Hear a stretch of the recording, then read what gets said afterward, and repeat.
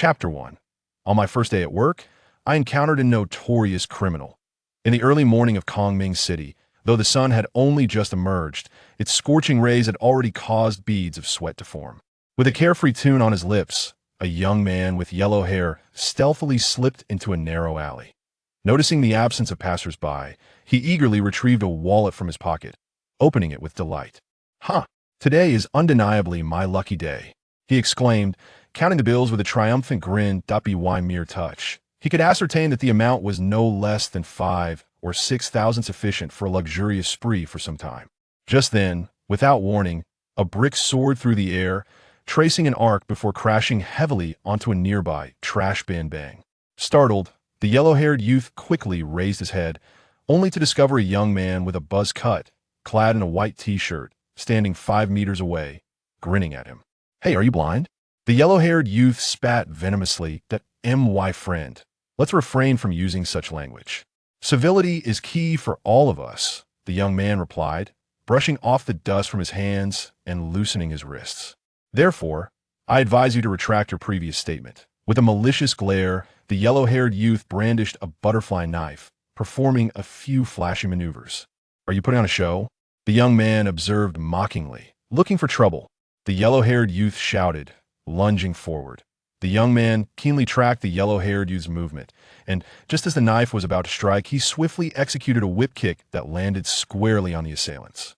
Wrist point. 2 minutes later, Heng emerged from the alley, a faint smile playing on his lips as he escorted the dejected yellow-haired youth towards the plaza. The thought of how his colleagues would react upon seeing him deliver a thief on his very first day at the police station filled him with anticipation. "On my first day reporting to the station, I've apprehended a thief." What a gratifying feeling. He was not originally from this world at the age of 10. He had traversed from a parallel universe. Having been born into a family of law enforcement, he began practicing martial arts at the tender age of 11 under his father Yi Shengwei's guidance, fostering a keen interest in criminal investigation. However, when he turned 16, his father was wrongfully accused, resulting in a significant reprimand and eventual dismissal from his position. Influenced by this experience, Heng applied to police academy during college entrance examinations, but was unfortunately rejected during the political review stage. Ultimately, to fulfill his dream of becoming a police officer, Heng enrolled as an auxiliary police officer, eventually securing a position at the Kongming City Public Security Bureau, assigned to the Dongyuan Sub-Bureau, Yongji Police Station. Minutes later, he and the yellow-haired youth arrived at a breakfast stall where they found a middle-aged man seated, enjoying his meal. This man was the owner of the wallet, appearing to be in his 50s, wearing glasses with a familiar demeanor. Heng had witnessed the wallet being stolen by the yellow-haired youth while purchasing breakfast moments earlier, prompting him to pursue the thief. Gently tapping the man's shoulder, Heng presented the wallet to him. "Sir, is this your wallet?" The individual initially appeared taken aback, but upon recognizing the wallet in Heng's hand, he promptly nodded in affirmation. "Indeed, it is mine. I cannot thank you enough for retrieving it. Since that is the case, please open the wallet and check if any essential items are missing." "Certainly," the man responded and was about to inspect the contents of the wallet when he suddenly caught a glimpse of Huang Mao being held tightly by Heng. His expression shifted instantly. In haste, he opened the wallet, roughly counted the bills, and then raised his gaze to Heng, forcing a smile onto his face. "Everything is here. Nothing of great importance is amiss. I'm truly grateful to you." With that, he set down the half-eaten oil stick in his hand, rose from his seat, and prepared to depart. Heng immediately grasped the man's arm. "Sir, according to procedure, I must request that you serve as a witness and accompany me to the police station to provide a statement." "I don't think that will be necessary." A flicker of panic flashed in the man's eyes as he waved his hands dismissively. "I haven't lost anything significant. Let's just give this person another chance. Besides, I have urgent matters to attend to and must go to the hospital immediately." Huang Mao, upon hearing this, also looked towards Heng. "Yes, officer, considering my amiable demeanor, why not let me off this once?" Heng's eyes narrowed slightly. He had distinctly observed the man's pupils constrict when the term police was uttered, indicating a reflexive defensive reaction at the mention of law enforcement. Reflecting on a man's overall behavior, doubt began to fester in Heng's mind. At that moment, An abrupt voice resonated within Yi Heng's mind, detected that the host is solving a case. Successfully activated the super police training system. Binding in progress, binding complete, preparing to launch. Simultaneously, a virtual interface manifested before him. Host, Yi Heng skill, criminal detection beginner points, 0. Shortly thereafter, he heard another system prompt. System prompt. A nationwide most wanted criminal has been identified. Immediate capture or assistance in capture is required. Task points, 1,000, with rewards contingent upon the host's progress in apprehending the suspect. What? A nationwide most wanted criminal. Yi Heng felt a jolt of shock surge through him that a nationwide most wanted criminal would not only be a murderer, but would often employ particularly brutal methods, causing grave societal repercussions. Yet the individual before him, appearing to be in his 50s and possessing a frail physique, looked utterly unthreatening. One might mistake him for a schoolteacher. Could such a person truly be a nationwide most wanted criminal? Surely the system must be mistaken. Instinctively glancing at the man, an influx of system information flooded Yi Heng's mind, causing him to gasp in disbelief. Criminal, Lu Chao, nationwide most wanted criminal, suspected of murder, armed robbery, and rape among numerous serious offenses, with a total of 14 lives claimed. He assumed a new identity 24 years ago and has been in hiding ever since. After a brief moment of astonishment, Yi Heng experienced a surge of exhilaration. It appeared that this individual was indeed a nationwide most wanted criminal. This is indeed a fortuitous opportunity. Once Yi Heng captures this individual, he is certain to be awarded a first-class merit, which would expedite his transition from auxiliary police to a full-fledged officer. At that juncture, he would be able to investigate the case involving his father from years past, donning the badge of a legitimate policeman. That why Yi Heng's willingness to endure the indignity of serving as an auxiliary officer was driven not only by his aspiration to become a police officer, but also by a deeper motivation. The desire to apprehend those who wronged his father and rectify the most significant regret of his father's life. And now, the moment he has awaited has finally arrived. With his clarity of thought, Yi Heng's mind raced, swiftly devising a plan for the apprehension. Chapter 2 Zhao, a momentous piece of news has arrived. We have achieved a significant accomplishment. In light of this, you may take your leave. Yi Heng casually waved his hand, indicating that the individual could depart. Upon hearing this, the person's expression immediately relaxed, and he nodded with a smile. Officer, I shall take my leave, he said. Yi Heng nodded in acknowledgement, but as soon as the man turned to leave, he swiftly delivered a powerful kick to the back of his knee, causing him to collapse onto the ground. In the next instant, he released the yellow-haired accomplice and lunged forward. The man began to struggle violently, shouting in anger, "What do you intend to do?" Yi Heng paid him no mind. Instead, he raised his gaze towards the yellow-haired man. "Zhao Shanhe, assist me in restraining this individual. I will commend you at the station later. Hurry." "Officer, how do you know my name is Zhao Shanhe?" The yellow-haired man stammered, his eyes wide with surprise. "Yi Heng Shanmaglair, stop dawdling and come help." Zhao Shanhe quickly nodded, rushing over to assist. Together, they exerted their strength and soon had the man completely subdued, binding him with clothing. Inside the office of the Yongji police station, Chief Zhao Zhizhong sat at his desk, frowning and irritably smoking a cigarette. On his desk, aside from the centrally placed computer, the most prominent feature was a large ashtray overflowing with cigarette butts. Opposite him sat Deputy Chief Feng Xing Old Feng. Last year, our station ranked last in the annual comprehensive assessment among the 6 precincts in the district. As of now, 2 quarters have passed this year, and we are still at the bottom. This cannot continue. Feng Xing nodded gravely. To improve our assessment scores, we need to handle a few impactful cases. Recently, I received word of a theft gang operating around Fengyu Plaza. I will inform our officers to keep a close watch on that area.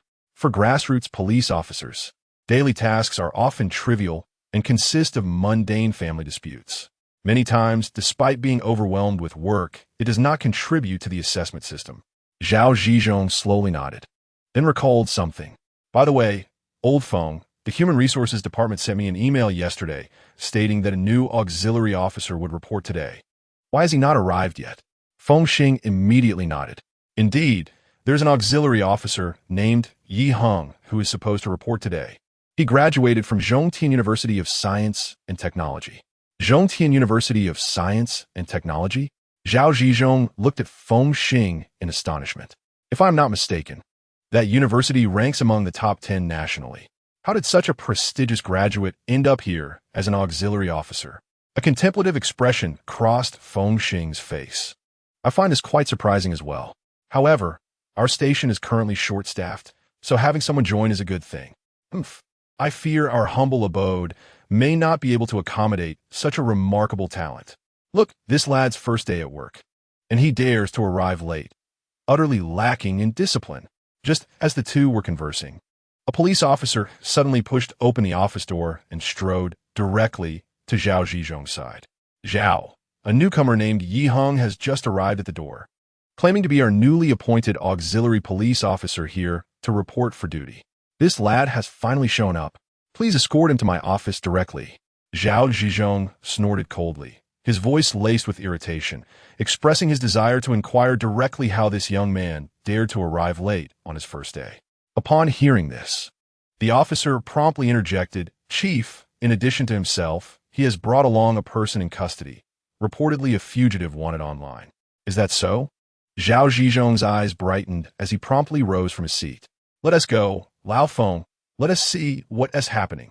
The trio made their way to the precinct's courtyard, where they spotted two young men firmly restraining a middle-aged man at the entrance. As they drew nearer, Zhao Zhizhong quickly recognized Heng from the photograph in the documents. "You are Heng?" he inquired. "Greetings, Chief Zhao and Deputy Chief Feng." Heng saluted with one hand, a harmless smile adorning his face. "Esteemed leaders, this man is a nationally wanted criminal, and I have just apprehended him."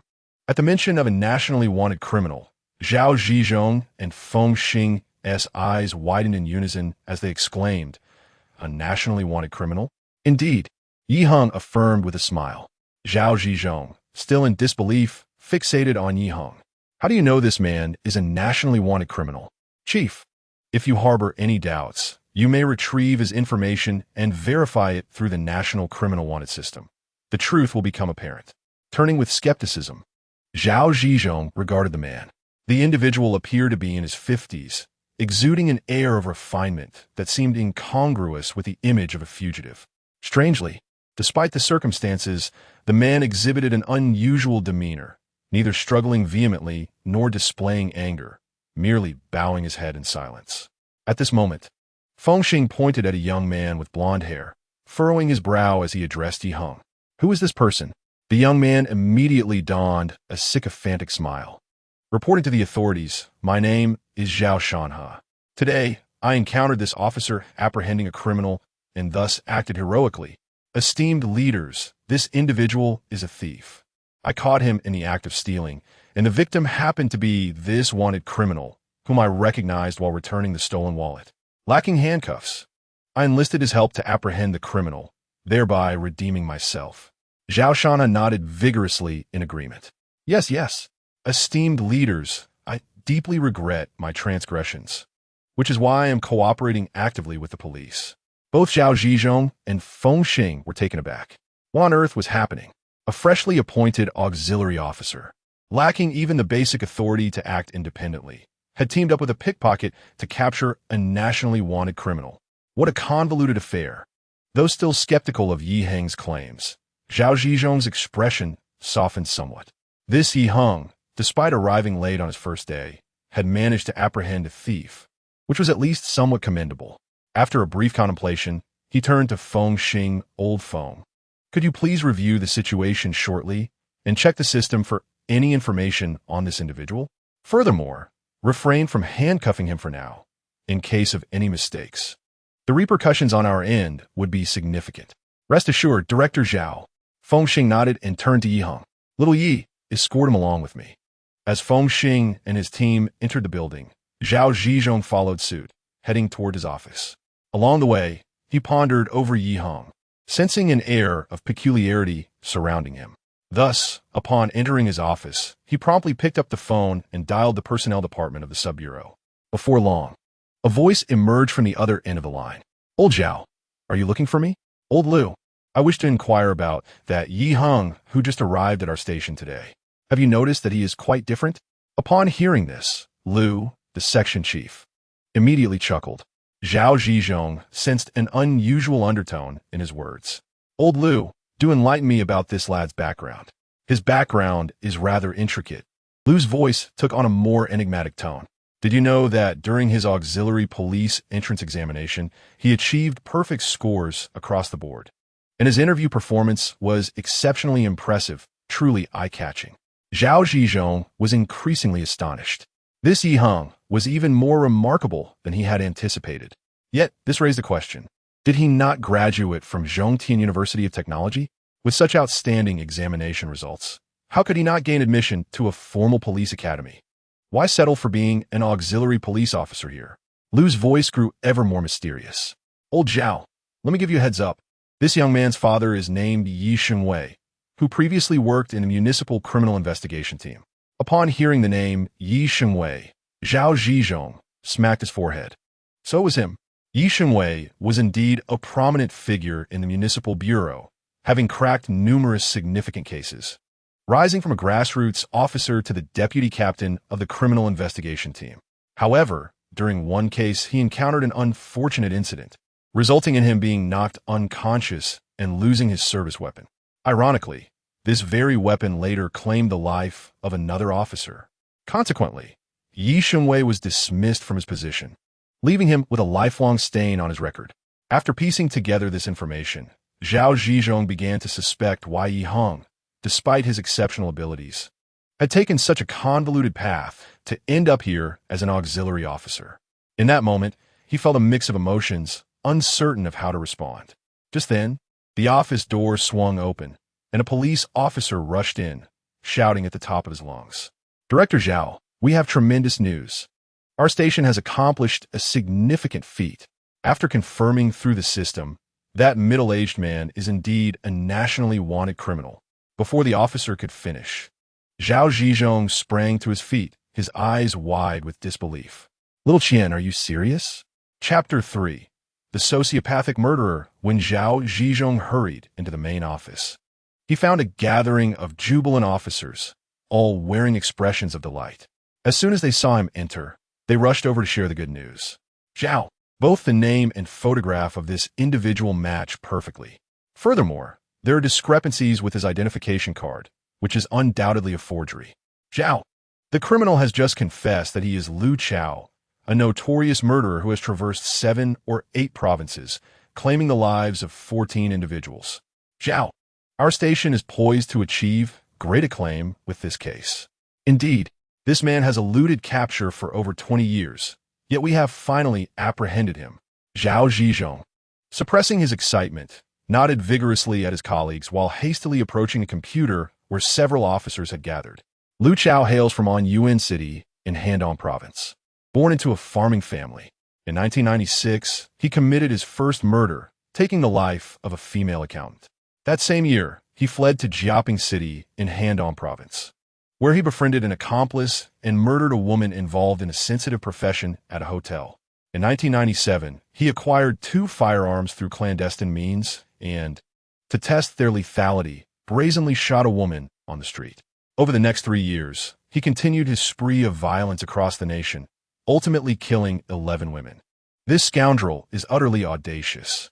As Zhao Zhizhong reviewed the extensive list of his crimes, his brow furrowed deeper, culminating in a furious punch on the table. Has his information been collected? An officer promptly nodded. It has been completed and is ready to be sent to the technical department for analysis. Very well. I shall proceed to interrogate him now. Zhao Zhizhong nodded in satisfaction. Moreover, regarding this case, do not report it to the precinct just yet. Wait until we have the results of our interrogation before doing so. Understood? The group exchanged knowing glances and nodded in agreement. Of course, taking on such a significant case is an immense opportunity for a grassroots unit like Yongji Police Station, and they naturally aim to maximize their accolades. This approach can be considered a tacit rule within the system. With this accomplishment, Yongji Police Station will undoubtedly receive numerous commendations in both the third quarter and annual evaluations, effectively turning the tide in their favor. After outlining everything, Zhao Zhizhong stood up and headed towards the door. Just as he reached the office entrance, he suddenly halted, turning to scan the large office, quickly spotting Yi Heng nestled in a corner, a smile gradually spreading across his face. "Young Yi, you have made a significant contribution today. So, come along to gain some insights during this interrogation." Yi Heng's eyes sparkled with excitement. "Director, I am merely an auxiliary officer. I do not seem to qualify for this." Zhao Zhizhong laughed heartily. "Young Yi, we are but a small establishment here, with no rigid protocols. Besides, both I and Old Feng will be present. So consider yourself a concerned citizen assisting us in our investigation." "Very well." Yi Heng nodded eagerly, trailing behind him with enthusiasm. Shortly after the two arrived at the interrogation room, Feng Xing also arrived. Just as the three settled in, Lu Chao was brought in by two officers and seated in the interrogation chair opposite them. Under the glare of the interrogation room's lighting, the three scrutinized the appearance of the man before them with heightened clarity. The individual before them bore a somewhat listless expression, yet maintained an air of refinement and sincerity, leaving no one to suspect that he was, in fact, a notorious murderer who had shocked the nation. Zhao Zhizhong cleared his throat. "Lu Chao, would you kindly recount your initial experience with murder?" Lu Chao slowly lifted his head, his eyes suddenly sparkling with an unusual vitality, as though he were reminiscing about some delightful memory. Through his narration, a long-forgotten case was vividly brought to life. In 1996, having just begun working, Lu Chao took a job as a security guard at the Guangtian building in Anyuan City. Coincidentally, the Chinese New Year was approaching, and he chose to remain on duty to earn some extra money. On New Year's Eve, a female accountant returned to work, and Lu Chao, captivated by her beauty, lurked near the entrance, waiting for her to step out to the restroom. In that restroom, Lu Chao committed the heinous act of murder, subsequently dragging her body to the 11th floor, where renovations were underway. There, he first desecrated the corpse before dismembering it. "That was my first murder, and I must say, it was rather well executed. I just didn't anticipate the complications. The blood was quite abundant."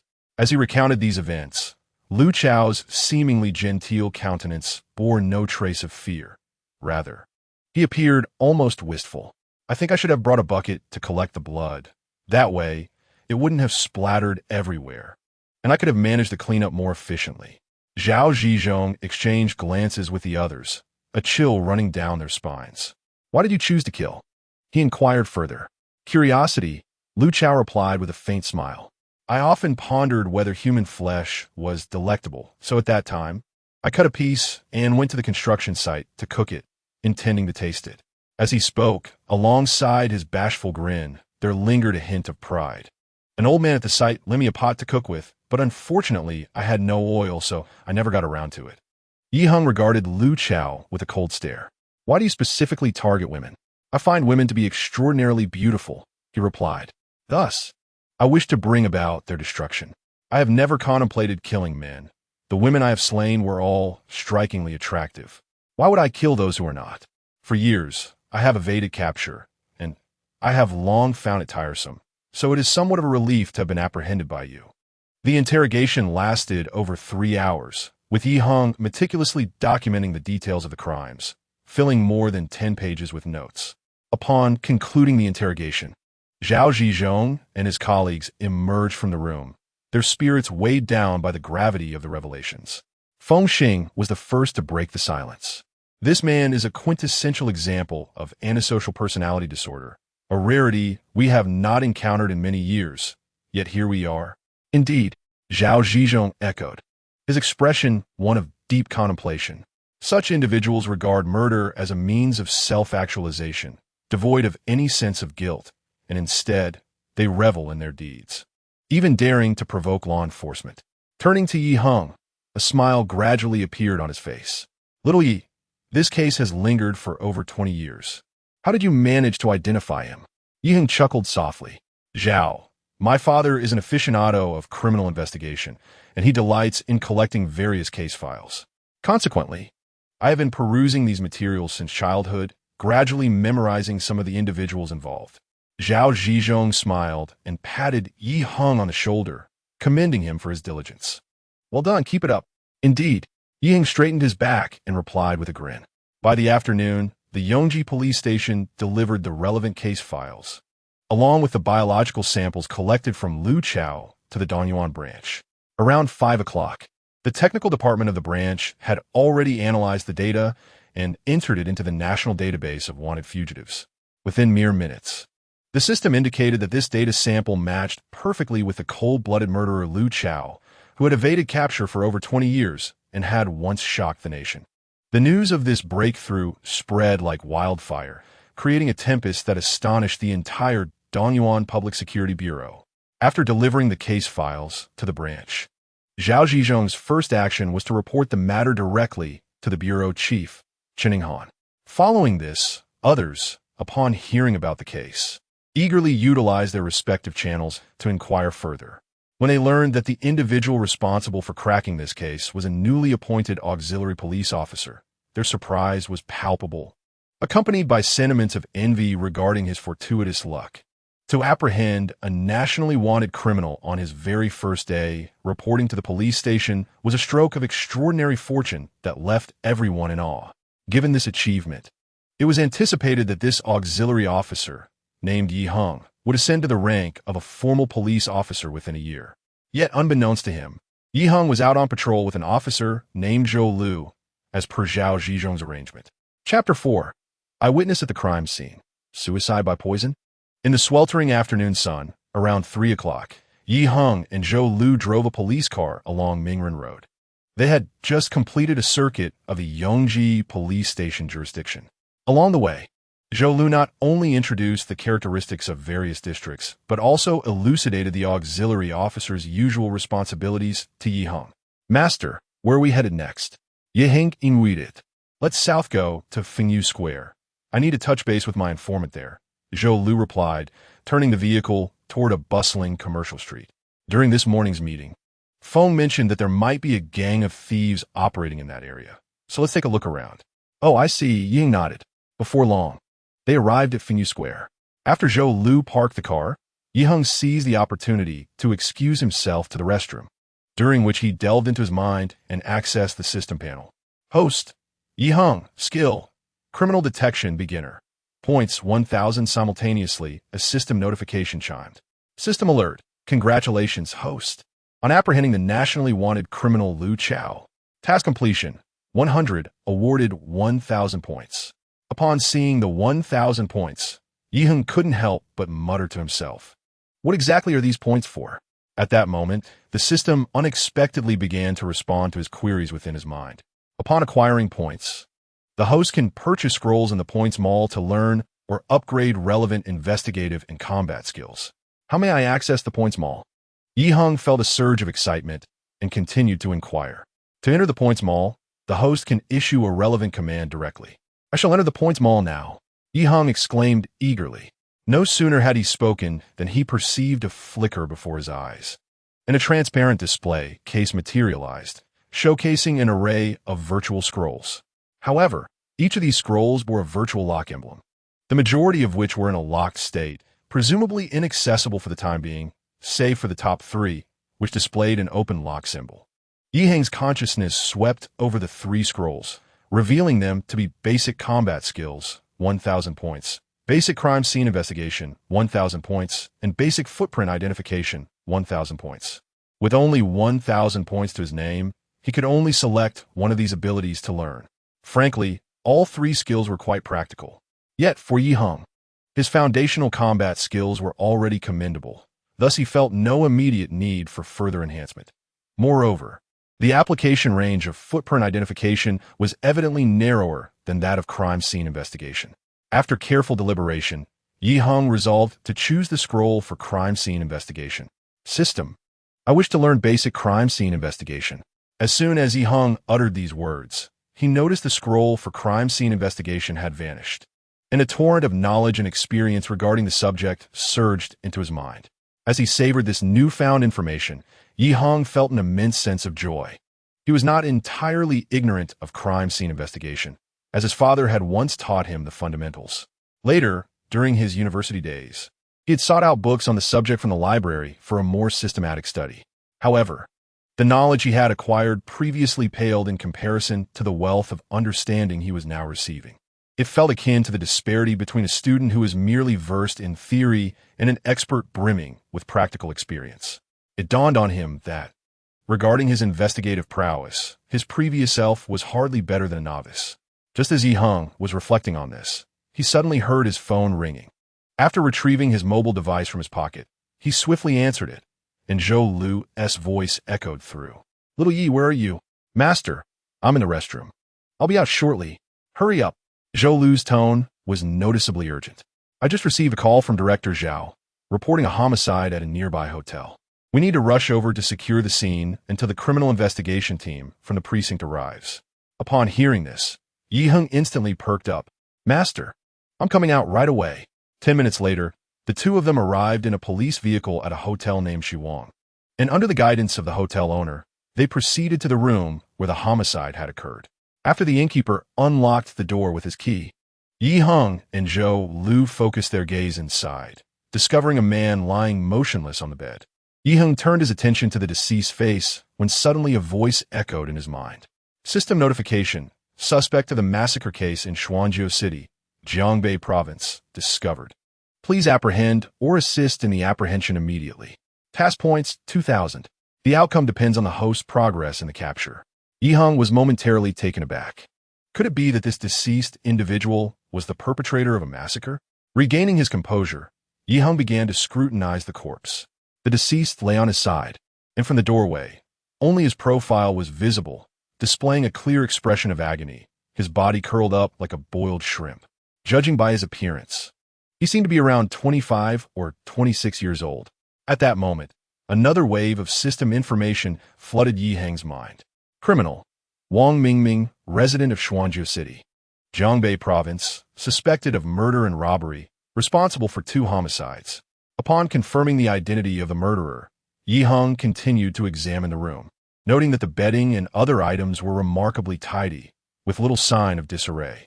On the bedside table next to the deceased's right hand, there was a bottle of peanut milk drink. At this juncture, the innkeeper spoke up.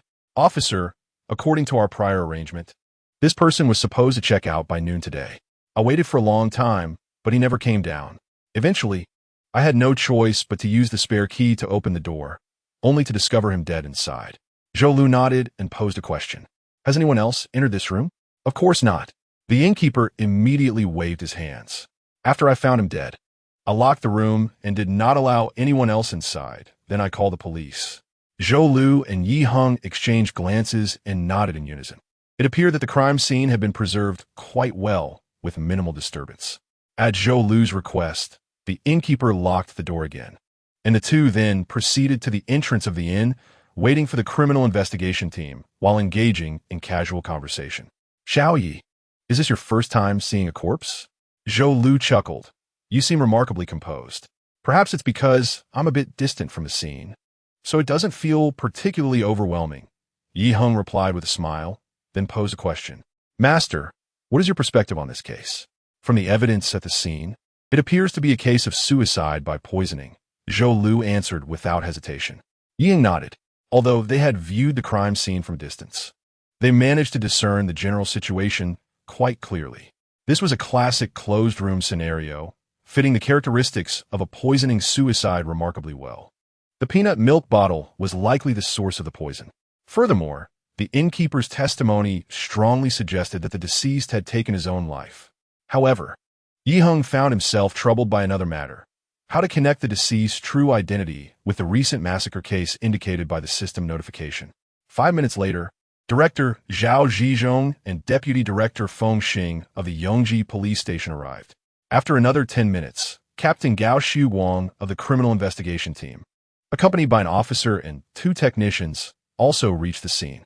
After a brief exchange of pleasantries, they proceeded to the room where the incident occurred. They first cordoned off the area with police tape, after which the technicians entered the room to begin collecting evidence. Chapter 5. Captain Gao, I have a differing opinion. Throughout the entire forensic examination, Heng observed closely, noting that the technicians not only collected fingerprints and footprints of the deceased, but also discovered a mobile phone in the deceased's pocket and gathered some strands of hair from the bed.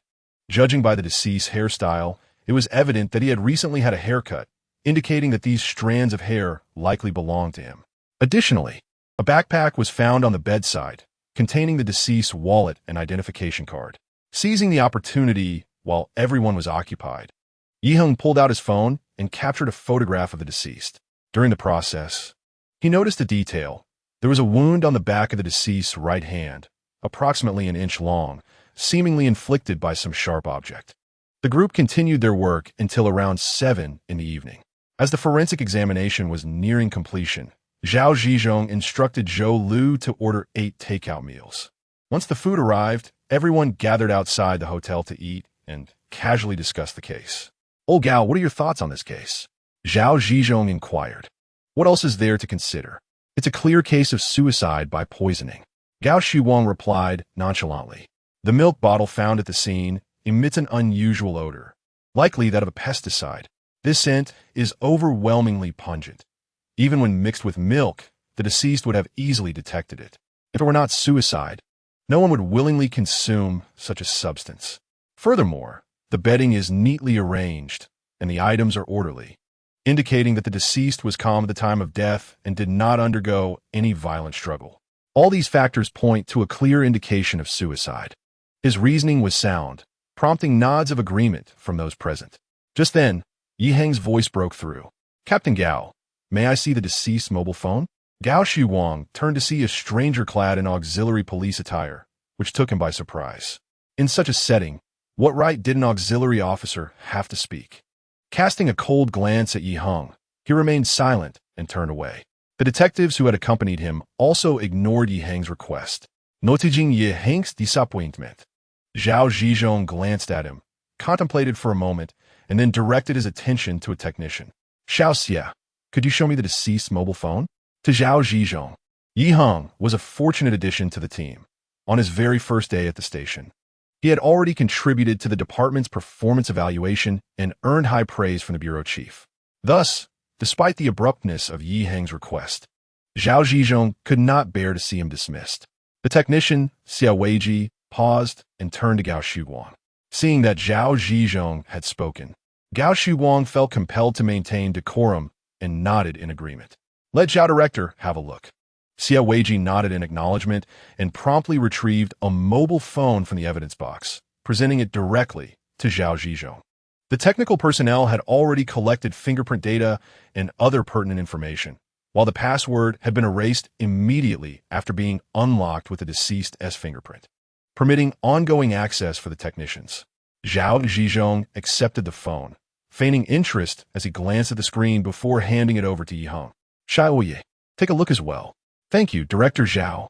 Heng received the phone, offering a subtle smile to Zhao Zhizhong before accessing the call logs and the deceased's WeChat and other communication applications. After a thorough search, he discovered a chat window on WeChat where the interlocutor was a local young woman from Comrade City. As he perused the flirty exchanges between the deceased and this individual, Heng's brow gradually furrowed.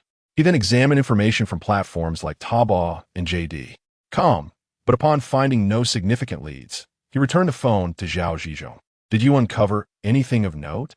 Zhao Zhizhong inquired. "A slight lead, though it remains a rather tentative notion," Heng replied. "No worries, take your time." Zhao Zhizhong assured him with a smile, seemingly unconcerned and instead offering encouragement to Heng. "You haven't attended a police academy, so it is natural to feel somewhat inexperienced in criminal investigations. As long as you remain diligent, your skills will inevitably catch up." "Understood, Director." Heng nodded in agreement. Subsequently, the team completed some final tasks before transporting the deceased's body onto the vehicle, after which the criminal investigation team departed. At that moment, Heng approached Zhou Lu. "Master, I have some matters to attend to, so I will not return with you." "Very well, I shall head back alone," Zhou Lu replied with a nod. Heng then bid farewell to Zhao Zhizhong and Feng Xing, and once everyone had left, he unexpectedly returned to the Shiwang Inn, seeking out the proprietor. "Sir, due to the requirements of our investigation, I need to review your surveillance footage once more." The innkeeper appeared somewhat taken aback. A technician had already examined the footage for over 2 hours. Surprised that most officers had departed, Yi Heng's return to inspect the surveillance was unexpected. After a moment of contemplation, the proprietor nodded and gestured towards the computer at the front desk. The surveillance video is on this computer. If the officer wishes to view it, please feel free to sit here. Time swiftly passed, and in the blink of an eye, a day had elapsed. By the morning of the third day, the criminal investigation team at the precinct convened a special meeting regarding the case. The meeting was presided over by Captain Gao Shiwang, and in attendance were not only the members of the criminal investigation team, but also Zhao Zhizhong, the director of the Yongji police station, Officer Zhou Lu, and Yi Heng among others. At that moment, Yi Heng sat in the last row of the conference room, his demeanor calm as he observed Captain Gao Shiwang at the front. After a full day of investigation yesterday, he felt he had nearly solved the case and was eager to ascertain whether the precinct's findings aligned with his own conclusions. Dressed in auxiliary police attire, he stood out conspicuously among the others, creating a stark contrast with the attire of those around him. As the meeting was about to commence, Zhao Zhizhong, seated in the front row, abruptly turned around to glance at Yi Heng in the back. Yesterday morning, Yi Heng sought him out specifically, not only to request a nationwide railway inquiry account, but also to present a formal letter intended for the police of Xuanjiu City in Jiangbei Province, stating the need to investigate the deceased's background and requesting his signature and seal. Observing Yi Heng's earnest dedication to the case, he felt it unwise to dampen his subordinate's enthusiasm. Thus, he instructed Feng Xing to provide the account and affixed his seal on the letter. Now, recalling this matter, he intended to inquire with Yi Heng, yet the impending meeting left him with insufficient time. As the hour approached, Gao Shiwang cleared his throat and surveyed the assembly. The meeting concerning the suicide case at Shiwang Inn is now in session. He then directed his gaze toward a technical staff member. Xiao Xia, please read the pertinent report regarding this case. The technician, Xia Weiji, nodded and promptly took the stage with a document in hand. The deceased, identified as Wang Mingming from Xuanjiu City, Jiangbei Province, was determined to have committed suicide by poisoning, as all evidence at the scene corroborated this conclusion. The presence of pesticide components in the peanut milk bottle indicated that, had it not been a suicide, the deceased would have detected the odor beforehand and would not have consumed it. There were no apparent signs of struggle or scuffle at the scene, aligning perfectly with the innkeeper's testimony that the deceased had no contact with anyone in the time leading up to their death. Moreover, the forensic examination confirmed that the deceased died at 3 o'clock in the morning on September 23rd, the cause being an overdose of the pesticide, which is entirely consistent with our findings. Through inquiries within the National Railway Transportation System, we established that the deceased departed from Xuanjiu City by train on September 16th and arrived in our city on September 17th. We have now contacted the deceased's father, and once he arrives to identify the body, barring any unforeseen circumstances, this case can be officially closed. After presenting the findings, Xia Weiji glanced at Gao Shiwang, who nodded in acknowledgement, prompting him to descend from the stage. Gao Shiwang raised his head and addressed the assembly. This is the current status of the case. Does anyone have any differing opinions? As is customary, such meetings often serve merely as a formality, given that the investigation process and conclusions are already established, leaving only this procedural aspect. Indeed, all present shook their heads, expressing no dissent. Just as Gao Shiwang was about to declare the meeting concluded, a voice suddenly pierced the air. Captain Gao, I have a differing opinion. Gao Shiwang looked up, astonished to see the same auxiliary officer from the previous day, momentarily taken aback. Why is this inexperienced youth here again? Chapter 6. A feast of reasoning today's meeting, by tradition, should not have included the auxiliary officer. Yet Zhao Zhizhong insisted on bringing this young man along. Even more surprising was that, while others remained silent, this least noticeable auxiliary officer chose to voice his thoughts. Gao Shiwang furrowed his brow. What differing opinion do you have? Yi Heng stood up, surveyed the crowd, and spoke slowly. In my opinion, while this individual indeed committed suicide, it cannot be regarded as a mere act of self-destruction. Rather, it appears he was subjected to some sudden and intense stimulus which he could no longer endure, leading him to take his own life. Therefore, fundamentally speaking, this case is, in essence, a murder. Upon hearing this, the assembly was astounded, exchanging bewildered glances. Gao Shiwang, after recovering from his shock, fixed an intense gaze upon Yi Heng. What evidence do you possess? During my investigation of the crime, seen the day before yesterday, I discovered that the forensic team had retrieved strands of the deceased's hair, indicating that he had recently had a haircut. One can imagine that a person who has just had their hair done should be filled with anticipation for the future. However, the subsequent choice to commit suicide presents a significant contradiction. I find that quite logical, interjected a police officer, proposing a differing viewpoint. Some individuals, when deciding to end their lives, tend to hold a personal ritual, such as getting a haircut, changing into clean clothes, or taking a bath. That reasoning holds some merit. Yi Heng conceded with a slight nod. Nevertheless, if the deceased, in addition to having his hair cut, was also engaged in flirtatious conversations with a girl he had just met on WeChat, then it cannot simply be deemed a ritual. At this remark, the crowd fell silent. Taken aback, Yi Heng continued to elucidate. I observed on the deceased's mobile phone that he had recently arrived in Comrade City and was fervently chatting with a local girl on WeChat, likely having met her through the Shake feature. They had even arranged to meet on September 22nd. Moreover, the surveillance footage from the inn revealed that the deceased had altered his hairstyle on September 21st, indicating that he had his hair cut that very day. Now consider this. A person who has made plans to meet with someone of the opposite sex, even going so far as to get a haircut for the occasion, ultimately chooses not to attend the meeting, but instead isolates himself and commits suicide. Does that make sense? Yi Heng's words plunged the assembly into deep contemplation. The deceased's mobile phone had been examined by 2 forensic technicians at the scene, including the chat records between him and the young woman. However, due to their preconceived notions regarding the case, they instinctively dismissed these details as irrelevant and did not ponder them further. Gao Shiwang posed another question. You assert that the deceased was stimulated, leading him to choose suicide. What precisely does this stimulation refer to? At that moment, I too was uncertain, which is why after concluding the on-site examination the day before yesterday, I returned to the inn to review the surveillance footage, discovering a crucial detail. What detail? Gao Shiwang and Zhao Zhizhong inquired almost in unison. Yi Heng smiled faintly. On the eve of his suicide, specifically at 2 o'clock in the morning on September 22nd, he left his room and approached the door of another room in the inn, knocking for over 20 seconds. Yet, the occupant never answered. Following this incident, he returned to his own room and did not venture out for the entire day, ultimately choosing to take his life at 3 o'clock in the morning on September 23rd. As he spoke, Yi Heng surveyed the crowd, his voice resonating with conviction.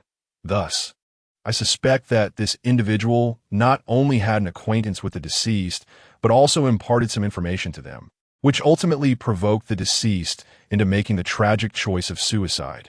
Upon hearing this, Gao Shiwang raised his head in irritation, casting a sharp glance at the officer. Zhang Ku, seated below.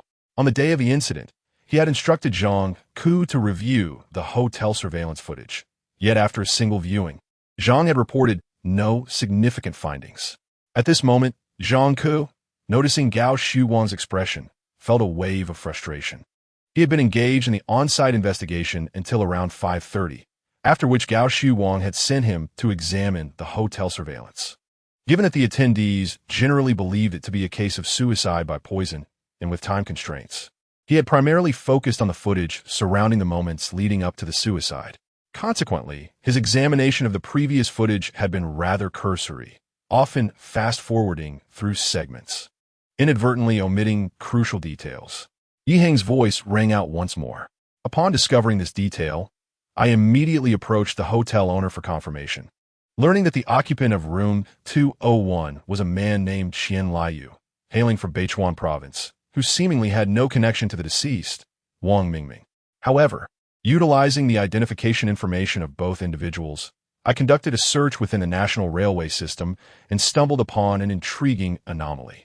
It turns out that both Qian Liu and Wang Mingming boarded a train on September 16th, departing from Xuanzhou City in Jiangbei province towards our city.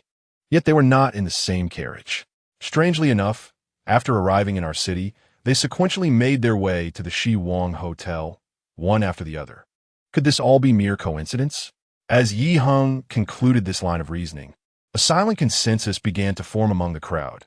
Qian Liu was likely the perpetrator responsible for Wang Mingming's demise. Yet, they awaited Yi Heng to present the evidence.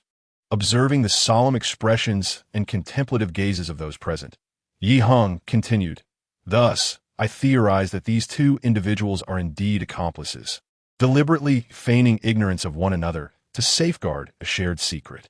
What secret, you may ask?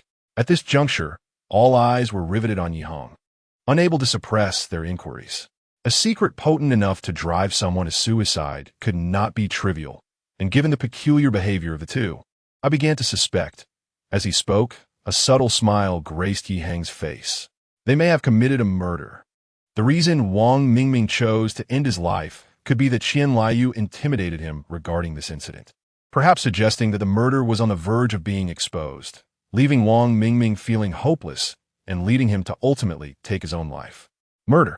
Upon hearing this, Gao Shiwang gasped sharply. Zhao Zhizhong's eyes gleamed with admiration as he regarded Yi Heng.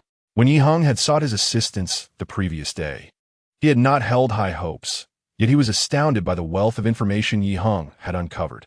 His anticipation for Yi Heng's subsequent revelations only grew. Meanwhile, the others held their breath, eagerly awaiting the continuation of Yi Heng's deductions. Yi Heng continued, speculating that this might conceal a heinous crime. I commenced communication with the police of Xuanzhou City in Jiangbei Province, ultimately confirming that on September 15th, a massacre indeed took place at the residence of the deceased. According to the police of Xuanzhou City, on the night of September 15th, a tragic incident occurred in a secluded two-story building located in the outskirts of the city, where a couple and their child were brutally murdered. The scene bore numerous signs of struggle, and the police managed to extract a bloodstain from the wall, believed to belong to the suspect. Currently, the Xuanzhou City Police are conducting a thorough investigation into the case, having surveyed residents within a 5-kilometer radius of the crime scene, where the deceased, Wang Mingming, resided. Due to Wang Mingming's absence from the area, the police had not yet investigated him. At this juncture, the technician, Xia Weiji, brightened with realization. A 1-inch long wound was present on the back of the deceased's right hand. Could have been left during this gruesome incident? Yi Heng nodded with a smile, affirming his thoughts. Hence, I propose that the criminal investigation team formally issue a letter requesting cooperation from the Xuanzhou City Police. We are prepared to provide the deceased's fingerprints and other pertinent information, and should these match relevant details from the massacre scene, the case would be definitively solved. Upon finishing, Yi Heng glanced at the assembled individuals. After waiting in vain for some time, no one uttered a word. Everyone was engrossed in the intricacies of the case, savoring every detail, and the more they contemplated, the more they found Yi Heng's reasoning to be remarkably astute. After a prolonged silence, Zhao Zhizhong finally broke it with a chuckle. "Xiao Yi, your reasoning is quite sound, yet it requires factual validation." He then turned to Gao Shiwang. "Captain Gao, what is your opinion?" At that moment, Zhao Zhizhong, as Yi Heng's direct superior, felt a sense of pride at the criminal investigation meeting. Chapter 7. 2 red-headed commendation documents. "I also find this colleague's reasoning quite compelling," Gao Shiwang remarked, slightly embarrassed as he cleared his throat and turned to Xia Weiji in the audience. "How about this, Xiao Xia? Please draft a formal letter shortly. Affix the criminal investigation team's official seal, and then reach out to the Xuanzhou City Police." Xia Weiji nodded in agreement. "Rest assured, Captain, once the meeting concludes, I will attend to this matter immediately." Gao Shiwang nodded and continued. "In that case, let us adjourn today's meeting. We will send the cooperation letter and await a response from the Xuanzhou City Police." He then turned to Yi Heng. "What is your name, colleague?" "Captain, I am Yi Heng," he replied with a smile. Upon hearing the name Yi Heng, many in the room gasped in surprise. Gao Shiwang, noticing their reaction, felt puzzled. Yet the name seemed vaguely familiar, though he could not immediately recall why. When he lifted his gaze, he suddenly saw Zhao Zhizhong regarding him with an unusual expression, and an epiphany struck him. Director Zhao, could it be that this colleague apprehended that nationally wanted criminal? "Indeed, it is him." Zhao Zhizhong nodded with a smile. Gao Shiwang stared at Yi Heng in astonishment. It turned out that, like Gao Shiwang, the other officers stared at Yi Heng as if he were a strange creature, whispering among themselves. While the capture of a nationally wanted criminal was a significant achievement, it could largely be attributed to sheer luck rather than investigative prowess. However, the current murder case was not only intricate and bizarre, but it also involved a family massacre, which Heng managed to largely resolve almost single-handedly within just over a day. This was undoubtedly not a matter of luck. In this case, he displayed an exceptionally keen insight as well as rigorous deductive reasoning. Yet, such a remarkable individual was merely an auxiliary officer. After a long moment, Gao Shiwang regained his composure and nodded repeatedly at Heng. "Xiao Yi, your performance has been commendable. Once this case is solved, I will personally commend you to the chief. Yeheng humebedisimidet." Captain Gao, what I mentioned earlier was merely conjecture. Other unforeseen circumstances may arise. Moreover, even if this case is indeed resolved, it is the result of our collective efforts. Everyone has contributed significantly, and I am just one part of the team. "Well said," Gao Shiwang replied with a smile. The others, hearing Yi Heng's words, nodded in agreement, their regard for him growing.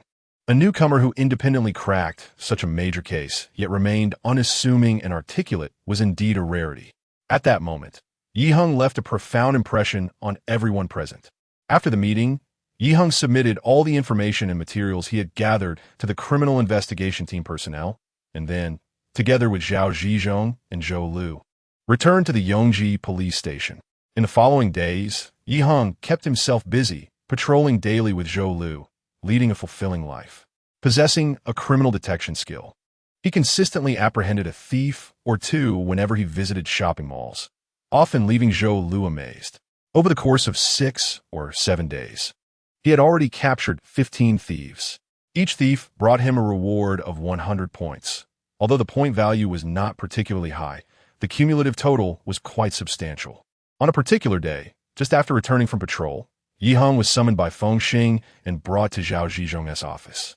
Inside, Zhao Zhizhong had been waiting for Yi Heng, holding 2 documents that he promptly handed over upon Yi Heng's arrival.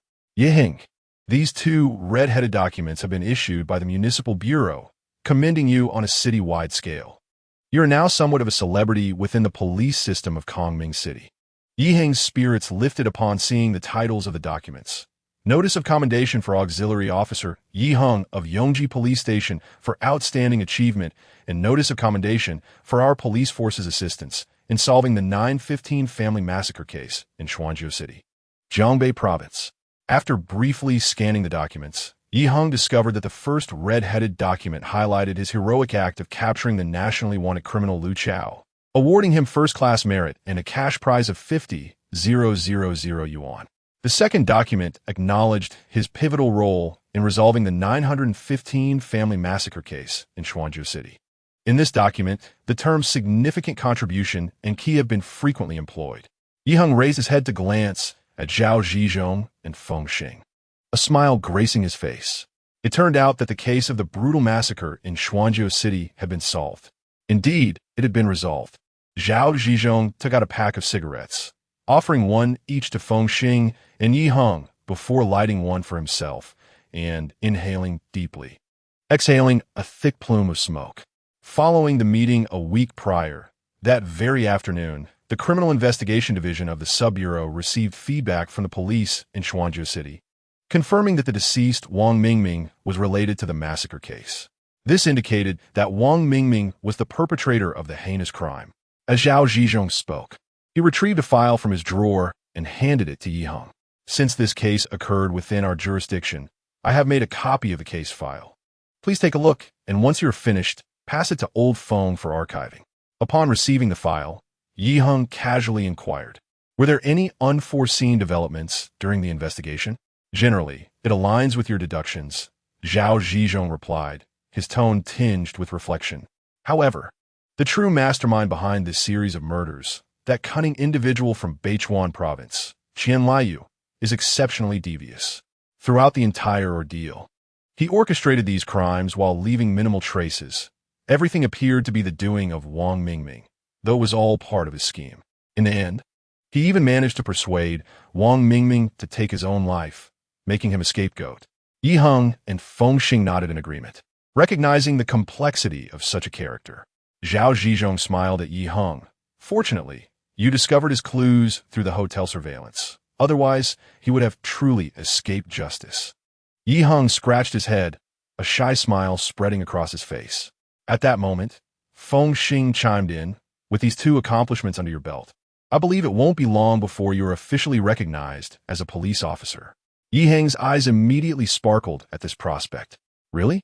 I've heard it takes at least 3 years for such a transition. That is merely the standard for ordinary individuals. You're exceptional, Zhao Zhizhong laughed heartily. When I reported on the Lu Chao case to Director Chen last time, I mentioned your swift promotion. He agreed, but stated it would be after a year of service. Now that this serial murder case is resolved, I brought it up again.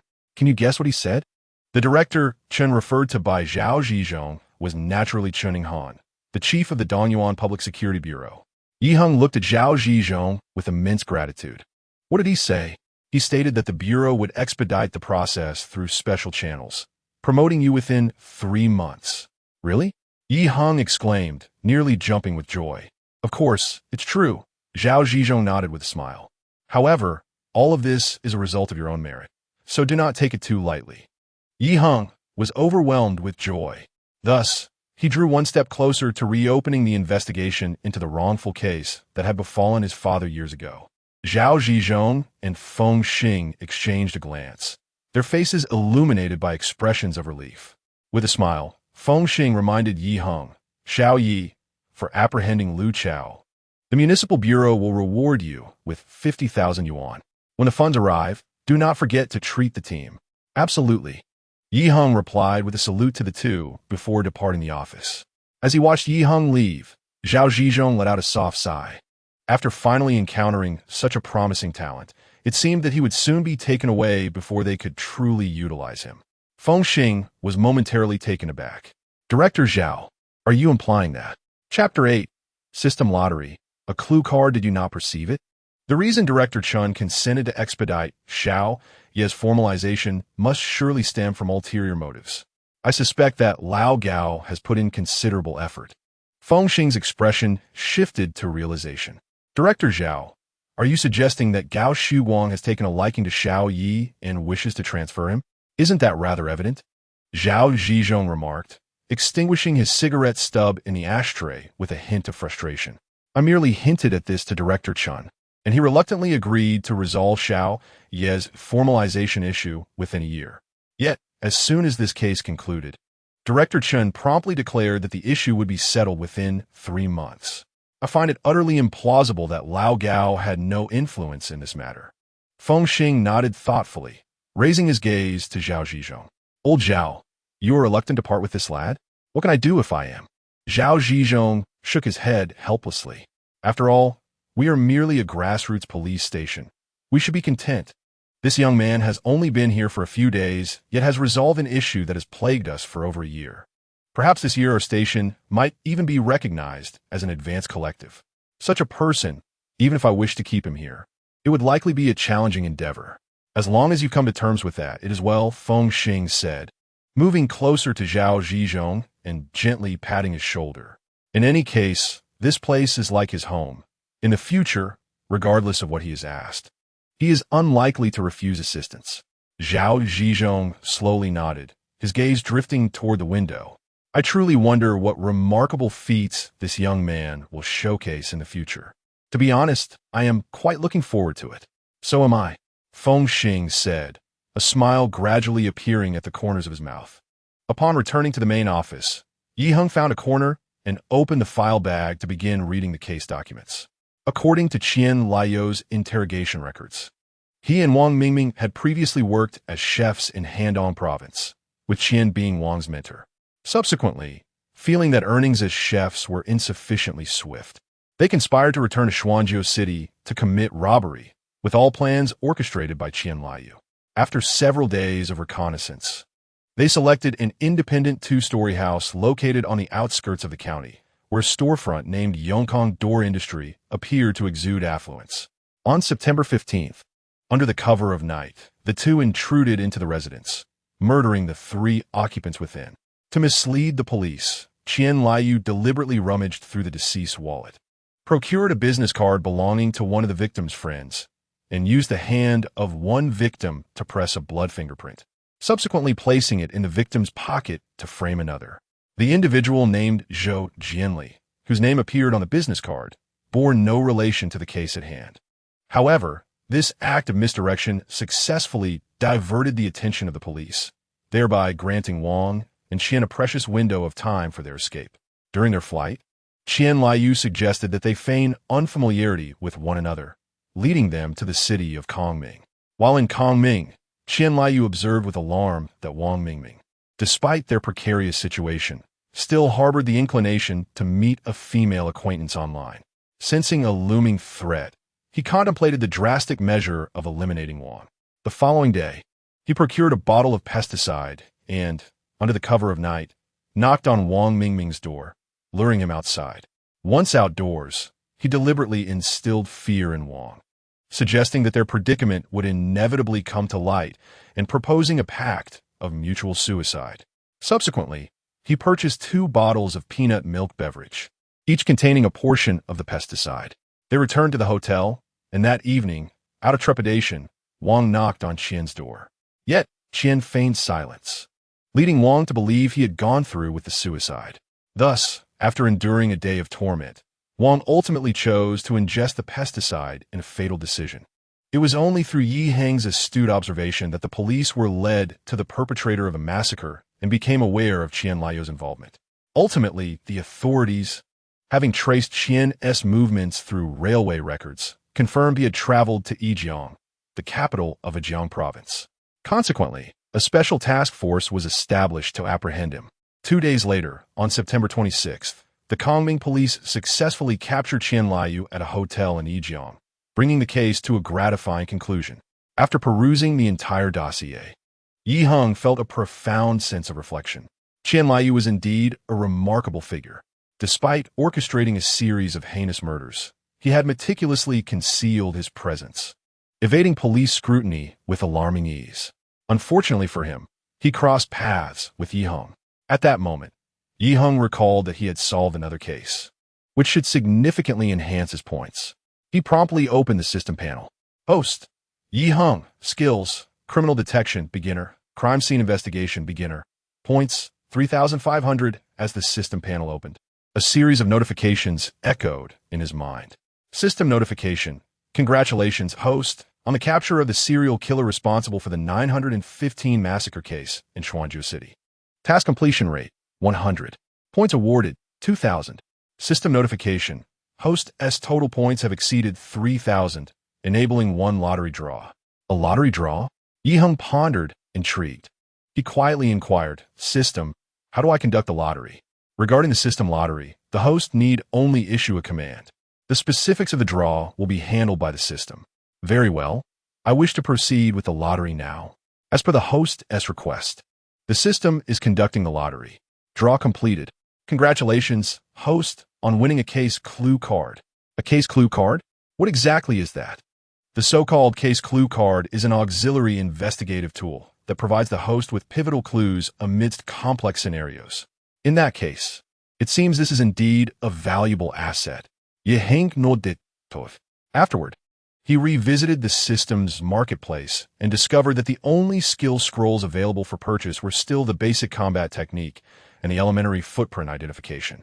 Since he had no immediate use for these skills, he decided to conserve his points for the time being. Once he completed these tasks, Yi Heng had just gathered the case files to submit to the archives when his phone began to ring. Upon checking, a smile crept across his face. It was Ji Cheng. Ji Cheng, formerly known as Su Ji Cheng, was a childhood friend and classmate. They not only shared the same age, but also hailed from families steeped in law enforcement. Growing up in a police housing complex, they attended the same elementary, middle, and high schools, fostering an exceptionally close bond. In contrast to Yi Heng's career trajectory, Su Ji Cheng seemed to have a much smoother path. When applying for college, he enrolled in a prestigious police academy and, upon graduation, directly joined the public security system in Kongming City as a detective in the Municipal Criminal Investigation Unit. Conversely, Yi Heng had long aspired to become a police officer, yet he had to wait over a year for an opportunity to take the Auxiliary Police recruitment exam. As expected, Su Ji Cheng was calling to discuss the 2 red-headed documents he had seen. Once the call connected, Su Ji-chung's excited voice resonated through the receiver. Heng, you've done well. You've only just arrived at the Dongyuan branch and already cracked 2 major cases, earning a first-class merit. How is that for a performance? Yi Heng chuckled. Pa, don't get too cocky. Su Ji-chung feigned indignation over the phone. I'm about to make a big splash. I remember that for the nationwide wanted criminal case, the city bureau rewarded you 50,000 at once. Everyone gets a share. All right, you money-grabbing rascal. Yi Heng laughed. So, what do you feel like eating? How about hot pot? Let us go to that Sichuan Wang Fu place tonight. Sounds good. You'll pick me up, right? Do you know where a precinct is? Stop being so fussy. Su Ji-chung chuckled. Even if I didn't know where your precinct is, I still have GPS. Chapter 9. Kidnapping, Life and Death Rescue. Gradually awakening from a jolt, Luo Qian found herself lying in the trunk of a car, her hands bound behind her back with a strip of material. She quietly strained to listen, faintly hearing the sound of the driver operating the vehicle. At that moment, memories from before her unconsciousness began to resurface. Earlier that day, her BMW had broken down and was just sent for repairs, leaving her no choice but to book a ride-hailing service. When the vehicle arrived, she attempted to enter through the back door, only to discover it was malfunctioning and cannot be opened. After some persuasion from the driver, she reluctantly took a seat in the front passenger seat. Once inside, she had only glanced at the driver before lowering her head to play on her phone. She vaguely recalled that the driver wore a mask and glasses, sporting a neatly parted hairstyle, presenting an appearance of refined gentility. After the car had traveled a short distance, it suddenly came to a screeching halt. Luo Qian, caught completely off guard, struck her head against the dashboard. In her frustration, she turned to confront the driver about his reckless driving, only to have a handkerchief abruptly cover her face. As she began to struggle, the driver's other hand pressed firmly against the back of her head, and an acrid scent invaded her nostrils. Within mere seconds, she lost consciousness. As the memories faded, Luo Qian regained her senses, gradually realizing that the car was still in motion, yet its destination remained a mystery, igniting a profound sense of dread within her.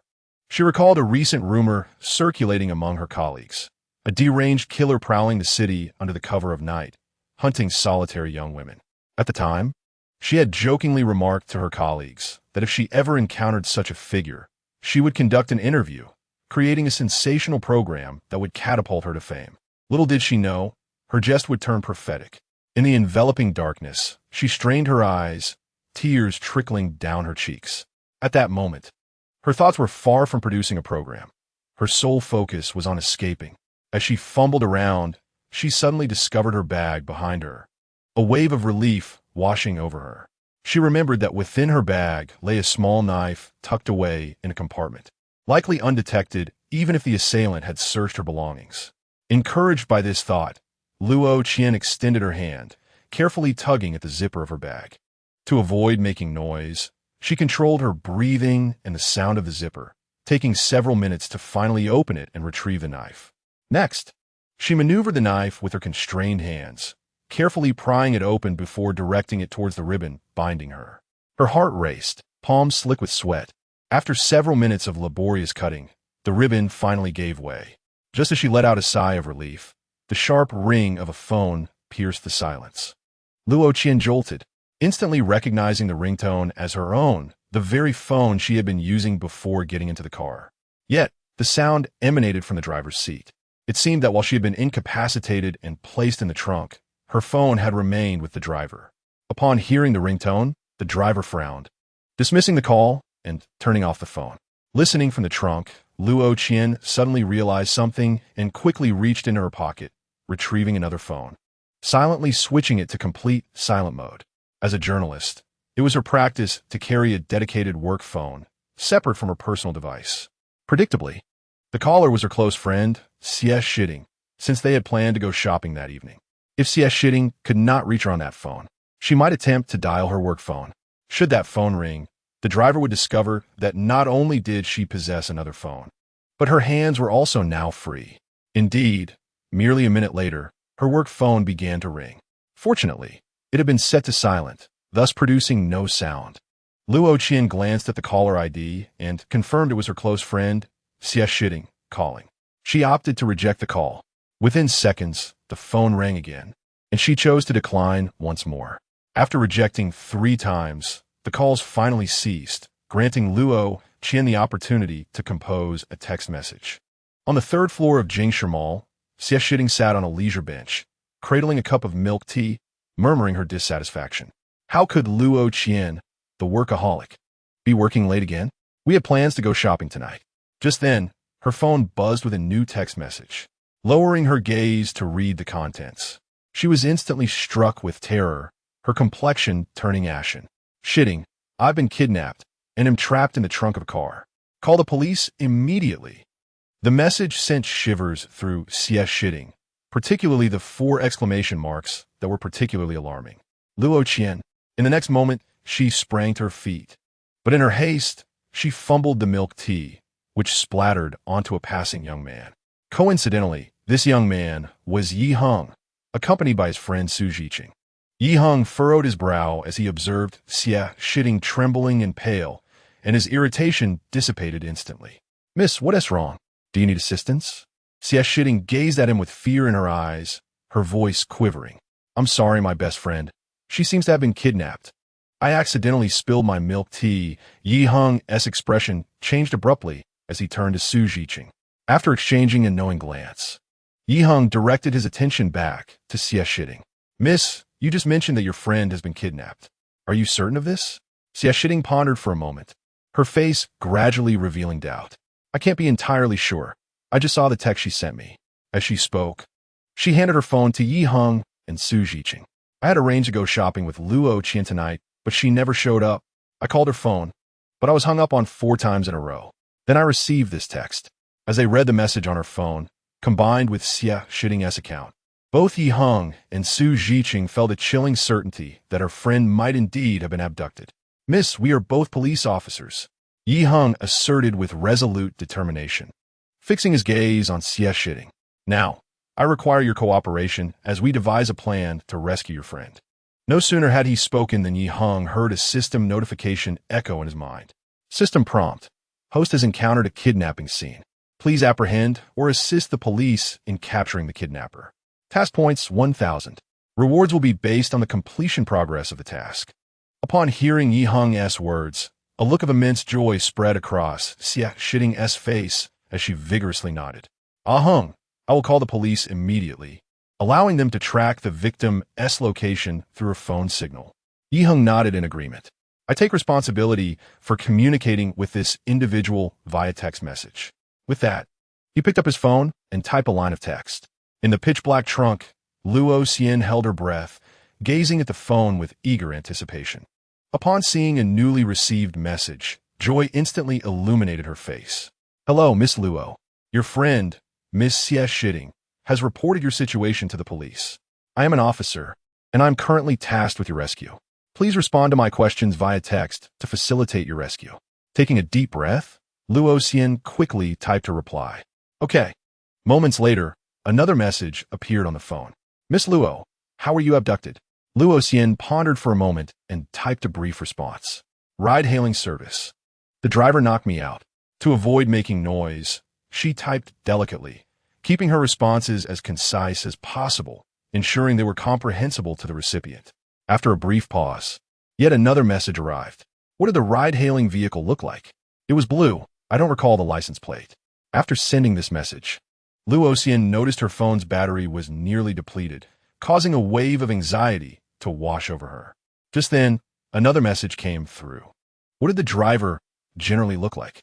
He had a parted hairstyle, wore glasses and a mask, and appeared to be in his 30s. Upon completing this sentence, Luo Qian suddenly felt the surrounding light dim significantly. Looking up, she realized the vehicle had seemingly entered a tunnel. To her dismay, the message she had sent earlier had yet to be dispatched, clearly indicating poor signal reception. 1 minute later, the car finally exited the tunnel, but soon after, it came to an abrupt halt. The driver then exited the vehicle and approached the trunk directly. Luo Xian's heart raced with trepidation, her pulse quickening. Yet she still turned her back, lay flat, and closed her eyes, feigning the position of being bound. She fervently prayed that he would not notice her ruse. Suddenly, with a thud, she sensed the change in light within the trunk. The man had opened it, intensifying her anxiety. Next, she felt the man's hands casually probing her body before he retrieved a bottle of water from the side, opened it, and took a sip. This ordeal was agonizing for Luo Xian. Finally, she stealthily cracked her eyes open just a sliver, catching a glimpse of the driver's waist, and secretly breathed a sigh of relief. Thankfully, he had not detected anything amiss. After finishing the water, the man extended his right hand, seemingly about to close the trunk. Luo Xian felt a surge of hope, thinking she had managed to escape detection. However, at that moment, the man abruptly lifted the trunk, and his left hand shot forward, directly covering her mouth and nose. In the next instant, a pungent odor invaded her nostrils, and after a brief struggle, Luo Xian succumbed to unconsciousness once more. Chapter 10. Crisis Moment. The man reached out and fumbled behind Luo Xian, quickly retrieving her phone. After unlocking it with her fingerprint, he began to peruse its contents. Just then, a message arrived. Can you determine which direction this vehicle is currently heading? The man's eyes glimmered with a chilling light, and a cold smile played upon his lips. He promptly powered off the mobile phone and discarded it, along with Luo Xian's other device, down the mountain path beside the tunnel. Next, he bound Luo Xian's hands tightly, shut the trunk once more, and drove away. In truth, as soon as he entered the tunnel, he had noticed the faint change in the car's lighting, revealing that Luo Xian had not only awakened, but was also fiddling with another phone.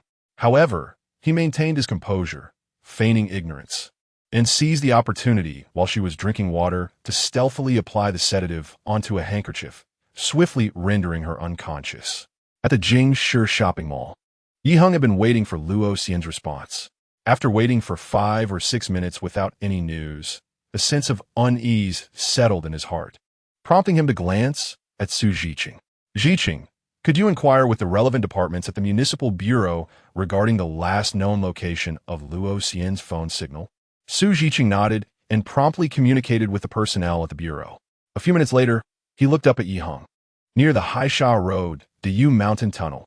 When Luo Xian regained consciousness, she found herself in a small room, bound to a narrow bed.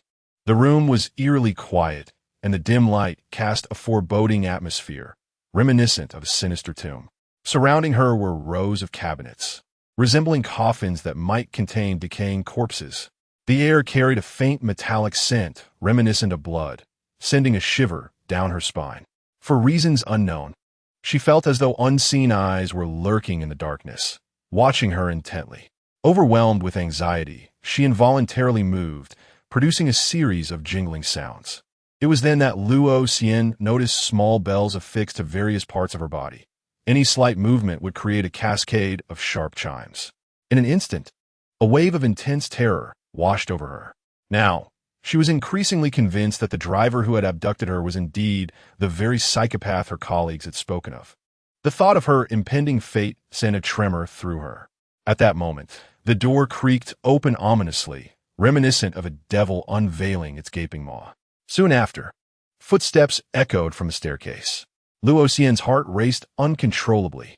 In her extreme fear, her eyes widened and tears streamed down her face uncontrollably. As the light switch was flipped, the room illuminated suddenly. Instinctively, she shut her eyes and trembled violently, causing the bells on her body to clink incessantly. After a brief moment, she opened her eyes again and finally beheld the man approaching her with a smile. He had removed his mask, revealing a gaunt, pale face. His eyes sparkled with a predatory gleam, and his breathing grew increasingly rapid. It was only then that Luo Xian realized she was not lying on a bed, but rather on an operating table. Beside this table stood a rack adorned with various surgical instruments. "Help! Help!" Luo Xian desperately cried out. Yet her voice resonated with a profound sense of helplessness. "You may call out as you please, but I assure you, no one will hear you." The man's voice was hoarse and deep as he approached Luo Xian, gently caressing her face. "This is a specially renovated basement beneath my private villa, with an entrance that is not only exceedingly concealed, but also possesses excellent soundproofing. Thus, even if the police were to enter the villa, They would be unable to locate the entrance to this basement without my assistance. You might as well give up hope. After hearing these words from a man, Luo Qian succumbed to utter despair. Her voice shifted from frantic cries to a quivering whimper filled with terror. Beside her, the man's excited breaths gradually grew audible. Ding, ding, ding. Just then, a series of urgent doorbell rings pierced the air. The man, taken aback, halted his actions and turned to glance at the outdoor surveillance screen, where he observed two property staff standing at the villa's entrance, incessantly pressing the doorbell. After contemplating, he decided to disregard them for the moment, hoping these individuals would eventually conclude that no one was home and depart on their own. However, to his surprise, they remained at the door, persistently ringing the bell. Unwilling to leave, could the police have discovered my whereabouts? Approaching the surveillance screen, he scrutinized the two individuals outside. They were clad in security uniforms, appearing quite relaxed and natural, seemingly devoid of any ill intent. After waiting a few more minutes, seeing that they showed no signs of leaving, he finally resolved to step outside. Yet before exiting the basement, he deliberately concealed a surgical knife in his pocket. Casting one last cold glance at Luo Qian before pushing open the basement door and returning to the villa's first floor. This unexpected turn of events filled Luo Qian with a flicker of hope. The basement was small, and the surveillance camera faced the operating table, allowing her to catch a glimpse of the footage. As soon as the man departed, she struggled with all her might, calling out loudly. However, no matter her efforts, the outside world remained oblivious to her plight. Ultimately, she watched helplessly as the man opened the villa's main door and engaged in a relaxed conversation with the two property staff, who eventually nodded and smiled at him before turning to leave. In that moment, Luo Qian's heart plummeted to the depths of despair. She understood that this was her final opportunity for escape, yet had now slipped entirely from her grasp. What lay ahead was not only the specter of death, but also the prospect of enduring a torment more harrowing than death itself. An overwhelming wave of suffocating fear and despair surged towards her, causing her nerves to falter and her vision to fade into darkness. When Luo Qian next opened her eyes, she beheld a man leaning over her, prompting her to scream and muster all her strength to push him away. Caught off guard, Heng was propelled several paces back, nearly losing his balance. Luo Qian.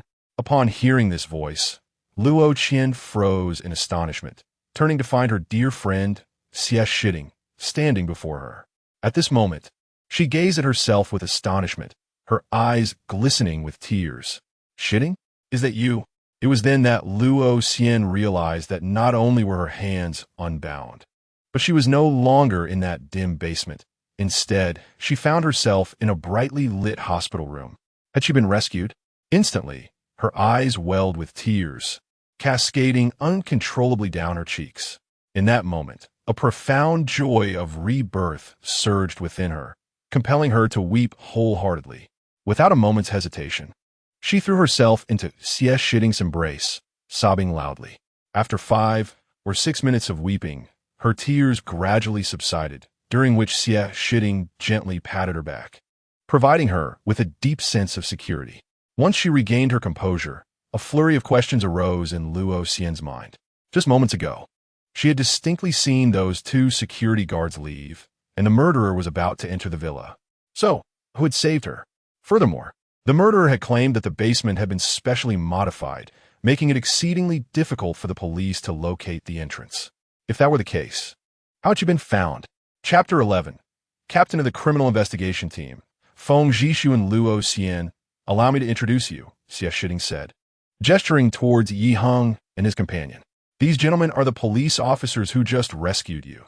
This is Officer Heng, and the other is Officer Su Zhiqing. Had it not been for their assistance, I shudder to think of the outcome. As she spoke, her eyes once again glistened with tears. Luo Qian felt warmth in her heart and squeezed her best friend's hand tightly.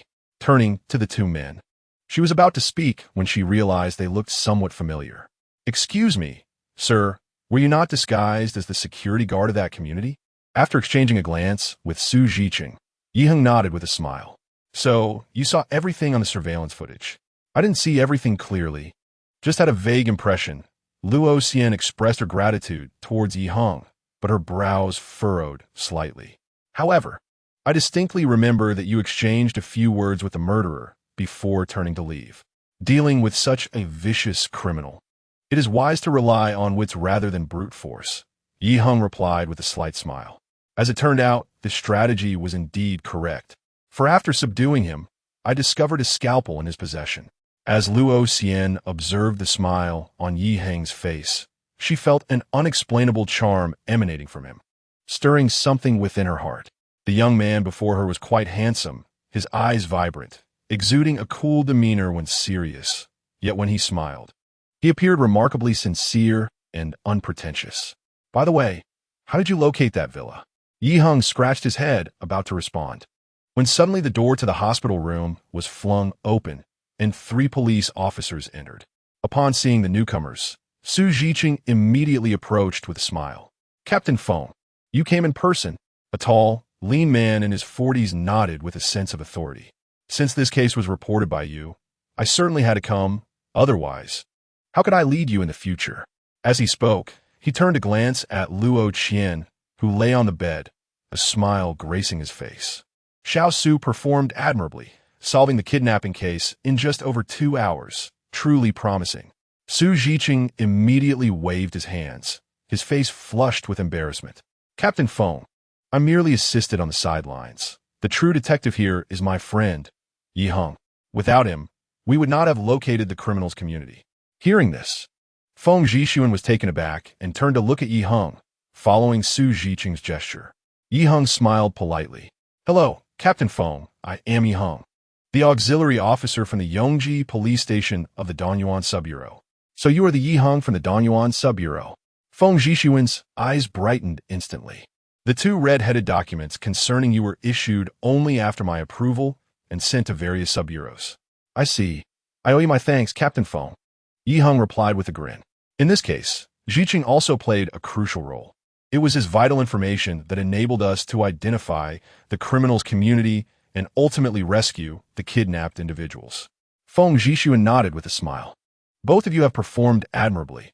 I will personally commend you.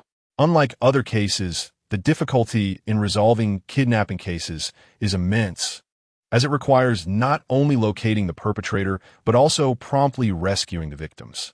This necessitates that the police act swiftly while ensuring that all analyses and judgments are exceedingly precise.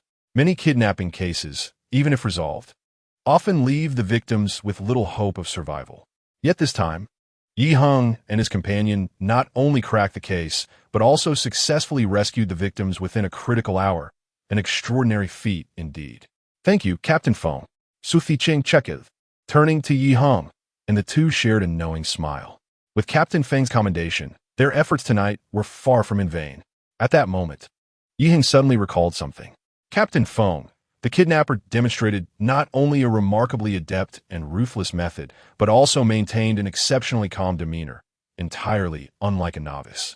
Yi Heng could not disclose to Feng Zhixuan that he had discerned upon first sight of the kidnapper that this individual had previously taken several lives. Thus, he seized the opportunity to offer a subtle warning. Feng Zhixuan nodded thoughtfully. Xiao Yi, I understand your concern. Rest assured, we will ensure that no evidence of the suspect's crimes is overlooked in our ongoing operations.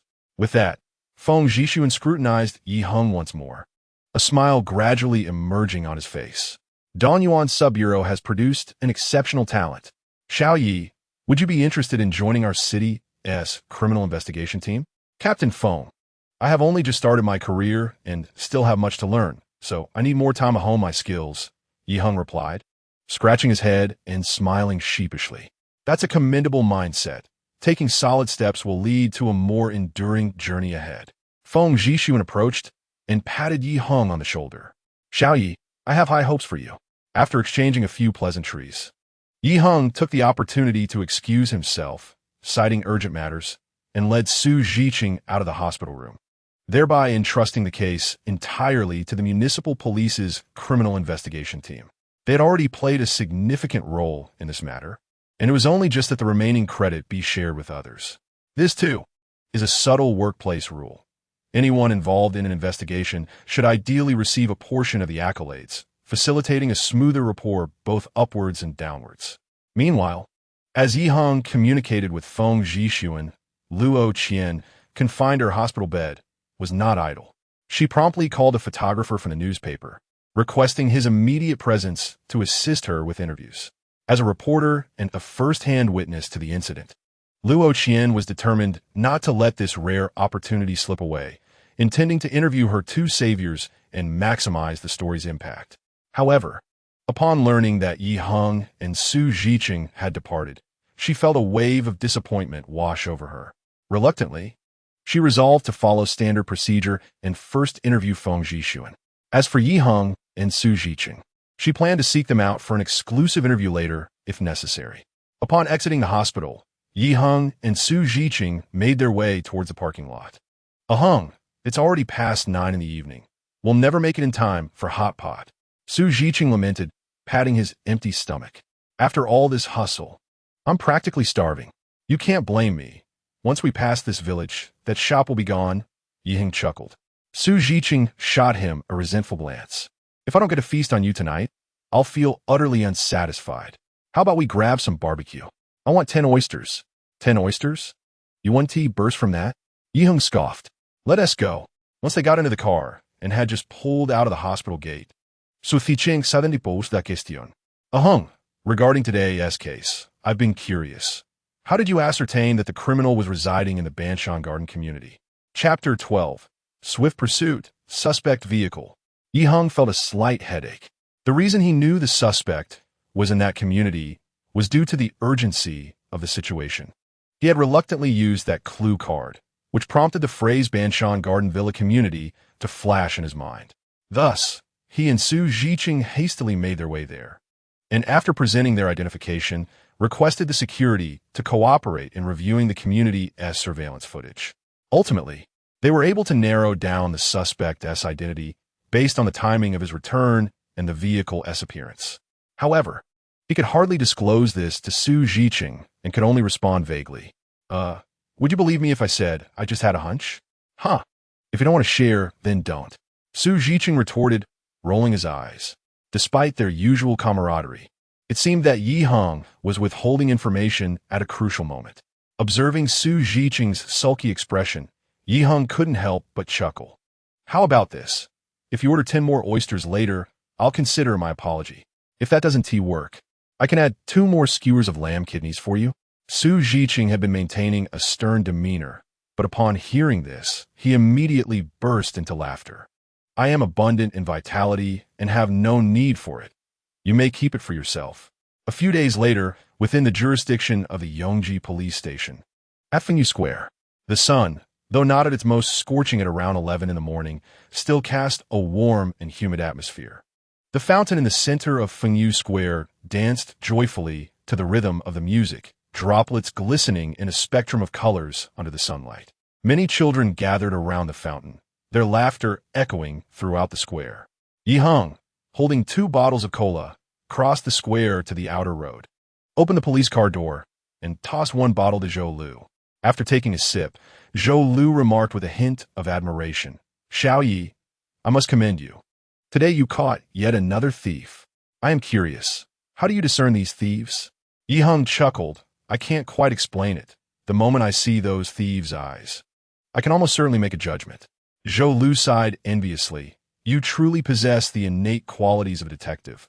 How I wish I had such a talent. Over the past few days, Yi Heng had successfully apprehended 2 or 3 thieves daily, effectively dismantling the burglary ring that Feng Xing mentioned, and even managed to sweep through other commercial squares and malls in the area. Now, the presence of thieves in the Yongji police station's jurisdiction had nearly vanished. Those who remained had received word and retreated to other regions. Master, if you continue to praise me, I might just become overly proud. Yi Heng laughed, taking another sip of his drink. At that moment, he suddenly heard a system notification sound. When he regained his focus and turned to look out the window, he caught sight of a vehicle that had just passed. Without a moment's hesitation, he urged Zhou Lu, Master, quickly pursue that vehicle. Zhou Lu looked at Yi Heng in surprise. Xiao Yi, what is wrong with that car? Master, I suspect there is something amiss with that vehicle. Let's chase it down first. The system had just alerted him again, indicating the detection of a criminal, along with a reward of 500 points. Heng's criminal detection skill had an effective range of 5 meters, and the only vehicle that had recently passed within that distance was the one now in question. Confirming his suspicions, Zhou Lu nodded, no longer questioning, and immediately drove after it. In recent days, Heng had repeatedly demonstrated remarkable judgment, achieving success with every endeavor, earning Zhou Lu's unwavering trust. The police car accelerated, quickly closing in on the suspect vehicle.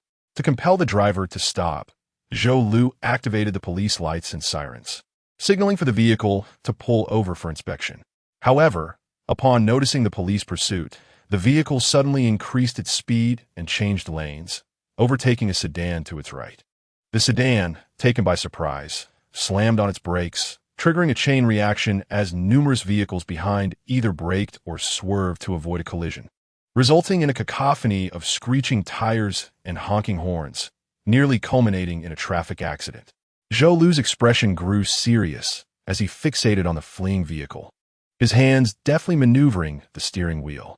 If there were no guilty conscience, under normal circumstances, even if a police car intercepted them midway, an ordinary citizen would generally cooperate with the investigation. Thus, he became increasingly convinced that the vehicle in question must certainly harbor some issues. Heng retrieved his phone and captured an image of the license plate. Observing their own police car lagging behind, he felt a growing sense of urgency. Based on the reactions of that vehicle, Heng deduced that crucial evidence of the crime was likely contained within it. If they allowed it to escape their line of sight, that evidence could be irrevocably destroyed. In that case, even if they managed to trace the individual by the license plate, it would amount to nothing more than a mere traffic violation. Therefore, they had to apprehend him on the spot. Thus, with the suspect vehicle leading the way and Heng and his partner in pursuit, they soon arrived at a traffic light intersection after a brief chase. At that moment, the signal across the way had just turned red, following the conclusion of the yellow light. However, to Heng and his partner's astonishment, despite encountering the red light, the vehicle did not come to a halt, but rather sped through the intersection. In doing so, it nearly collided with a car that was proceeding normally. Fortunately, the other driver had noticed the blatant disregard for the red light and managed to slow down just in time, averting a potential accident. Zhou Lu's expression changed immediately. They could not continue the pursuit like this. Otherwise, a traffic accident was inevitable. Xiaoyi, did you remember the license plate number of that vehicle? I noted it down long ago. Heng nodded. Zhou Lu nodded in satisfaction. Then contact the police back end immediately. Have them coordinate with the Donyuan traffic police team to intercept that vehicle. Heng's eyes brightened. He promptly picked up the police radio and began calling the police back end. Hello, is this the police back end? This is Zhou Lu. Xiaoyi, use my police code now. You don't have independent enforcement authority yet. Heng nodded and continued.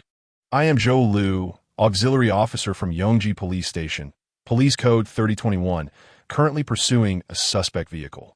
To prevent a traffic accident, I request the police back end to liaise with the Donyuan traffic police team for assistance in intercepting this vehicle.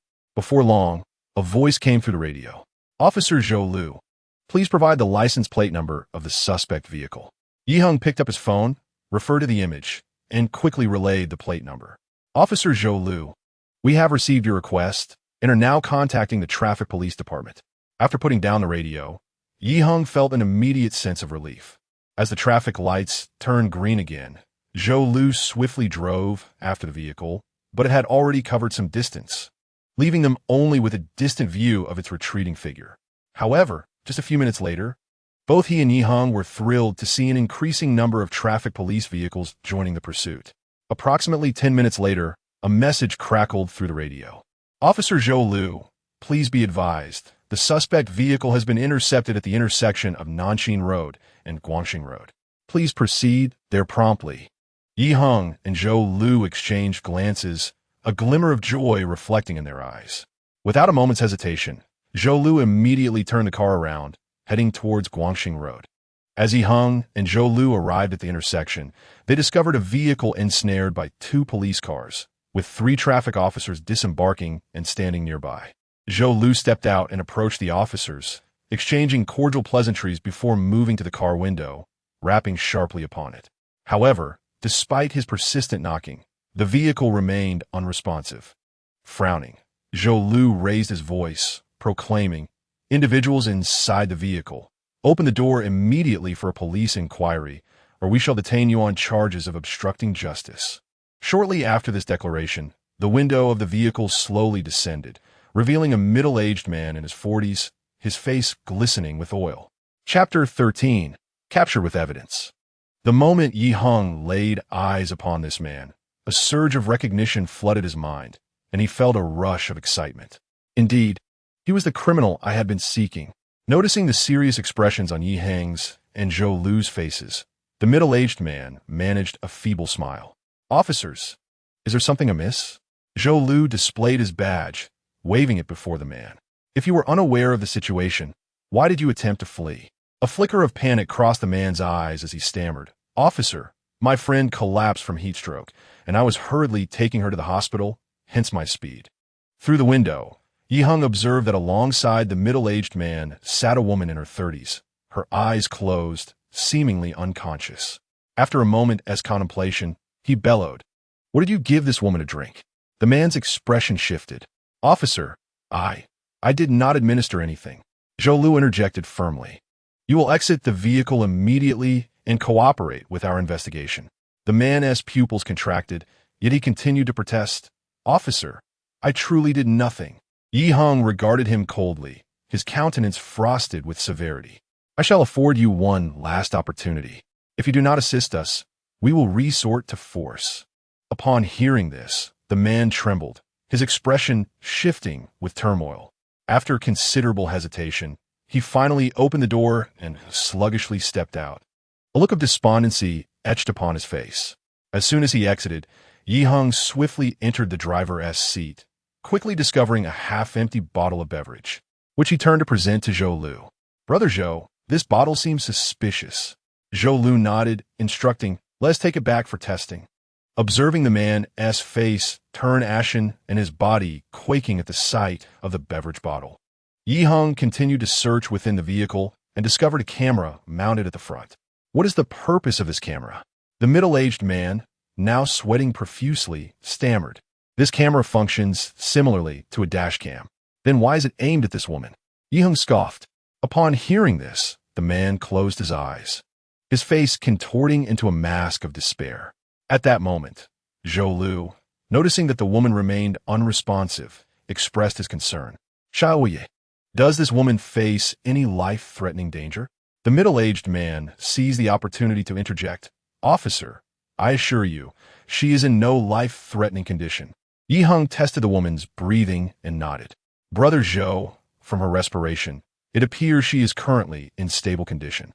Zhou Lu acknowledged with a nod and promptly took out his phone to call the Yongji police station.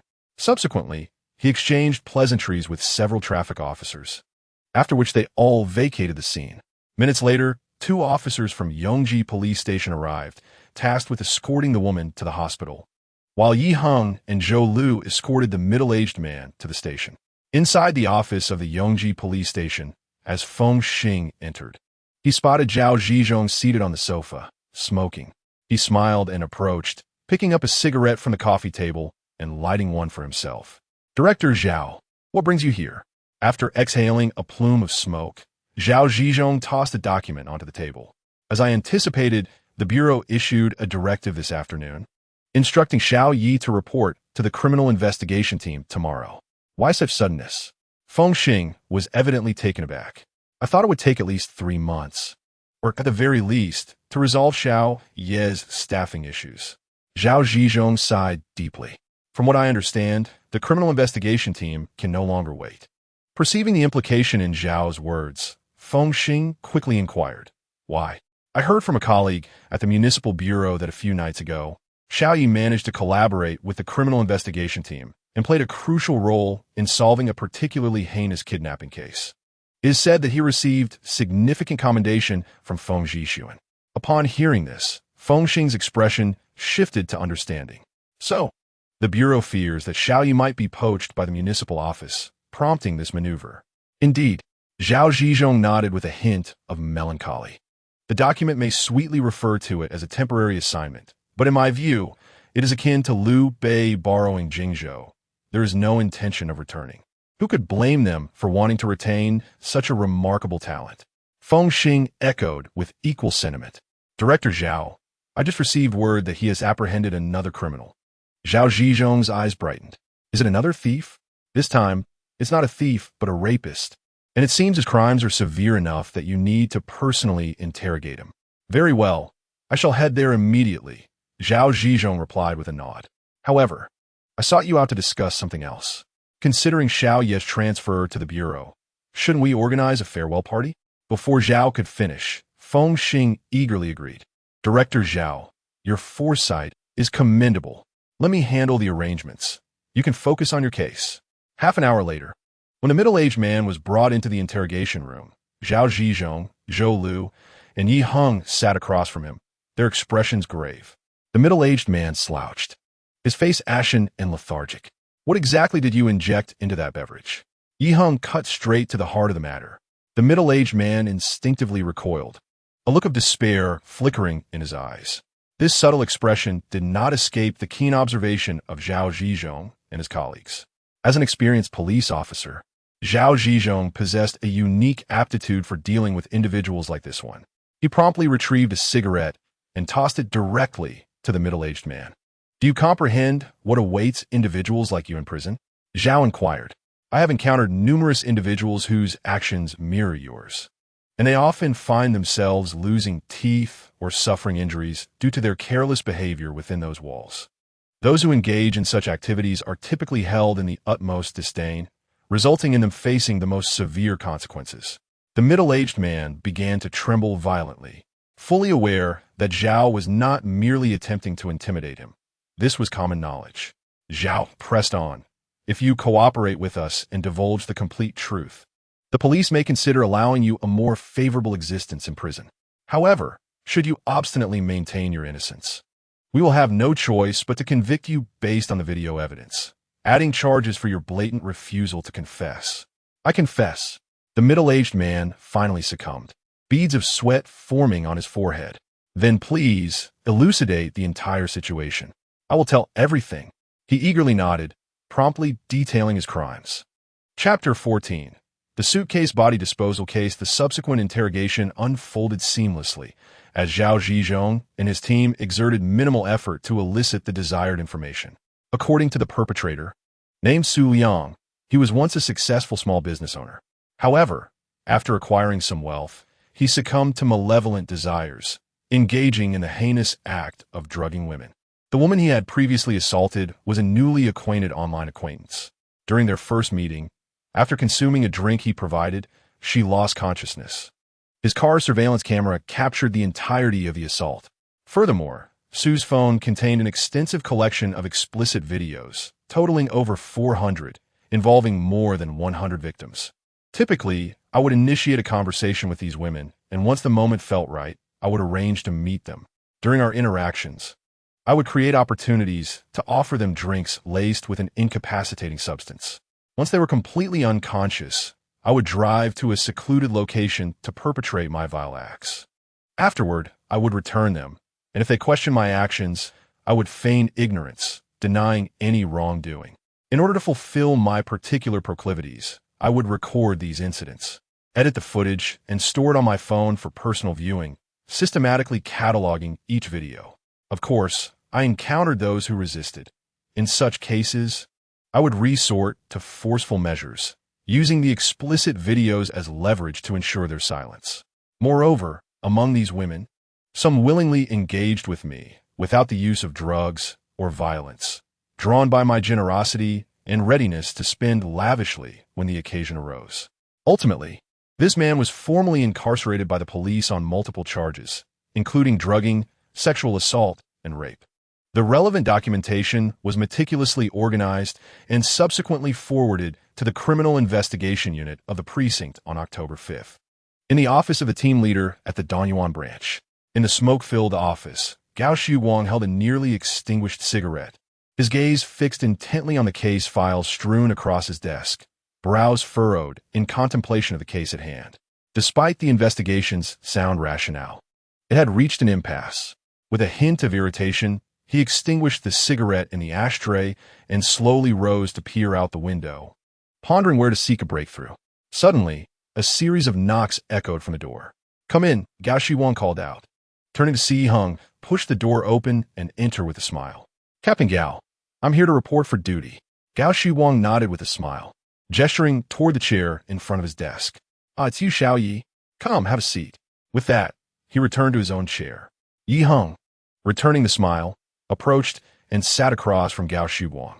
"I've arranged your office space right next to Xia Weiji in the main office.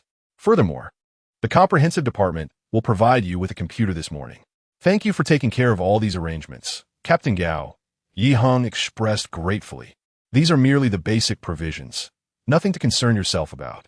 Additionally, regarding your official status, the Bureau is already expediting the process through special channels. It should be resolved within a month, so there is no need for worry." "Thank you, Captain Gao," Yi Heng repeated, casting a glance at the case files on the desk. "What can I do to assist at this moment?" Gao Shiwang noticed the eagerness in Yi Heng's eyes and felt a spark of inspiration. Indeed, given the complexity of this case, it might be beneficial to involve this young man. Perhaps he could offer a fresh perspective.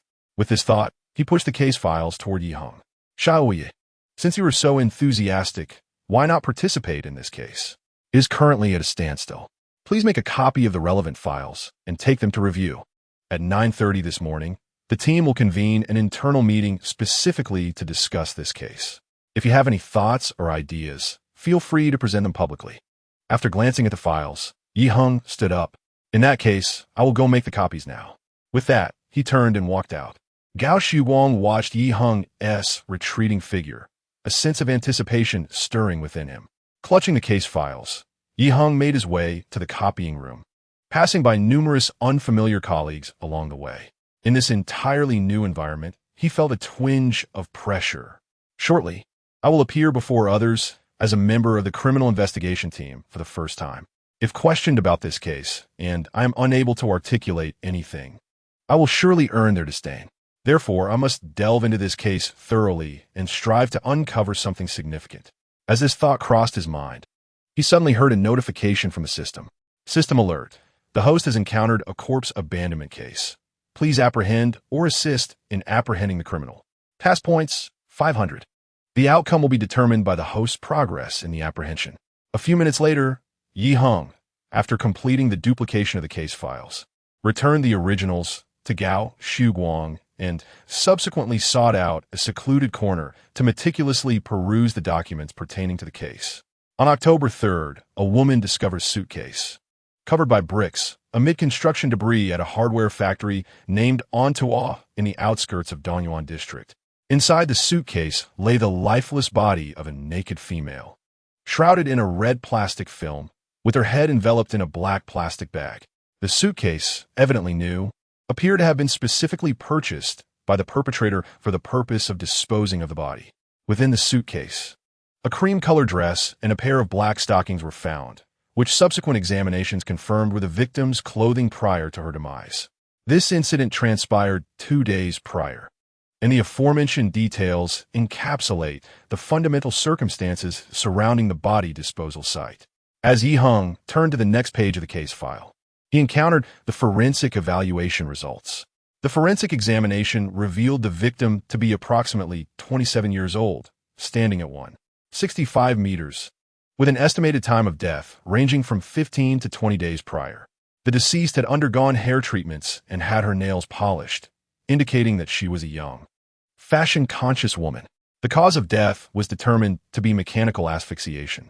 Notably, a substantial quantity of dry chili powder was found in the victim's stomach, and tests confirmed its high spiciness, suggesting that she may have hailed from the regions of Yunnan, Guizhou, Sichuan, or southern Hunan. After confirming the details of the case, Yi Heng proceeded to the next page of the file to understand the investigative process undertaken by the criminal investigation team. On the day of the incident, the team initially sought to ascertain the victim's identity by inputting her data into their system, but no matches were found with any reported missing persons. Subsequently, the team deployed in 3 separate directions. The first group conducted interviews with the local populace near the crime scene and posted reward notices concerning the victim, while also disseminating information through local media to solicit any leads from the public. The second group sought to review surveillance footage from cameras in the vicinity, aiming to uncover clues regarding the perpetrator. The third group focused their investigation on the suitcase used for body disposal, as well as the plastic materials found within. Chapter 15. A novel approach to solving the case. Heng continued to read, discovering that, despite a full day of investigation and considerable effort, the criminal investigation team had yet to uncover any critical evidence related to the case. The first group, which had canvassed the area surrounding the crime scene, gathered over 100 leads, from which they filtered out 12 missing women who met certain criteria and were currently conducting thorough inquiries into their social connections.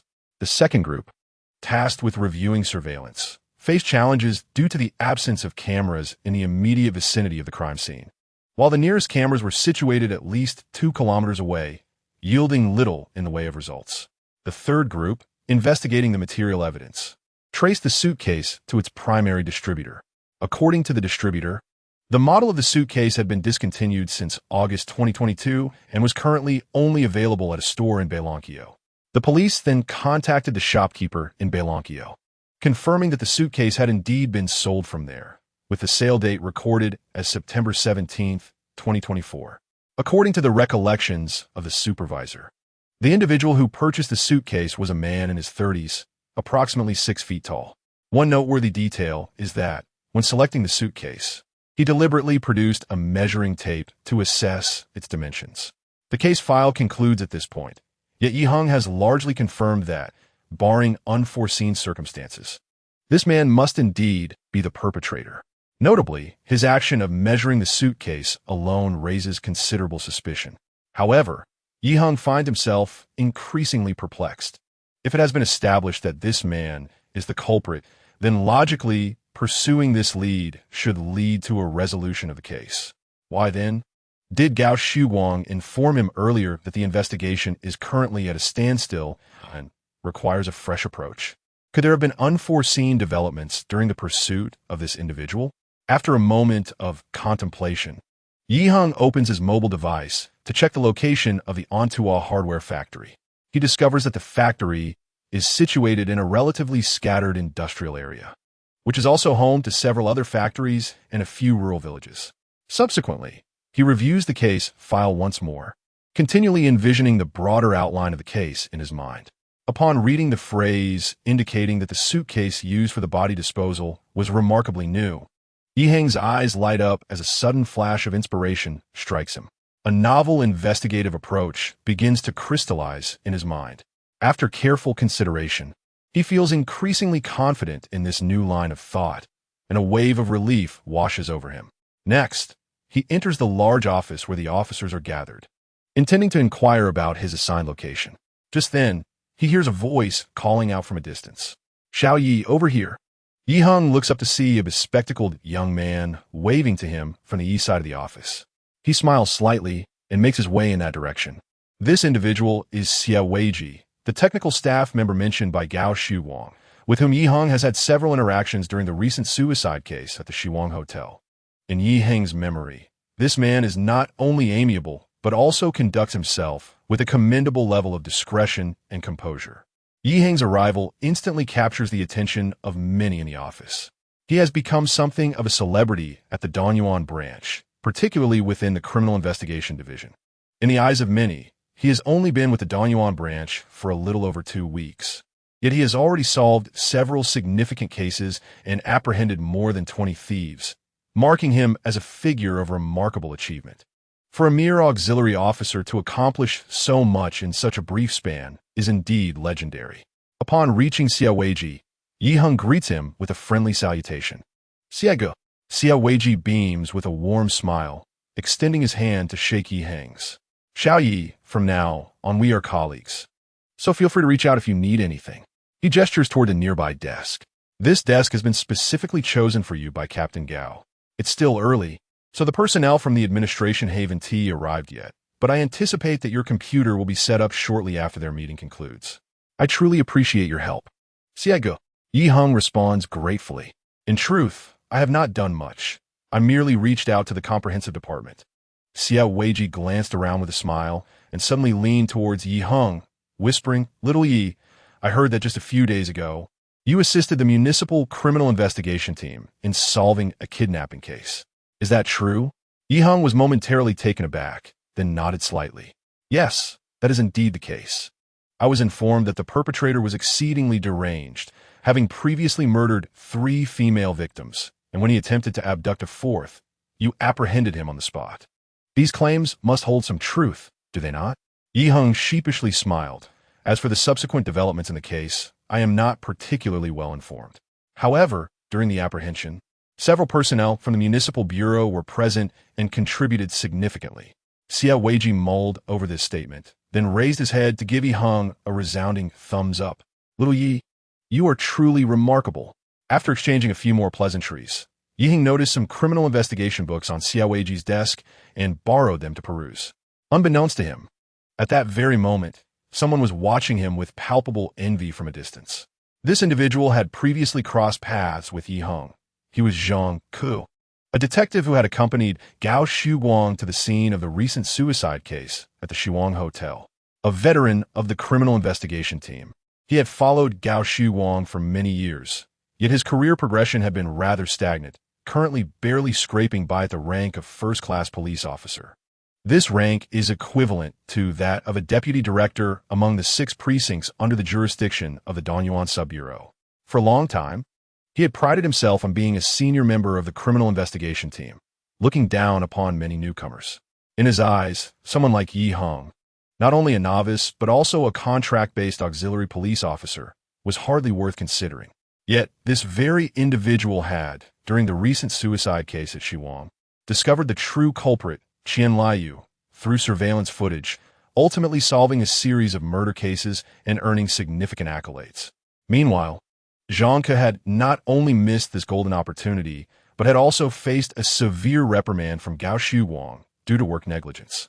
This incident had fostered a deep-seated resentment towards Yi Heng within him.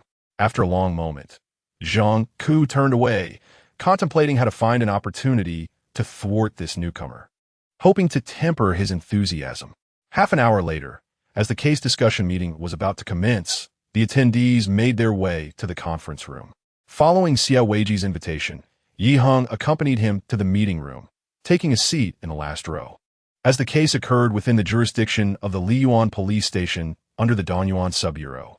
Today's meeting included not only personnel from the Sub-Bureau's criminal investigation team, but also Lin Zhongfan, the director of the Liyuan police station, along with several officers from the station. The meeting was once again presided over by Gao Shuguang. At this moment, he cleared his throat and first turned his gaze towards Lin Zhongfan, the station director. "Old Lin, you are leading the first group, so please report the findings of your investigation." Lin Zhongfan nodded and opened his notebook. "Our group has sifted through over 100 leads to identify 12 missing women who meet the criteria, and we have conducted thorough inquiries into their social relationships. Until last night, all investigations have been completed, confirming that they were unrelated to the deceased." Gao Shuguang nodded and turned his gaze toward Zhang Ku. "Dion Kiskiviko, please share the findings of the second team with everyone." Zhang Ku nodded in response.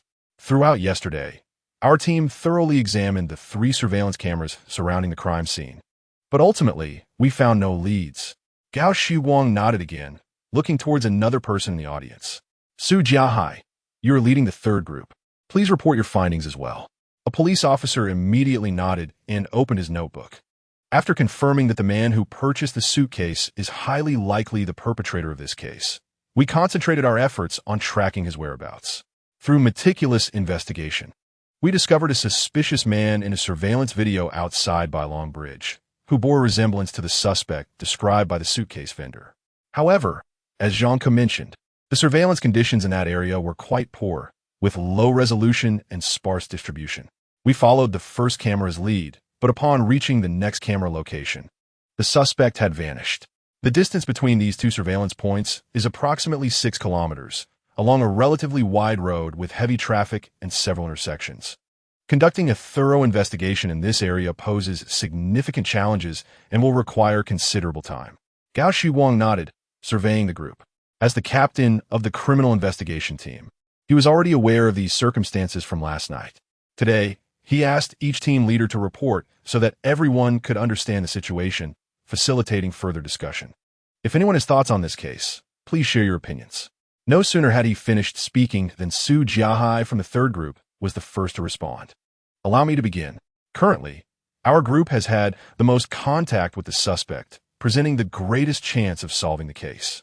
Therefore, I propose we intensify our outreach efforts, particularly regarding the vehicles that passed by, in order to swiftly unearth useful clues. However, I would appreciate it if Captain Gao could assign us a few more personnel, as we are undoubtedly shorthanded. Gao Shiwang nodded in satisfaction. Very well. Everyone from the second group will now join your team to investigate the suspect's leads together. Great. Su Jiahai replied, nodding. Gao Shiwang then looked at the others. Does anyone else have any thoughts? Lin Zhongfan pondered for a moment. Last night, our group received a tip from a citizen regarding a missing woman. The informant, a clothing store owner, mentioned that a woman from Sichuan, named Xiao Luo, had ordered clothes but had yet to pick them up. The description provided matches the victim in this case quite closely. Therefore, our group will assign 2 members to investigate this lead, while the others will continue canvassing in the vicinity of the crime scene. Gao Shiwang nodded, finding this arrangement suitable. After inquiring once more, the group fell silent. At this moment, Gao Shiwang caught a glimpse of Yi Heng seated in the last row, gazing at him with an air of composure, stirring a sensation within him. During the last case discussion meeting, he had worn a similar expression, after which the case was resolved. Now, it appeared he was adopting the same demeanor. Could it be? With this thought coursing through his mind, Gao Shiwang turned his attention fully to Yi Heng. Xiao Yi, what are your thoughts on this case? Yi Heng rose, surveying the assembly before him, and began to speak. I have perused the case files and feel that the investigative approach is sound. However, many unforeseen circumstances arose during the inquiry. Upon hearing this, Gao Shiwang felt a wave of disappointment. Based on his experience, those who began their discourse in such a manner often lacked fresh investigative insights. Zhang Ke glanced at Yi Heng, a flicker of disdain in his eyes, silently mocking him. If there are no insights, one should refrain from standing up and unnecessarily voicing empty rhetoric. This young man, although a newcomer, had adopted many habits of the veterans. Except for Gao Shiwang and Zhang Ke, the others turned their heads towards Yi Heng, eager to hear any valuable suggestions he might offer. Yet, upon hearing his opening remarks, they promptly redirected their attention. Just then, Yi Heng unexpectedly shifted his line of thought. Since conventional methods have encountered obstacles, I have conceived a rather unique perspective regarding this case. At this proclamation, Gao Shiwang's spirits lifted. Xiao Yi, do elaborate. Yi Heng nodded and proceeded to articulate his thoughts.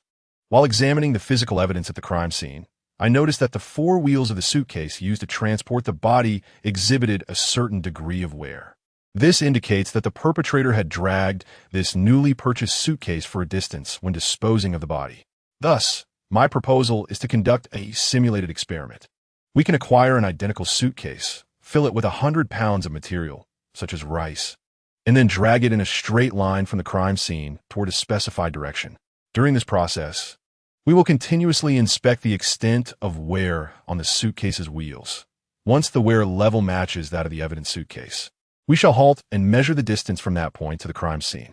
At this juncture, Yi Heng stepped away from his position towards the front of the room, pulling out a whiteboard and inscribing a letter upon it. This standard distance will serve as a reference point, considering potential discrepancies in the experiment. We could also establish a margin of error, say 20. Consequently, we would derive a circular range with a radius of 0. 812. As he spoke, Yi Heng marked a point on the whiteboard, using it as the center to draw 2 concentric circles with radii of 0, 8, and 1, 2. Finally, he shaded the annular region formed by these circles. After completing this, Yi Heng pointed to the shaded area, declaring, "This annular region represents the most likely concealment zone of the perpetrator." Subsequently, we shall conduct extensive investigative inquiries within the factories and natural villages in this area. Upon hearing Yi Heng's words, the expressions of those present turned contemplative. A minute later, Zhang Ke was the first to voice a question. The strategy of conducting visits had already been employed by the first team, and they had even disseminated notices widely. However, the ultimate outcome was far from satisfactory. Although they had received over 100 leads, all were ultimately dismissed. As I mentioned earlier, the investigative approach in this case is sound, yet it has encountered numerous unforeseen circumstances. Yi Heng remarked, in the first team's inquiry, our focus was on the deceased. This is the conventional investigative method, first establishing the identity of the victim, then tracing the perpetrator through her social connections and phone records. Yet in this case, there may be an unexpected circumstance. As he spoke, Yi Heng turned to Zhang Ke. What unexpected circumstance? Upon meeting Yi Heng's clear gaze, Zhang Ke felt an inexplicable sense of unease. The deceased may not have been a resident of the area surrounding the crime scene. She might have come from elsewhere, perhaps a woman from a specialized profession, or a friend or acquaintance of the perpetrator from another location. This conclusion could be drawn from the characteristics of the victim. The body of the deceased had undergone hair treatments, and her nails were adorned with polish, indicating that she was a young, fashionable woman who took pride in her appearance. Furthermore, she was found with a pair of black stockings among her personal effects. All these details lend significant credence to this hypothesis. Yi Heng's insights plunged the attendees into deep thought.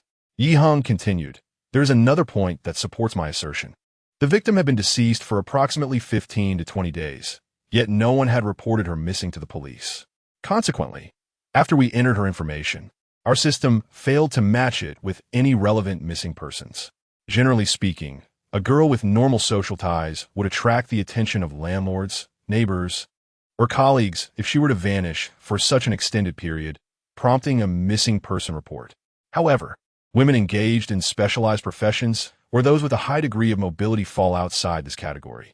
Upon hearing this, the audience nodded in agreement. Thus, if my hypothesis holds true, it would be more effective to focus the investigation on the perpetrator rather than the victim. After a moment's contemplation, Zhang Ke raised another objection. However, the third team is also investigating the perpetrator. Do you not think there is some overlap in your investigations?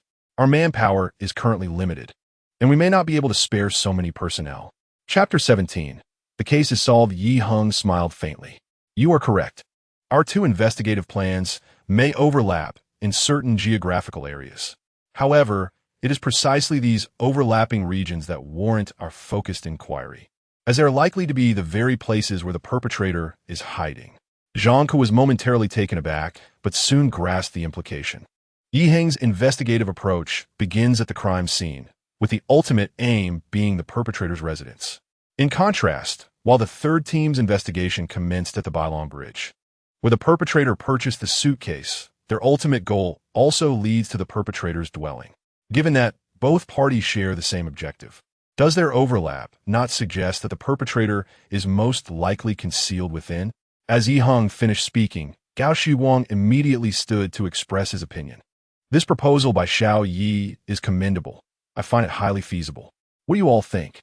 He scanned the room, noting that, apart from a few individuals like Zhang Ke, the majority echoed his sentiments regarding the plan. Upon locking eyes with Lin Zhongfan, they exchanged a knowing glance and a nod.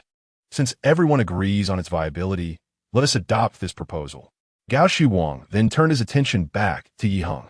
Xiao Yi, as the originator of this idea, it will be fitting for you to execute the simulation experiment personally. I shall assign you a partner. How does that sound? Certainly, Yi Heng replied with a slight nod. As he turned to the others, he noticed Xie Weiji smiling at him and promptly said to Gao Shiwang, Captain Gao, if possible, I would like Xie Ge to be my partner. Gao Shiwang glanced at Xie Weiji and nodded with a smile. Very well, I entrust this task to both of you. When you achieve results and require personnel support, do not hesitate to inform me.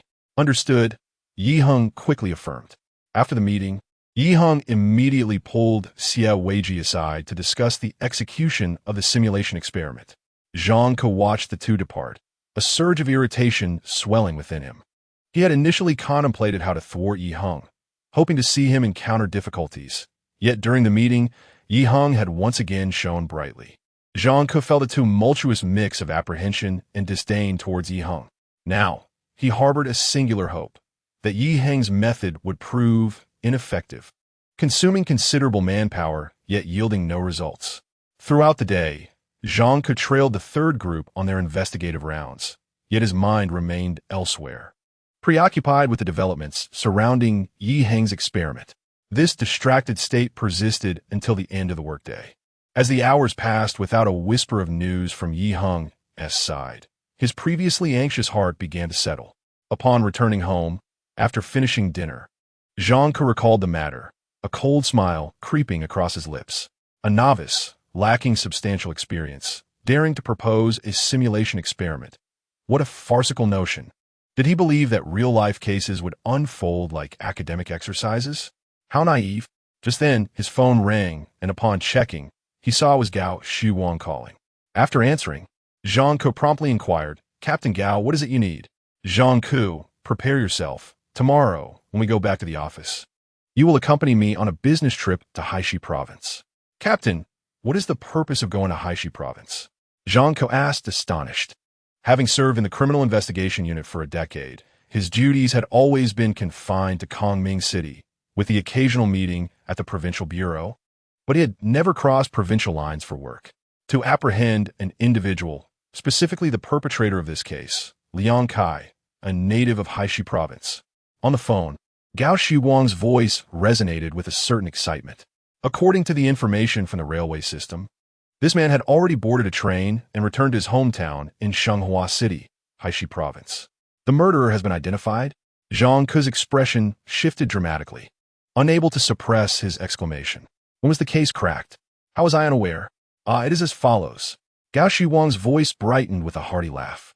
After today's meeting, Xiao Yi and Xia Weiji swiftly conducted a simulation experiment, yielding results that indicated when a suitcase of comparable weight is dragged for approximately 12 kilometers, the degree of wear aligns closely with the physical evidence from the crime scene.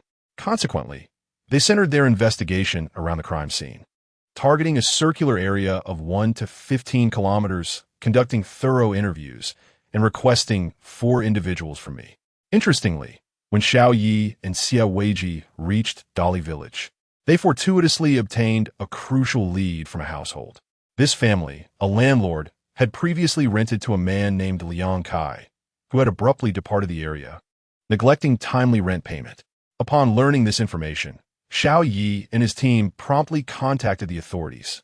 Upon arrival, the technical personnel discovered not only an abundance of the red plastic sheeting typically associated with body disposal, but also, through on-site examination, residual bloodstains of the victim on the floor.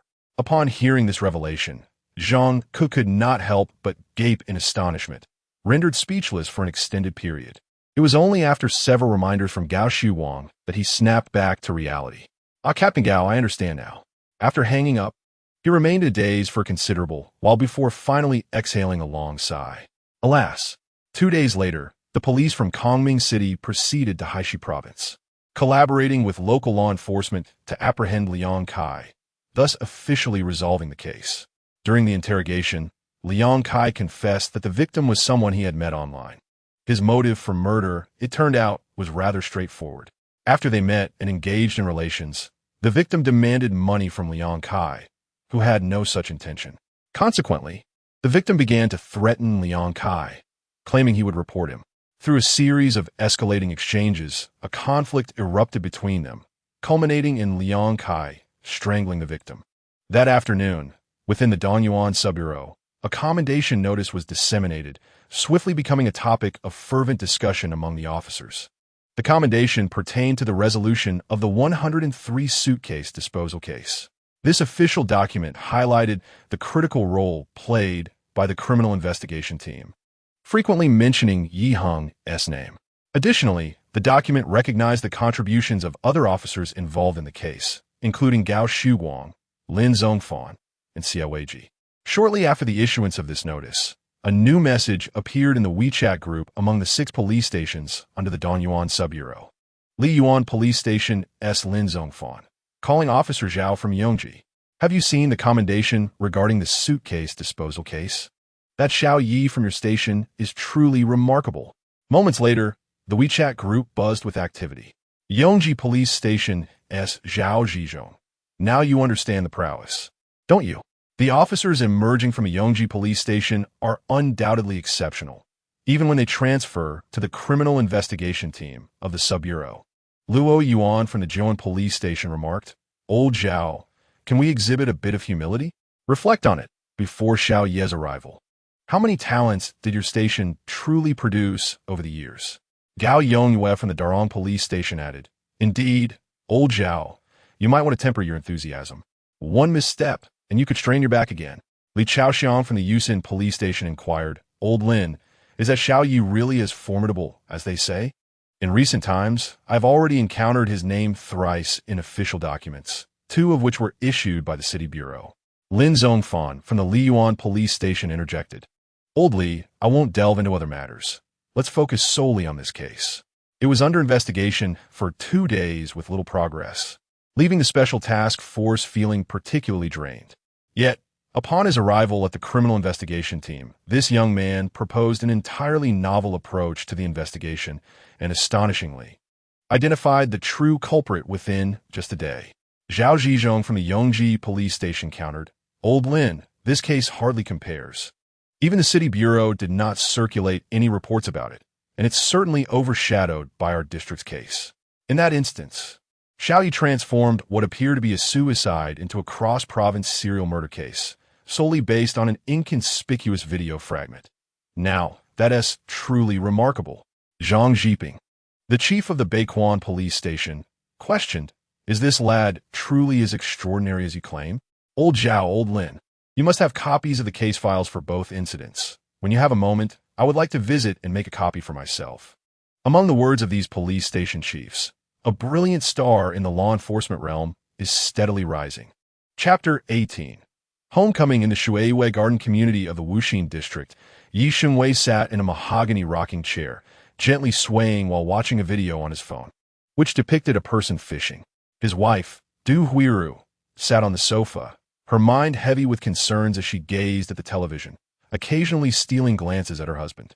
"Old Yi, do you think our son's position as an auxiliary police officer holds any promise?" she asked. Yi Shunwei raised an eyebrow and turned his gaze toward her. A graduate of Zhongtian University, yet he is destined for a grassroots police station as an auxiliary officer. Du Huiru frowned, her heart aching as she sighed deeply. "It's all your fault for being an irresponsible father. Teaching him how to solve cases from a young age has led him to choose this line of work. Oh dear partner, please don't fret unnecessarily." Yi Shunwei straightened his posture, a gentle smile gracing his face. Though Heng is currently merely an auxiliary officer, he will undoubtedly shine when presented with the right opportunity. I know better than anyone the capabilities he possesses in criminal investigation, having nurtured him personally since childhood. Really? Du Huiru appeared somewhat skeptical. "Why would I deceive you?" Yi Shunwei chuckled, bemused by his wife's doubt. Just as Du Huiru was about to respond, the sound of keys jingling at the door interrupted them. The couple exchanged glances, their faces lighting up with joy. "He must be back." Du Huiru immediately rose to her feet and briskly approached the door. Just as she reached it, the door swung open, revealing Yi Heng, who was carrying a bag in each hand, smiling at his parents. "Dad, Mom, I'm back to stay today." "Really? That's wonderful." Du Huiru's face lit up with joy as she eagerly grasped Yi Heng's arm. He handed one of the bags to her. "Mom, this woolen coat is a special gift for you from the Shengdiao brand. The quality is excellent. Please try on to see if it fits." Du Huiru gazed at the bag, a blend of surprise and delight on her face. "Heng, you've only been working for a little over 20 days, and it's not even payday yet. How did you manage to get so much money?" Yi Heng smiled slightly. "Recently, I apprehended a nationally wanted criminal, and the city bureau rewarded me with 50,000 yuan. The funds just cleared today." Upon hearing this, Du Huiru's expression shifted to one of elation, and she couldn't help but glance back at Yi Shunwei, who was also smiling broadly. "I told you, as long as he encounters the right opportunity, our son will surely shine. Look, he has already earned 50,000 in bonuses." Yi Heng picked up another long bag and handed it to Yi Shunwei. "Dad, this is a fishing gear set I bought for you from the Guangwei brand. Do you like it?" "Guangwei brand?" Yi Shunwei's eyes brightened as he eagerly accepted the package and promptly opened it. When he saw the rectangular box containing 5 or 6 fishing rods, His joy was palpable. "Son, this is a flagship fishing rod set. Thank you so much. I always wanted to buy it, but I mentioned it to your mother a few times, and she never agreed. Now it's perfect." Du Huiru rolled her eyes playfully. "You always have the most peculiar things to say." At that moment, Yi Heng scanned the living room and turned to Du Huiru. "Mom, where's Xiao Wei?" Before she could respond, a lively voice called out, "Brother, I'm here." A 15 or 16-year-old girl with a charming appearance emerged from a bedroom and approached Yi Heng with a smile. "Brother, you've bought nice things for Mom and Dad. Don't I get anything?" Yi Heng affectionately pinched her cheek, then removed a square object from his backpack. "Xiao Wei, take a look at this." As she focused her gaze, she couldn't suppress a gasp. An orange notebook. "Xiao Wei, do you like this notebook?" Yi Heng asked with a smile. Delighted, Yi Xiao Wei accepted the notebook, her eyes sparkling with joy, resembling a crescent moon. "Brother, I love it so much." Du Huiru watched the scene unfold with a mix of happiness and a twinge of concern for her son. "Heng, you just started working and have only just received your bonus. You should buy something for yourself instead of spending so much." Yi Heng chuckled. "Mom, I also got myself a notebook from the Huawei brand, which I need for work." After the family exchanged warm pleasantries, Du Huiru hurried to the kitchen, slicing some watermelon for Yi Heng, washing a bunch of grapes, and adding a few mangosteens to the mix. Meanwhile, Yi Xiaowei remained closely by Yi Heng's side, incessantly chattering with questions. Only Yi Shengwei sat on the sofa, gazing at his son with an expression full of delight. After conversing with Yi Heng for a while, Yi Xiaowei skipped back to her room, clutching her orange laptop. Du Huiru first placed some fruit in front of Yi Heng before retreating to the bedroom to try on the woolen coat Yi Heng had purchased for her. At this moment, Yi Heng approached the sofa and sat beside Yi Shengwei, engaging in conversation with his father. With just a few simple sentences, he casually recounted his recent experiences. Hearing of his son's remarkable achievements, despite having mentally prepared himself, Yi Shengwei was still taken aback. "You managed to solve 3 major cases and apprehend over 20 thieves during your time at the Yongji police station?" "Indeed, Dad," Yi Heng replied with a smile and nod. "Due to my commendable performance, I have now been transferred to the criminal investigation team at the sub-bureau. According to our team leader, Gao Shuguang, my personnel issues should be resolved completely within a month." Yi Shengwei gazed at his son in astonishment, his expression a mix of complexity, yet predominantly filled with pride. Though he did not voice it, he had always been deeply concerned about his son's progress. Yi Heng's astonishing performance was enough to fill him with immense pride. After a lengthy pause, Yi Shengwei finally uttered 3 words. "Keep up the good work." Yi Heng nodded with a smile and then posed a question. "Dad, are you familiar with Feng Zhishuan?" "Feng Zhishuan?" Yi Shengwei furrowed his brow, but then suddenly snapped his fingers. "Oh, I remember. When I was in the criminal investigation team at the city bureau, he was in the criminal investigation team at the Hualin sub-bureau. As I recall, he had quite the knack for solving cases." "Why do you bring him up, Heng?" "Well, he is doing quite well now, having become the captain of the criminal investigation team at the city bureau. Recently, I assisted the city bureau in solving a case, and he seemed to have a favorable impression of me, even asking if I would be interested in joining the city bureau. At that time, I was unsure of his intentions, so I tactfully declined, citing the need for more experience." Yi Shengwei nodded thoughtfully.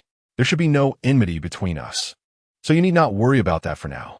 "I understand," Yi Heng replied, nodding. Just then, his phone suddenly rang. Upon checking, he saw it was a call from Su Zhiqing and immediately answered. "Zhiqing, is there something you need?" Chapter 19. Tempting lottery benefits on the other end of the line. Su Zhiqing's cheerful laughter resonated. "Heng, I heard you've been promoted and have just been transferred to the Donyuan criminal investigation team. Is that true? You certainly have your ear to the ground. So, that means you, like me, can enjoy weekends off as long as you don't encounter any urgent cases?" "Yes," Yi Heng replied with a broad smile. "That is simply wonderful." Su Zhiqing's voice brimmed with excitement. "Tomorrow is the weekend, and since you're free, how about we go out for a meal together? By the way, this time it's on me." "Sounds great."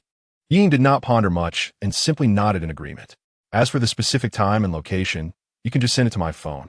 Su Zhiqing acknowledged with a reply and promptly hung up the call. Just as Yi Heng put away his phone, he saw Du Huiru emerge from the bedroom.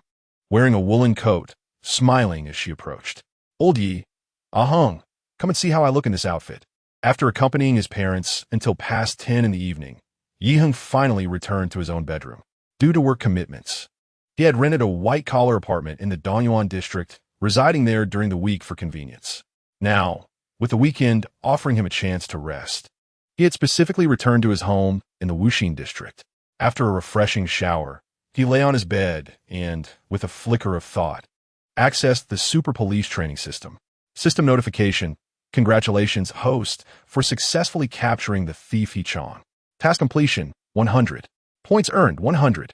System notification: congratulations, host, for successfully capturing the thief Zhao Lei. Task completion: 100. Points earned: 100. System notification: congratulations, host, for solving a kidnapping and murder case. Successfully apprehending the cold-blooded kidnapper Zhao Jie. Task completion: 50. Points earned: 500. System notification: congratulations, host, for successfully capturing the criminal Su Liang. Task completion: 100. Points earned: 500.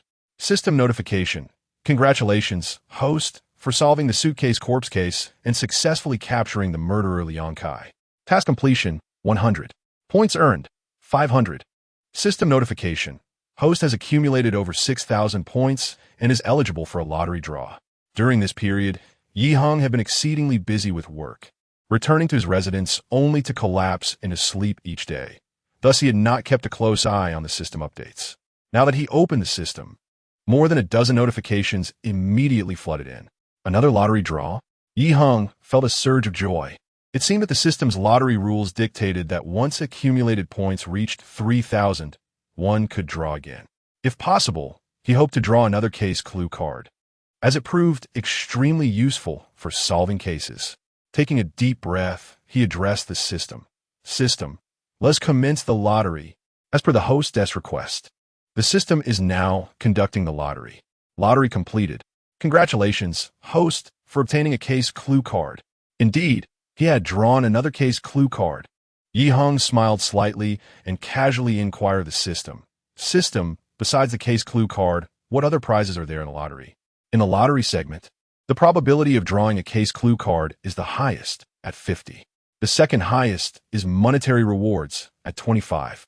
Next is physical enhancement rewards, at 15. Lastly, skill upgrade rewards, at 10. Upon hearing that there were so many lottery prizes, Yi Heng's spirits lifted. "System, could you elaborate on the specifics of the other 3 prize categories, aside from the case clue card?" If the host draws a monetary reward, the system will grant the host 100,000 Huaxia dollars, which will be directly deposited into the host's relevant account. If the host draws a physical enhancement reward, the system will enhance the host's physical attributes, including strength, speed, and neural reaction speed, all elevated by 10 in one go. If the host draws a skill upgrade reward, they may designate any existing skill, allowing the system to elevate it. For instance, if the host possesses 2 primary skills, they can opt to advance one to an intermediate level. After hearing this explanation from the system, Yi Heng realized that during the lottery segment, the case clue card had the highest probability of being drawn, yet its value was the least. Just moments ago, he had fervently hoped to win the case clue card. Now, upon grasping the rules, he felt a sense of loss instead. Among the other 3 lottery options, the monetary reward stood out, offering a substantial sum of 100,000 Huaxia coins each time. If he managed to win this reward several more times, coupled with his current salary from the police system, he believed he could purchase a house within a few years. The body enhancement reward, however, was even more astonishing, as each time he drew this reward, his strength, speed, and neural reaction speed would each improve by 10% based on their original metrics. There's a saying that the body is the foundation of revolution. Although 10% may seem modest, accumulating it 8 times would yield an effect equivalent to elevating his physical capabilities to an astonishing level of 214 times their initial state. By then, Yi Heng might even have the opportunity to compete in the Olympics. As for the skill upgrade reward, its benefits were even more profound. Yi Heng's ability to solve unusual cases stemmed not only from his innate investigative skills, but also from the system's assistance, particularly the criminal detection skill. Should he manage to enhance all these skills, his investigative prowess would undoubtedly strengthen significantly. After indulging in these musings, Heng opened his personal attribute panel. Host, Heng, skills, criminal detection, primary, scene investigation, primary. Points, 5,700 now that his points had reached 5,700. He could explore the points marketplace. With this thought, he promptly commanded the system to activate the marketplace. Within the virtual vending interface, Heng discovered, in addition to his existing skills of primary combat and primary footprint identification, a new skill, interrogation hypnosis, 5,000 points. He immediately scrutinized the skill S description. This skill cannot be upgraded and can be utilized to interrogate most criminals, compelling them to truthfully disclose their offenses. However, the host must note that this skill is only applicable to criminals as determined by the system. Otherwise, the host will face penalties, resulting in the complete deduction of all points. Gazing longingly at this skill, Heng felt a strong temptation. Yet, upon realizing that acquiring it required a one-time payment of 5,000 points, he hesitated.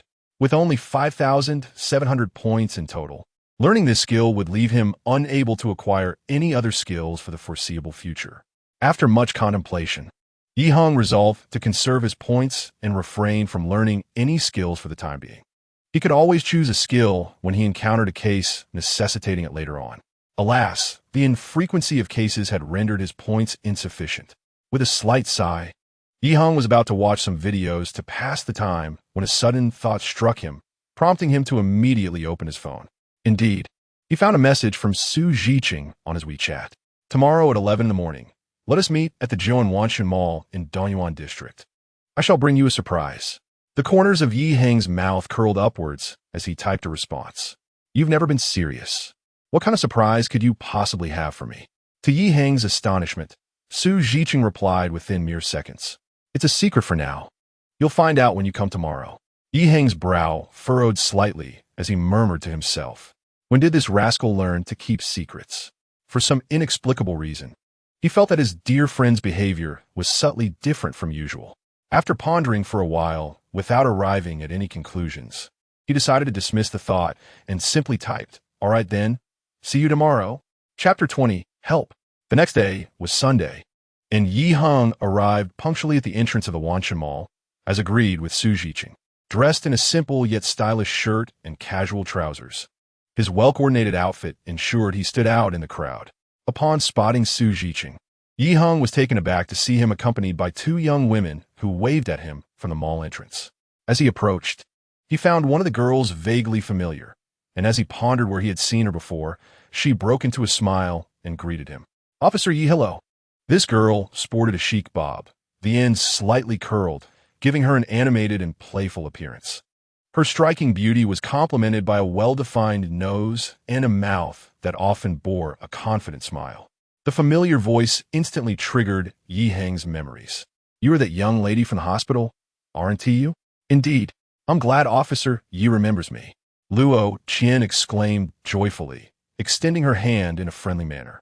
"My name is Luo Qian. I've always remembered the kindness you and Officer Su showed me during that incident, so I want to take this opportunity to treat you both to a meal." Heng politely shook her hand before turning to glare at Su Jiqing. Finally grasping the meaning behind Su Jiqing's comment yesterday about not needing to treat them, it dawned on him that his friend had already formed an alliance with her and had kept this from him. However, rather than being concerned, Su Jiqing appeared quite pleased with himself, eliciting a mix of amusement and exasperation from Heng. Beside them, Xie Shitting stifled a giggle, while Luo Qian's laughter rang out, revealing her bright, white teeth. Her smile had an enchanting charm, especially with the dimples accentuating her cheeks, making her look particularly delightful. "I heard from Officer Su that you were planning to go for hot pot, but ended up encountering my situation instead. In light of this, let us indulge in a unique hot pot experience this afternoon." "What kind of hot pot?" Su Jiqing inquired with curiosity. "Fugu hot pot. Have you heard of it?" "Fugu? Isn't that poisonous?" Su Jiqing replied, momentarily taken aback. "Indeed, it is toxic, and its potency is significant," Luo Qian stated, casually adjusting her bangs. "However, nowadays, Restaurants that serve fugu employ highly skilled chefs who can effectively prevent any risk of poisoning for diners. As they conversed, the four of them, under Luo Qian's guidance, reached the entrance of the restaurant on the right side of the mall. Two hostesses at the door slightly bowed, their faces adorned with warm smiles. "Welcome." Following a staff member, Yi Heng and the others proceeded down an opulent corridor, its floor adorned with polished marble reflecting the brilliance of the crystal chandeliers above, creating an ambience that was both romantic and cozy. The walls of the hall were embellished with exquisite murals, imparting an artistic flair to the restaurant while offering a visual feast. Upon entering the dining area, the staff led the group to a window-side table overlooking the Wanshan Mall. The seating, characterized by a modern minimalist design, was complemented by stylish lighting and adorned with bouquets of fresh flowers, fostering an elegant and inviting dining atmosphere. Just as the four settled in, a woman dressed in professional attire, exuding a commanding presence, approached them with a smile. Observing this, Luo Qian promptly stood to introduce her companions. "Officer Yi, Officer Su, this is my sister, Luo Jin, the proprietor of this fugu hot pot establishment." Yi Heng and Su Zhiqing immediately rose, offering courteous smiles to Luo Jin. "Thank you both immensely for rescuing my sister," Luo Jin expressed gratefully, her gaze fixed on Yi Heng and Su Zhiqing. "I learned of your visit today and have meticulously prepared this special lunch, hoping to provide you with a delightful afternoon." Su Zhiqing chuckled heartily. "You are too kind." After exchanging pleasantries, Luo Jin turned to the nearby server. "Please bring out the fugu sashimi and fugu meat now." She then handed the menu to Luo Qian. "Qian, see if the two officers would like anything else and order accordingly." Luo Qian nodded with a smile, took the menu, and after a brief discussion with Yi Heng and Su Zhiqing, ordered additional lamb, fatty beef, vegetables, and a few bottles of beer. Once the orders were placed, Luo Jin excused herself, and shortly thereafter, a server arrived with a hot pot base. Luo Qian eagerly began to explain. "This hot pot broth is meticulously crafted from fugu bones, yielding an exceptionally rich and savory flavor." Soon after, several platters of fugu meat and sashimi were served. The sashimi platter, elegantly arranged with fugu liver, skin, and flesh, was visually stunning. Luo Qian enthusiastically elaborated. "This sashimi not only boasts tender meat and exquisite taste, but is also highly nutritious. I encourage everyone to sample it." Su Zhiqing was rather unreserved, promptly picking up his chopsticks to grab a piece. Mimicking Luo Qian's actions, he dipped it in the secret sauce before slowly placing it in his mouth. After a few gentle chews, his eyes immediately lit up with delight as he gazed at Yi Heng. "Ah Heng, this pufferfish sashimi is indeed exceptionally delicious." Upon witnessing this, Yi Heng swiftly followed suit, taking a piece, dipping it in the secret sauce, and sending it to his mouth. As the succulent pufferfish flesh graced his palate, a wave of exquisite flavor surged forth, causing Yi Heng's eyes to brighten as he couldn't help but shower praises. "The texture is truly remarkable."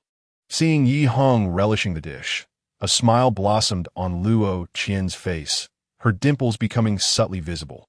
The four then began to eat while engaging in conversation. Initially a bit reserved, Yi Heng gradually relaxed after a few glasses of beer, feeling more at ease in front of the two somewhat unfamiliar girls. As for Su Zhiqing, he was now a veritable fountain of words, sharing numerous anecdotes from his work, as well as amusing tales from his and Yi Heng's childhood. During our high school years, we collected all the manga of Conan and Kendaichi. However, he took it a step further, amassing quite a collection of Conan figurines. Xie Shitting, intrigued, inquired, "What about Kendaichi's figurines?" Su Zhiqing scratched his head and turned to Yi Heng. "Ah Heng, are there any Kendaichi figurines on the market?" "It seems not," Yi Heng replied with a chuckle.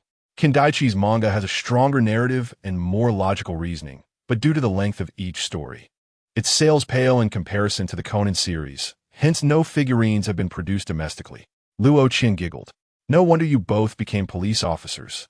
It seems you have a genuine passion for criminal investigation ingrained in you." Yi Heng nodded vigorously. "Indeed, both our fathers are police officers, so we grew up surrounded by this environment, gradually developing an affinity for it." After indulging for over 2 hours, the atmosphere remained pleasant, and the camaraderie deepened. Having consumed a bit too much alcohol, Yi Heng felt the urge to visit the restroom, prompting Su Zhiqing to follow him immediately. Once inside, Yi Heng inquired, "Hey, do you have a crush on Luo Qian?" Su Zhiqing chuckled, evading the question with another. "What do you think of her?"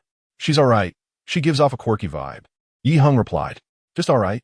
Su Zhiqing exclaimed, his eyes widening dramatically. "She's a beautiful journalist, often appearing on television, and you dismiss her with just quirky?" At this point, his expression took on a more suggestive tone. "Heng, have you noticed that she seems to have a bit of an interest in you? I noticed during dinner that she particularly enjoyed conversing with you, and her gaze towards you is different." Yi Heng looked at Su Zhiqing in surprise. "Zhiqing, weren't you the one interested in her? Why does this conversation keep circling back to me?" Su Zhiqing chuckled sheepishly. "Actually, the one I truly have my eye on is Luo Qian's friend, Xie Shitting.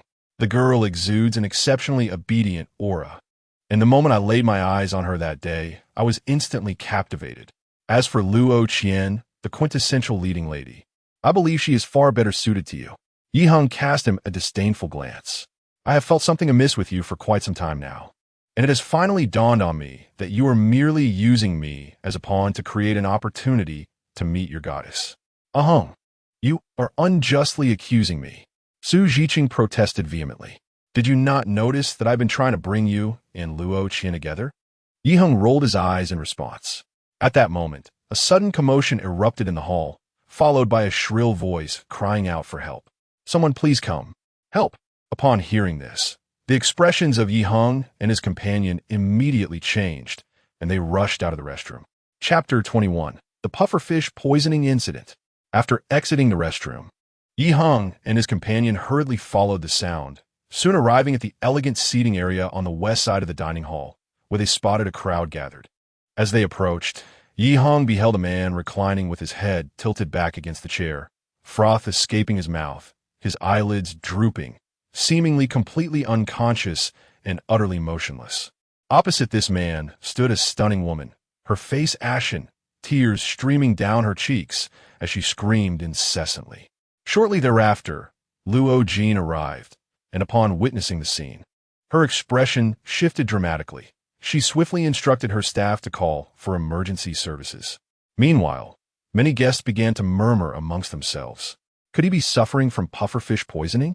I don't know, but it certainly appears to be the case. That's terrifying. We consumed quite a bit just now. What should we do? What can we do?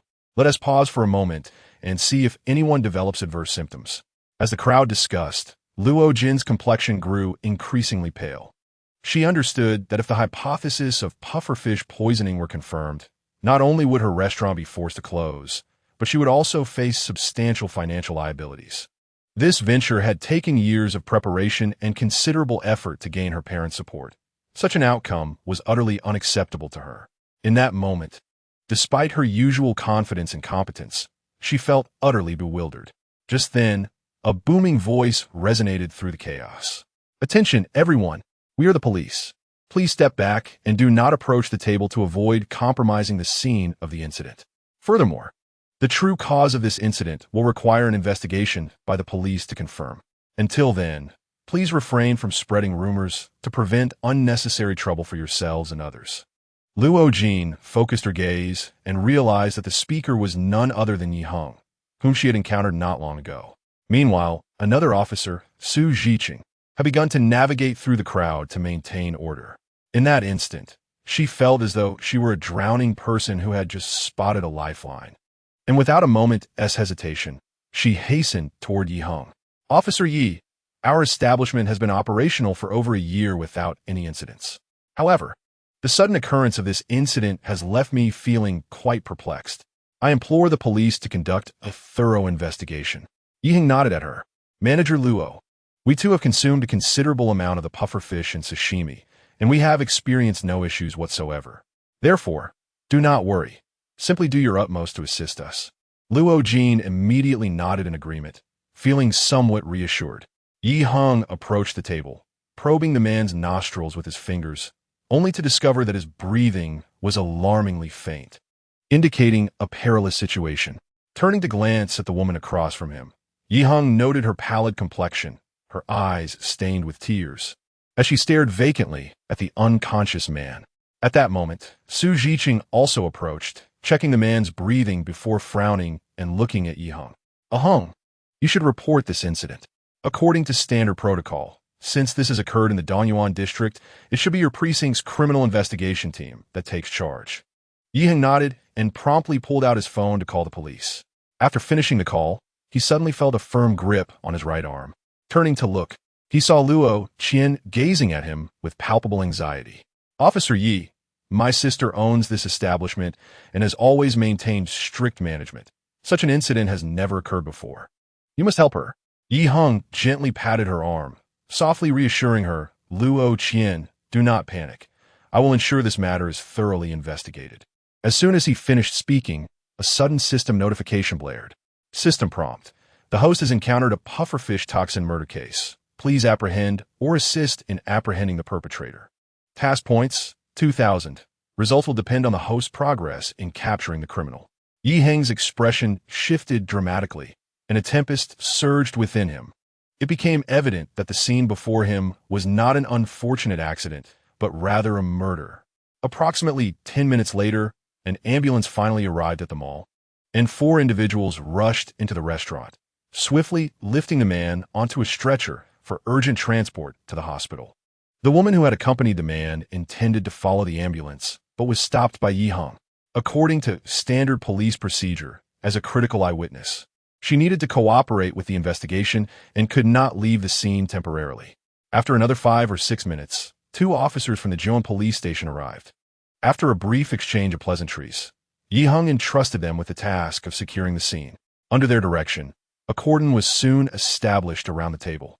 At that moment, Yi Heng noticed his phone ringing.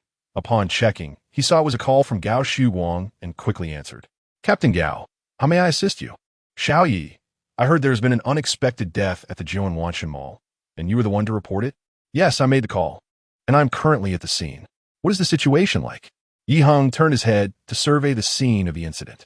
The site was located within a high-end restaurant known for its specialty pufferfish hot pot.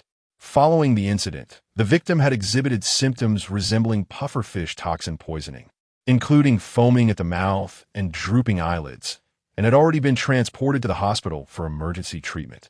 On the other end of the line, Gao Shuguang paused momentarily before speaking. Xiao Yi, I'm currently not in Danyuan district, so it will take me a while to arrive.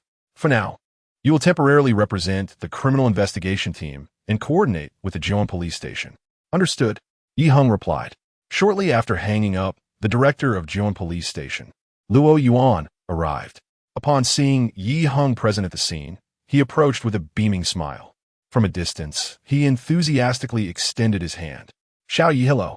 I am Luo Yuan, the director of Jiuan police station. Yi Heng promptly extended his hand in return, a smile gracing his face. Director Luo, good to meet you. Luo Yuan's grip was firm, exuding warmth and a vigorous work ethic. After a brief discussion about the case, Yi Heng introduced Su Jiqing to him. While the two engaged in pleasantries, Yi Heng scanned the crowd and spotted Luo Jin. Manager Luo, please gather all personnel from the kitchen immediately. I wish to see them all. Luo Jin nodded, promptly taking out her walkie-talkie to relay the message. She then turned to Yi Heng. Officer Yi, everyone is in the kitchen. Shall we head over now?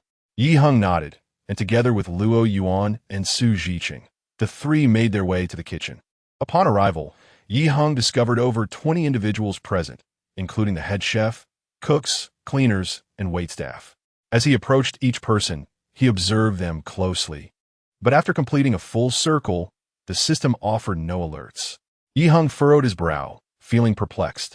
Given that this was a case of murder and pufferfish poisoning, why was it that none of those who had direct contact with the pufferfish were the perpetrator?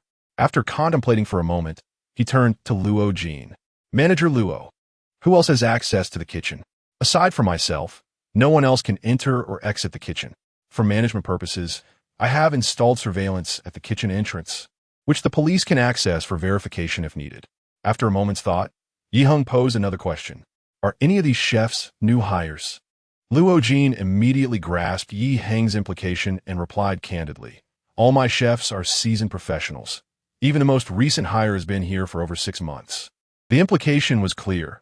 All her chefs possessed ample experience with pufferfish, and there should be no risk of poisoning due to mishandling. Hearing this, Heng felt increasingly bewildered. If that were the case, then who was the real culprit? Chapter 22. The enigmatic case. At that moment, Luo Yuan approached. Xiao Yi, what is your take on this case? It is still too early to say, Heng replied, his brow slightly furrowed. Too early to say? Luo Yuan glanced at the cutting board beside him, where a freshly cut portion of pufferfish lay. I believe this case is not overly complex. It appears to be an incident of pufferfish poisoning resulting from improper handling. Heng's expression turned thoughtful. Although this appears to be the most probable outcome at present, the establishment, which I have recently learned about, has been in operation for over a year and has always enjoyed a thriving business without any incidents of this nature. Thus, the cause of the incident requires further investigation. The three individuals returned to the scene of the occurrence, at which point Heng discovered that Gao Shuguang had already arrived, accompanied by 3 technical personnel, one of whom was the familiar Xiaoweiji. Currently, these 3 individuals were gathering information from the scene, while Gao Shuguang stood nearby observing. After exchanging greetings with Xiaoweiji and the others, Heng approached Gao Shuguang. Gao Shuguang first acknowledged Luo Yuan, then turned his attention to Su Jiqing, revealing a hint of surprise on his face. Heng promptly introduced, Captain Gao, allow me to introduce my friend Su Jiqing, who is also part of our police system, currently serving in the Criminal Investigation Unit at the Municipal Bureau. Both of us were present at the scene when this incident transpired. Upon learning that Su Jiqing was an officer from the Municipal Bureau, Gao Shuguang nodded appreciatively and offered a polite smile before turning back to Heng. Xiao Yi, where did you go just now? We visited the kitchen to speak with the chefs. Any discoveries? Not at the moment. Gao Shuguang nodded in acknowledgement, choosing not to elaborate further. Seizing the opportunity, Heng located the young woman. She was presently seated in a corner of the restaurant, her gaze vacant and tears streaming down her cheeks. Her beauty was striking, with fair skin and long hair cascading down her shoulders, complemented by an elegant black dress, which rendered her appearance remarkably graceful and dignified. However, at this moment, she appeared to have lost her former radiance, as if her very soul had been drained. Noticing Heng's arrival, she slowly lifted her head, her lips trembling slightly, yet she remained silent for an extended period. Heng nodded gently, signaling her to relax. Miss, could you please tell me about the gentleman's condition? Taking a deep breath to steady herself, the young woman struggled to compose her emotions. In a somewhat hoarse voice, she began to recount the events. Her name was Yin Shulan, and the deceased was named Dong Tianxin, her boyfriend, with whom she was to wed soon. They had come to dine together that afternoon, initially ordering pufferfish sashimi, followed by a hot pot broth, 2 plates of pufferfish meat, and various accompaniments. While dining, they first consumed the sashimi without any discomfort, and given the exquisite taste of the pufferfish, they indulged in more. Subsequently, as they began to cook the pufferfish meat, Dong Tianxin suddenly felt unwell and began to foam at the mouth. Upon witnessing this, Yin Shulan immediately screamed, leading to the distressing scene that Heng and his companion had observed. Throughout her narration, Yin Shulan occasionally lost control of her emotions, bursting into tears. Heng diligently took notes, interjecting with questions and offering comforting words whenever she became agitated, providing tissues at appropriate moments. After more than half an hour, the gathering of information at the scene was completed. At the behest of Gao Shuguang, all individuals who had access to the table of pufferfish, including the head chef and cooks responsible for preparing the dish, the serving staff, and even the restaurant manager, Luo Jin, were taken to the police vehicle. Upon witnessing this scene, Luo Qian immediately panicked and grasped Heng's arm. Officer Yi, my sister won't go to jail, will she? Heng promptly shook his head. We are taking these individuals to the precinct not for interrogation, but to inquire about certain details. It is not a grave matter. Rest assured, I will investigate this incident thoroughly and restore your sister's innocence. Seeing his determination, Luo Qian could only nod helplessly, her expression laden with concern as she looked at Luo Jin and the others. Upon arriving at the police station, the officers began questioning the individuals one by one. However, after just over an hour, they received grim news from the hospital. The victim of the case, Dong Tianxin, who had been rushed for emergency treatment, was officially pronounced dead due to failed resuscitation efforts. The revelation cast a pall over the atmosphere, with everyone's countenance shifting to one of deepening gravity. By 6 o'clock in the evening, the technical department reported that they had indeed discovered pufferfish toxins in the victim's vomit. This indicated that, even without a formal autopsy, the most probable cause of death was poisoning from the pufferfish toxin. The investigations continued until after 7 o'clock, at which point Heng was finally able to leave work. After dining outside, he returned to his rented apartment, and as soon as he opened the door, a blue and white British short-haired cat darted out, leaping directly into his arms. Heng, with a look of fondness, indulged the little creature for a while before gently placing it back in its bed. In order to care for the cat, he had not only installed surveillance in the living room, but also frequently utilized it to train the cat in various activities, such as drinking and eating. To put it in contemporary terms, he had not only joined the ranks of cat owners, but had also begun to engage in virtual cat keeping. Entering his bedroom, Heng retrieved his laptop and, after connecting to the internet, navigated to a website for the Mensa Logic Club. This club, composed solely of enthusiasts of deduction, allowed entry through a simple qualifying test, resulting in a wide age range among its members, from teenagers to those in their 50s with diverse professions. Heng had passed the relevant reasoning test during his university years, making him a member of the club. Now, 3 years later, his ranking had risen considerably. After logging in, he found a section titled Criminal Investigation Perspectives and began composing a new post regarding the afternoon's incident. However, to avoid unnecessary complications, he made numerous alterations to the narrative, such as changing Luo Jin's unique hot pot restaurant to a Japanese eatery and transforming the victim and his girlfriend into a pair of university students. Furthermore, in this post, he posited, based on the super police system's assessments, that all individuals present at the scene, including the victim's girlfriend, the restaurant manager, the head chef, and the various staff members, were not the perpetrators of the case. At last, he posed a question in his post. Assuming the aforementioned scenario, how could one orchestrate a murder involving pufferfish toxin? Upon publishing this post, Heng proceeded to the bathroom for a shower. After refreshing himself, he prepared some cat food and water for his British shorthair, tidied up the litter box, and then returned to his writing desk to play games. Around 10 o'clock in the evening, Heng exited the game and logged back onto the Mensa Reasoning Club website. He was eager to see if anyone had responded to his post. Chapter 23. When the suspect finally emerges upon logging into the Mensa Reasoning Club website, Heng was immediately greeted with over 20 notifications, informing him that his post had garnered numerous replies. Opening the post, he began to peruse the various responses. Isn't there a flaw in the premise of this case? Since it revolves around pufferfish poisoning, the perpetrator must have had contact with the pufferfish. Yet, the original poster preemptively ruled out this group as suspects, which is rather unreasonable. Indeed, this case seems more like an unfortunate accident stemming from improper handling of the pufferfish. Original poster, are you deliberately concealing the existence of certain individuals who could also have had contact with the pufferfish, such as a cleaner at the establishment or the landlord? After scanning through the replies, Heng discovered that most of them either questioned the validity of his premise or fixated on trivial details, engaging in fanciful conjectures that held little value. With a slight sigh, he prepared to close the browser.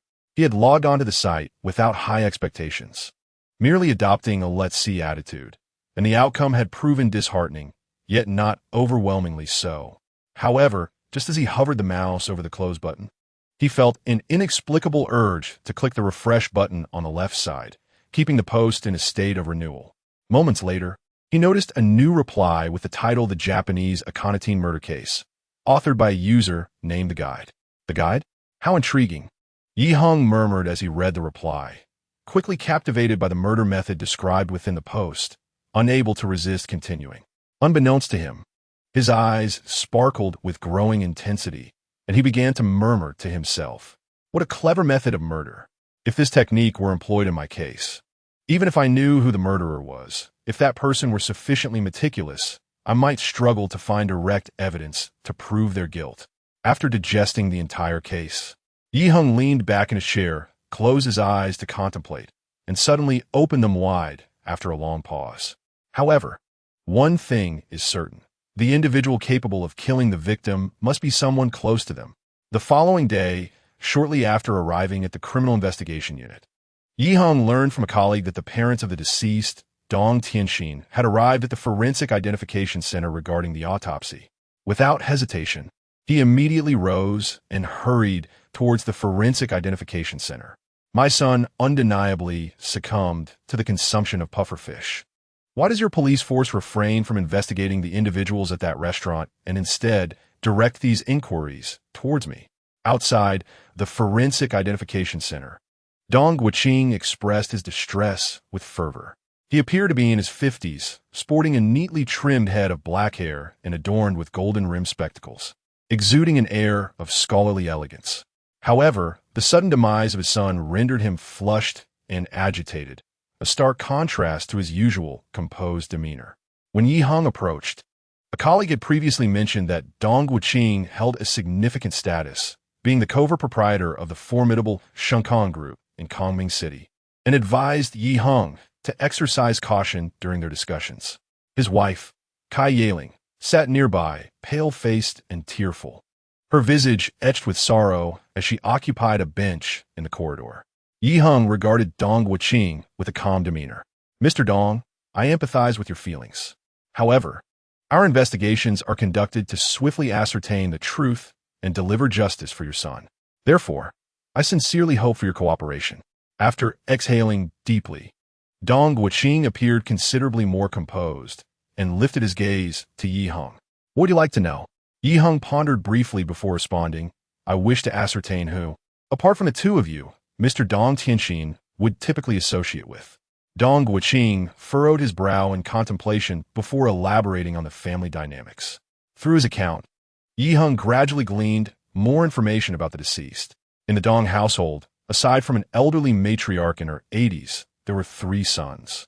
The eldest, Dong Tianxin, aged 34, was the heir apparent whom Dong Guoqing was keenly nurturing. The second son, Dong Tianyu, aged 32, had studied at Harvard and, upon return to China, leveraged his parents' resources to establish a thriving tech company. The youngest, Dong Tianming, was merely 20 and currently in his sophomore year of university. Due to divergent career focuses, the second son resided in a high-rise in the city center, returning home only occasionally, while the youngest lived in the school dormitory, reuniting with his family solely on weekends. Despite the family's possession of multiple residences, they resided in an opulent semi-mountain villa in the outskirts of Dongyuan district, employing a butler for housekeepers, as well as a gardener and chauffeur. Among these individuals, only the butler, Zhang Junshi, and housekeeper, Zheng Zhaodi, had frequent interactions with Dong Tianxin. It was evident that the butler was indispensable, managing the family's daily affairs, and thus necessitating regular contact with Tianxin. Additionally, due to Tianxin's congenital heart condition, which required regular medication and careful attention to various life details, Zheng Zhaodi was specifically tasked with overseeing his daily needs. Upon hearing this, Heng's eyes brightened. "Mr. Dong, could you please specify the type of medication your son typically takes? Is it in the form of tablets, capsules, liquids, or decoctions?"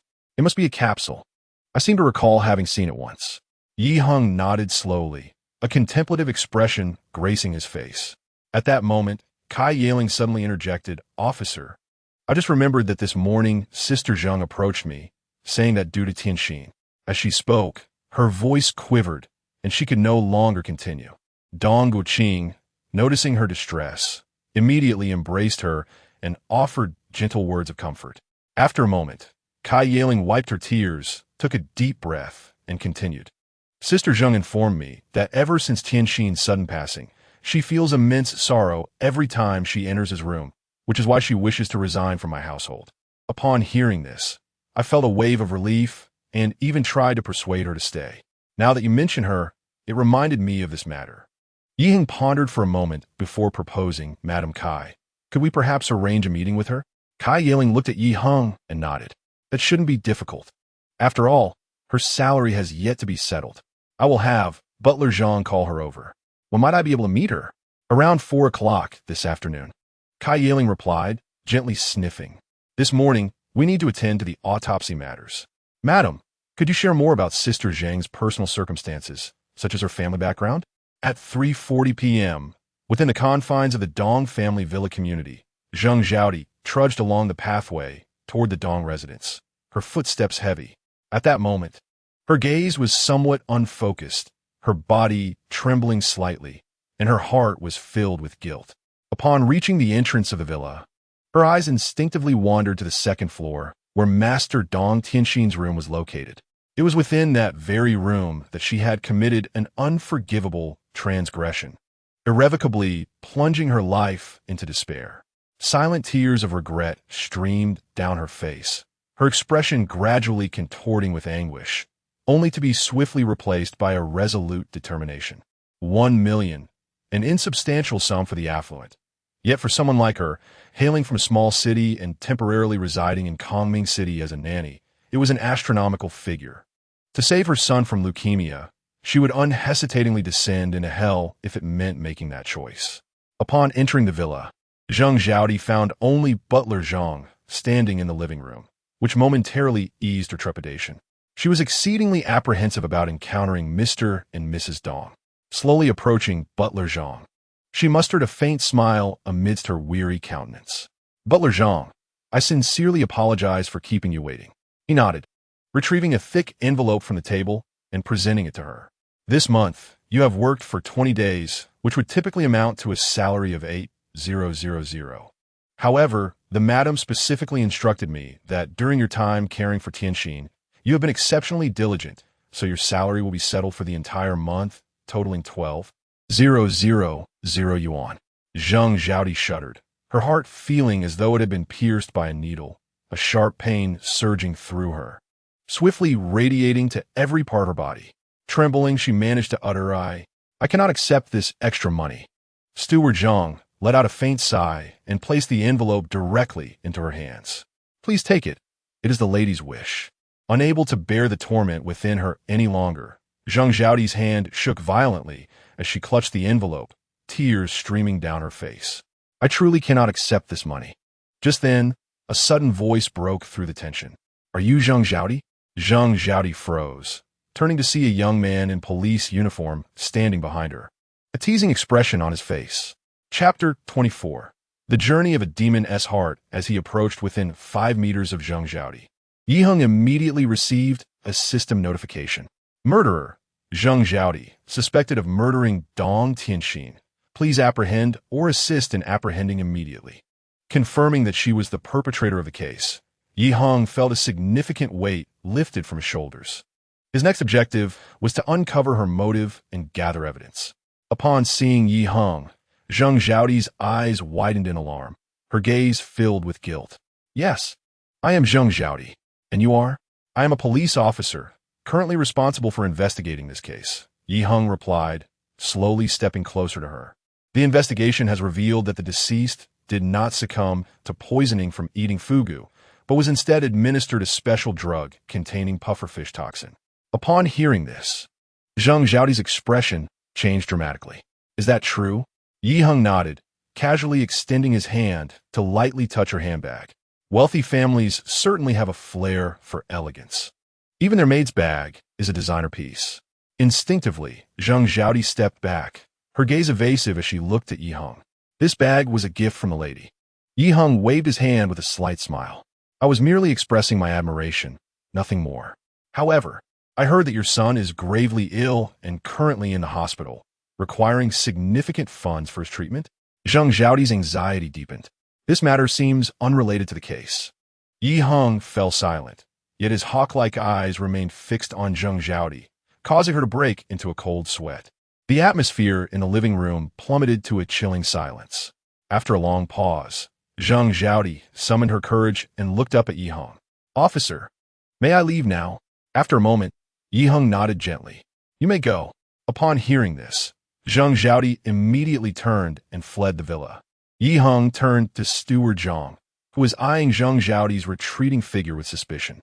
Noticing Heng's gaze, he forced a smile and nodded. Exiting the villa's living room, Heng took out his phone in the courtyard and dialed a number. Soon, the voice of Xia Weiji came through the line. "Xiao Yi, How is the situation progressing? C'est good. I just tested Zheng Zhaodi, and I can almost confirm with great certainty that she is likely the culprit. Really? That is splendid. A voice filled with excitement emanated from the phone. What about the item? It has already been placed in her bag. Now it is up to you. Do not worry. As long as the item remains in her possession, she cannot escape. Very well. With that, Yi hung into the call. After departing from the Dong residence, Zheng Zhaodi walked out with a troubled mind.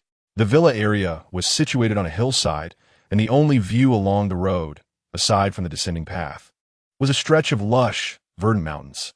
As she passed the pavilion, noticing that the surroundings were deserted, Zheng Zhaodi swiftly made her way down a narrow path into it. Sitting on the bench inside the pavilion, she took out her phone, rummaged through her contacts, and quickly dialed a number. After a brief moment, a voice came through the line. The number you have dialed is currently unavailable. Upon hearing this, Zheng Zhaodi felt a wave of confusion wash over her. What am I to do now? She had never even disclosed the matter regarding Dong Tianxin to her husband, fearing that a moment of carelessness might lead to exposure and ruin all her efforts. However, the recent appearance of that police officer had sent her into a state of panic, compelling her to seek some form of solace, which led her to make this call, only to receive such a disheartening response. At this moment, she felt akin to a small boat with a hole in its hull, precariously navigating through a turbulent sea, at risk of capsizing at any moment. Aimlessly arriving at the foot of the mountain, she hailed a taxi and simply instructed the driver to take her to the First People's Hospital before closing her eyes. Meanwhile, outside the hillside villa community, Xia Weiji was concealed within a vehicle, listening intently through his headphones. Suddenly, the car door was yanked open, and Yi Heng entered. Did you hear anything? It seems she made a call, but it did not connect. Afterwards, she took a taxi to the hospital to visit her son. Yi Heng furrowed his brows in contemplation, and after a moment, he slowly remarked, the treatment for her son's leukemia will undoubtedly require a substantial sum of money. Thus, Zheng Zhaodi must be involved in something dubious. We should check her call records. There might be additional insights to uncover.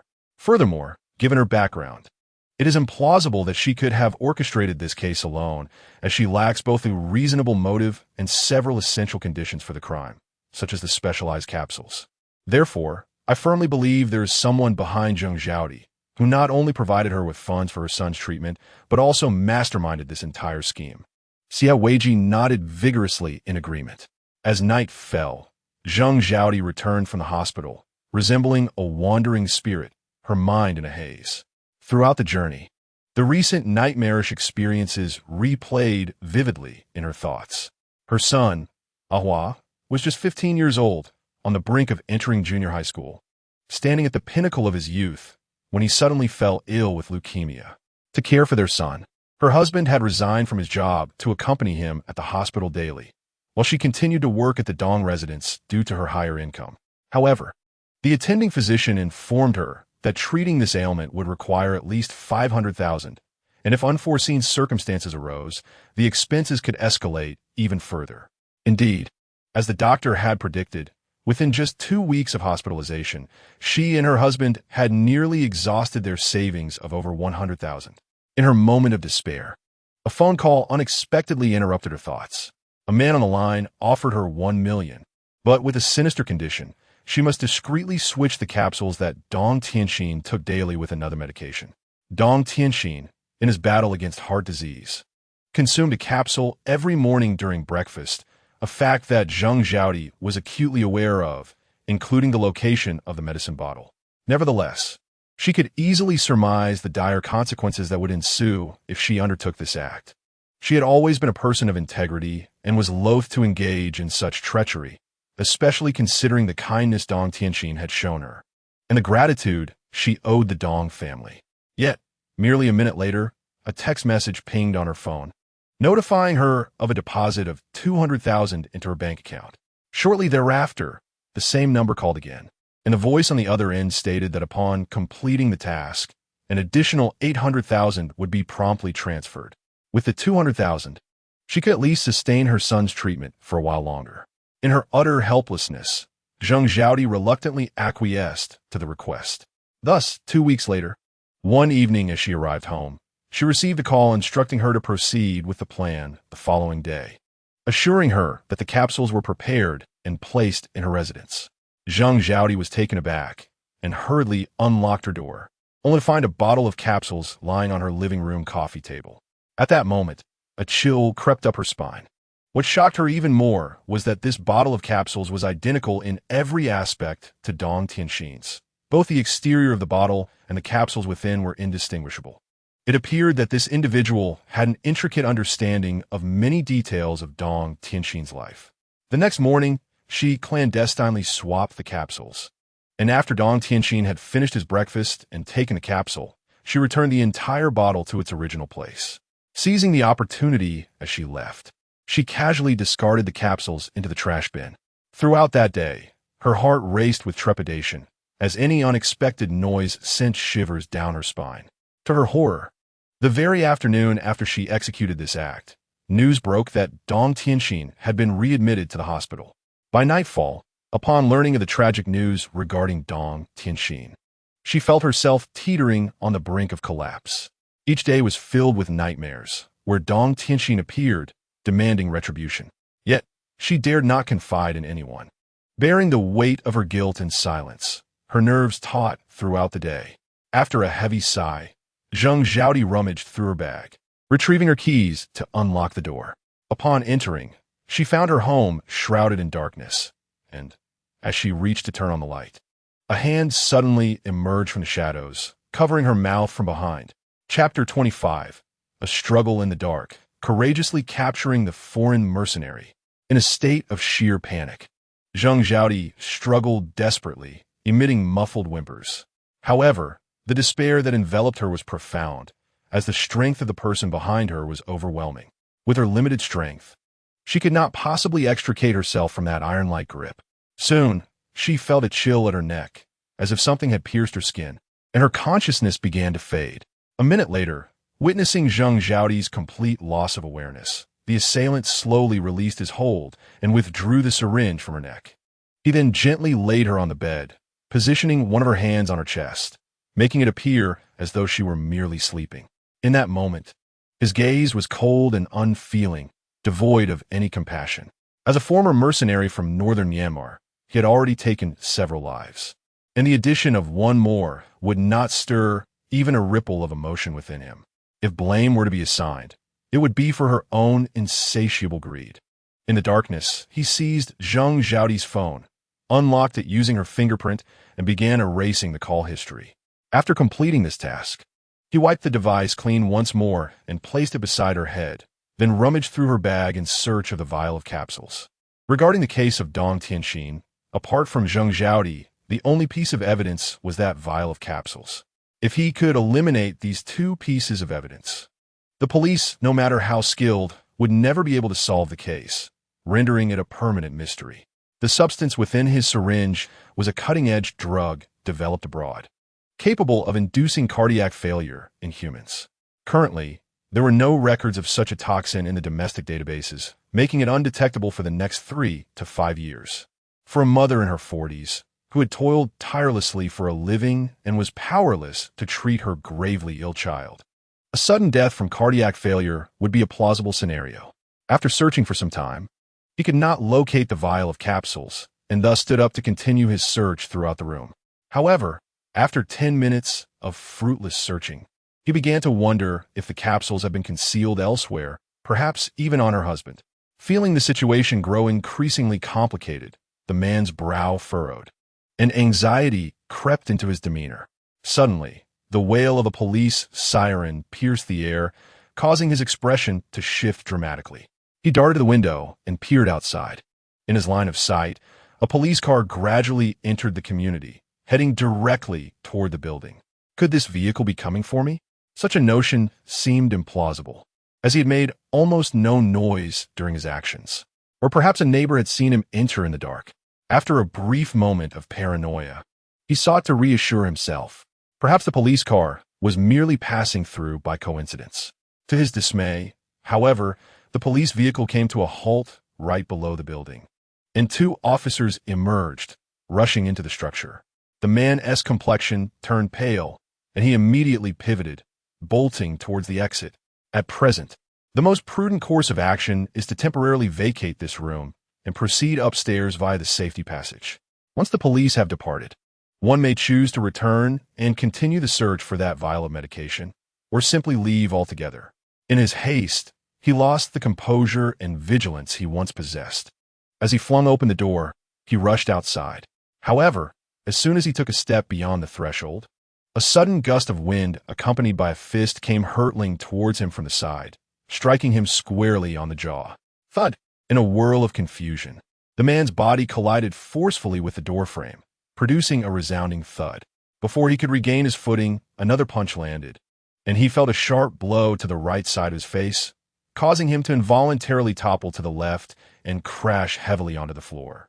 Almost immediately, his assailant descended upon him like a tiger pouncing on its prey, swiftly pinning his arms behind his back while he was still in a semi-conscious state, and finally securing him with a handcuff.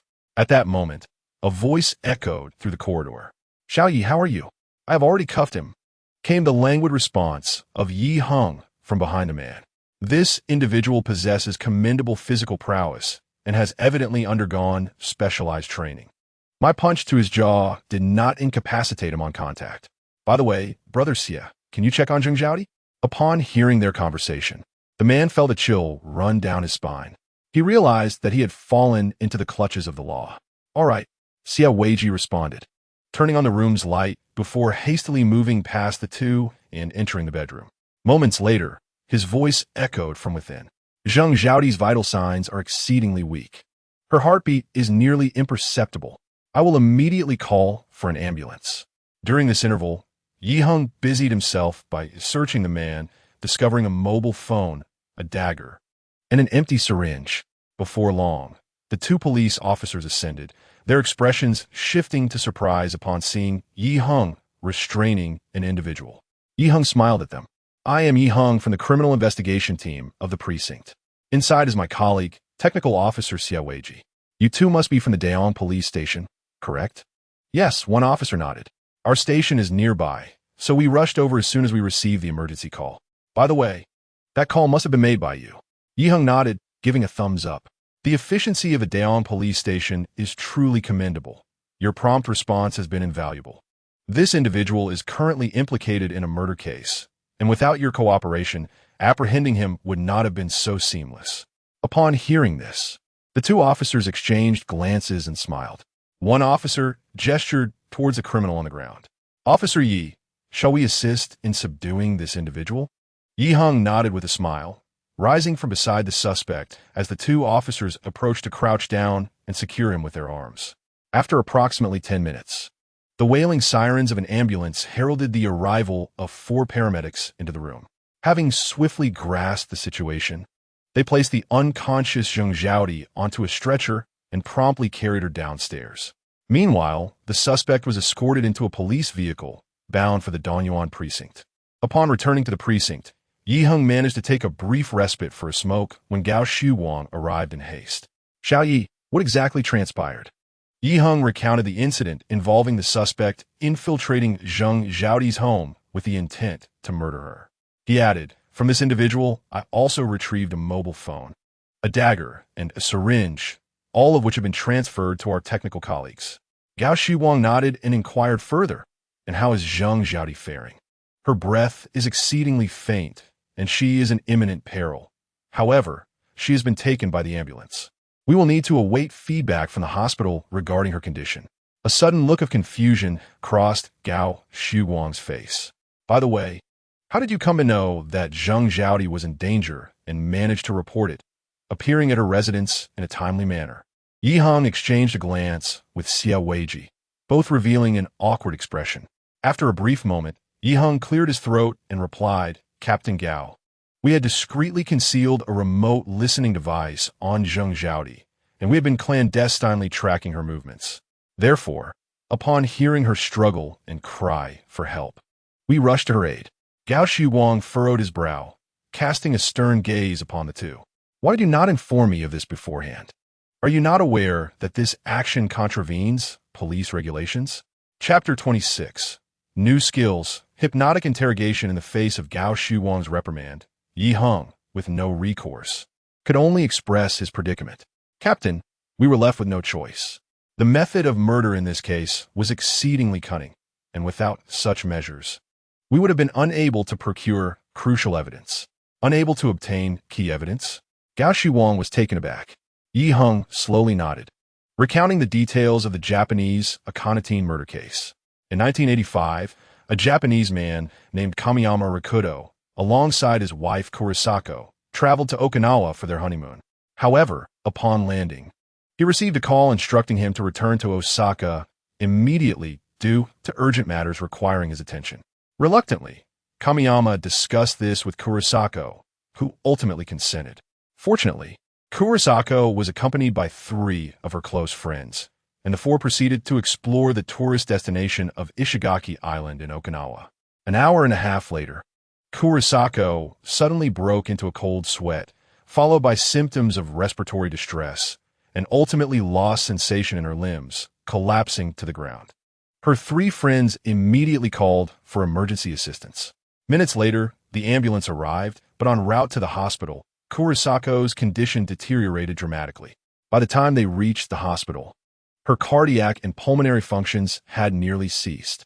Ultimately, 2 hours later, the hospital officially declared Kurisako deceased, attributing the cause to a myocardial infarction. However, her 3 friends vehemently disagreed with this conclusion, collectively believing that Kurisako had been poisoned by Kamiyama. According to the recollections of the 3 sisters, the last item consumed by Riko was a capsule given to her by Kamitani, and they all distinctly remember that Riko was initially reluctant to take it. However, Kamitani insisted, claiming it was a vitamin that would benefit her health. Consequently, they contacted the authorities. Upon receiving the report, the police conducted an autopsy on Riko and discovered a toxin named Akhenaten in her bloodstream. This toxin is exceedingly lethal, with a mere 35 milligrams sufficient to cause death, and its symptoms closely resemble those of a myocardial infarction. However, the authorities were perplexed, as Akhenaten acts swiftly, manifesting symptoms within 5 minutes of poisoning, suggesting that Kamitani could not have had the opportunity to commit the crime given the timeline of Riko's symptoms. Ultimately, Kamitani Riku was acquitted. 6 months after this incident, the police unexpectedly resumed their investigation and stumbled upon a significant detail. Kamitani Riku had purchased a staggering 1,000 pufferfish from fishermen in Osaka. Armed with this lead, the police enlisted experts to conduct experiments, ultimately revealing that while both Akhenaten and pufferfish toxins could independently prove fatal, their combination could result in a state of mutual neutralization, akin to a poison counteracting poison. This implies that if the dosages are meticulously calibrated, simultaneous consumption could yield a non-toxic state. However, should the dosages fail to achieve equilibrium, the larger quantity of toxin would act post-consumption, leading to rapid demise, leaving only the more potent toxin in the deceased's blood. The duration of this effect would depend on the respective dosages. Nonetheless, all of this remains speculative, as the police lacked concrete evidence to definitively incriminate Kamitani Riku. Moreover, the investigation unearthed 2 additional facts. Firstly, prior to Riko's incident, Kamitani had taken out a substantial life insurance policy on her. Secondly, Kamitani had 3 previous wives, 2 of whom had mysteriously died shortly after their marriages, with their causes of death also attributed to myocardial infarction. Based on these findings, the Japanese police, despite the insufficient evidence, insisted on bringing Kamitani to trial, where he was ultimately sentenced to life imprisonment. This case stirred significant controversy in Japan, prompting Kamitani Riku to publish a book in which he repeatedly asserted his innocence. After recounting the Akhenaten murder case, Yi Heng candidly remarked, based on the aforementioned case, "I suspect that this case may also lack critical evidence, which is why I devised this plan to deliberately provoke Zheng Zhaodi, hoping to stir the waters and draw out her hidden accomplice, thereby obtaining key evidence through eavesdropping. However, we did not anticipate that this individual would resort to murder to silence Zheng Zhaodi, leading to the events of this evening."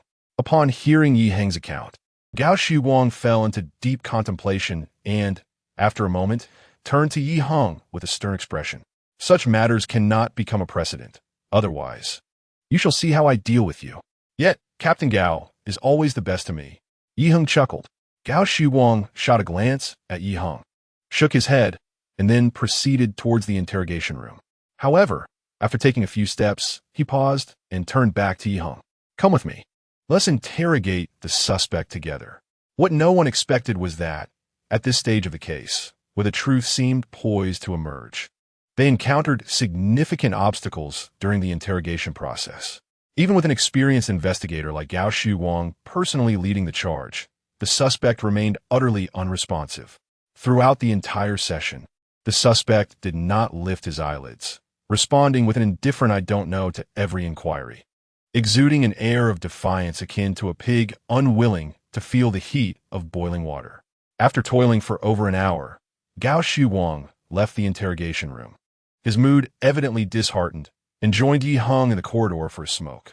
This individual is quite formidable. He likely has blood on his hands, Gao Shuwang remarked, furrowing his brow as he exhaled a plume of smoke. Individuals like him are notoriously difficult to crack, unless there is irrefutable evidence. After contemplating, Yi Heng suddenly proposed an idea. Captain, how about I give it a try? Gao Shuwang was momentarily taken aback, turning to face Yi Heng. Do you have a plan? Yi Heng grinned. I believe that since the conventional approach is not yielding results, we might as well explore an unconventional method. I happen to have studied hypnosis for a while in the past. I'm curious to see if it could be applied to interrogation. Hypnosis? Gao Shuwang regarded Yi Heng with a peculiar expression. Is that reliable? I cannot say for certain, Yi Heng replied vaguely. However, during my university days, I wagered with a classmate on whether I could hypnotize him. And what was the outcome? Naturally, I won the bet. Otherwise, I would not dare propose this method now. A lazy, signature smile crept across Yi Heng's face. After a moment's thought, Gao Shuwang finally nodded in agreement. Then give it a try. It's not like we have any other options. But this must remain confidential. If outsiders catch wind of it, there will surely be gossip. Rest assured, Captain, Yi Heng replied cheerfully. However, I need to prepare first before we proceed with the interrogation. Go ahead and prepare. I'll grab a drink, Gao Shuwang said, nodding as he turned towards his office. Watching Gao Shuwang walk further away, Yi Heng promptly opened the system shop and issued a command. System, I wish to learn the skill of hypnotic interrogation. As soon as he finished speaking, Yi Heng noticed that the hypnotic interrogation scroll had vanished from the virtual shelf. Subsequently, a wealth of knowledge and experience regarding hypnotic interrogation flooded into his mind. With a smile gracing his face, Yi Heng thought, Isn't it said that a pig is unbothered by boiling water? I refuse to believe that these hypnotic techniques cannot pry open your lips. Chapter 27. The case solved, shocking the entire public security system. Minutes later, when everyone reconvened in the interrogation room, Gao Shuwang turned to Yi Heng and gave him a subtle nod. Yi Heng reciprocated with a knowing nod of his own and began to observe the suspect, who remained with drooping eyelids and an expressionless demeanor, appearing utterly unconcerned. Recalling Zhao Zhizhong's actions during the previous interrogation, Yi Heng slowly retrieved a pack of cigarettes, offering one to the suspect. The other party was evidently taken aback, gazing at Yi Heng's cigarette for quite some time before finally reaching out to accept it, casting a fleeting glance at Yi Heng.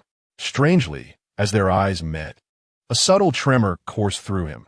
In that moment, he felt as though Yi Heng's gaze was an unfathomable vortex, unknowingly drawing in all of his thoughts and consciousness.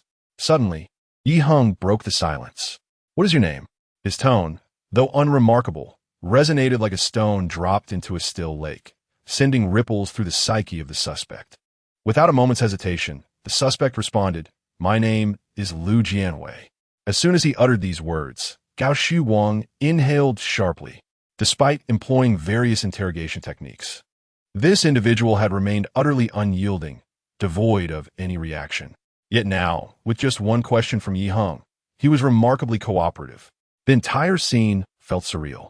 Yi Heng fixed his gaze on the suspect's eyes and continued, What did you do before? I was once a soldier. After retiring, I became infatuated with gambling and accrued substantial debts. Left with no choice, I fled abroad to escape my creditors and spent several years as a mercenary in northern Myanmar, during which time I took a few lives. Why did you return to the country? Liu Jianhui appeared momentarily dazed as he replied, after earning some money as a mercenary. I was once again tempted by gambling and ultimately lost everything at a casino in northern Myanmar. I also owed a considerable sum to loan sharks, who threatened to take my organs as payment. At that moment, a stranger called me, offering to settle my debts on the condition that I carry out a task for him, specifically to kill Dong Tianxin. Thus, I returned as instructed. Upon hearing this, Gao Shuguang and Xia Weiji exchanged astonished glances, both displaying expressions of shock. They had not anticipated that this man was being manipulated by someone else.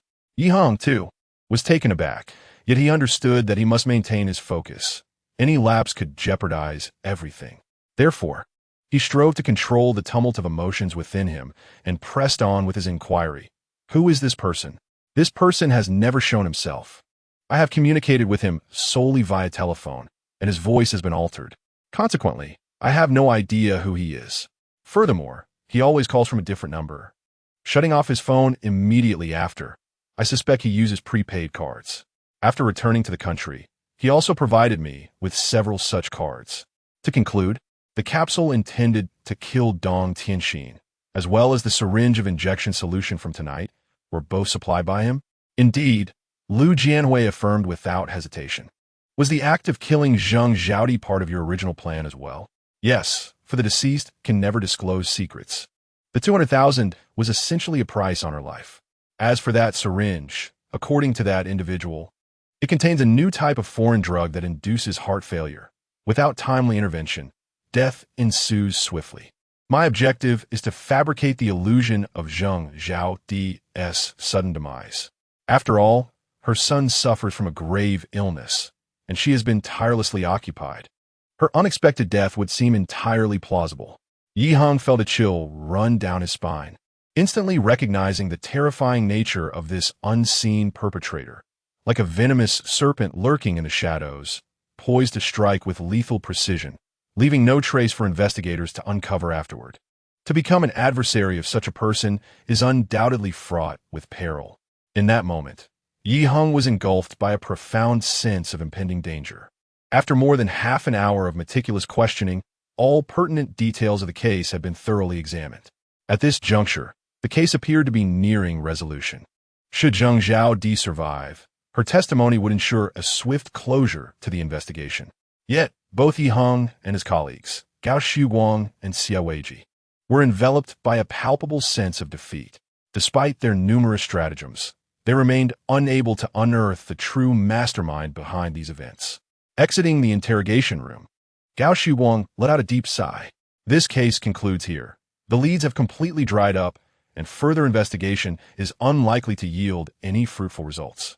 Yi Heng silently nodded in agreement. Gao Shuguang's assessment was astute. The hidden perpetrator had executed their plans with meticulous precision. Even though Yi Heng possessed systemic assistance to identify the true culprit, he was unable to acquire concrete evidence to substantiate that this individual had orchestrated crime. Unless he could find an opportunity to hypnotically interrogate this person, he remained apprehensive about whether his current hypnotic skills would suffice to successfully influence such a character. Among the three, only Xia Weiji remained engrossed in the recent events, momentarily lost in thought. He had witnessed Yi Heng's true capabilities and observed an extraordinary confrontation akin to a celestial clash. Fortuitously, he had agreed to assist Xiao Yi in surveilling Zheng Zhaodi.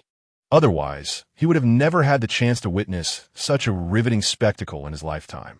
As a police officer of 3 years, he was acutely aware of what was permissible and what was not. It was precisely for this reason that he had hesitated when Yi Heng sought his aid. However, considering that Yi Heng had recently helped him solve the case of a suitcase containing a corpse, a rare addition to his record of accomplishments, he ultimately acquiesced. He had kept this favor in his mind, never anticipating he would emerge victorious. The following day, when Zheng Zhaodi was successfully revived, she promptly divulged everything in the face of overwhelming evidence. Consequently, the case was officially declared closed. 3 days later, The emergence of a prominently marked report sent shockwaves throughout the entire public security system of Comrade City. Not only did the Eastern Yuan substation react with astonishment, but the internal affairs of the Municipal Criminal Investigation Team were also stirred into a frenzy. This was because at the time of the incident, Su Jiqing had been present on the scene, and upon returning to work the next day, he promptly reported the situation to Feng Jixuan. Thus, the case garnered the attention of the Municipal Bureau. Nevertheless, everyone, including Feng Jixuan, believed that this was merely an incident triggered by the improper handling of pufferfish. However, once the case was cracked, the astonishing method of murder immediately shocked everyone. The amalgamation of aconitine and pufferfish toxin, a technique imbued with a sense of modernity, was effortlessly unraveled by the criminal investigation team of the Danyuan branch in just 2 days. In no time, the phones of all those privy to the case's details were inundated with calls from other precincts, all seeking to peruse the case files and comprehend the specifics of the investigation process. Strangely, both personnel from the Municipal Criminal Investigation Unit and Gao Shuang himself, upon receiving the calls, atypically asserted that the case files were not suitable for public disclosure and therefore could not be loaned out. Even more peculiar was the fact that within an official document, the Municipal Bureau only commended 3 departments: the Danyuan Branch Criminal Investigation Team, the Jiuan Police Station, and the Daean Police Station. Notably, no individual names were mentioned throughout, including that of the Criminal Investigation Team leader, Gao Shuang. As speculation swirled, rumors soon emerged, suggesting that the true solver of this case was, in fact, an auxiliary officer from the Danyuan branch named Heng. Simultaneously, a young man in his 30s, clad in a tailored suit and donning black-framed glasses, stood in an office on a high floor of a commercial building in the Hualin district of Comrade City. Gazing out the window, his demeanor was refined and handsome, with fair skin that exuded an air of cultured elegance, embodying the essence of an elite. Yet, an unintentional gleam in his eyes conveyed an imposing presence, evoking a sense of authority without anger. Suddenly, a knock echoed through the room, prompting the young man to furrow his brow slightly and call for the visitor to enter. Moments later, a middle-aged man in his 40s, walking with steady steps and holding a document, entered the office. "Boss, we have generally investigated the specifics of that case, and all the details are recorded in this document." The young man slowly turned to face the middle-aged man, his gaze calm and steady. "So who exactly solved this case? Have you clarified that as well?" Chapter 28. What does Director Chen want from me? The middle-aged man spoke with utmost respect. "Boss, according to our investigation, the individual who cracked this case may be a young man named Heng." "A young man?" The young man's brow furrowed slightly. "Didn't they specify in their announcement who solved this case?" The middle-aged man shook his head. "They did not mention it. We had someone review that document, and it indeed did not disclose who resolved the case. This has struck many within the police force as quite peculiar." The young man's furrowed brow deepened with concern. "And have you gathered the personal information on this young man named Heng?" "Boss, we have thoroughly investigated, and it is all contained in this document. Would you like me to read it to you?" The young man waved his hand dismissively. "You may leave for now. I will review the document myself later." As the middle-aged personnel departed, the youth slowly approached the desk and began to peruse the documents. Heng, a graduate of Zhongtian University of Science and Technology, currently serves as an auxiliary police officer at the Danyuan Public Security Bureau. Within a mere month, he has successfully solved multiple significant cases. After a brief pause, he lifted his gaze, a glimmer of insight flashing in his eyes. "This individual is quite intriguing." Sighing, Luo Qian sat at the desk, distractedly maneuvering the mouse while her thoughts lingered on her sister, Luo Jin. It has been 5 days since the incident occurred, during which Luo Jin and others were summoned to the police station once, but thereafter, the authorities have not sought them out again. Nonetheless, due to the unresolved nature of the case, rampant speculation has ensued, with many attributing the accident to the inadequacies of Luo Jin's restaurant, claiming that improper preparation of pufferfish led to the diner's poisoning. Moreover, several rival restaurants within the Wanshan Mall, envious of Luo Jin's flourishing business, seized the opportunity to circulate malicious rumors, alleging that her establishment had a history of food poisoning incidents. The only reason Luo Jin has remained unscathed is due to her connections within the police department. As these rumors proliferated, they became increasingly believable to the public. Consequently, the once thriving restaurant now faces dwindling patronage, leaving Luo Jin distressed, unable to eat or sleep well, her demeanor consistently gloomy. Just then, the phone on the desk rang abruptly, and upon glancing at it, Luo Qian's eyes sparkled with anticipation. Eagerly, she answered the call, her tone urgent. "Yi Heng, how is the case progressing?" On the other end, Yi Heng's voice resonated. "Luo Qian, you need not worry. The case has been resolved, and it bears no relation to your family's restaurant." "Really?" Luo Qian exclaimed, leaping from her chair in joy, startling a nearby colleague. "Then who is the actual perpetrator in this case?" The perpetrator was a nanny from the deceased household, who conspired with an outsider to poison the victim, ultimately leading to their demise. "I see. Wait a moment." Luo Qian nodded slowly, only to realize something amiss. If the victim was poisoned, why did the symptoms only manifest upon arriving at the restaurant? "I distinctly remember my sister mentioning that the deceased had been in the restaurant for at least half an hour. Surprisingly, your reasoning is quite astute." Yi Heng chuckled softly over the phone. "This case cannot be succinctly explained in a few sentences. I recommend you conduct a search online with the keyword Japanese Akhenaten murder case. Once you familiarize yourself with this case, the methodology behind the crime will become clear." "Very well. Please hold on." With that, Luo Qian grabbed a pen from the desk and jotted down Japanese Akhenaten murder case in her notebook. "By the way, Yi Heng, were you involved in solving this case?" "Many individuals contributed significantly to this case. I was merely one of them." "May I interview you regarding this case?" After a moment of silence, Yi Heng replied, "It may not be convenient for me to be interviewed. However, I will consult our captain to see if he is willing to represent our criminal investigation team for your interview." "Very well. I appreciate your assistance in this matter." At this point, a playful smile unexpectedly graced the corners of her lips. "You have once again been of tremendous help. How should I express my gratitude?" "That is unnecessary, for I am a police officer, and it is my duty to address such matters. Besides, you already expressed your thanks when you treated me and Ji Cheng to dinner last time. That was a token of gratitude for saving my life. This time, I am thanking you for helping my sister. These are entirely different matters, you know." Without regard for Yi Heng's agreement, she decisively made a decision on his behalf. "All right, Comrade Yi Heng, we shall proceed with this matter amicably. As for how to thank you, I will ponder that and get back to you." With that, she hung up the phone hurriedly without waiting for Yi Heng's response. Immediately, she opened her mobile browser, typed in the keywords Japan Akhenaten murder case, and pressed enter. Moments later, a plethora of related links appeared, and she casually clicked on one to read. The more she delved into it, the wider her eyes grew. It turned out that this case was extraordinarily captivating. At that moment, her desire to report on the case intensified. Additionally, this endeavor would serve to assist Luo Jin by clearing her of the suspicion regarding the improper handling of pufferfish at the restaurant. After completing this, she promptly shut her computer, grabbed her handbag from the table, and headed toward the office exit. As she walked, she dialed her sister Luo Jin's number. Meanwhile, far away in the corridor of the Donyuan Sub-Bureau, Yi Heng shook his head with a smile and ended the call. His intuition had proven correct.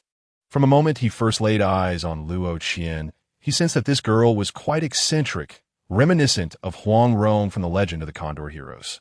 Now, that feeling had only intensified. Turning around, Yi Heng made his way to the main office when he suddenly spotted Xiao Weiji emerging from around the corner, who immediately waved upon seeing him. "Xiao Yi, I finally found you. Captain Gao just called me, instructing you to head to Director Chen's office." "What does Director Chen want with me? Didn't TU just solve a major case?" "When the leadership seeks you out at such a time, it can only be good news. Hurry along." With that, Xiao Weiji winked at Yi Heng, a smile spreading across his face. "I will go at once." Yi Heng nodded with a smile and proceeded towards Chen Han's office. Chapter 29. Confirmation of Position, Level 3 Police Officer. A few minutes later, Yi Heng arrived at the door of the director's office and gently knocked a few times. After a moment, a voice called from within, "Come in." Yi Heng pushed the door open, finding Director Chen Han seated in his office chair, engrossed in reading a document. However, as soon as he lifted his head and saw Yi Heng, his eyes brightened, and he beckoned him over. "Ah, it is you, Xiao Yi. Come, take a seat." Yi Heng approached with a smile and took a seat at Chun Ing-han's desk. Chun Ing-han pointed to a document on the table and remarked, "Earlier, I asked Gao Shuwang to compile a list of the cases you've solved during this period. The results were astonishing. I was genuinely taken aback." As he spoke, he picked up the file and began to read. Since Yi Heng's appointment, he had successfully cracked 4 major cases, including the apprehension of the nationally wanted criminal Liu Chao, the Jiangbei province serial murder case in Su Njai City, the 103 suitcase body dumping case, and most recently, the pufferfish toxin murder case. Furthermore, during his tenure at the Yongji police station, he had collaborated with colleagues to apprehend 21 thieves and 1 date rapist, as well as assisted the municipal criminal investigation team in solving a serious kidnapping case. At this point, Chun Ing-han looked at Yi Heng with a smile. "The number of cases you've solved in just 1 month surpasses what many officers accomplish in a year. You've done remarkably well." Yi Heng smiled modestly. "Director Chun, you flatter me. I merely had some good fortune." "Ah, humility and prudence. Not arrogant nor impatient." "Excellent." Chun Ing-han nodded in satisfaction, then shifted the conversation to Yi Heng's official status. "Xiao Yi, your status has now been resolved. You're now officially classified as a 3rd-level police officer. How does that feel?" Yi Heng was overjoyed. "I cannot thank you enough, Director Chun." He was quite aware of the promotion pathway for police officers. Typically, if one graduated from a formal police academy, they would enter the public security system as a 3rd-level officer. However, unlike others, he had not graduated from a police academy, but had taken the path of an auxiliary police officer. According to the relevant regulations, upon regularization, an auxiliary officer would typically hold the rank of a 2nd-level police officer. Thus, his direct promotion to 3rd-level officer was quite rapid, akin to bypassing the ranks of 2nd and 1st-level officers. More importantly, from this moment on, the obstacles he faced in investigating his father's case from years ago would diminish significantly. Chun Ing-han waved his hand dismissively. "You need not thank me. You earned this through your own efforts. When you captured that nationally wanted criminal and received 1st-class merit, your regularization was a foregone conclusion. It was merely a matter of time. Initially, I was concerned that your lack of formal police academy training might leave you without essential law enforcement knowledge, and I considered having you hone your skills at the grassroots level for a while. However, you have proven through your competence that you perform better than many formally trained officers. Given that, this regularization has come naturally." Yi Heng looked at Chun Ing-han with immense gratitude. "Director Chun, I appreciate your support." "Not at all." Chun Ing-han laughed heartily. "If I had a few more subordinates like you, our case resolution rate at the Donyuan branch would surely ascend to new heights." Hearing Chun Ing-han's words, Yi Heng chuckled in response. "Director Chun, if you continue to praise me like this, I might just become overly proud." A day later, a special report regarding this case rapidly topped the headlines of major official media in Kongming City. The reporter behind this coverage was none other than Luo Qian. Under the deft orchestration of Yi Heng, she formally interviewed Gao Shuguang, who recounted the general investigative process of the case through his own words. Naturally, the police's employment of certain special measures during the investigation, such as wiretapping the suspects, was glossed over by Gao Shuguang, who attributed the resolution of the case solely to the meticulous investigation conducted by the authorities. As soon as the report aired, it sparked widespread public discourse. When the public learned of the case's intricate details, the entire province of Sichuan was set ablaze with fervor.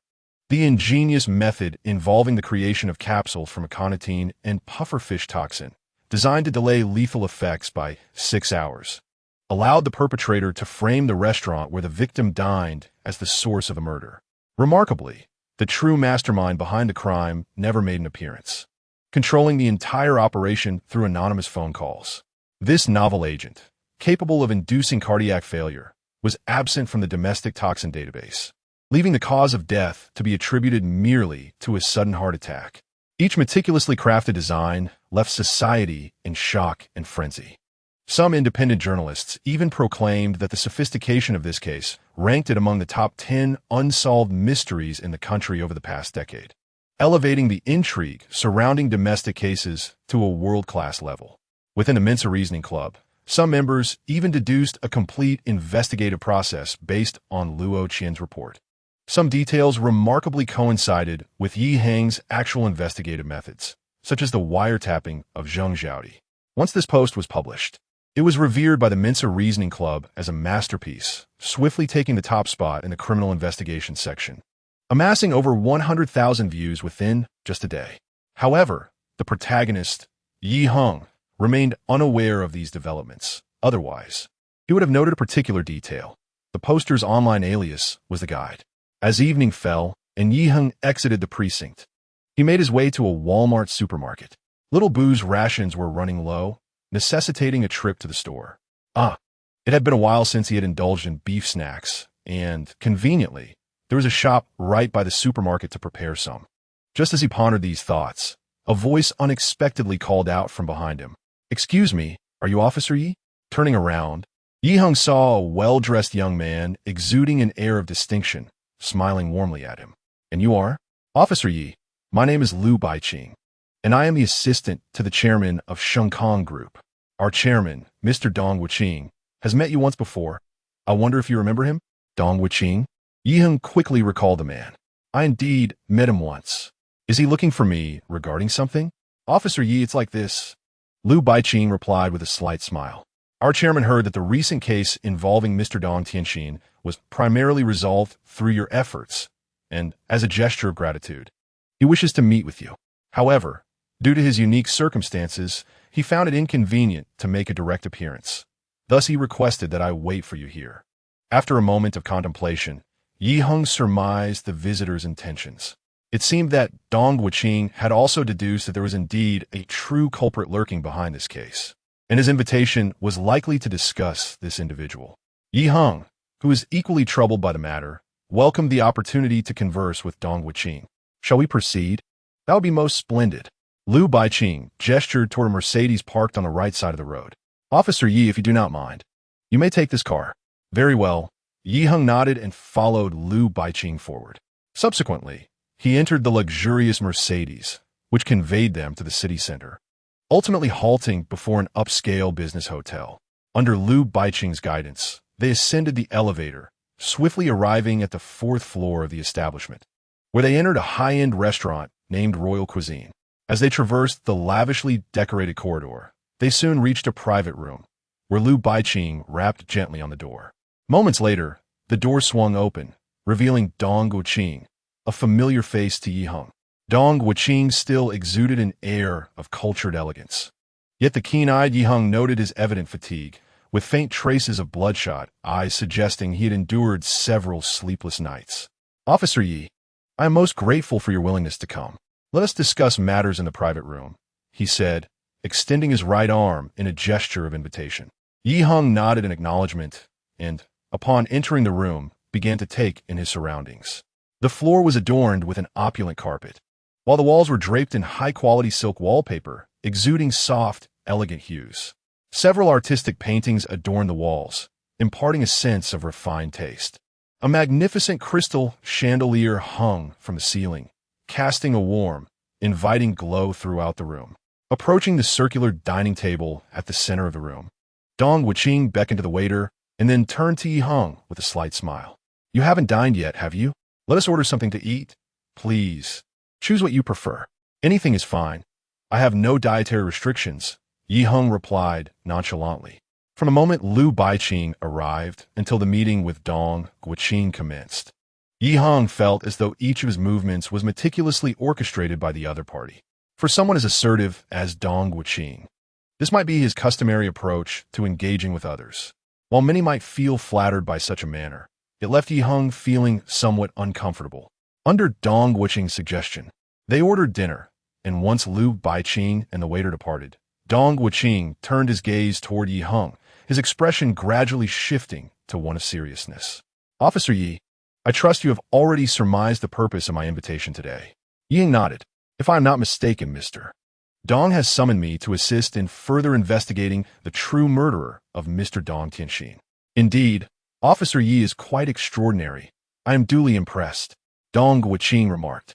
a look of admiration gracing his features as he offered a subtle smile. Upon discovering that the key figure in solving this case was none other than Officer Yi, I realized that you were indeed the only one capable of uncovering the true perpetrator behind the scenes. Should you consent to assist me in this matter, I assure you that a generous reward awaits. Yi Heng, however, did not engage with this proposition, but instead posed a counter-question. Have you considered why this case was abruptly closed without further investigation? To my knowledge, all leads related to this case have reached a dead end, making any continued inquiry exceedingly challenging. Yi Heng nodded in agreement, acknowledging that the true mastermind behind this crime had executed their plans flawlessly, leaving no trace of evidence. Thus, even if I were to identify the culprit, the absence of proof would render a conviction impossible. Upon hearing this, Dong Guoqing's eyes gleamed with determination. Officer Yi, all I require from you is to reveal the identity of the murderer. I shall take care of the rest. Yi Heng gazed into Dong Guoqing's eyes and inquired, Mr. Dong, if I were to uncover the truth, would you trust my findings? I possess my own discernment. Dong Guoqing replied with a faint smile, exuding an air of confidence. It seemed he was conveying to Yi Heng that as long as he provided a result, he would be able to ascertain its validity. Yi Heng nodded and redirected the conversation back to the case. Mr. Dong, I would like to inquire about any potential enemies you might have. I have many adversaries, though I cannot specify how many. However, the methods they employ have traditionally been confined to the realm of business. This is the first instance I have faced a threat directed at my family. Yi Heng suddenly recalled the woman who had been with Dong Tianxin on the day of the incident. I remember there was a woman accompanying Mr. Dong Tianxin on that day. She must be his girlfriend. What can you tell me about her? Have you heard of the Shangqing Group? The Shangqing Group? Yi Heng furrowed his brow slightly, as the name seemed familiar, yet he could not recall the specifics at that moment. Their organization is involved in various businesses, particularly in real estate. Dong Guoqing began to elaborate. Ah, so it is they? Yi Heng's realization dawned upon him. In Kongming City, there exists a well-known commercial street named Shitiu Street, frequented by locals and a must-visit for tourists. Many of the shops and businesses on that street belong to the Shangqing Group. In the past, Yi Heng had noticed a banner welcoming visitors to the Shangqing Group as he passed through. Our family, the Dongs, has extensive business dealings with the Yins, so the relationship between Tianxin and Shulan is of great significance to both our families. Should they unite, our future collaborations would undoubtedly expand, benefiting us all. Yi Heng finally grasped the situation. Dong Tianxin and Yin Shulan were not only childhood sweethearts, but also representatives of intertwining business dynasties. Having gathered this essential information, Yi Heng began to contemplate. Equipped with a superior police system, he knew that as long as he was within 5 meters of the assailant, the system would automatically provide an alert, making the task of identifying this individual a manageable endeavor. The true challenge lies in uncovering the perpetrator's motive and the precise evidence of the crime. As Yi Heng pondered this, Dong Guoqing rummaged through his belongings and produced a check, placing it before Yi Heng. Officer Yi, this is a check for 1 million. If you acquiesce to my request, it shall be yours, regardless of the investigation's outcome. Should you succeed in uncovering the truth, I will grant you an additional 10 million upon completion. He raised his gaze to observe Yi Heng's ensuing reaction. Chapter 31. This individual harbors heroin. Yi Heng glanced at Dong Guoqing, then picked up the check, admiring it, a subtle smile emerging at the corners of his mouth. Mr. Dong, to be candid, this is the first time in my life that I have encountered such a substantial check in reality. Observing Yi Heng's expression, Dong Guoqing felt a surge of delight. So, does this mean Officer Yi is in agreement? Very well. I shall endeavor to investigate. Yi Heng acknowledged, yet promptly returned the check to the table, pushing it back toward Dong Guoqing. As for your check and the 10 million, I must firmly decline. Otherwise, my integrity as a police officer would be compromised. Dong Guoqing's eyes widened in surprise as he regarded Yi Heng. Officer Yi, this is merely a token of goodwill, and besides, there are no others present. Mr. Dong, let's refrain from discussing this further and instead focus on the case at hand. Yi Heng replied with a faint smile. Could you facilitate an opportunity for me to meet your business associates? After some contemplation, Dong Guoqing slowly nodded. How about this? I have recently established a technology company and can arrange a business dinner, inviting my associates so that you may meet them. That sounds excellent. Yi Heng responded with a smile. At that moment, a knock echoed from outside the door, followed by a waiter entering with a food cart, delivering their dinner. Upon receiving their meal, Yi Heng and Dong Wuqing paused their conversation and began to eat while engaging in light dialogue. Half an hour later, Yi Heng exited the private room, accompanied by Liu Baiqing, and once again boarded a Mercedes, returning to the Donyuan district, ultimately stopping in front of a Walmart supermarket. Yi Heng distinctly remembered his intention to purchase cat food for his pet at home. After bidding farewell to Liu Baiqing, he entered the Walmart, selected a bag of cat food, and then procured an assortment of snacks before making his way to his rented apartment. However, as he passed a parking lot, a voice suddenly resonated in his mind. System notification. Crowd of drug users detected. Please apprehend or assist in apprehending. Task points, 200. Rewards based on the host's progress in apprehension. Yi Heng immediately scanned his surroundings and noticed laughter emanating from a BMW parked 3 meters away, prompting a surge of interest within him. Approaching the rear passenger side of the BMW, Yi Heng tapped on the window, causing an immediate hush to fall within the car. After a brief moment, the car window was rolled down, and a young man with a buzz cut leaned in, his expression menacing as he regarded Yi Heng. Kid, are you looking for trouble? Yi Heng glanced inside the vehicle, noticing the man seated in the middle of the back row, flanked by 2 girls, all extravagantly dressed, who were fawning over him. A pungent odor of stale tobacco wafted from the cabin. Hey, just having a bit of fun, Yi Heng replied with a slight smile. His words immediately incensed the man. Without a moment's hesitation, he shoved the girl beside him out of the car and strode towards the trunk. Moments later, he emerged wielding a baseball bat, marching angrily towards Yi Heng. However, after just a couple of steps, Yi Heng deftly brandished a gleaming police badge. Believe me, should you choose to wield that against me, I can assure you not only will you receive a beating, but you will also be charged with assaulting a police officer. Weigh your options carefully. The expression on the buzz-cut youth's face shifted rapidly until he finally managed a forced smile. Officer, I had no idea you were a policeman. Please don't take it to heart. Your demeanor changes quite swiftly, Yi Heng retorted coolly. What were you doing in the car? Just smoking with some friends, he replied. Smoking? I suspect it was marijuana, Yi Heng said, a sardonic smile gracing his lips.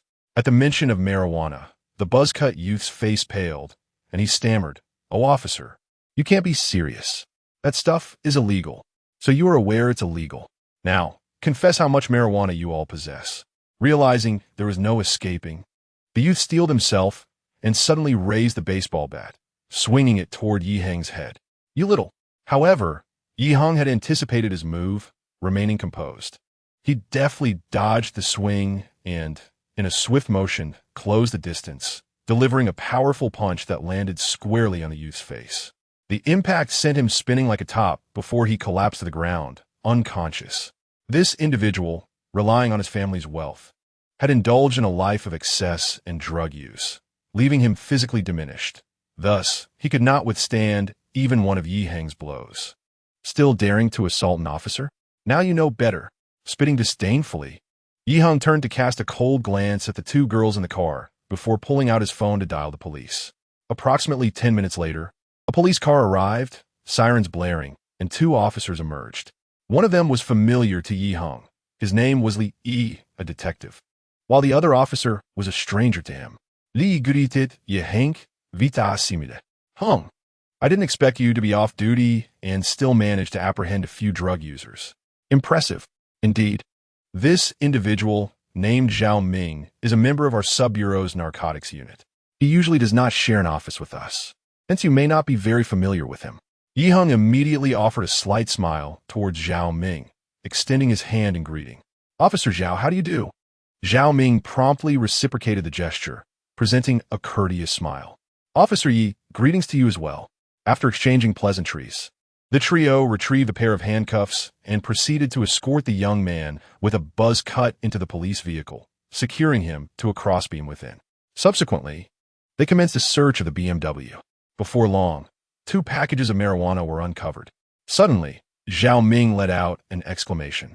Li Yi Heng, come quickly. This evening, our haul is quite significant. Upon hearing this, both Yi Heng and Li Yi turned to Zhao Ming, discovering that he was delicately extracting a small bag of white powder from a wallet. What is this substance? Li Yi inquired. It appears to be heroin. Zhao Ming pondered aloud. Noticing this, Yi Heng immediately directed his gaze towards the two women present. Whose wallet is this? The women appeared quite apprehensive as they regarded Yi Heng, with one of them timidly pointing to the young man in the police vehicle. This wallet belongs to him. Yi Heng glanced back at the buzz-cut youth, a sudden clarity dawning upon him. This individual had concealed heroin on his person. No wonder he had the audacity to assault an officer with a baseball bat, fully aware of their identity. Previously, Yi Heng had found it perplexing. If his sole offense was marijuana consumption, the consequences would typically be minor, merely a 15-day detention at the station, followed by release. It hardly justified an assault on an officer. However, if heroin was indeed present in his vehicle, the situation was entirely different, as the two offenses could not be compared. At that moment, the buzz-cut youth had regained consciousness, and, upon realizing that the police had discovered the package of heroin, his demeanor visibly deflated, resembling a withered eggplant. Yi Heng approached him and inquired solemnly, "Was that package of white powder indeed heroin?" "Yes," the youth replied weakly. "How many grams were there?" 8 grams. Yi Heng nodded in satisfaction and turned away, no longer paying him any mind. Before long, the search was complete, and the group escorted the buzz-cut youth and the others into the police vehicle, speeding towards the sub-bureau. Throughout the journey, the young man exhibited signs of intense anxiety, ultimately unable to contain himself any longer. "Officer, how long will my sentence be?" Zhao Ming glanced back at him. "Even if the amount is less than 10 grams, you will face up to 3 years of imprisonment, detention, or control, along with a fine." Upon hearing this, the buzz-cut youth immediately closed his eyes in despair. However, mere minutes later, he suddenly opened them again, his expression filled with hope as he looked at Yi Heng. "Officer, if I can provide information about a homicide, could the court possibly reduce my sentence?" Chapter 32. Initiating an investigation into a cold case. At this, Yi Heng was momentarily taken aback, but then his interest piqued. "As long as the information you provide is useful, a reduction in your sentence is certainly feasible. Speak. What leads do you possess regarding the case?" The buzz-cut youth, hearing this, immediately exhaled in relief. "I have a childhood friend from my village named Dawe. Recently, while sharing a drink, we reminisced about his former girlfriend, and he claimed that he had killed her. Given his history as a well-behaved individual who had never engaged in any wrongdoing, I initially dismissed his statement as a jest. However, I later pondered the possibility of truth in his words, as I recalled seeing a missing person notice for his girlfriend on a local program a few years prior." Yi Heng and Li Yi exchanged glances before continuing their inquiry. "Are you speaking the truth?" The young man with the buzz-cut grew agitated and swore fervently. "Officer, how could I lie at this point?" Yet, I remained uncertain whether Dawe had indeed committed murder. My doubts lingered. Upon hearing this, Yi Heng fell into deep contemplation. After a moment's thought, Li Yi turned to Yi Heng and asked, "Do you find this credible? Here's what we'll do. Once we return to the precinct, we'll investigate the woman's information to ascertain if she is indeed a missing person." As he spoke, Yi Heng turned his gaze back to the young man. "What was your friend Dawe's girlfriend's name? Do you recall?" The young man pondered briefly before responding. "It was something like Lao." "Oh yes, Lao Yuxiao." At this revelation, both Yi Heng and Li Yi were taken aback. "Could you repeat that? What was her surname?" "Her surname was Lao. Like in old. It was her surname that left a particularly strong impression on me." Yi Heng felt a surge of excitement. He had been concerned that without the woman's identification number, searching solely by name would yield numerous results requiring verification.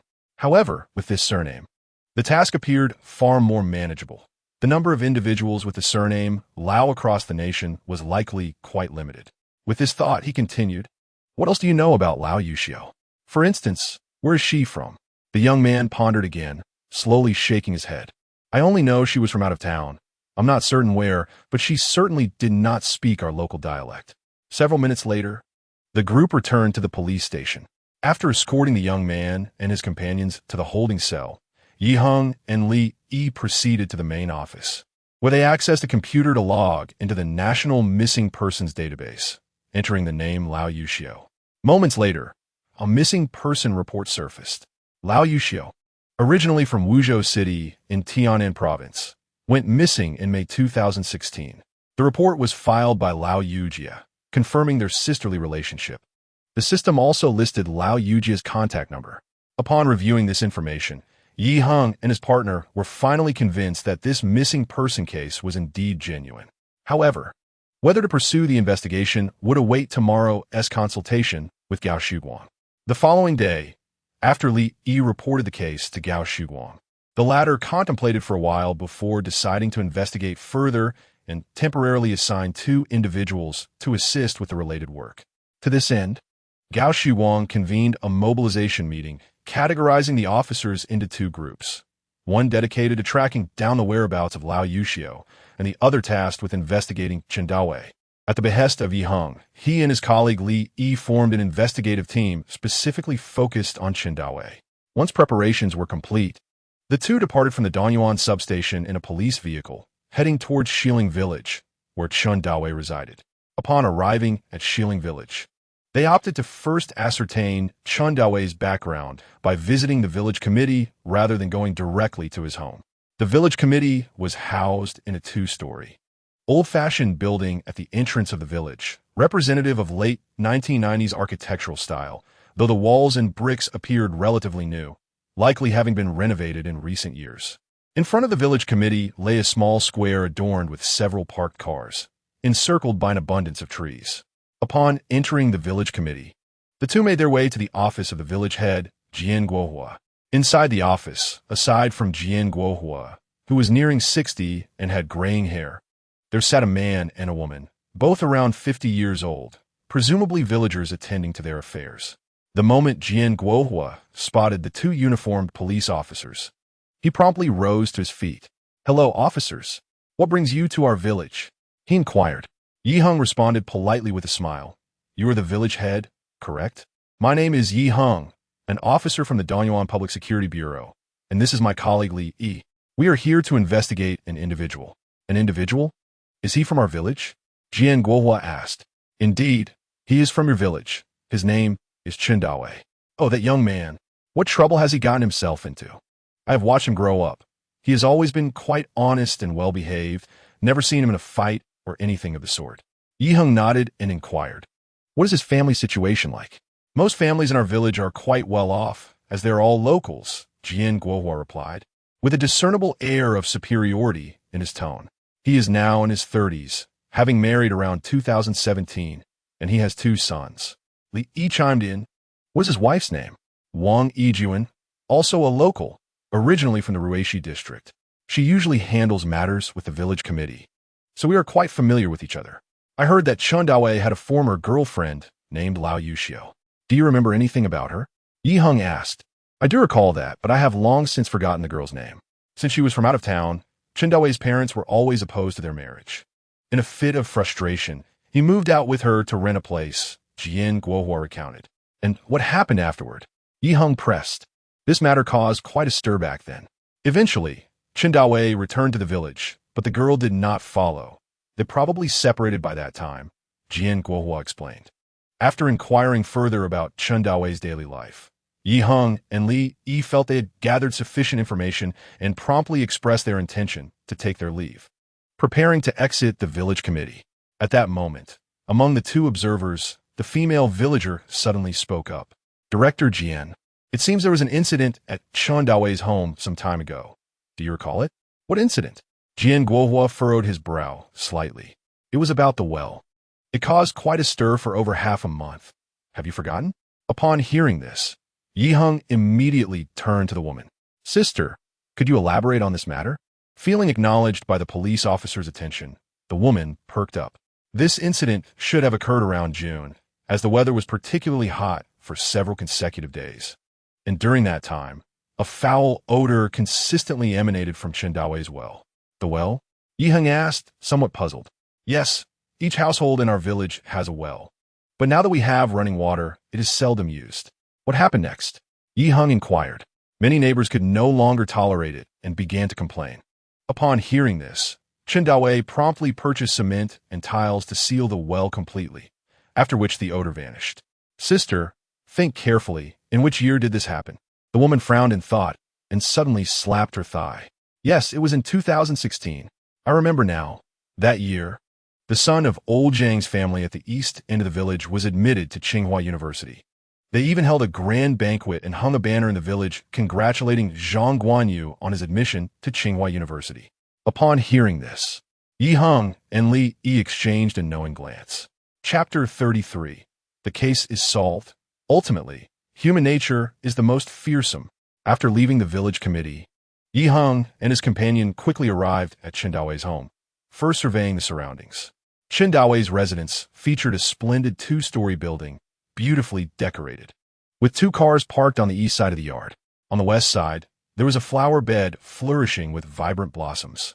In the corner of the west side of the yard, Yi Heng spotted an old-fashioned water well, now covered with a thick layer of cement, which could easily be mistaken for a stove by an unsuspecting passerby. Li Yi had been ringing the doorbell for quite some time when finally, a man hurriedly emerged from the small building. As he approached the gate, Yi Heng's mind suddenly resonated with a system notification. System prompt. Suspected murderer Chen Daowei located. Please apprehend or assist in apprehending immediately. Task points, 500. Results depend on the completion progress of the host's capture. Yi Heng's heart stirred, and he immediately focused his gaze on the man. Criminal, Chen Daowei, suspected of murdering his ex-girlfriend, Lao Yuxiu, has evaded justice until now. Upon confirming that this individual was indeed the culprit, Yi Heng's resolve solidified as he began to scrutinize Chen Daowei. The man stood approximately 1.7 meters tall. While not particularly handsome, he emanated an air of earnestness, and his attire was quite unpretentious. Are you Chen Daowei? Yi Heng inquired. I am, Chen Daowei replied, his expression somewhat grave. We have come to investigate a missing persons case. The individual in question is named Lao Yuxiu. You should be familiar with her, correct? Upon hearing the name Lao Yuxiu, Chen Daowei's expression changed subtly, and he instinctively turned his head to the right. However, halfway through the motion, he realized the inappropriateness of his action and abruptly halted. Out of the corner of Yi Heng's eye, he noticed that to Chen Daowei's right, apart from the flower bed, there was only the water well at the corner. Moments later, Chen Daowei feigned calmness and remarked, I know Lao Yuxiu. She was my ex-girlfriend. Li Yi inquired. Our investigation revealed that you had a good relationship with her in the past and even rented a place together. What happened afterward? Chen Daowei furrowed his brow, seemingly recalling past events, and after a brief pause, he let out a long sigh. At first, we got along quite well, but as time passed, Xiuxiu's temperament began to change. She would often resort to hitting and scolding me. In the end, I could no longer tolerate it and had to propose a breakup. And what happened next? Li Yi pressed on. Later, she left with a man she had just met. Chen Daowei replied nonchalantly. At that moment, Yi Heng's phone suddenly rang. Upon checking, he saw it was a call from Xiao Guanzhong, the leader of the team investigating Lao Yuxiu. Yi Heng, Xiao Guanzhong stated gravely, based on our investigation, the missing person Lao Yuxiu is very likely deceased. Why? Yi Heng asked. On the other end, Xiao Guanzhong explained, we first examined her personal information, including bank card and ID records, and discovered that she has left no trace for over 8 years. We then contacted her sister, Lao Yujia, who claimed she had been searching for her sister. In August 2016, the family realized they had lost contact with Lao Yuxiu for quite some time and came to Kongming City, searching every street and alley, even issuing a missing person notice on television, but to no avail. Ultimately, out of desperation, they reported her disappearance to the police, which led to the filing of a missing person report, because Lao Yuxiu's family was unaware of Chen Daowei's existence. The police lacked effective leads at the time of the report, and after a period of fruitless investigation, they handled it as a standard missing person case without further inquiry. Are there any other developments? Yi Heng asked on the phone. Based on information provided by Lai Jijia, we located the landlord of the place where Chen Daowei and Lao Yuxiu lived together. When we presented Lao Yuxiu's photograph, he immediately recognized her as the girl who had rented with Chen Daowei back then. Yi Heng nodded, increasingly convinced. After glancing at Chen Daowei, He lowered his voice and shared something with Xiao Guanzhong over the phone. Once he hung up, Yi Heng turned to Chen Daowei and asked, "Do you understand why we have come to find you? Do you think that your friend Lai Jijia has implicated you in Lao Yuxiu's disappearance?" Chen Daowei appeared composed as he responded, "You think I am connected to Xiuxiu's disappearance?" Yi Heng smiled faintly. "Your friend Lai Jijia has committed a crime and ended up in prison. To mitigate his sentence, he confessed that you once told him you had killed Lao Yuxiu." After finishing his words, Yi Heng began to observe Chen Daowei's reaction. Chen Daowei's expression changed instantly, and he immediately forced a smile, saying, "Officer, that was merely a joke, just some bravado. Besides, I had consumed quite a bit of alcohol at that time. How could it be taken seriously?" Yi Heng remained silent, continuing to fixate on him. This action inadvertently placed immense psychological pressure on Chen Daowei. Suddenly, Yi Heng abruptly turned his gaze towards the western side of the courtyard, pointing at the well. "Why did you seal this well?"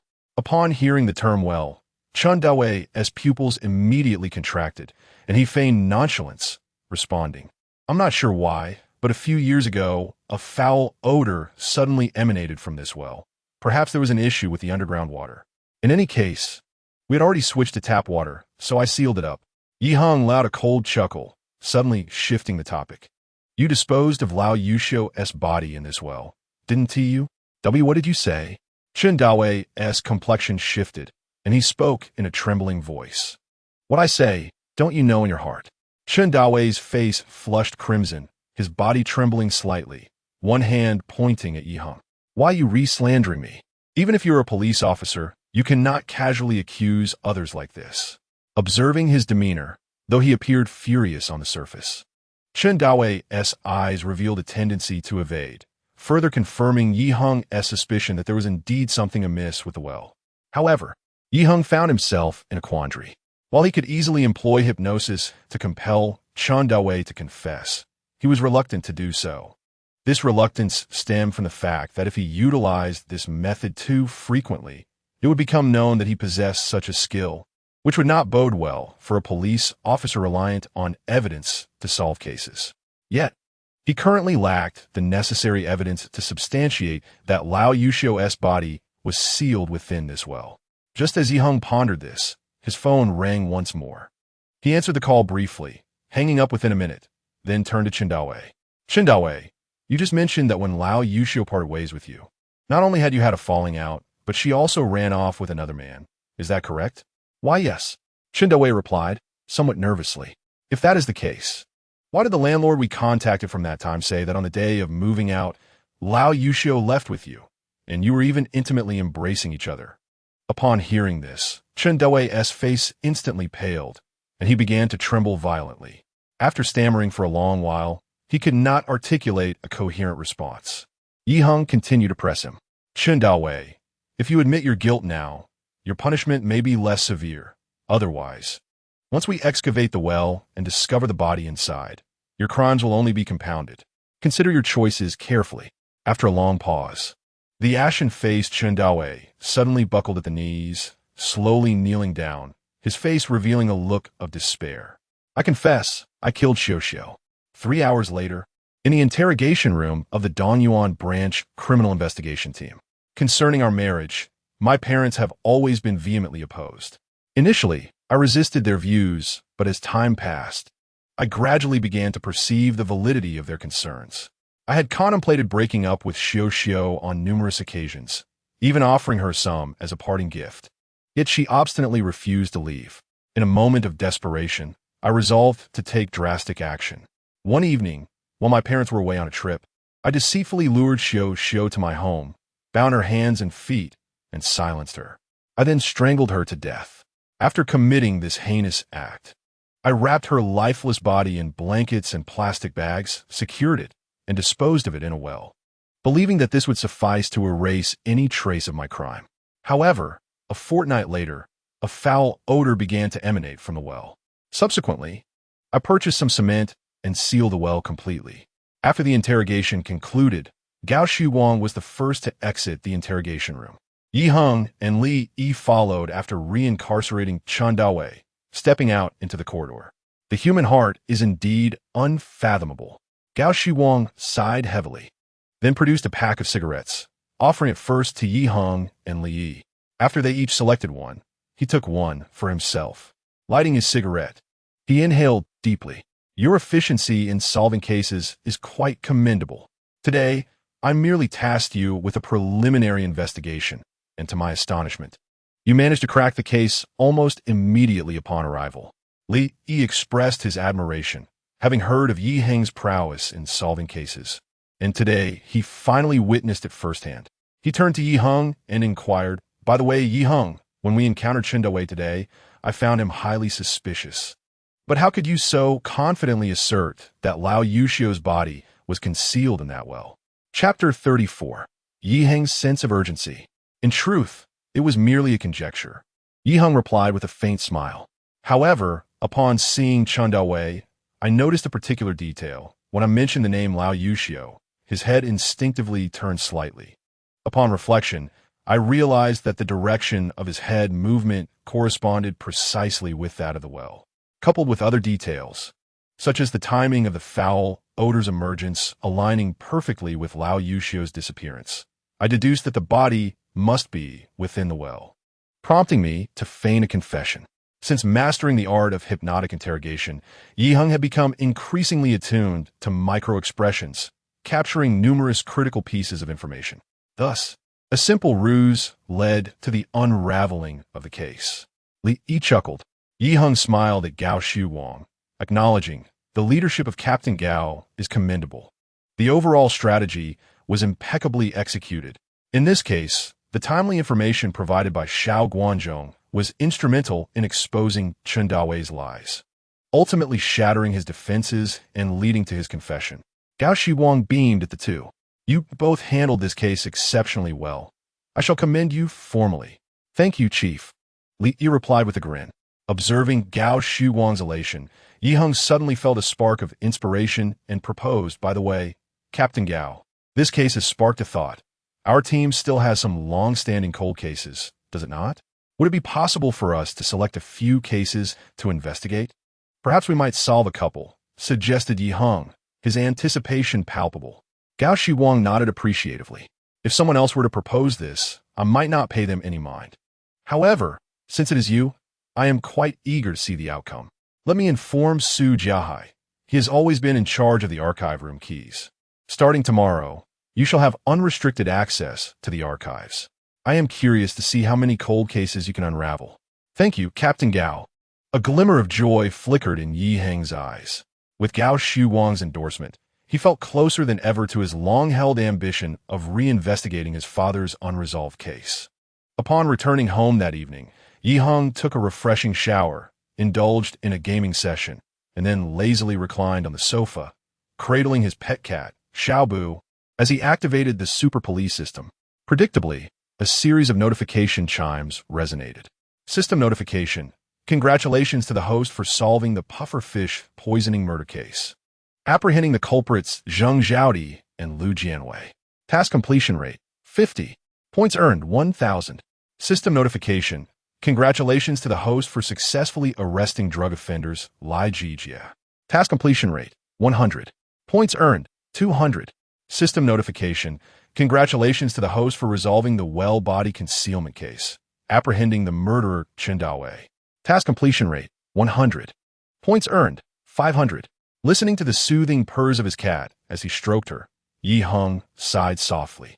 "Regrettably, my task completion rate for the pufferfish poisoning murder case is only 50 due to my failure to capture the true mastermind behind the scenes." The fact that this elusive perpetrator remained at large weighed heavily on his mind. Despite possessing the advantages of the system, the escape of the true culprit left him with a profound sense of frustration. It seemed that even the system had its limitations. Ultimately, it depended on human effort. With a thought, Yi Heng accessed his personal attribute panel. Host, Yi Heng, skills, criminal detection, beginner, crime scene examination, beginner, hypnotic interrogation, points, 2,400 at this juncture. Yi Heng had discerned certain patterns within the system's point-reward rules. Generally, the more severe the criminal's offenses or the greater the difficulty in solving the case, the higher the points awarded by the system. For instance, Despite minimal effort in apprehending a nationally wanted criminal, he received a substantial reward of 2,000 points. In contrast, the recently resolved 8-year-old body concealment case yielded only 500 points, as its resolution was relatively straightforward and easily achievable by others, hence the lower reward.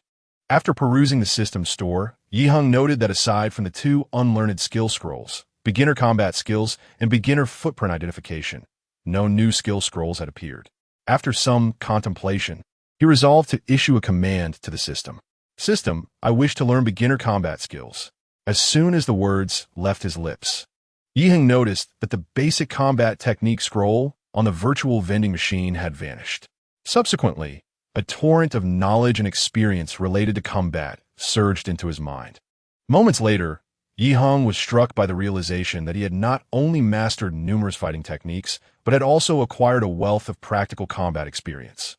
It dawned on him that his previous level of combat proficiency barely qualified as rudimentary. In a spontaneous fit of enthusiasm, he set the cat aside, then rose from his bed and positioned himself in the center of the living room, adopting a fighting stance. He began to move with agility, first lunging forward, then leaping back before delivering a powerful straight punch. His fist shot forth like a cannonball, propelled by a fierce gust of wind. Before the force of the punch could dissipate, Heng had already retracted his fist, swiftly darting to the side to unleash a hook punch. He continued to throw punches, deftly dodging left and right, as if an opponent were relentlessly attacking him. Next, he engaged in a series of kicking drills, front kicks, side kicks, and roundhouse kicks. His leg muscles tensed, each kick executed with height and power, slicing through the air with a whooshing sound. Thanks to the meticulous training of his father, Yi Shenwei, he had practiced Sanda for a period during his elementary school years, which had already stretched his leg ligaments. Coupled with the newly acquired kicking techniques, his execution was now remarkably proficient. Throughout the training, he integrated the combat techniques he had just learned, continuously refining the movements and rhythm of his strikes. For over half an hour, he practiced diligently before gradually coming to a halt, engaging in some restorative breathing exercises. Reflecting on his recent performance, Heng felt a swell of joy. If he were to encounter that mercenary again, he believed he could defeat him in a fair fight, even without resorting to stealth. It was his encounter with the mercenary that had ignited a profound sense of urgency within him, prompting his decision to study martial arts. On that fateful night, oblivious to the man's background and motivated by a reckless bravado, he had successfully apprehended the individual. However, in the aftermath, Heng was overcome with apprehension. The man was not only a mercenary, but had also taken the lives of several others and possessed a dagger. Had he not enjoyed certain advantages, a rash confrontation could have ended in disaster. One must understand that a seasoned killer's techniques are often lethal, markedly distinct from his own fighting style, which was merely aimed at incapacitating opponents. Moreover, lurking behind that mercenary was a formidable mastermind, one with vast resources and cunning strategies. Given this individual's intellect and depth of scheming, if he were to fixate on Heng, the latter's previous skills would likely prove insufficient for survival. His father, Yi Shenwei, stood as a living testament to this reality. Even in an era of peace, those who choose the profession of a police officer may unexpectedly encounter dangerous criminals. Thus, it is prudent to learn some self-preservation techniques, for preparation is the best safeguard. Just as his thoughts began to swirl, the telephone resting on the bed suddenly rang. Heng approached, and upon checking the caller ID, discovered it was a call from Dong Guoqing. Upon answering, Dong Guoqing's voice resonated immediately. Officer Yi, regarding the business banquet I mentioned, it is scheduled for tomorrow evening at 6:30. Chapter 35, American Spy, 20,000 points of luxurious mission rewards. The business banquet hosted by the Shangkong Group, though modest in scale, has reserved the entire 10th floor of the landmark Huashan District Investment Building in Kunming City. This announcement quickly ascended to the front page of technology media.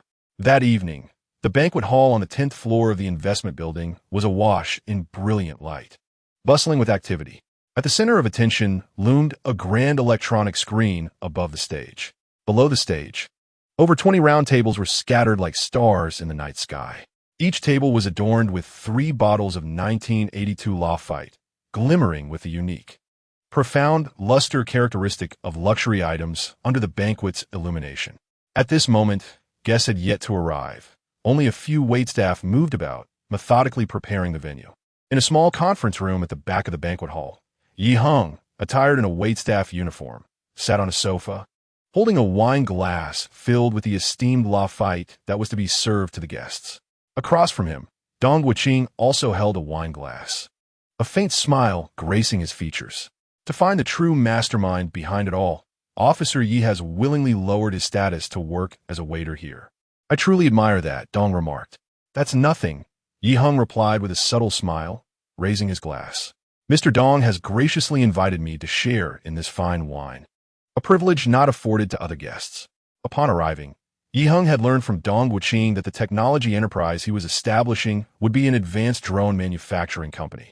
Many investors had already committed, and he had even recruited several highly skilled professionals, including a renowned international expert in the field of drones, LV Goro.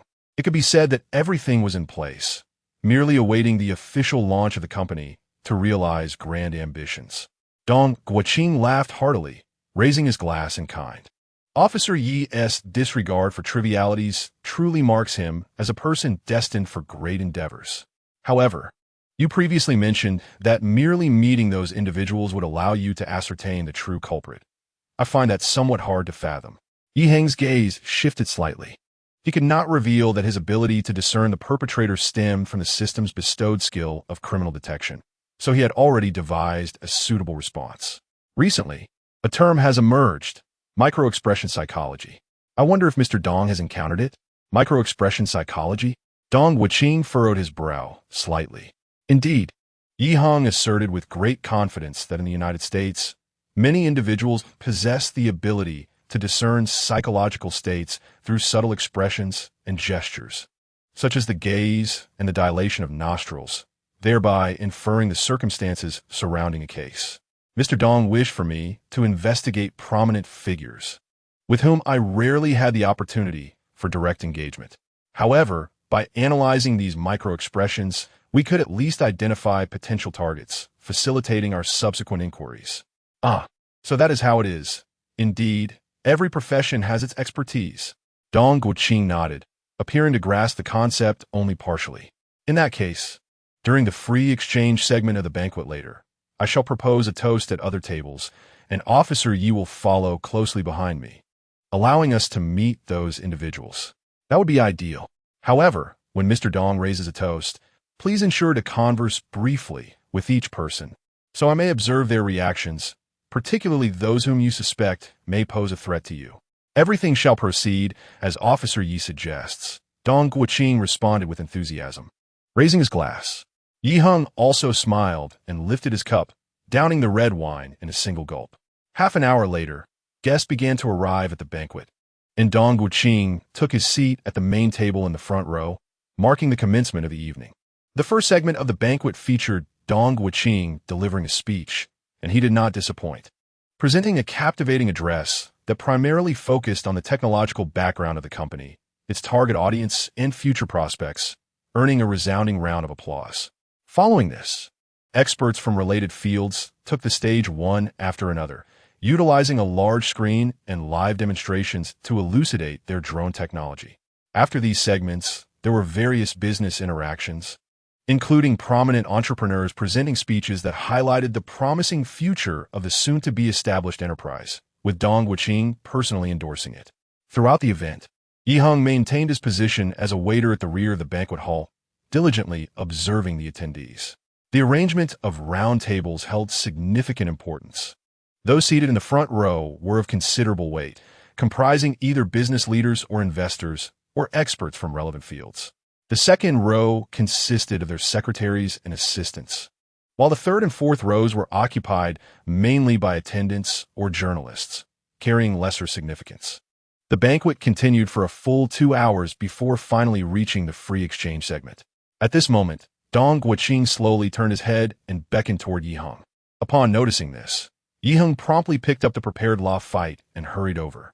Before he could reach Dong Wuqing's table, he spotted a familiar face, Yin Shulan, whom he had previously met.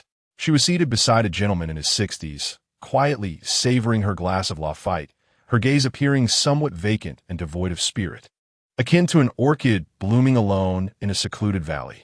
In that instant, despite the surrounding laughter and merriment, she seemed utterly out of place. Clearly, she had yet to emerge from the shadow of the incident involving Dong Tianxin. At that moment, Yin Shulan lifted her head and, to her surprise, spotted Yi Heng, momentarily freezing in astonishment. However, upon seeing Yi Heng wink at her with a slight smile, she immediately seemed to grasp something, nodding thoughtfully as a feint. Elusive smile graced her lips. After a silent sigh of relief, Yi Heng continued his forward march, only to be suddenly interrupted by a voice from the system. System notification: American spy detected. Please apprehend or assist in apprehension immediately. Task points: 20,000. Outcome depends on the host's completion progress in capturing the target. Yi Heng was taken aback, a tempest of emotions surging within him. He never anticipated that the system skill he heavily relied upon, the criminal detection feature, had failed to unveil the true murderer of Dong Tianxin, yet had pinpointed an American spy. What astonished him further was the substantial reward of 20,000 points. An unprecedented sum. At that moment, Yi Heng felt his heart race, his mouth dry, and adrenaline coursing through his veins. He must seize this spy. Compared to resolving ordinary cases, this particular matter was of utmost significance, escalating to a level that pertained to the national security of Xia country. There was no way to allow the criminal to escape the clutches of justice. In that instant, Yi Heng made a silent vow. Just then, Dong Guiqing turned his head, giving Yi Heng a slight nod, indicating him to come over and pour wine. Yi Heng promptly approached, employing the serving technique he had just learned, pouring red wine for Dong Guiqing, and then proceeding counterclockwise to the guest seated to Dong Guiqing's right. At this moment, a middle-aged woman in her 50s sat next to Dong Guiqing. As Yi Heng glanced at her profile, a system notification echoed in his mind. American spy, Sun Wanfan, suspected of stealing multiple high-end military technology documents from Xia country and has established a vast espionage network throughout Xia country, funded by American resources. Her true identity remains undiscovered to this day. Yi Heng felt somewhat taken aback. He had not expected that such a deeply culpable American spy would manifest as an ostensibly ordinary middle-aged woman. It went without saying that this individual must conduct her affairs with utmost caution and maintain a low profile in her daily life. This illustrates the extent to which American infiltration has permeated Xia country's defenses. After pouring wine for this woman, Yi Heng continued onward, serving red wine to the others one by one. Once every glass on the table was filled, Dong Guiqing finally stood up, beaming as he surveyed the assembly. The attendees, seeing this, also rose with smiles, lifting their glasses in unison. Thank you all for coming to support me today. Among those present are my dear friends, business partners, and experts in the field of domestic drones. It is indeed a gathering of distinguished guests, a convergence of talents, and I feel truly honored. Kulme, let us toast with this glass of red wine and continue to weave the bonds of our friendship. With that, he raised his glass and drank deeply. Witnessing this, the others followed suit, emptying their glasses in one gulp. After finishing his drink, Dong Guiqing smiled gently at everyone before leaving his seat and making his way to the neighboring table. After exchanging a glance with Yin Shulan, Yi Heng cast a brief look at the spy Sun Wanfan before raising his glass of red wine and proceeding to follow Dong Guiqing. After a round of polite pleasantries, Dong Guiqing once again lifted his wine glass and finished his drink with the guests at the second table. Upon reaching the third table, as Yi Heng poured wine for a middle-aged man, a sudden jolt surged through his mind, accompanied by the familiar sound of a system notification. American spy, Zhao Jiangwo, one of Sun Wanfan's operatives, currently in possession of crucial military technology information pertaining to advanced techniques such as drone swarm navigation and programming in Xia country, is preparing to find an opportunity to hand it over to Sun Wanfan. Chapter 36. A web of deceit, a wave of excitement surged within Yi Heng. He had been pondering how to apprehend Sun Wanfan, and now knowing that a transaction was imminent between the two, He could seize the opportunity to catch them in the act. Suppressing his exhilaration, Yi Heng poured the wine for Zhao Jiangwo and moved on to the next guest. After toasting all 5 tables in the first row, Dong Wuqing turned around and returned to his seat at the main table. Meanwhile, Yi Heng, still holding the Lafite, rejoined the ranks of the servers. Although he had not uncovered the true culprit behind Dong Tianxin's death during this banquet, discovering the identity of the spy was indeed a significant gain. However, a pressing dilemma loomed before Yi Heng. The system had only indicated that Zhao Jiangwo possessed confidential materials, yet it had not disclosed their location. Just then, his phone vibrated, and upon checking, he found a text message from Dong Wuqing. "Officer Yi, have you made any discoveries?" Yi Heng pondered for a moment before typing a response. "Not at the moment. By the way, Mr. Dong, may I inquire about the identity and background of the woman seated next to you?" Dong Wuqing appeared somewhat taken aback, glancing at Sun Wanfan beside him. After a brief pause, he replied, "Her name is Sun Wanfan. She is said to be a Vietnamese-Chinese expatriate who came to China in 1996 as a wealthy American businessman. Due to her substantial funding, she has become a favored guest of many local governments and has participated in numerous important projects. She also holds the title of president of the Asia-Pacific Joint Business Development Association. She intends to invest in the technology company I am about to establish, making her a significant partner."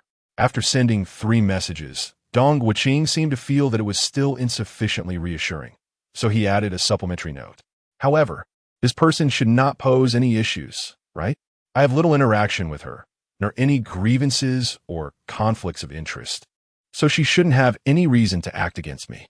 Yi Heng typed another line. "Mr. Dong, I merely expressed curiosity about her background, as she seemed to have an extraordinary presence sitting beside you. You need not be overly concerned." Upon reading this message, Dong Wuqing nodded. Just then, several individuals approached the main table with their wine glasses, preparing to toast him.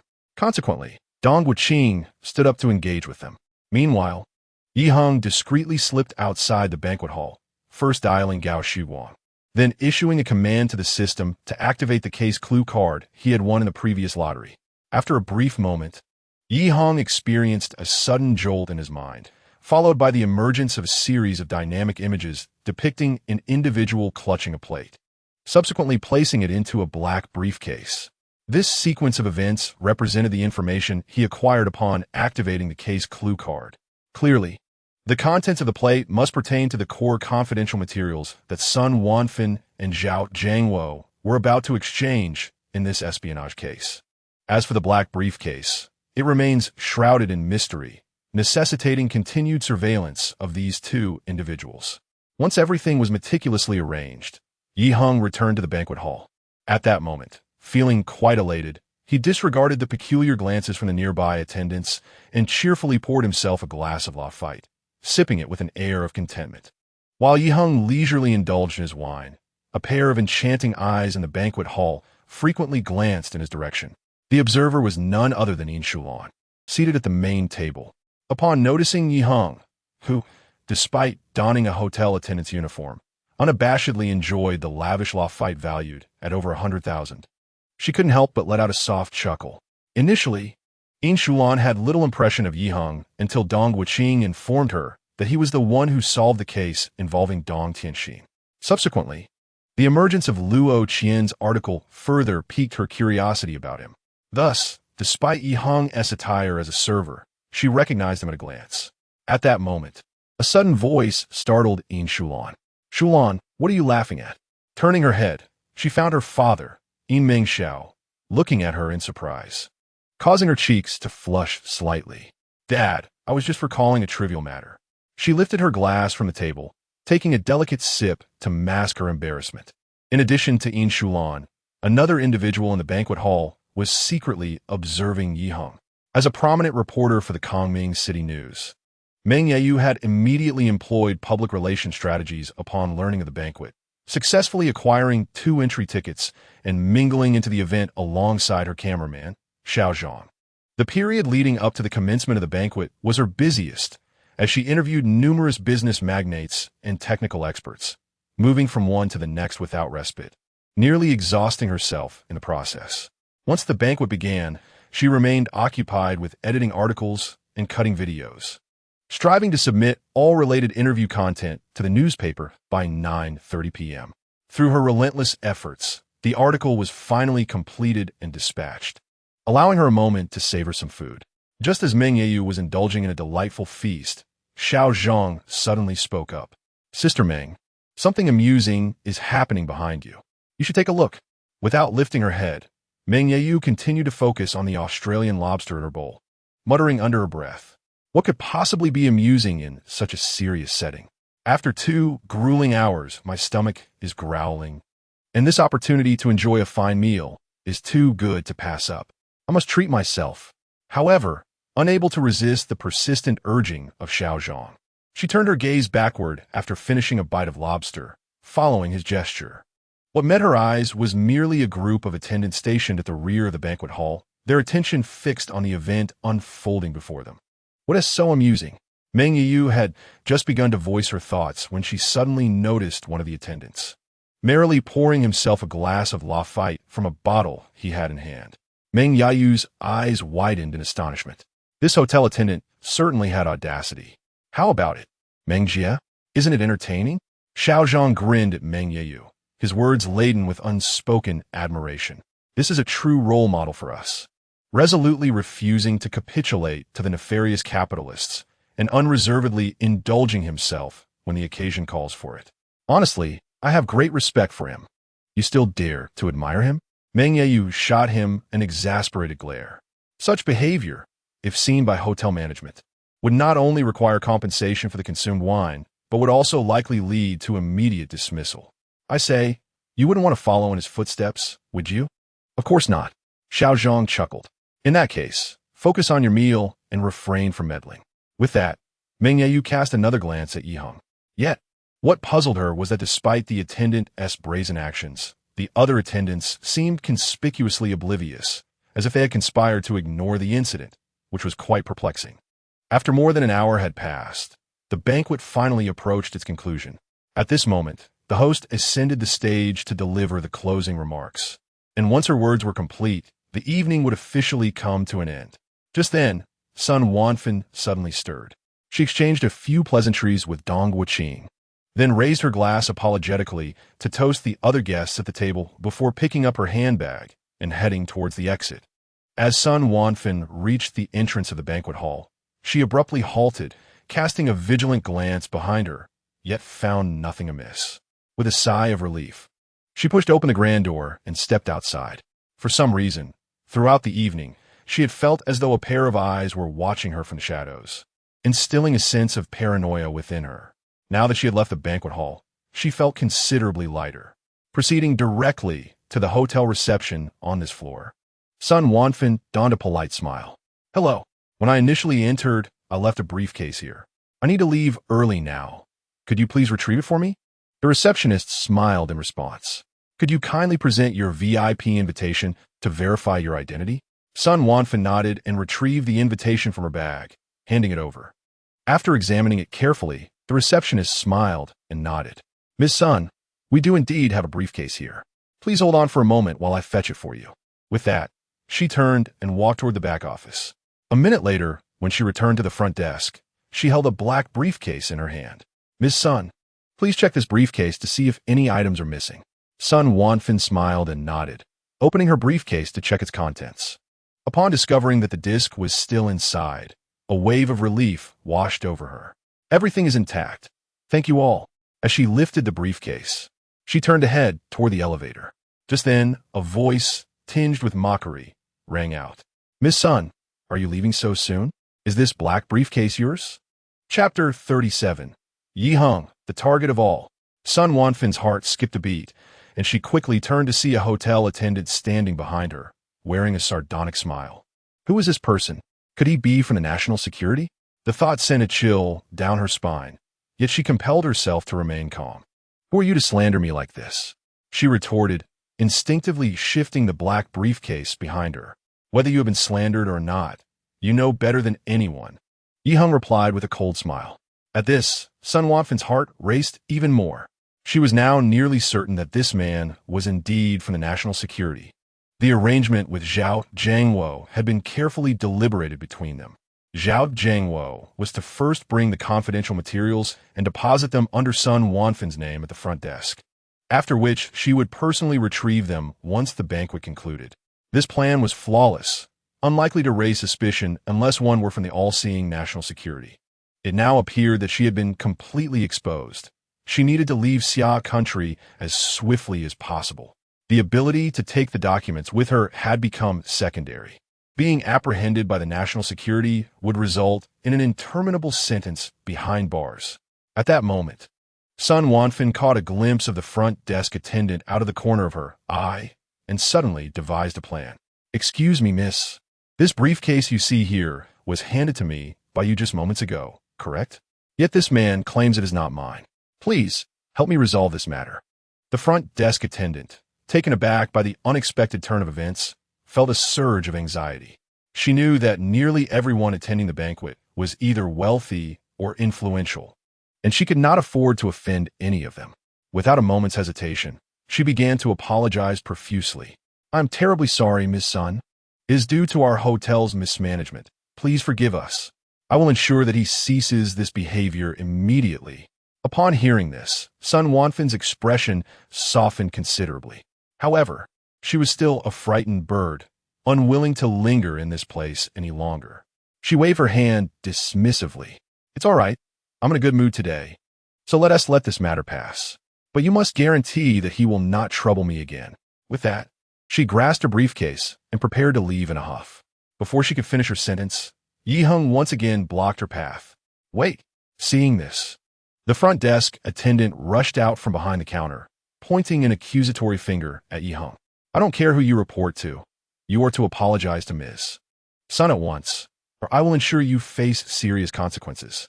Yi Heng gazed at her with a calm demeanor. "Miss, regardless of what you say, as long as I am here, she cannot take that briefcase." With these words, he turned to glance at Sun Wanfan, his gaze imbued with a hint of warning. At this moment, he understood the imperative of restraining Sun Wanfan, denying her any opportunity to relocate or destroy evidence. Otherwise, all efforts would be rendered futile. Observing Yi Heng's unwavering stance, Sun Wanfan felt an overwhelming sense of urgency, her mind a tumultuous whirl. If Yi Heng persisted in obstructing her, as a woman in her 50s, she would find herself utterly powerless to escape. Suddenly, the grand doors of the banquet hall swung open, and a throng of individuals surged forth. At the forefront was Dong Wuqing, the evening's host, engaged in animated conversation with his friend Meng Xiao, both exuding an air of joviality. Following closely behind were esteemed guests who had occupied the front row at the circular tables. Upon spotting Dong Wuqing, Sun Wanfan resembled a drowning individual who had miraculously glimpsed a lifeline, her excitement prompting her to call out urgently, "Mr. Dong, please come over here. I am in dire need of your assistance." Dong Wuqing turned, surprised to see Sun Wanfan's anxious expression. However, upon realizing that Yi Heng stood beside her, a sense of foreboding washed over him, prompting him to hasten toward her. Witnessing this, the crowd followed suit. As he approached Sun Wanfan, Dong Wuqing's concern was palpable. "Ms. Sun, what has transpired?" Sun Wanfan pointed at Yi Heng, her voice tinged with grievance. "Mr. Dong, I attended this banquet out of respect for you. Yet, just as I was about to leave, this man obstinately prevented me from doing so, accusing me of taking items from the banquet hall."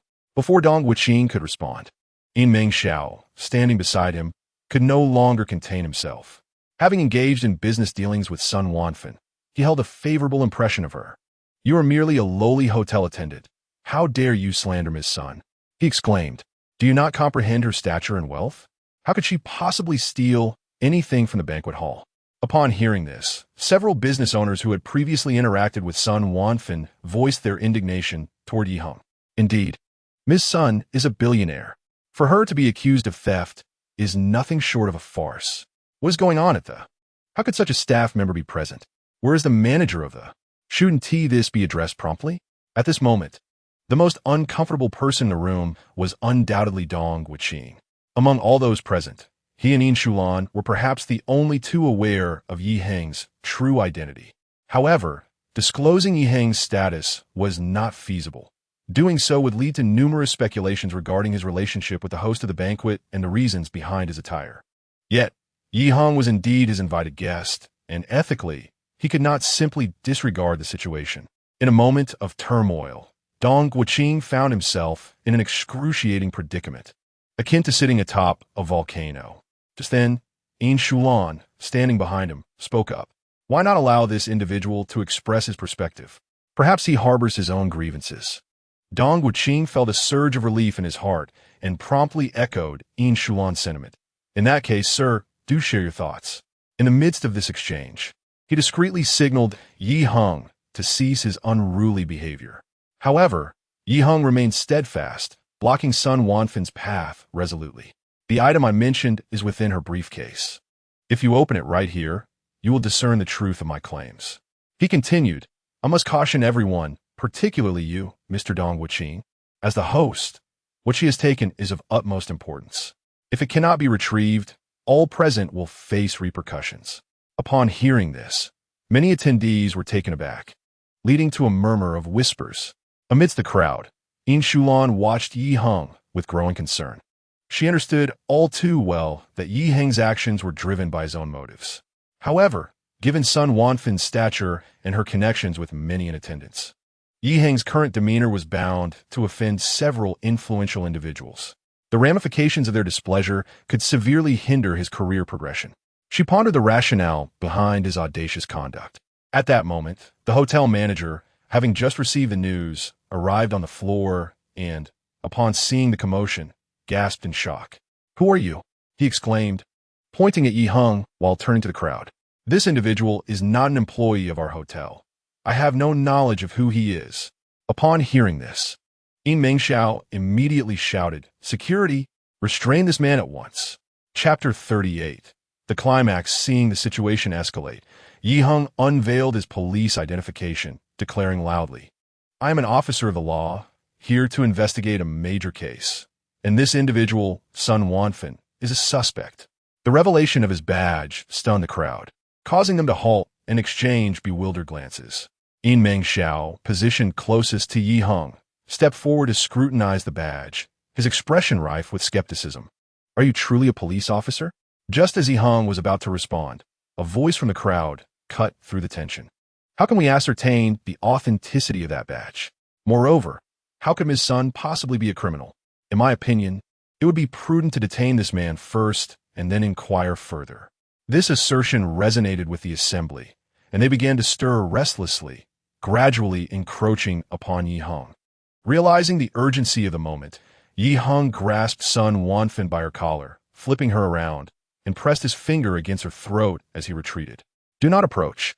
The crowd first froze in astonishment, then surged forward in a wave of indignation.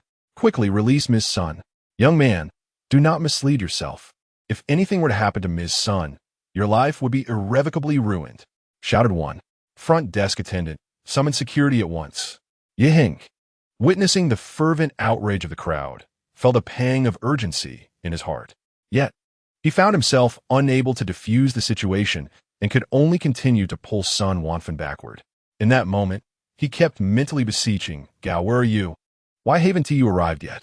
Earlier in the banquet hall, Yi Heng had made the first call to Gao Shuguang, requesting him to send a few individuals to the Zhaoshang building and wait for his further instructions. After Sun Wanfin had departed, he placed a second call, instructing Gao Shuguang to send his men directly up the elevator. Under normal circumstances, having delayed at the front desk for so long, reinforcements would have already arrived. Yet now, as he glanced toward the elevator entrance, it remained desolately empty. On the periphery of the crowd, Meng Yayu was watching the cameraman, Xiao Zhang. Did you capture that scene? I certainly wouldn't let such an exhilarating moment slip by. Xiao Zhang chuckled. When I first laid eyes on that individual, I sensed something was amiss. And now it's been officially confirmed.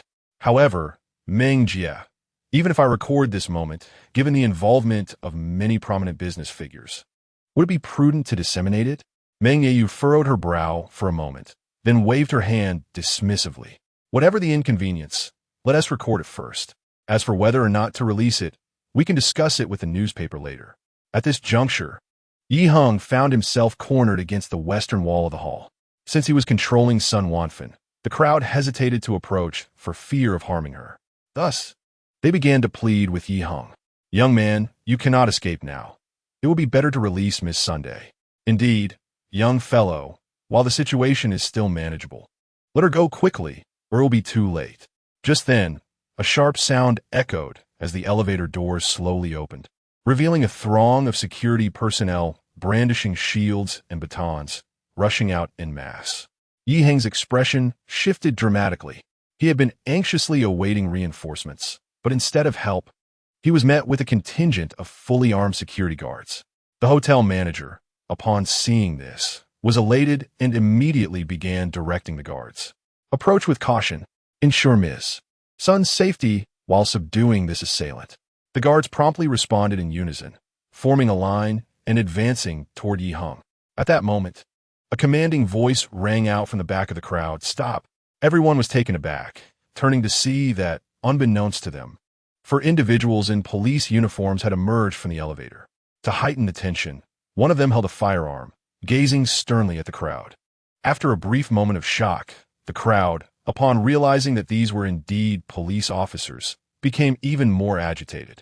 Officer, please apprehend the robber and rescue Ms. Sun. Indeed, officer, Ms. Sun is in grave danger. This individual appears to be an unhinged lunatic who has somehow infiltrated our gathering. When the four officers arrived, the crowd anticipated that the kidnapper would become increasingly agitated and resist more fiercely. However, to everyone's astonishment, he unexpectedly released his grip and let Ms. Sun go entirely. Several security personnel, positioned closest to the scene, were about to rush forward to subdue Yi Heng when a commanding voice rang out from behind. Do not move. With that, Gao Shuguang strode forward, brandishing his police badge while ushering the security guards away. Everyone, let me clarify. This man is indeed a police officer, here to investigate a case today. He then turned to Yi Heng. Xiao Yi, where is the wanted criminal? Yi Heng pointed at the pale and trembling Ms. Sunday. This is one of them, and there is another. As he spoke, Yi Heng suddenly realized that Ms. Sun was now empty-handed, causing his expression to change dramatically. Where's the black briefcase? Yi Heng immediately began searching frantically, and after a brief moment, he confirmed that Zhao Jiangwo was also missing. It was evident that amidst the chaos, Ms. Sun had discarded the briefcase, which was picked up by Zhao Jiangwo in the crowd, allowing him to escape. If he managed to destroy the evidence during this turmoil, all of Yi Heng's efforts that night would be in vain, and even Gao Shuguang and the others would be implicated. Gripped by a sense of urgency, Yi Heng turned his gaze toward the elevator entrance, only to find no sign of Zhao Jiangwo. With the elevator ruled out, the remaining option was the emergency exit. Typically, each floor has 2 emergency exits. Yi Heng scanned the hall and, after a moment, was elated to spot Zhao Jiangwo on the west side of the hall, making a beeline for the emergency exit. Seize the man with the briefcase. Yi Heng shouted, sprinting after Zhao Jiangwo, but the distance was too great, and he could only run desperately. Seeing this, Gao Shuguang noticed that among the 3 officers who had accompanied him, one named Wang Jigang was closest, and he shouted, Xiao Wang, there's a man with a briefcase to the west. Chase after him and apprehend him immediately. Upon hearing this, Wang Jigang dashed forward without hesitation. However, Gao Shuguang's shout startled Zhao Jiangwo.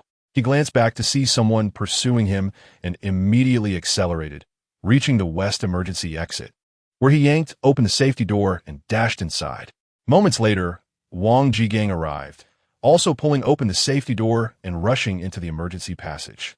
After several minutes of intense pursuit, Wang Jigang finally caught up to Zhao Jiangwo on the 8th floor staircase, delivering a kick that sent him sprawling to the ground before pouncing on him to restrain him securely with handcuffs. Just then Yi Heng arrived, picking up the briefcase beside Zhao Jiangwo and opening it in search of the evidence, only to find nothing inside. In a state of anxious urgency, he was about to inquire of Zhao Jiangwo when he noticed Wang Jigang ascending the staircase below, a tray in hand. Yi Heng, are you searching for this? Yi Heng's eyes brightened as he swiftly seized the tray, examining it closely before confirming that it was indeed the very item he had seen in the dynamic footage while utilizing the case clue card. Where did you find this? Wang Jigang replied with a hint of pride. As soon as I entered the secure passage, I heard something clatter down the stairs. At the time, I paid it no heed, being preoccupied with pursuing that individual. However, after subduing him, I noticed he seemed to be looking for something. It then occurred to me that the sound I heard earlier might be relevant, so I ventured down a few flights and discovered this on the 5th floor. Heng glanced down the staircase, silently acknowledging the narrow escape. This secure passage was a semi-open space, with a gap between the staircases allowing direct access from the 10th floor to the basement. Earlier, Zhao Jiangwo had tossed the tray through this gap, but in his haste, he had miscalculated the angle, resulting in its landing on the 5th floor. Subsequently, he deliberately slowed his pace to allow Wang Jigang to apprehend him on the 8th floor, ensuring the police overlooked the tray on the 5th. Given the time constraints, his ability to devise such a method to destroy evidence was telling. One could only imagine the extent of his cunning if afforded ample time. At that juncture, should the police attempt to investigate further, it would be an arduous task indeed. Chapter 39. A shocking case that shakes the entire public security system of Kongming City. As Heng and Wang Jigang escorted Zhao Jiangwo back to the hall, they encountered Gao Shuguang. "Xiaoyi, are you well?" Gao inquired.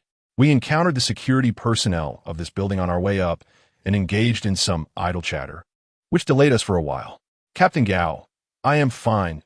Your timing is impeccable," Heng replied with a subtle smile, finally understanding why he had waited so long while Gao and the others had not yet arrived. "Xiaoyi, how did you discern that these two were wanted murderers?" Heng chuckled softly. "Captain Gao, they are not murderers, but rather 2 American spies. I feared you might not believe me, so I claimed they were murderers instead." He gestured towards Zhao Jiangwo and Sun Wanfen. "This man is a core expert from a military enterprise in our country, responsible for pilfering sensitive military technology documents, which he then hands over to this woman to be taken to America." "American spies?" Gao Shuguang gazed at Heng in astonishment. "How did you ascertain their true identities?" "Captain Gao, during the banquet, I observed them communicating via Morse code from across the table." At this point, Heng abruptly ceased speaking, casting Gao a knowing look. As for the remaining details, he would leave it to Gao's vivid imagination to fill in the gaps. In order to conceal the existence of the system, Heng was now weaving an intricate web of deceit, employing every means at his disposal. In this case, as long as the evidence is secured, revealing the truth behind the events, the words of the accused hold little significance. The subsequent proceedings became remarkably straightforward. Under the command of Gao Shuguang, both Sun Wanfen and Zhao Jiangwo were handcuffed and taken away. During this process, Dong Guoqing and Yin Mengxiao persistently attempted to reason with the police, seeking to speak on behalf of Sun Wanfen, but were swiftly dismissed by Heng with a single statement. "Mr. Dong, Mr. Meng, these 2 individuals are American spies, and they have been apprehended red-handed. Your efforts would be futile." After escorting the 2 to the Donyuan police station, Gao Shuguang promptly contacted the station's chief, Chen Han, to convey all pertinent details regarding the case. Upon learning of the situation, Chen Han was greatly astonished and immediately reached out to the director of the Municipal Public Security Bureau, Wu Bingsheng, who then coordinated with relevant personnel from the National Security Department. An hour later, not only did the National Security personnel dispatch representatives to the Donyuan police station, but the criminal investigation team from the Municipal Bureau, led by Feng Zhixuan, also hurried over with 4 agents throughout the night. In summary, the entire public security system of Kongming City was profoundly shaken by this incident. Upon arrival, the national security officials first examined the evidence, and after confirming its true value, they immediately commenced the interrogation of Sun Wanfen and Zhao Jiangwo. However, the interrogation was not without its challenges. Among the 2, Sun Wanfen seemed to have a sense of confidence, likely due to prior training, and steadfastly refused to divulge any information.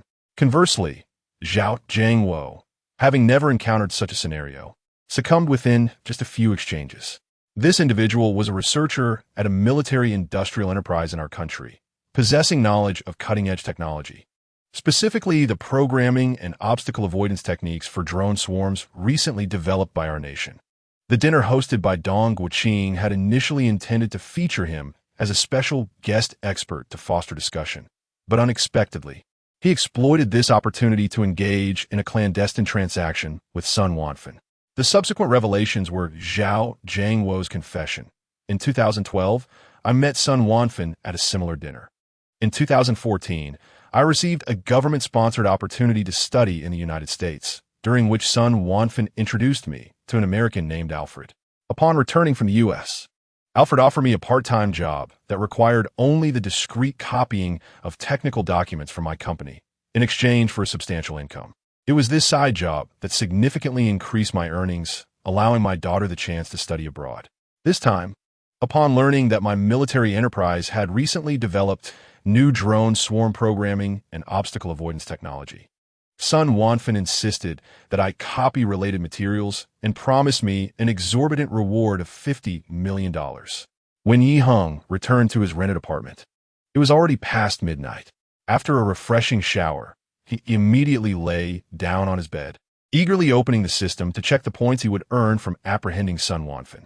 Indeed, the system emitted 2 consecutive prompt sounds. System notification: congratulations, host, on successfully capturing the American spy, Sun Wanfen. Overall task completion rate: 25, points earned: 5,000. System prompt: congratulations, host, on successfully capturing the American spy, Zhao Jiangwo. The overall completion rate of the mission is 35, and you have earned 2,000 points. However, there was no further information. Wasn't there a total of 20,000 mission points? Why was I only awarded a meager 7,000 points? What happened to the remaining 13,000 points? Yi Heng could not help but grumble internally. This outcome was somewhat disheartening. Just then, he recalled something.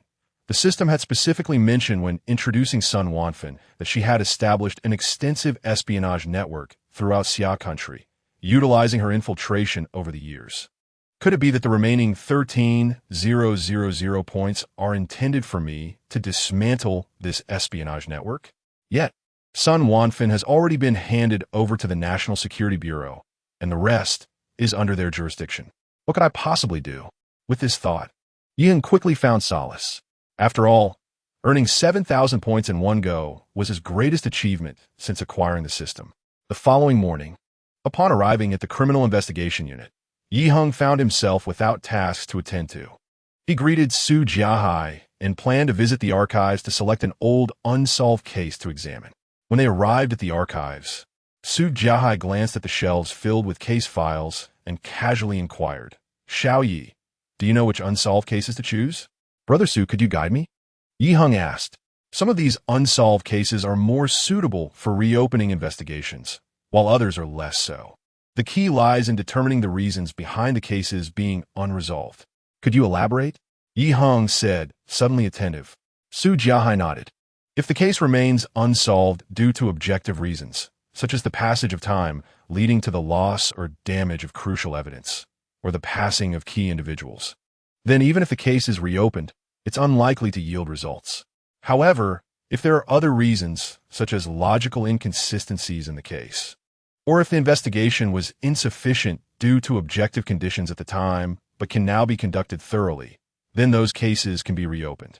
After hearing Su Jiahai's advice, Yi Heng nodded. Brother Su makes a valid point. Thus, as Yi Heng searched for unsolved case files, he engaged in casual conversation with Su Jiahai. After about half an hour, he finally found a case. Case number 202-1923, the child kidnapping case from the Champs, Lycée community. In brief, this case involved a kidnapper named Jin Hai, who successfully abducted a child and received a substantial ransom, only to mysteriously disappear, rendering the case unresolved for 3 years. While reading through the case file, Yi Heng noticed numerous points of suspicion that warranted a renewed investigation. After retrieving the file, he signed a borrowing record and then left the archives with Su Jiahai. Just as Yi Heng settled into his desk in the main office, he received a phone call from Gao Shuguang. "Captain Gao, how may I assist you?" "Xiao Yi, please come to Director Chen's office at once." As Gao Shuguang hung up the phone, a sense of curiosity enveloped Yi Heng. What could Director Chen possibly want with him? Despite his uncertainty, he promptly rose and made his way towards Chunning Han's office. Chapter 40. A Bountiful Catch. Upon arriving at the door of Chuning Han's office, Yi Heng gently knocked a few times. A voice from within beckoned, "Come in." After pushing the door open and stepping into the room, he observed that besides Chuning Han and Gao Shuwang, there was a middle-aged man with a crew cut. The three were seated on the sofa, sipping tea, and upon his entrance, they turned to him with smiles. "Director Chun, I hear you and Captain Gao were looking for me?" Yi Heng inquired. Chuning Han nodded and gestured towards the middle-aged man with a smile. "Xiao Yi, allow me to introduce someone. This is Mr. Wang Minggong." Before Chen could finish, the man named Wang Minggong rose, extending his hand to Yi Heng with a smile. "Officer Yi, I am Wang Minggong from the Ministry of State Security. It is a pleasure to meet you." Though standing at approximately 1.7 meters, his posture was remarkably upright, and his demeanor exuded decisiveness and resilience. Yi Heng was momentarily taken aback, but soon a smile graced his face as he shook Wang's hand. "Hello, I'm equally pleased to meet you." After a brief exchange of pleasantries, Wang Minggong turned his attention back to Chuning Han and Gao Shuwang. "Director Chun, Captain Gao, may I have a moment to speak privately with Officer Yi?" After exchanging a knowing glance, Chuning Han and Gao Shuwang nodded in agreement and then looked at Yi Heng. "Xiao Yi, the incident from last night has had significant repercussions. I have heard it has even caught the attention of the central authorities. Therefore, if you can contribute anything to this case, please do your utmost." Yi Heng's expression turned serious. "Rest assured, Director, I will do my best." A few minutes later, under Gao Shuwang's guidance, Yi Heng and Wang Minggong entered another office, after which Gao Shuwang exited. Wang Minggong scanned the office before settling onto the sofa. "Officer Yi, are you aware of the reactions from the United States following our apprehension of Sun Wanfen?" Yi Heng felt a surge of interest and also took a seat on the sofa. "Mr. Wang, what has been their response?" "Their Secretary of State immediately contacted our Foreign Minister late last night, demanding her release under the pretext of human rights." Wang Minggong chuckled. Yi Heng's eyes widened in astonishment. "This has escalated to such a degree?" Wang Minggong nodded, his expression serious. "From what we know, Sun Wanfen has been utilizing her connections to infiltrate our country over the past 20 years, establishing a vast network of espionage. Our objective now is to dismantle this network. However, we have encountered difficulties during her interrogation. Sun Wanfen is convinced that the United States will rescue her, and thus she remains obstinate, refusing to divulge any information, even resorting to a hunger strike." At this juncture, he suddenly turned to Yi Heng, his gaze laden with significance. Yi Heng's heart stirred, prompting him to address the topic directly. "Mr. Wang, if you wish for me to undertake any actions regarding this matter, please feel free to articulate your request directly. I assure you that I shall not decline any tasks within my capabilities." Wang Minggong nodded with satisfaction. "Just now, during my conversation with Team Leader Gao, he casually mentioned an incident involving a mercenary from northern Myanmar who had committed a heinous crime. Initially, the individual was uncooperative, but after you employed a technique of hypnotic interrogation, he divulged everything." "Officer Yi, is this true?" "Indeed it is. In your opinion, how does Sun Wanfen compare to that mercenary in terms of difficulty in interrogation?" "It would likely be the mercenary, I suppose," Yi Heng pondered thoughtfully. Wang Minggong burst into laughter. "In that case, I would like to officially extend an invitation on behalf of the National Security Department, hoping that Officer Yi can collaborate with us in interrogating Sun Wanfen." "No problem."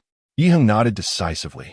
Initially, he felt somewhat disheartened about only amassing 7,000 points in this case, but now that an opportunity has arisen to secure the remaining points, he was naturally very eager. Moreover, individuals like Sun Wanfen, deemed national traitors, deserve to be punished, and since she has fallen into his hands, she must not be spared. Wang Minggong looked at Yi Heng with great delight. "I anticipated that a patriotic officer like you would undoubtedly agree to this matter. Rest assured, Officer Yi, should you succeed in this endeavor, we shall not neglect your contributions." Yi Heng chuckled heartily. "These are trivial matters. The paramount objective remains to ensure that this woman divulges everything she knows."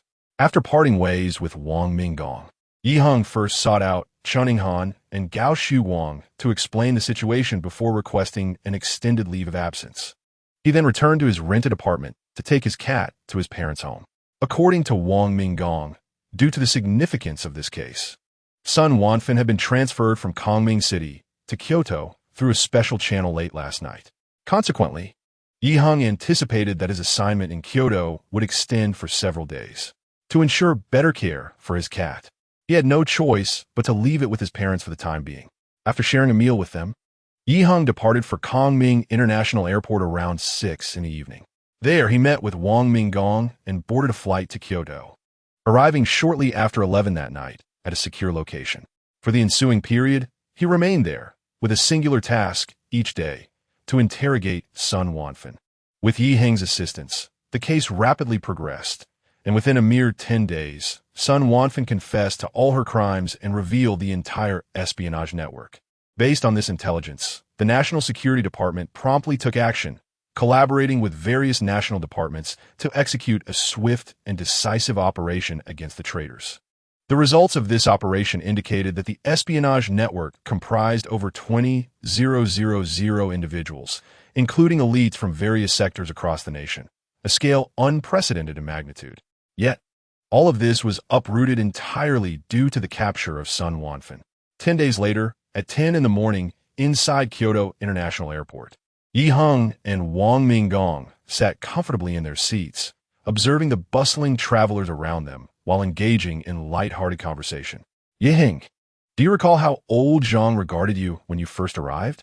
Of course I remember. Yi Heng replied with a subtle smile. He felt that your effort to bring me over from Kongming City was somewhat superfluous, as in matters of interrogation, I, a mere frontline officer, could hardly compare to someone of his seasoned caliber in national security. Wang Minggong nodded, chuckling. Yet, after this mission concluded, he persistently wept and insisted on retaining you, claiming that a talent like yours would be a tremendous waste if not utilized within national security. To be honest, I find old Zhang's temperament quite endearing. Yi Heng remarked with a hint of nostalgia. During this time, whenever he had a moment to spare, he took me to the shooting range to relieve stress. Last night, after all the interrogation tasks were completed, he even took the initiative to request leave from his superiors to treat me to Peking duck at Quanjude. He may appear stern on the surface, yet he possesses a depth of emotion surpassing anyone else. At this point, Wang Minggong's expression shifted to one of seriousness. By the way, Yi Heng, if possible, would you consider genuinely joining national security? Yi Heng pondered for a moment. To be honest, since childhood, my greatest passion has been solving cases, and I have always regarded becoming a police officer as my most significant life aspiration. Does that imply you are politely declining my offer? I wouldn't say it's a polite refusal. Yi Heng chuckled. If you or old Zhang need assistance, just a phone call would suffice, and I would happily rush over, as I am quite familiar with this place. Wang Minggong erupted in laughter, giving Yi Heng's shoulder a hearty pat. That works well. You already have our numbers. If one day you wish to join us in national security, just give us a ring. I want to even mention your other skills. Your prowess in hypnotic interrogation alone is unparalleled in our ranks. I shall remember that it was you who said so, Yi Heng replied, meeting Wang Minggong's gaze with a smile.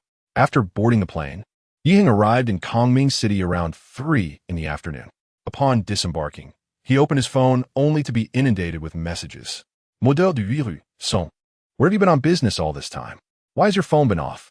Luo Qian. Yi Heng, what have you been up to? I called you several times, and each time it was off. Su Jiqing.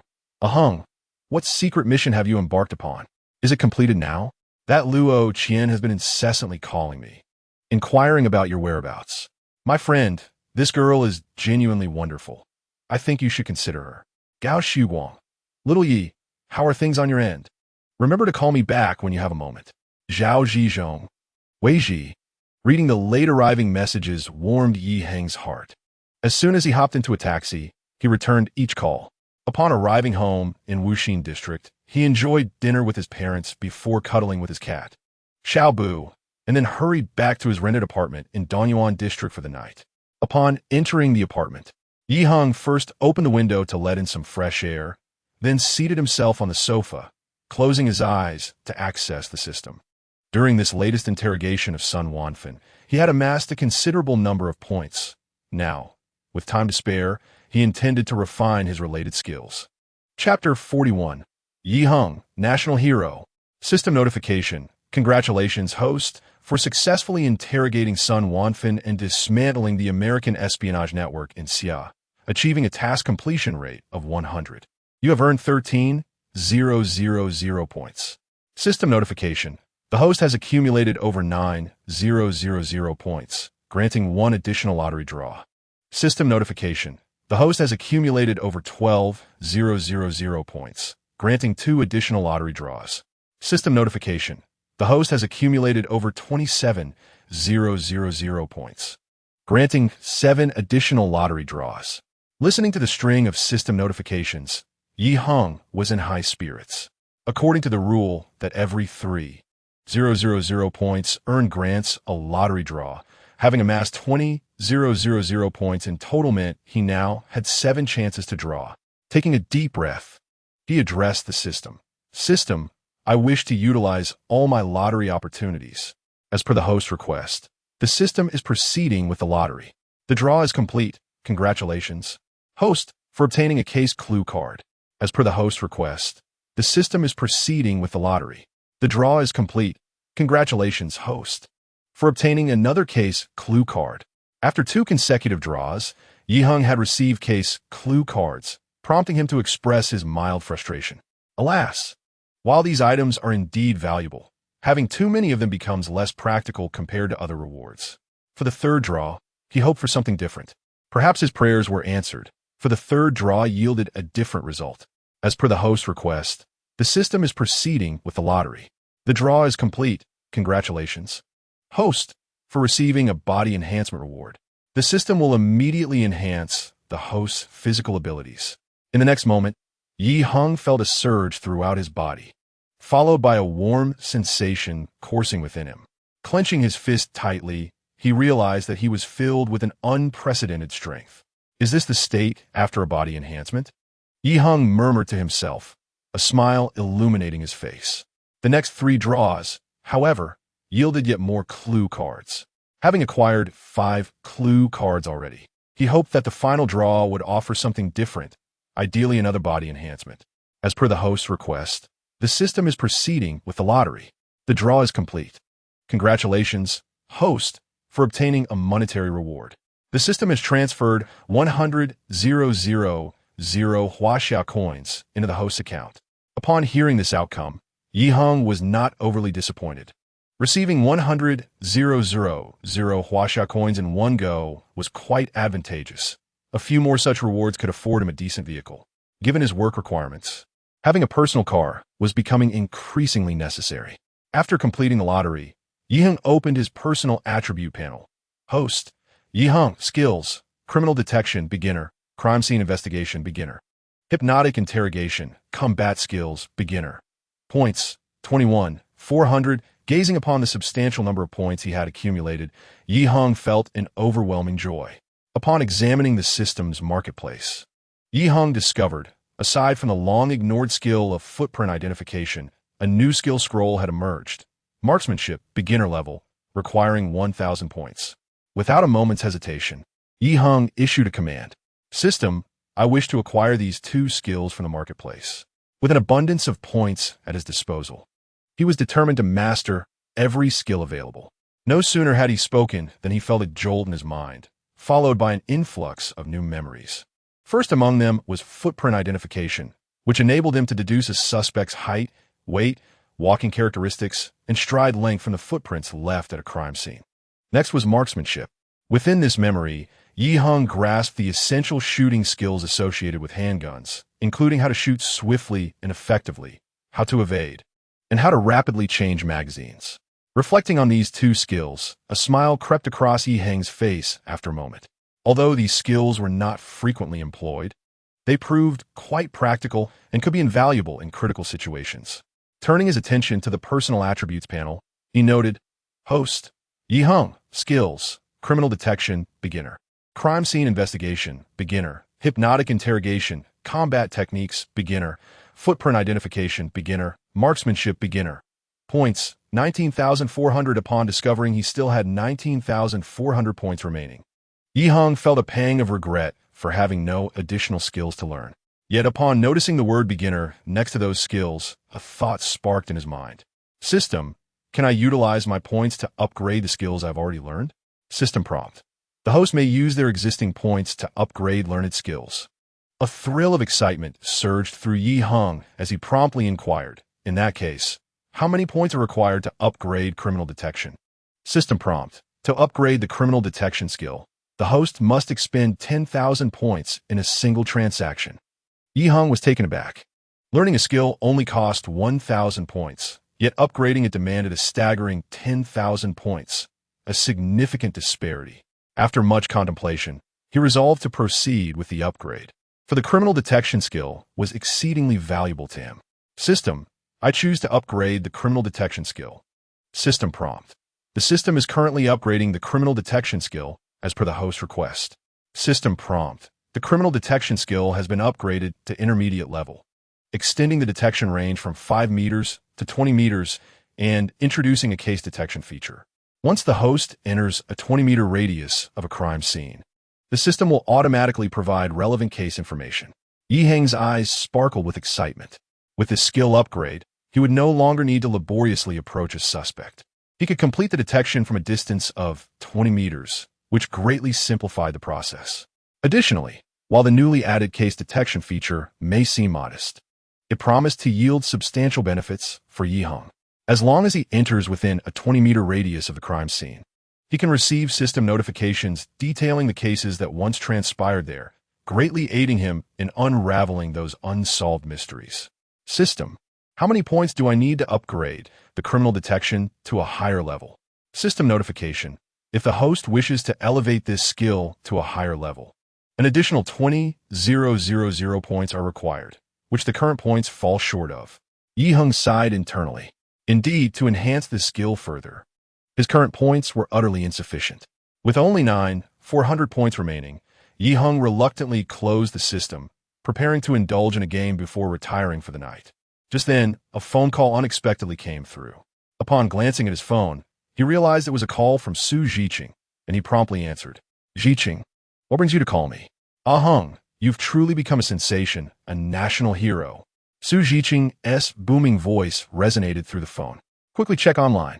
It's regarding that espionage case. The uproar has escalated significantly. It's even reached the U.S. president and stirred the United Nations, claiming our country disrespects human rights and demanding the release of that American Chinese national. Upon hearing this, Yi Heng's eyes widened in disbelief. No way. How could it be otherwise? Su Zhiqing's voice thundered in Yi Heng's ears. Also, the scene where you apprehended that spy at the investment building has been uploaded online and is currently trending wildly. After a brief conversation with Su Zhiqing, Yi Heng swiftly opened his Baidu browser, entered keywords like American Chinese national, Sun Wanfan, and espionage case, and pressed the search button. Moments later, a plethora of search results appeared. The top article, boasting an extraordinary view count exceeding 30 million, had an eye-catching headline. Breaking news. Foreign spy Sun Wanfan arrested in Xia, U.S. President appeals to the United Nations for her release. Clicking on the article, Yi Heng read through it thoroughly, discovering that the content aligned closely with what Su Zhiqing had relayed. It was evident that the repercussions of this incident were indeed monumental. Yi Heng chuckled softly, exiting the article to delve deeper, where he found numerous links, one of which bore an equally striking headline. Mysterious police officer causes stir at investment building. Successfully captures American spy leader. Chapter 42. The child kidnapping case at Champs. Li's community. This report, lacking in textual explanation, vividly replayed the scene from that night, where the crowd targeted Yi Heng, forcing him to take Sun Wanfan hostage and cornering him, creating an emotionally charged narrative. Moreover, the comments beneath this article were equally intriguing. Facing a pack of wolves alone, yet never losing his composure. Hats off to him. A true lone hero. The last time I felt such emotion from the news was when our soldiers valiantly clashed with Indian troops in the Himalayas. This policeman is so handsome. Does anyone know his background? He must be from the national security, right? Regarding matters such as foreign espionage, how could the police possibly become aware? By the time Heng had perused all the reports, a full hour had elapsed. Casually casting his phone aside, he reclined on his bed, a faint throbbing in his head beginning to manifest. That day, he had merely intended to apprehend the spy, but unexpectedly, he had stirred a tempest. And now the news was widespread. Although this outcome bore numerous advantages for him, it also harbored considerable concerns. The adage, the taller the tree, the more it catches the wind, was one he understood well. Wasn't his father, Yi Shengwei, a living testament to this truth? It seemed prudent for him to maintain a lower profile in the future. On the following day at work, as Heng entered the large office, he noticed that everyone had ceased their tasks, turning in unison to gaze at him with envious smiles. An instant of profound silence enveloped the entire office. Moments later, Su Jiahai led the applause, and the room erupted into a chorus of clapping. However, there was one notable exception, Zhang Ku. As Heng scanned the room in confusion, Zhang Ku, upon catching his eye, awkwardly turned away as if evading something. At that moment, Wang Jigang, who had interacted with Heng the previous night, approached along with two other officers. All three produced a pack of cigarettes, grinning as they placed it in his hand. Heng chuckled, teasing, "What is this? I cannot accept rewards without merit." Wang Jigang laughed heartily. "Heng, have you seen the latest official documents?" "Official documents?" Heng was taken aback. "Were they issued yesterday afternoon?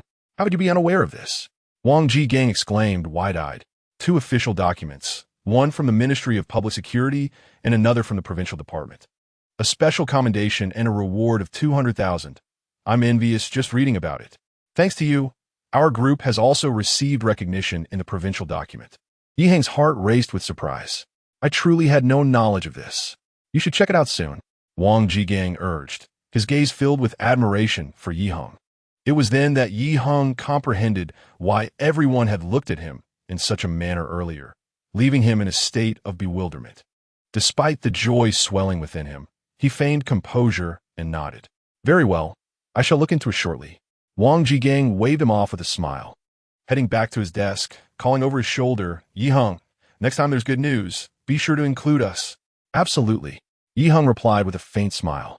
Upon returning to his desk, he opened his computer and logged into the public security system, swiftly locating the two official documents. The first was a notice regarding Heng's commendation for outstanding service at the national level. The second pertained to the Donyuan branch, along with others, being recognized as advanced collectives and individuals by the provincial department.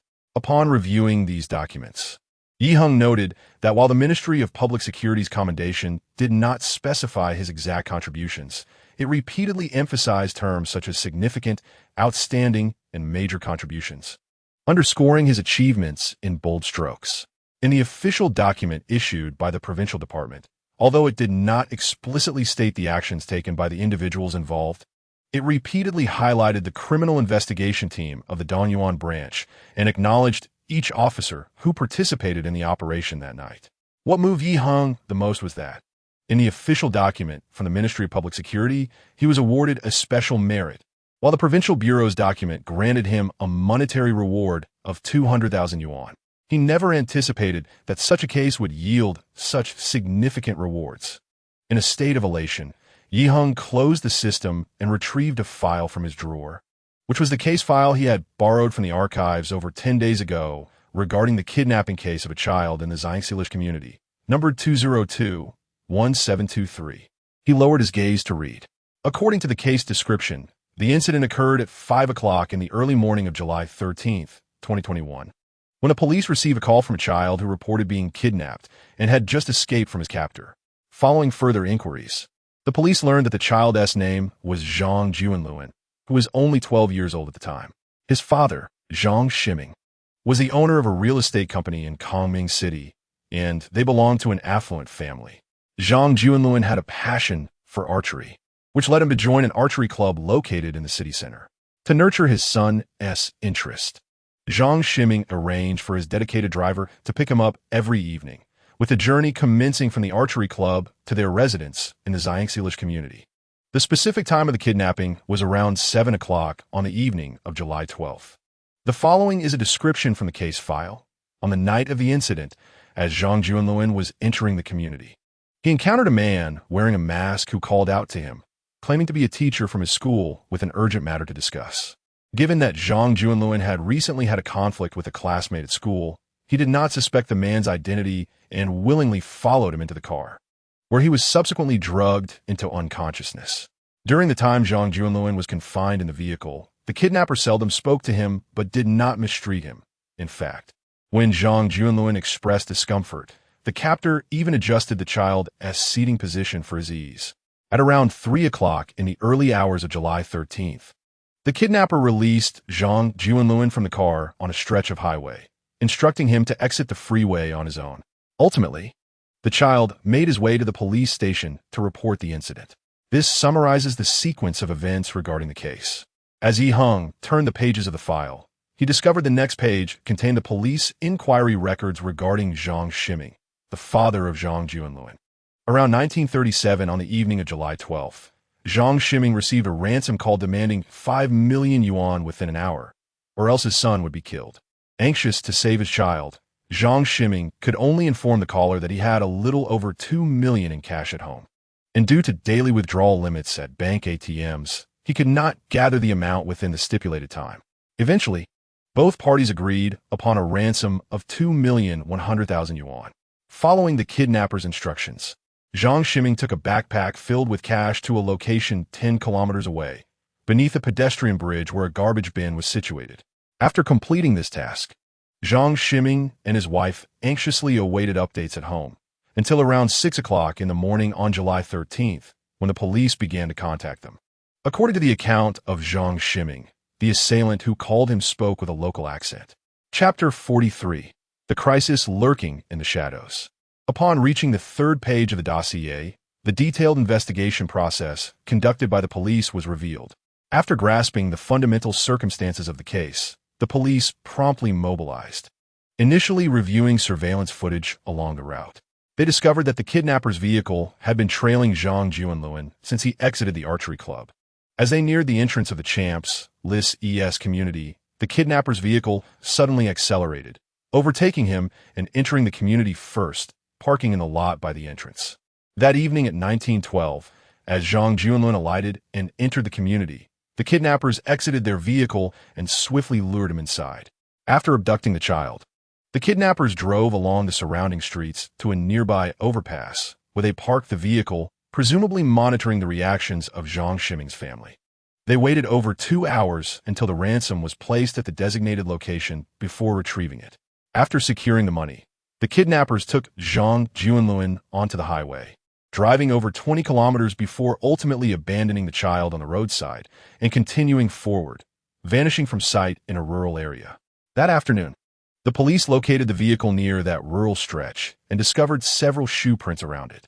Surveillance footage from cameras installed in the village captured the silhouette of a suspect. At this point in the investigation, some preliminary leads emerged, prompting the police to initiate a series of inquiries based on the abandoned vehicle. Through systematic checks, they learned that the car belonged to a certain Ho Junfin. Upon summoning Ho Junfin, the police learned that the vehicle was currently in the possession of her ex-husband, Jin Hai. After Ho Junfin's identification, the features of the kidnapper captured in the video, height and attire, bore a striking resemblance to Jin Hai. Furthermore, Ho Junfin revealed that Jin Hai had recently faced significant financial difficulties in his used car business due to the pandemic, accumulating debts exceeding 1 million. However, she emphasized that Jin Hai was a decent person who often considered others, leading her to doubt his involvement in the crime. This encapsulates the general outline of the investigation thus far. As the police continued their inquiries, they discovered that Jin Hai had mysteriously vanished, leaving no trace. Ultimately, in light of his substantial debts, the police concluded that he had a motive for the kidnapping. Regarding his disappearance, the police speculated that he may have fled with the ransom and assumed a new identity. Thus, the case reached a stalemate, despite the police offering a reward of 50,000 yuan. 3 years have since passed without any sign of Jin Hai. After reviewing the entire case file, Heng fell into deep contemplation. After a while, he rose and made his way to Gao Shuwang's office. Upon entering, Gao Shuwang greeted him with a smile promptly asking, "Did you see those two red-headed documents?" "I just did," Yi Heng replied. "What did you think?" "It was all right," Yi Heng smiled. "All right?" Gao Shiwang's eyes widened in surprise. "That is a special merit awarded by the Ministry of Public Security. I doubt there are many within the entire police system of Kongming City who could claim such an honor. With this accolade, I suspect you will soon be promoted." "Captain Gao, I have swiftly ascended from auxiliary police officer to the rank of third-level police inspector, advancing 3 levels in one leap. It has indeed been a rapid progression."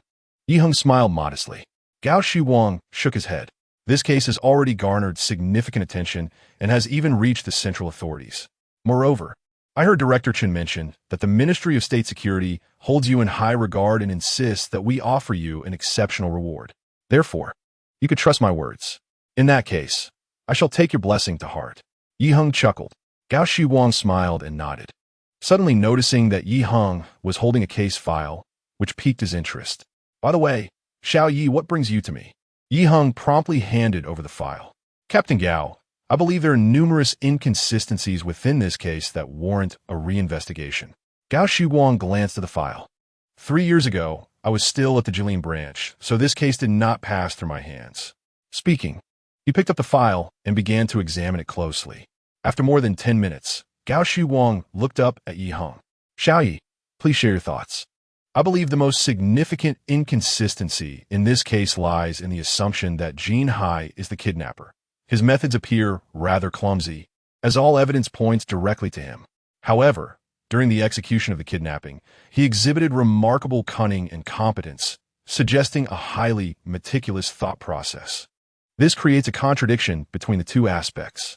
Gao Shiwang wore a contemplative expression, and after a moment, he inquired, "Is it possible that Jin Hai, having incurred massive debts due to business failures, decided to take a desperate gamble and flee the country, thus not caring about exposing his identity?"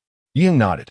"That hypothesis holds some merit, yet I still feel that certain elements seem amiss. Furthermore, from the records in the file, it appears that the initial investigation lacked depth in several areas." "Please elaborate," Gao Shiwang prompted. "The actions of the kidnapper indicate a familiarity with the victim's family circumstances. However, I found no related investigative content in the file.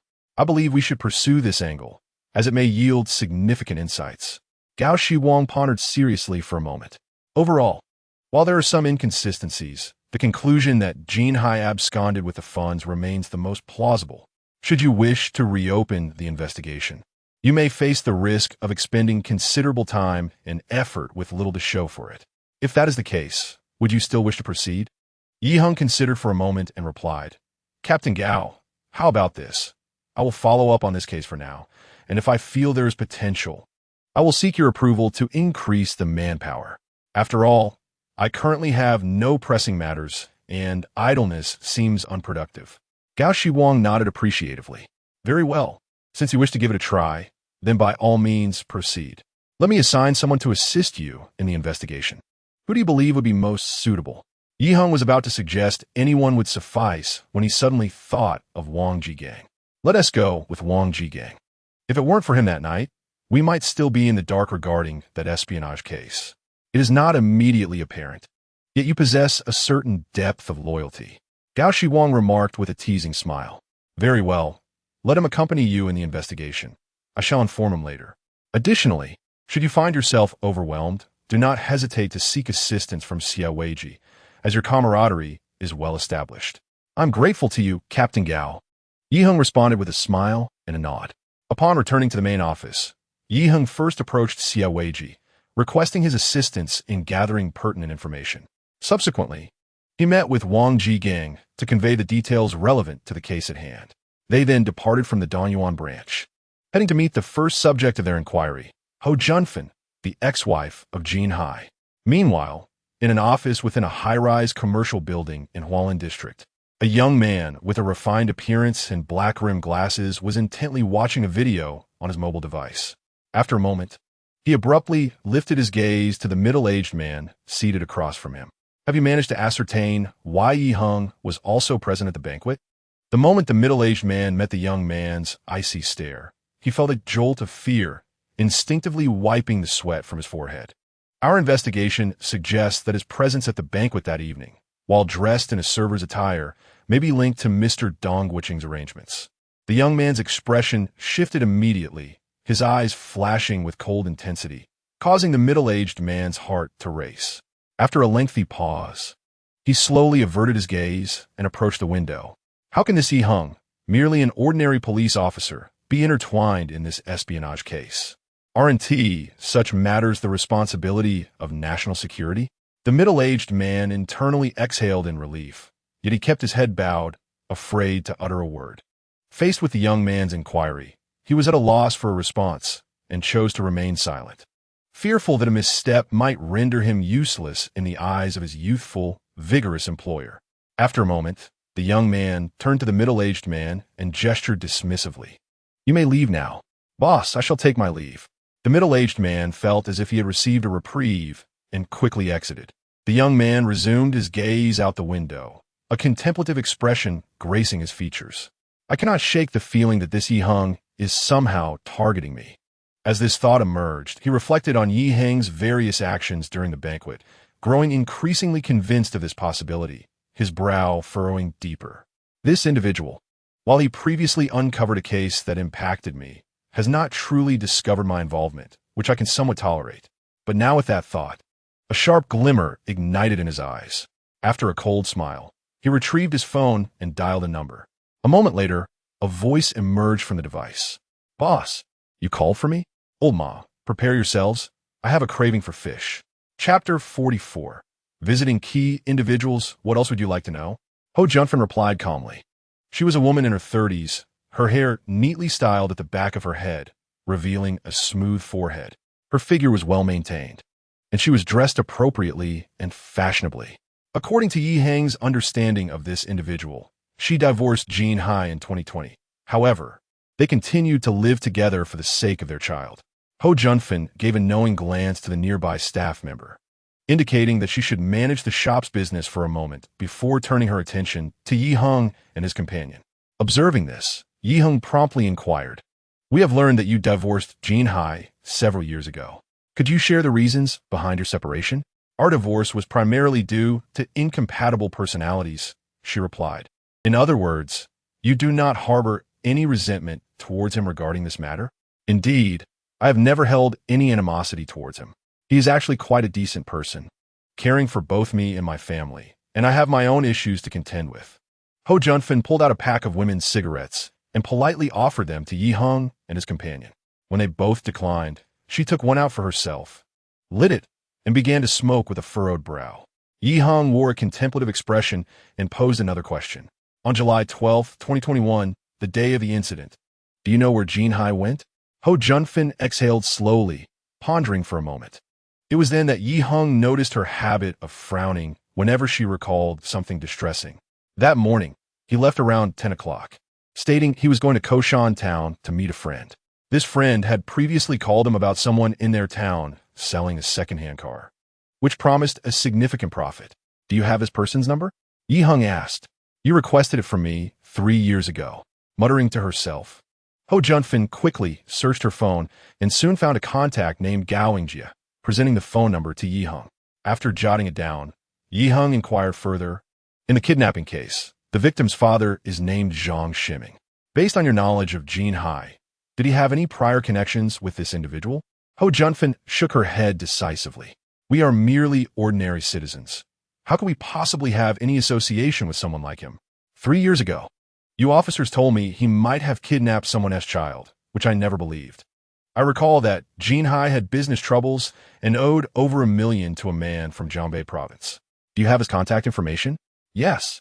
Ho Junfin nodded, retrieving her phone once more to search for a number. "This individual is named Zhang Yinan.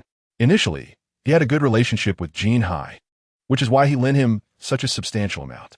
However, due to Jean Hai's failure to repay the debt, their relationship soured. At one point, he even threatened that if Jean Hai did not repay him, he would have him killed." Heng nodded, noting down the number. He continued to ask a few more questions to gain insight into Jean Hai's daily life before departing the scene with Wang Jigang. Once in the car, Wang Jigang did not start the engine immediately, but instead posed a question to Heng. "Shall we visit Gao Ingjia next? Or the Zhongbei man, Zhang Yinan? Yi Heng lowered his head and thought. Let's reach out to these two individuals later. Let's first pay a visit to Zhang Shiming's residence. For his son is the victim of the abduction in this case, and thus he possesses a more comprehensive understanding of the circumstances.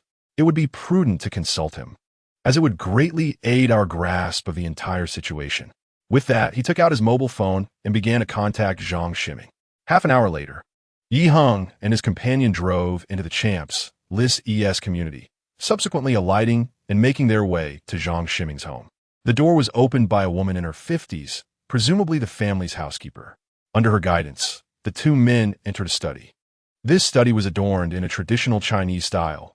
Upon entering, one was immediately greeted by a grand floor-to-ceiling window through which sunlight streamed, casting brilliant patches of light upon the floor. In front of the window stood a square table, exuding an air of antiquity, upon which rested a computer and some documents, accompanied by a steaming cup of tea. The walls of the study were adorned with calligraphy and paintings by renowned figures, while opposite the square table was an elegantly designed bookshelf, filled with numerous finely bound books. Zhang Shiming was seated in an office chair, and upon the arrival of the two men, he promptly stood and gestured towards the sofa. "Gentlemen, please have a seat here." This man in his 50s had neatly combed hair. Although time had left its marks upon his face, it also lent him an aura of maturity and steadiness. As Yi Heng was aware, Zhang Shiming had 5 children, 4 of whom were daughters, with Zhang Junluan being the sole son, born when Zhang was 37, which led the family to cherish him greatly. As they conversed, Zhang Shiming settled onto one side of the sofa and opened a cigar box on the coffee table, offering 2 cigars to Yi Heng and his companion. Yi Heng waved his hand in refusal, and Wang Jigang also smiled politely to decline. Observing their reluctance, Zhang Shiming placed one cigar back and ignited another for himself. "Gentlemen, what inquiries do you wish to make today?" Yi Heng smiled courteously. "Mr. Zhang, we have come to seek your insights regarding the abduction case from 3 years ago." "Ah, I see." Zhang Shiming nodded knowingly. "Please, do not hesitate to ask. I am at your service."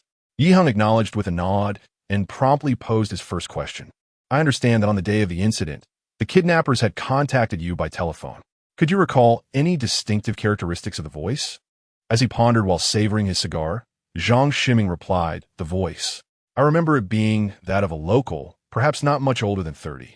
Yi Heng nodded and exchanged a glance with Wang Jigang. The prime suspect in the case, Jin Hai, was indeed in his 30s and also a local, aligning with Zhang Shiming's description. "Could you reflect further, Mr. Zhang, on whether you had any prior interactions with the suspect, Jin Hai?" "Not that I recall." Zhang Shiming slowly shook his head. "I later had someone investigate Jin Hai's background and confirm that I have never had dealings with him, nor have I ever crossed him in any manner. Furthermore, I inquired among my relatives and friends, and they too have had no connection with this individual." "And what about your subordinates at the company? For instance, the chauffeur who drives your child?" "I have conducted a private investigation into these individuals, as this matter pertains to my son's safety, and I cannot afford to be careless." Zhang Shiming extended his hand and brushed away the ash in the ashtray. "However, the outcome remains unchanged. According to my inquiries, none of my subordinates, including the driver assigned to my son, have any connections to this individual. Regarding your son's participation in the archery club, apart from the driver, are there any others who are aware of this?" "Well, aside from that dedicated driver, none of my Company S personnel are privy to this information. The only others who know about it are my relatives, but as I mentioned earlier, they have no ties to Jin Hai." Yi Heng nodded and posed further questions to Zhang Shiming, including the driver's contact details and personal information, as well as specifics regarding the conversation with the kidnappers on the day of the incident, before departing from Zhang Shiming's residence with Wang Jigang. Subsequently, the two located the dedicated driver using the phone number provided by Zhang Shiming, and after gathering details about the events of that day, they left. By this time, it was around 5 in the afternoon.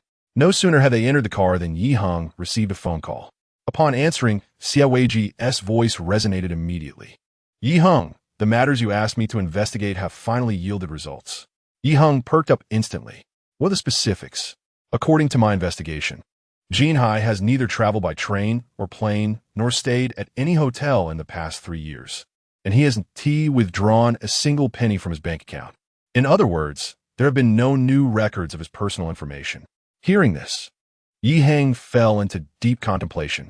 At that moment, he recalled the case of the corpse hidden in the well from 8 years prior. In that case, the deceased, Lao Yuxiu, also exhibited no changes in her personal information for 8 consecutive years.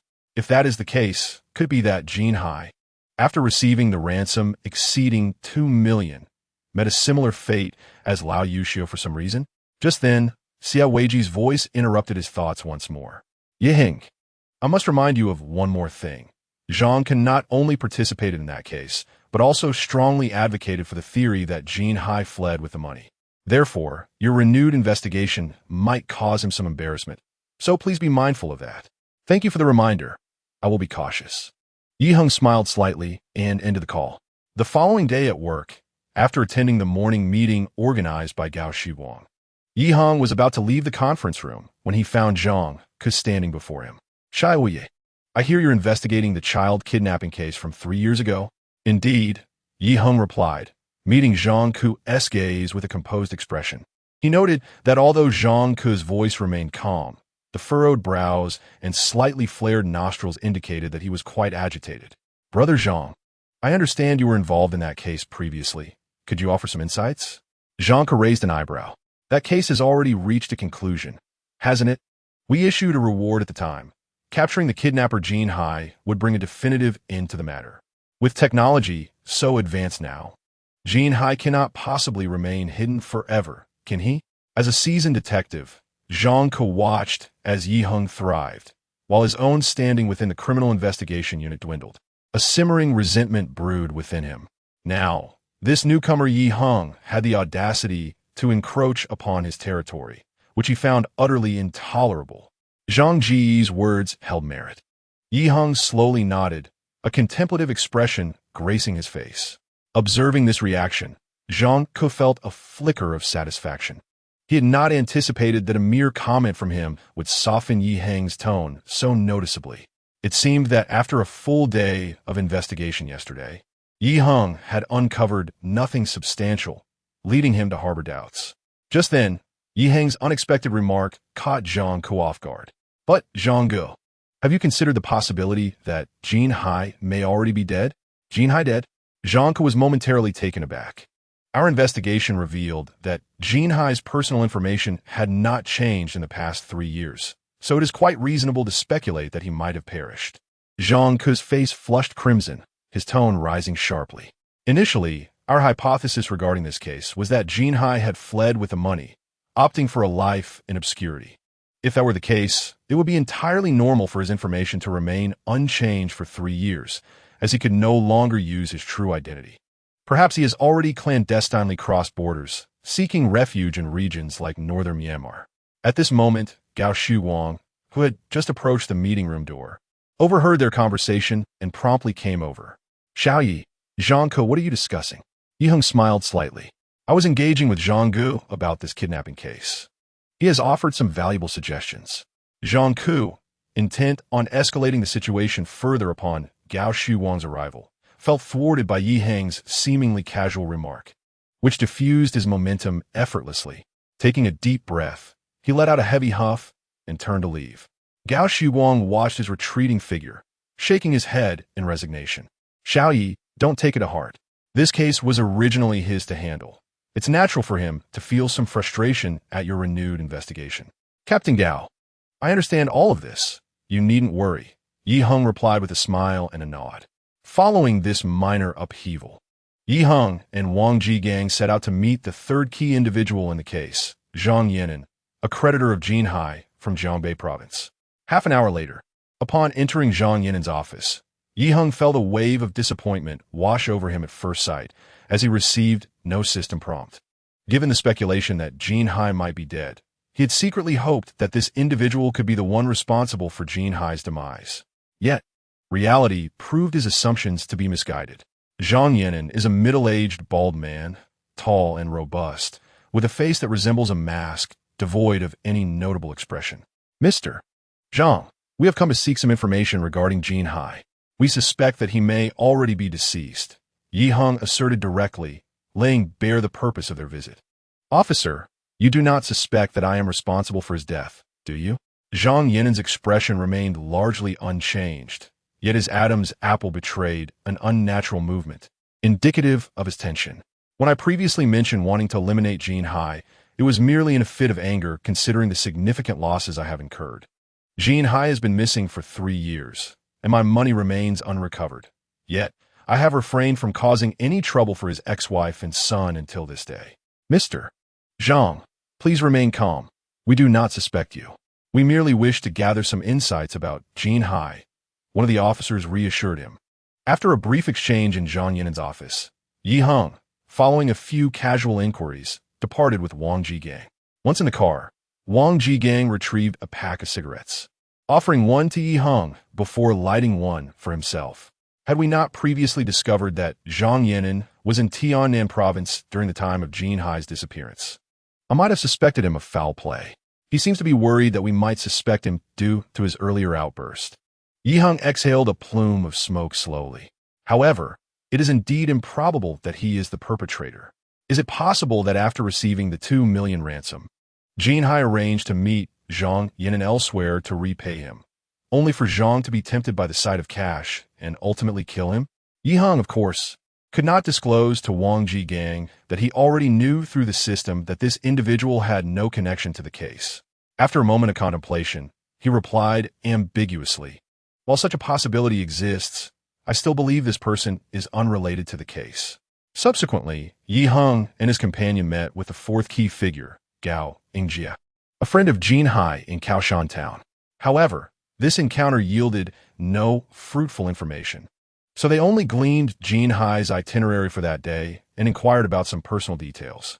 By afternoon, Yi Heng remained in the office, meticulously organizing the case details. Based on the investigations from the past 2 days, he uncovered a puzzling inconsistency. The kidnappers displayed an evident familiarity with Zhang Ximing's family, knowing not only the time and place of Zhang Junluan's visit to the club, but also Zhang Ximing's phone number. Typically, wealthy individuals like Zhang Ximing would keep their contact details private, shared only with acquaintances and relatives. Yet, according to the investigation results, there seemed to be no connection between Jin Hai and Zhang Ximing. If that were the case, how did Jin Hai acquire such information about Zhang Ximing's family? While Yi Heng pondered this conundrum, a sudden thought struck him, prompting him to swiftly retrieve his phone and call Ho Junfen. "Who is it?" came Ho Junfen's voice, tinged with evident impatience. "Ms. Ho, this is Officer Yi Heng, who visited you yesterday. I'm calling to inquire about a matter." Chapter 46. The steps to unravel the case. The following day, at Yi Heng's behest, the criminal investigation team convened a special meeting regarding the kidnapping case. The meeting was presided over by Gao Shuwang, but it was met with fierce skepticism from Zhang Ke right from the outset. "Captain Gao, why are we holding this special meeting? Is it possible that there were oversights in our previous investigation of this case?" Before Gao Shuwang could respond, Yi Heng interjected. "You're quite right, Brother Zhang. This case has indeed encountered significant issues." Upon hearing this, Zhang Ke immediately turned to Yi Heng, a smirk creeping onto his lips. "Oh, pray tell, what issues have arisen?" Yi Heng met Zhang Ke's gaze with unwavering resolve. "The core issue lies in the fundamental direction of our investigation. Consequently, regardless of how we proceed, we are destined to yield no results. The investigative direction is flawed." Zhang Ke paused, momentarily taken aback. "What exactly do you mean by that?" Like Zhang Ke, the others in attendance were equally taken aback by Yi Heng's assertion, their ears perked up, eager to hear his elaboration. In response to Zhang Ke's skepticism, Yi Heng refrained from a direct answer and instead posed a question. "Brother Zhang, before addressing your query, allow me to ask you one. From the perspective of a typical criminal aiming to execute a perfect crime, what should be their primary consideration? What should be prioritized in orchestrating a flawless crime?" Zhang Ke echoed reflexively, gradually sinking into contemplation. After a brief moment, he raised his gaze to Yi Heng. "Establishing an impeccable alibi?" Yi Heng shook his head, a slight smile gracing his lips. "In my view, that is not the optimal answer." As he spoke, Yi Heng scanned the room, searching for anyone among the crowd who might possess the answer to this question. Wang Jigang pondered for a moment before proffering an alternative. devising the most exquisite method of murder? Yi Heng again shook his head. At this juncture, Li Yi chimed in, concealing the body as thoroughly as possible, preventing its discovery. After contemplating this answer, Yi Heng shook his head yet again.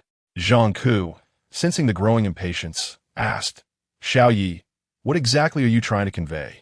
Yi Heng smiled at him. In my opinion, a criminal orchestrating a perfect crime must first seek an appropriate scapegoat. Consider this. While your previous suggestions are undeniably clever, the most they can achieve is to complicate the investigation of a case. For the criminal, such an outcome may be satisfactory, yet still harbors considerable risk, as the case could potentially be reopened at any moment. However, if one can identify a flawless scapegoat, the case can be swiftly closed, and thereafter, no one will pursue it further. For the criminal, this outcome is undoubtedly the most ideal, as it resolves all issues in one fell swoop. Upon the conclusion of this statement, all present, including Zhang Ku, fell into profound contemplation, subsequently nodding in unison. Yi Heng offered a faint smile and continued, in this case, the perpetrator has devised a similar trap, luring us into a misguided investigative direction. At this remark, Wang Zhigang's eyes brightened immediately. Yi Heng, are you suggesting that the individual responsible for this abduction is not Jin Hai, but someone else entirely? You are correct, Yi Heng affirmed with a smile. In this case, although the person we observe in the footage wore clothing identical to Jin Hai's and shared similar height and age, they are, in fact, not the same individual. Zhang Ke gazed at Yi Heng in disbelief. Xiao Yi, do you possess any evidence to substantiate that this kidnapper is not Jin Hai? Yi Heng smiled lightly and produced a disc, waving it before Zhang Ke. My evidence resides within this disc. With that, he located the projector's remote control, lowered the projection screen in the conference room, inserted the disc into his laptop, and connected the computer to the projection equipment. Observing Yi Heng's actions, curiosity piqued among the onlookers, each privately speculating about the nature of the evidence he alluded to. After completing these preparations, Yi Heng logged into the computer, navigating to a folder titled Champs, Lis ES Kidnapping Case, where he accessed a subfolder labeled Criminal Suspects. He then looked up at the audience. As for why I am certain that this kidnapper is not Jin Hai, the key lies in the distinct differences in their gait and stride. Upon hearing this, Gao Shuguang immediately trembled with excitement, a glimmer of insight illuminating his eyes. Xiao Yi, please elaborate. The others, equally astonished, focused intently on Yi Heng, hanging on his every word. Yi Heng nodded, opening a video. In the footage, a man appeared beneath a streetlight on the right side of the road, walking along before vanishing off the left side of the screen. Yi Heng pointed to the video and stated, this footage captures the moment shortly after the kidnapper released the child as he departed from the location where Jin Hai's vehicle was abandoned, recorded by a nearby surveillance camera. If you observe closely, you will notice that this individual possesses a distinct characteristic in his walk. His left shoulder is lower than his right. As he spoke, Yi Heng magnified and slowed the video, prompting the audience to carefully observe the individual's shoulders rising and falling as he walked. Next, Yi Heng switched to the folder interface and opened a photograph depicting a series of footprints left on the ground beside a rural path. These footprints were left by the kidnapper at the scene. During our investigation, we discovered these tracks in conjunction with the video clues, capturing them in a photograph. Combining the existing information and photographic evidence, I deduced that this individual has a left step measuring approximately 65 centimeters and a right step measuring around 70 centimeters, exhibiting a discrepancy of about 5 centimeters. This difference accounts for the observed characteristic of a lowered left shoulder and a raised right shoulder while walking. Presumably, this individual may possess a slight disability in the left leg. Furthermore, based on the stride exhibited, it is evident that this person possesses remarkable psychological resilience. As there were no noticeable signs of psychological distress after the crime, he maintained a steady and composed gait throughout. Next, let us examine the true Jin Hai and observe his walking mannerisms. With that, Yi Heng opened a folder named Jin Hai and clicked on a video. In the footage, a man is seen walking within a residential community when suddenly a young girl bounces past. Upon seeing the girl, the man immediately smiles, opens his arms and squats down to embrace her. It is evident that the individual in this video is none other than Jin Hai. This video was obtained from his ex-wife, Ho Junfin, and was recorded prior to their divorce. As Heng magnified the video and slowed it down for a more detailed analysis, it became apparent that Jin Hai's walking style starkly contrasted with that of the kidnapper, as his shoulders remained consistently level. I also inquired with Jin Hai's ex-wife, who affirmed that he had never experienced any leg issues. Observers began to recognize that Jin Hai's walking mannerisms indeed aligned with Heng's assertions. The higher pixel quality of this video, coupled with its proximity during filming, allowed the audience to discern the differences more clearly. To facilitate a more direct comparison between the two individuals, Heng switched back to the video of the kidnapper and replayed it. This time, the differences became unmistakably evident, albeit subtle. Without this visual juxtaposition, such distinctions would likely have gone unnoticed by the average observer. By this point, the conference room had fallen into a profound silence. Even Zhang Ku, who had consistently challenged Heng, now stared wide-eyed, rendered speechless. Should Heng's evidence prove accurate, then the case had indeed deviated significantly from its initial trajectory. Heng continued his discourse. Now that we have established that Jin Hai was not the kidnapper, it is reasonable to surmise that he has likely met a tragic end at the hands of the true perpetrator. One can speculate that, after murdering Jin Hai, the assailant donned his clothing and shoes and drove his vehicle to carry out the abduction, aiming to shift all blame onto him. Therefore, our subsequent investigative focus should pivot towards unearthing this true criminal. Chapter 47. Investigating Keishan and Zhang Ku felt a profound sense of vexation. Heng's deductions were meticulously interwoven, grounded in logic and evidence, leaving him bereft of any counterarguments, his face flush with embarrassment. Yet, despite this, he remained unwilling to concede defeat and posed another question. In your view, how should we proceed to identify the true culprit? Heng bestowed a slight smile upon him, inwardly commending the individual for his adept cooperation. With a sense of confidence, he began. Firstly, based on the video footage from the crime scene and the photographs of the footprints left by the assailant, we have deduced the basic characteristics of this individual, estimating his age to be between 28 and 38 years, with a height of approximately 1.72 meters and an average build. Furthermore, we can refine our focus on this individual's possible areas of activity by examining Jin Hai's movements. As he spoke, Heng produced a whiteboard from the conference room. According to our investigation, on the day of the incident, specifically July 12, 2021, Jin Hai departed from his residence at 10:58 a.m., heading to the home of his friend, Gao Ingjia, in Kaohsiung Town. This can be corroborated by his ex-wife, Ho Junfin. He arrived at Gao Ingjia's residence at 12:40 p.m. At 1:18 p.m., the two men went to inspect a second-hand vehicle, returning to Gao Ingjia's home by 4 o'clock p.m.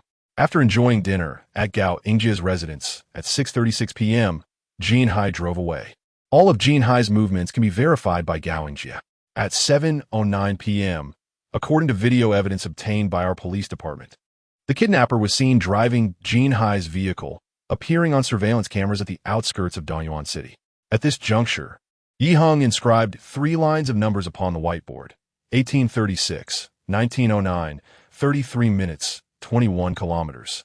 In the brief span of 33 minutes from 1836 to 1909, the true perpetrator executed the murder of Jin Hai, drove to the entrance of the archery club, and proceeded with the abduction of Zhang Juanluan, among other actions. Maps indicate that the distance from Kaohsiung Town to Danyuan City is roughly 21 kilometers, with numerous junctions along the route. For the kidnapper to accomplish these tasks in 33 minutes, not only would they need to travel at a considerable speed, but they must also possess an intimate familiarity with the surrounding road conditions. However, given Jin Hai's familiarity with this route, it is highly unlikely that he would have driven at such a rapid pace. Therefore, I surmise that this kidnapper most likely caught a ride with Jin Hai in the vicinity of Kaohsiung Town, subsequently murdering him in the vehicle and disposing of the body before driving into Danyuan City to commence the abduction. Thus, Our subsequent investigative efforts should be concentrated in the entirety of Kaohsiung Town. However, considering the town's population exceeds 80,000 and its vast geographical expanse, relying solely on 1 or 2 officers would be insufficient. Hence, I advocate for the mobilization of additional personnel to conduct a thorough investigation. Upon concluding his statement, a prolonged silence enveloped the conference room until Gao Shuguang was the first to initiate applause. Gradually, all present joined in. Xiao Yi, your reasoning is splendid. Every detail has been meticulously considered.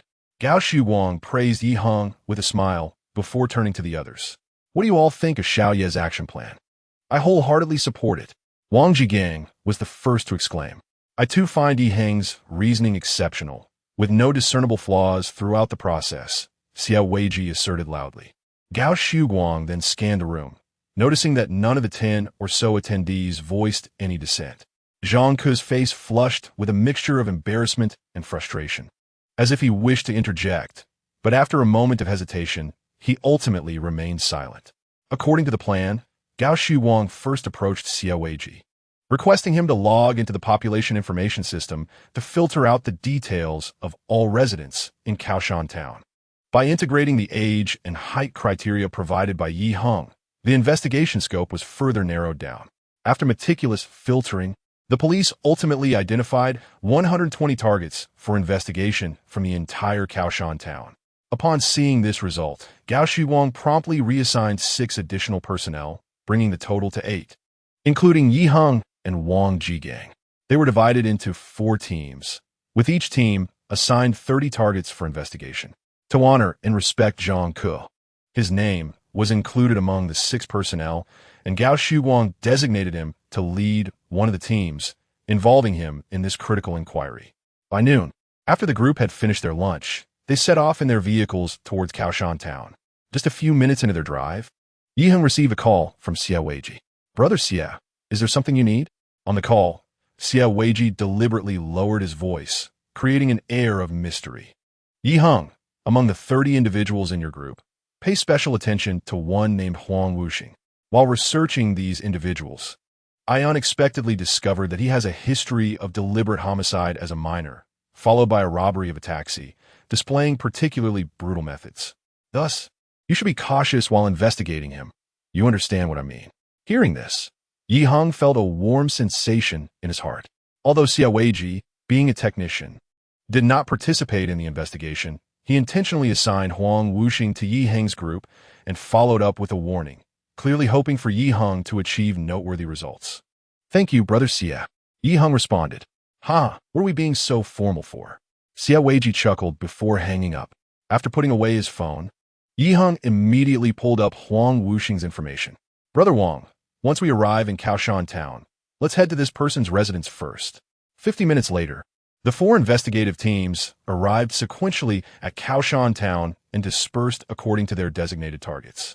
Based on the registered address, Yi Heng and his partner promptly arrived at Huang Wuxing's home.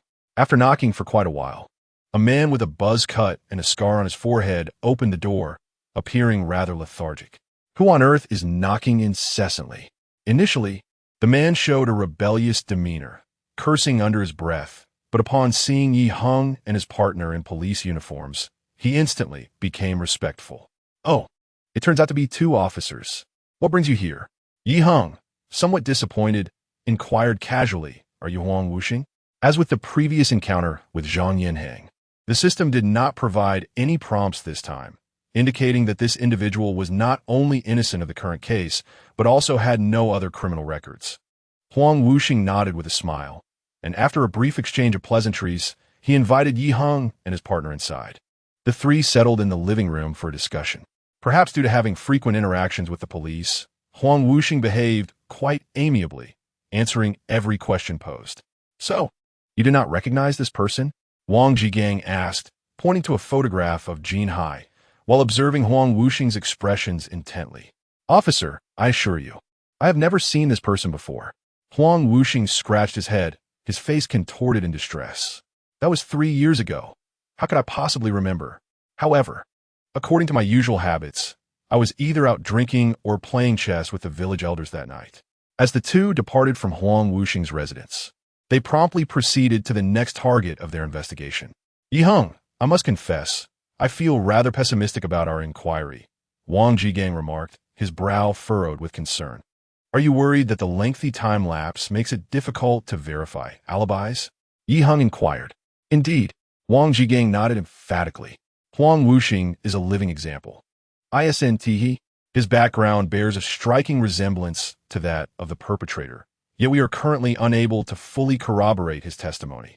With a smile, Heng proposed, let us first review all our investigation targets, then select the most suspicious among them for a second round of inquiry. Though he voiced this suggestion, his mind pondered that once he laid eyes on these individuals, discerning the guilty party would likely be quite evident. Wang Jigang nodded in resignation. It appears we have no other choice. Chapter 48, System Notification, Kidnapping and Murder Suspect Wang Chung Detected. In the ensuing days, the team roamed around Kaohsiung town, conducting interviews. After 3 days, they had visited over half of the 120 targets. While they had identified several suspicious individuals, they had yet to pinpoint a prime suspect. Alas, it has been 3 years. Even if the murderer were amongst these individuals, I fear it would be exceedingly difficult to uncover him. A police officer lamented as he exited one target's home. Zhang Ku, in the same unit, couldn't he help but feel elated at the officer's complaints, though he feigned a look of distress. Indeed, I have long believed this approach to be a sheer waste of time. I doubt we will uncover anything in the end. During this period, whenever the opportunity arose, he would deride the investigation, gradually undermining the morale of his colleagues. Once this case was solved, it would undoubtedly highlight his incompetence. So he secretly hoped it would remain stagnant. With his relentless efforts, others began to doubt Heng's judgment, and the team's morale continued to dwindle. Glancing at the darkening sky, Zhang Ku felt a surge of satisfaction. In just an hour, this day will come to a close. With so many officers spending days here, if we ultimately fail to crack the case, I wonder how Heng will respond. Meanwhile, Heng and Wang Jigang had just exited a residence. Heng, how many targets do we have left to visit? Wang Jigang inquired. 2 more, Heng replied. One is a long-haul truck driver. His husband is often away, making it difficult to find him at home. The other is said to be in the funeral industry, living quite comfortably, and has also been frequently absent. The 2 individuals had previously visited the home of a certain family, but had yet to encounter the man of the house. Seizing the opportunity, they decided to pay another visit. Wang Jigang retrieved a cigarette, offering one to Heng before lighting his own. Let's first visit the family involved in the funeral industry, he suggested. At this hour, the man should have returned home. Heng opened the car door and took his place in the passenger seat. Shortly thereafter, they arrived at the residence based on a registered address, where Heng rang the doorbell several times. Moments later, a woman opened the door and approached the yard. Who is it? She inquired. We are officers from the Danyuan branch, here to investigate some matters, Heng responded. Has your husband returned? Oh, it's you. The woman nodded and walked directly to the gate, opening it for the 2 men. You visited the other day, but my husband was out on business, and he still is, she explained, shrugging her shoulders. When is he expected back? We wish to ask him a few questions, Heng inquired. That's uncertain. The woman scratched her head. He has been quite busy lately, often returning home late. After pondering for a moment, Heng proposed, in that case, please provide us with his contact number. We will call him later. The woman nodded and promptly shared her husband's phone number. After noting it down, Heng and Wang Jigang returned to their vehicle, heading back toward Danyuan City. They had been busy, and it was time to wrap things up. However, just as they turned off a side road and onto the main street, Heng suddenly felt a jolt in his mind, accompanied by a system notification. System alert. Kidnapping suspect Wang Chung detected.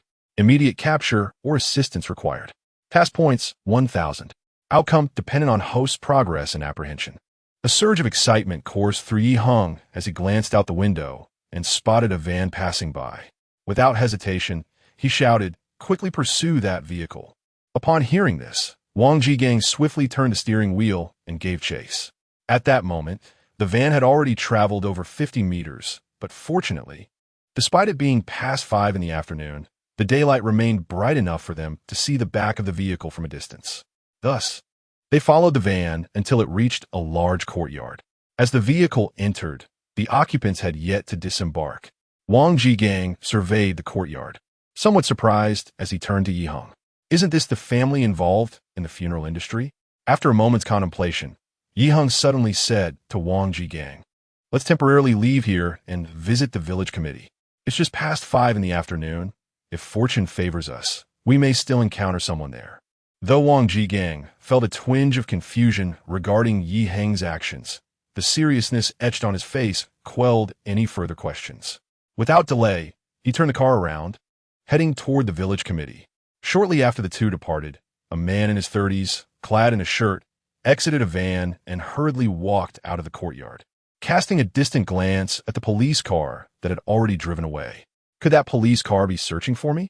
Yet, if they were indeed looking for me, why did they not disembark and enter my home? The man furrowed his brow in contemplation, a look of perplexity etching his features. In that moment, the old case from 3 years prior began to resurface in his mind. Yi Heng's judgment was not mistaken. He was indeed Wang Chung, the perpetrator of a kidnapping that had occurred in Donyuan City 3 years ago. For the past 3 years, he had lived in constant trepidation, fearing that the police would eventually come knocking at his door, which led him to conduct himself with utmost caution. During the days surrounding the incident 3 years ago, he had claimed to be preoccupied with matters of the funeral home, leaving home early and returning late each day, all in an effort to evade police scrutiny. To his astonishment, however, the police had never approached him regarding the case. Gradually, he began to let his guard down. Just a few days ago, he had learned from villagers that the police were investigating a case, prompting him to revert to his old habits of leaving early and returning late, striving to avoid any encounters with law enforcement. Standing motionless, his expression fluctuated. Even if they suspected me of being the murderer, 3 years have passed, and much of the evidence has likely vanished. Moreover, given the methods I employed to dispose of that person's body, they should find it exceedingly difficult to uncover any traces. After reassuring himself, he shook his head and turned back into the courtyard. 5 minutes later, Yi Heng and his companion arrived at the village committee of Kaoshan Town, where they fortuitously encountered the village head, Huang Rongming, just as he was about to clock out. After succinctly explaining their purpose, Huang Rongming welcomed them inside, and a conversation ensued. Half an hour later, Yi Heng and his companion emerged from the village committee and boarded their police vehicle. As soon as they were inside, Yi Heng promptly retrieved his phone and dialed Xiaoweiji. Before long, Xiaoweiji's voice resonated on the line. "Yi Heng, what can I do for you?" "Brother Xia, I need your assistance in investigating 2 individuals." Yi Heng produced a slip of paper and began to read the names inscribed upon it. Wang Yisong, a local villager from Kaoshan Town, previously engaged in real estate construction. Yang Yaru, also a local from Kongming City, who married over from Jilin District. I would like to understand the family backgrounds of these 2 individuals. After terminating the call, Wang Jigang immediately inquired, "Yi Heng, do you suspect that Wang Chung is involved in something nefarious?" Yi Heng smiled and nodded. "I do indeed harbor such suspicions. However, I currently lack substantial evidence. That is precisely why I advise you to leave his home earlier to avoid alarming him." Wang Jigang's eyes widened as he fixed his gaze intently on Yi Heng. "Could you share how you came to suspect this individual?" "Well, at present, it is not convenient for me to divulge that information. What if my assumptions are incorrect?" Yi Heng replied with a chuckle. "Let us wait and see.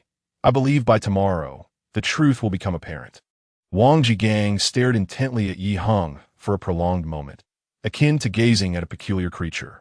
Initially, he intended to utter something further, yet upon reflection, he chose to turn his attention back to the road, driving with earnest concentration. Upon returning home that evening, Yi Heng promptly seated himself at his desk, meticulously compiling all available information regarding Wang Chung onto a single sheet of paper. Wang Chung, age 33, was a local of Kaoshan Town, engaged in the funeral industry. His father, Wang Yisong, a native villager of Kaoshan, possessed a fortune amounting to millions, having made his mark in the real estate and construction sectors. Wang Cheng's wife, Yang Yuru, hailed from the Jiolin district of Kongming City, and after marrying Wang Chung, dedicated herself to managing the household and nurturing their children. Having reached this stage in the investigation, Heng felt confident that they had unraveled 90% of the case.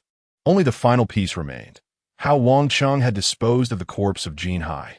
Though he could opt to directly interrogate Wang Cheng and utilize his hypnotic interrogation skills to resolve the case, as an aficionado of deduction, he considered such an approach somewhat unsatisfactory. After all, having already gleaned the answer through the system, he merely sought the process of unraveling the mystery. If he resorted to cheating at this juncture as well, it would reflect poorly on his capabilities. Contemplating the methods one might employ to ensure a person's total disappearance, given Wang Cheng's identity and background, Heng found himself deep in thought when, suddenly, the sound of his cat, Xiaobu, meowing in the living room jolted him from his reverie. Upon entering the room, he discovered that Xiaobu, in a playful frenzy, had scattered litter across the floor. Noticing Heng's unwavering gaze, Xiaobu, rather than exhibiting fear, indignantly meowed twice, seemingly reproaching him for not attending to the litter upon his return home. Chuckling, Heng affectionately patted Xiaobu's head, promptly tidied the litter, and rewarded the cat with a treat, only returning to his bedroom once Xiaobu was contentedly savoring the delicacy. However, as he resumed his seat and his eyes fell upon the words funeral industry, a spark of realization illuminated his expression. Chapter 49.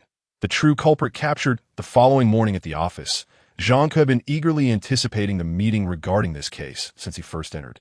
Over 3 consecutive days, the Criminal Investigation Unit had dispatched 8 personnel, yet little progress had been made, and all the detectives involved expressed their frustrations when the case was mentioned.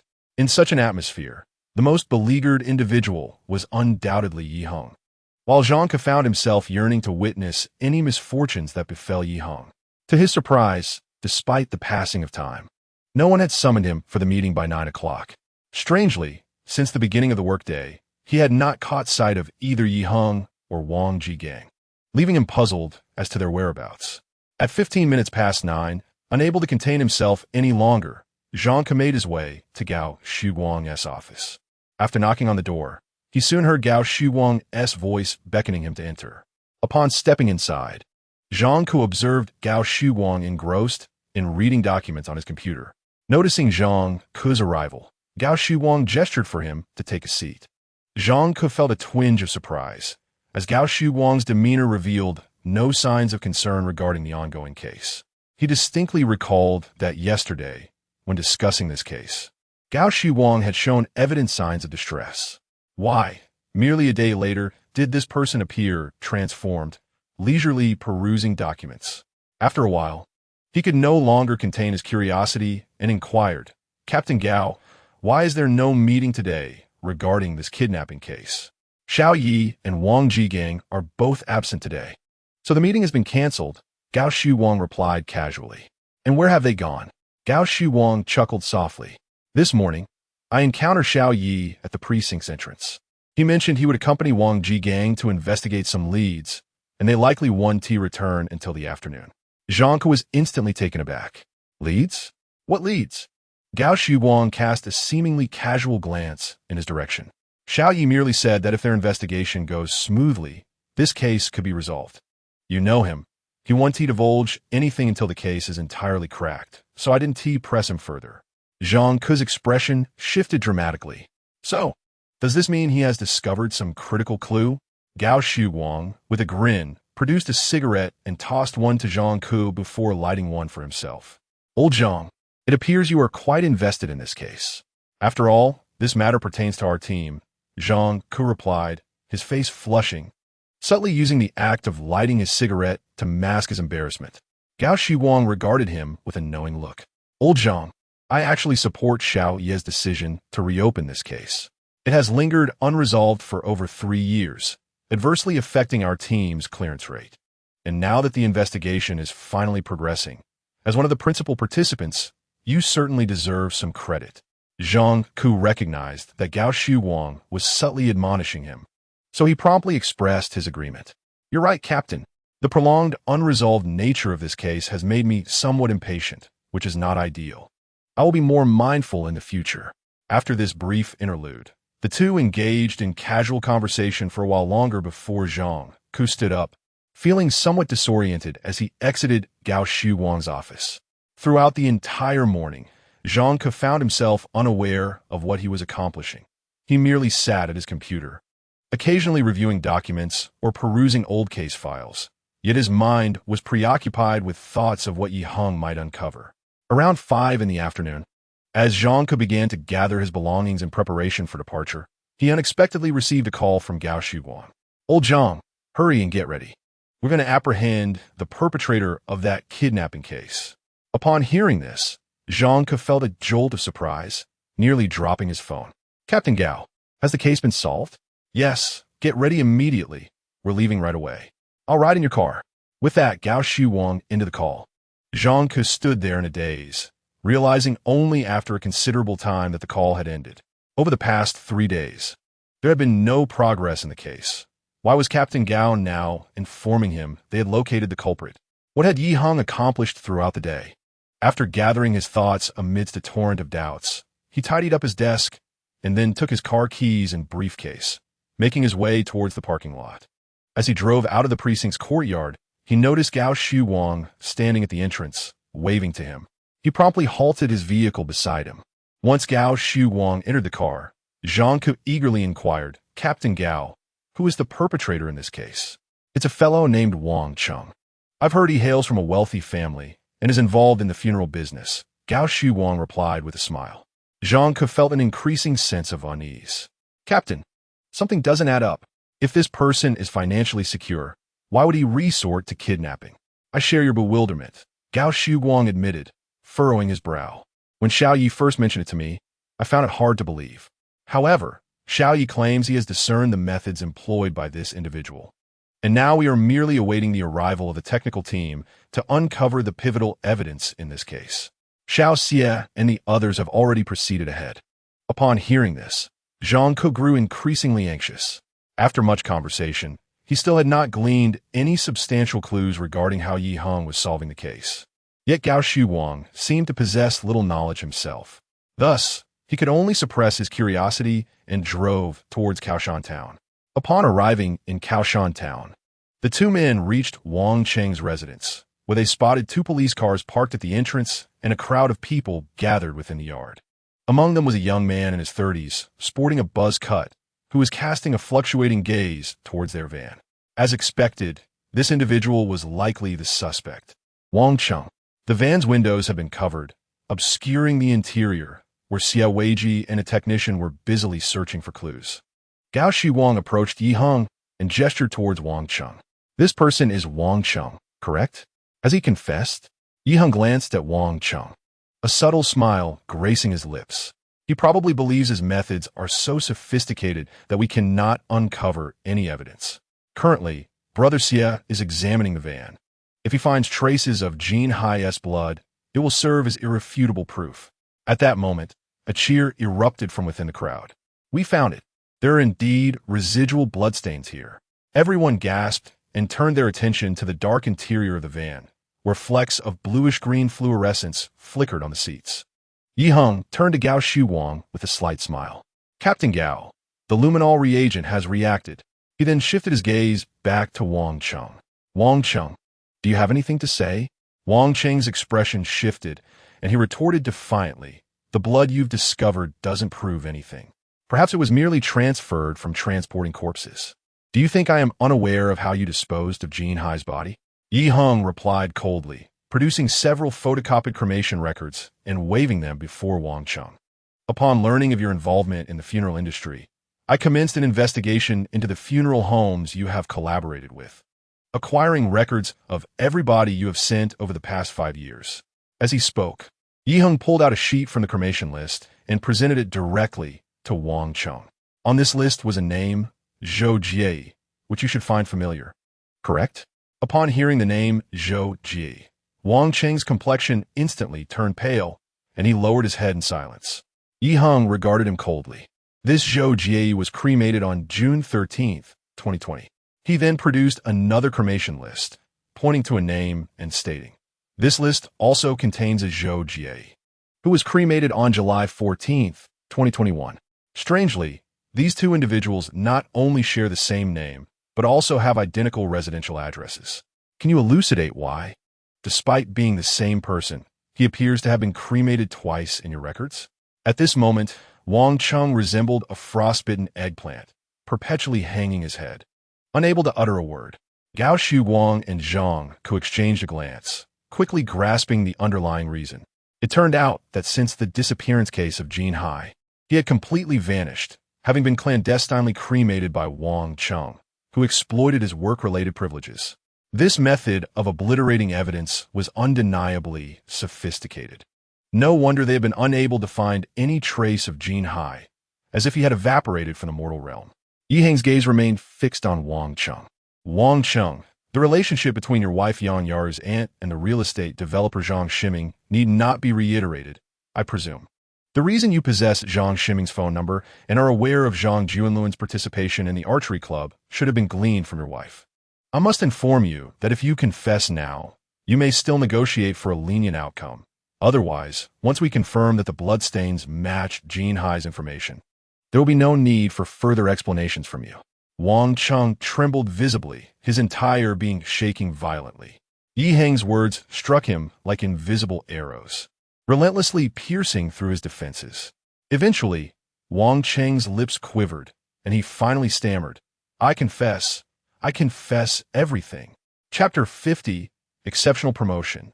First-class police officer in the dead of night, within the interrogation room of the Donyuan Sub-Bureau's Criminal Investigation Team. An intensive interrogation was underway. Under the harsh glare of fluorescent lights, Wang Chung sat with his head bowed, his face revealing a dispirited expression, his voice hoarse. Around 6 p.m. on July 12, 2021, wearing a hat and mask, I approached the roadside to seek a vehicle for my crime. After failing to stop multiple cars, I ultimately flagged down Jin Hai's vehicle, quickly gaining his trust under the pretext of collecting a debt in the village. Once inside the car, I threatened him with a knife, forcing him to drive to the riverbank. After seizing his coat and phone, I silenced him, hiding his body in the grass by the riverbank. Subsequently, I donned Jin Hai's clothing and drove his car to the urban area of Donyuan, waiting outside the archery club frequently visited by Zhang Juanluan. Given that my wife's aunt is Zhang Juanluan's mother, I was relatively familiar with their family, and everything proceeded rather smoothly. After committing the act of abduction, I hurried home, loaded Jin Hai's body into my family's van, and attended to it within the vehicle. Subsequently, I forged a cremation certificate under the cover of night. Early the next morning, I ventured out under the pretense of having work to do and transported him to the crematorium. Despite my repeated efforts to cleanse the vehicle, traces of blood remained, seeping into the seat's surface and ultimately serving as the evidence that led to my capture. Yi Heng regarded the individual with a cold stare. Wang Chung, as far as we know, your family is not lacking in wealth, especially with your parents' net worth reaching millions. Given this, what compelled you to commit such an act? Wang Chung lifted his gaze to Yi Heng, a look of despair washing over his face as he sighed. It is entirely my fault for my extravagant spending. Although I earned a decent amount, little remained.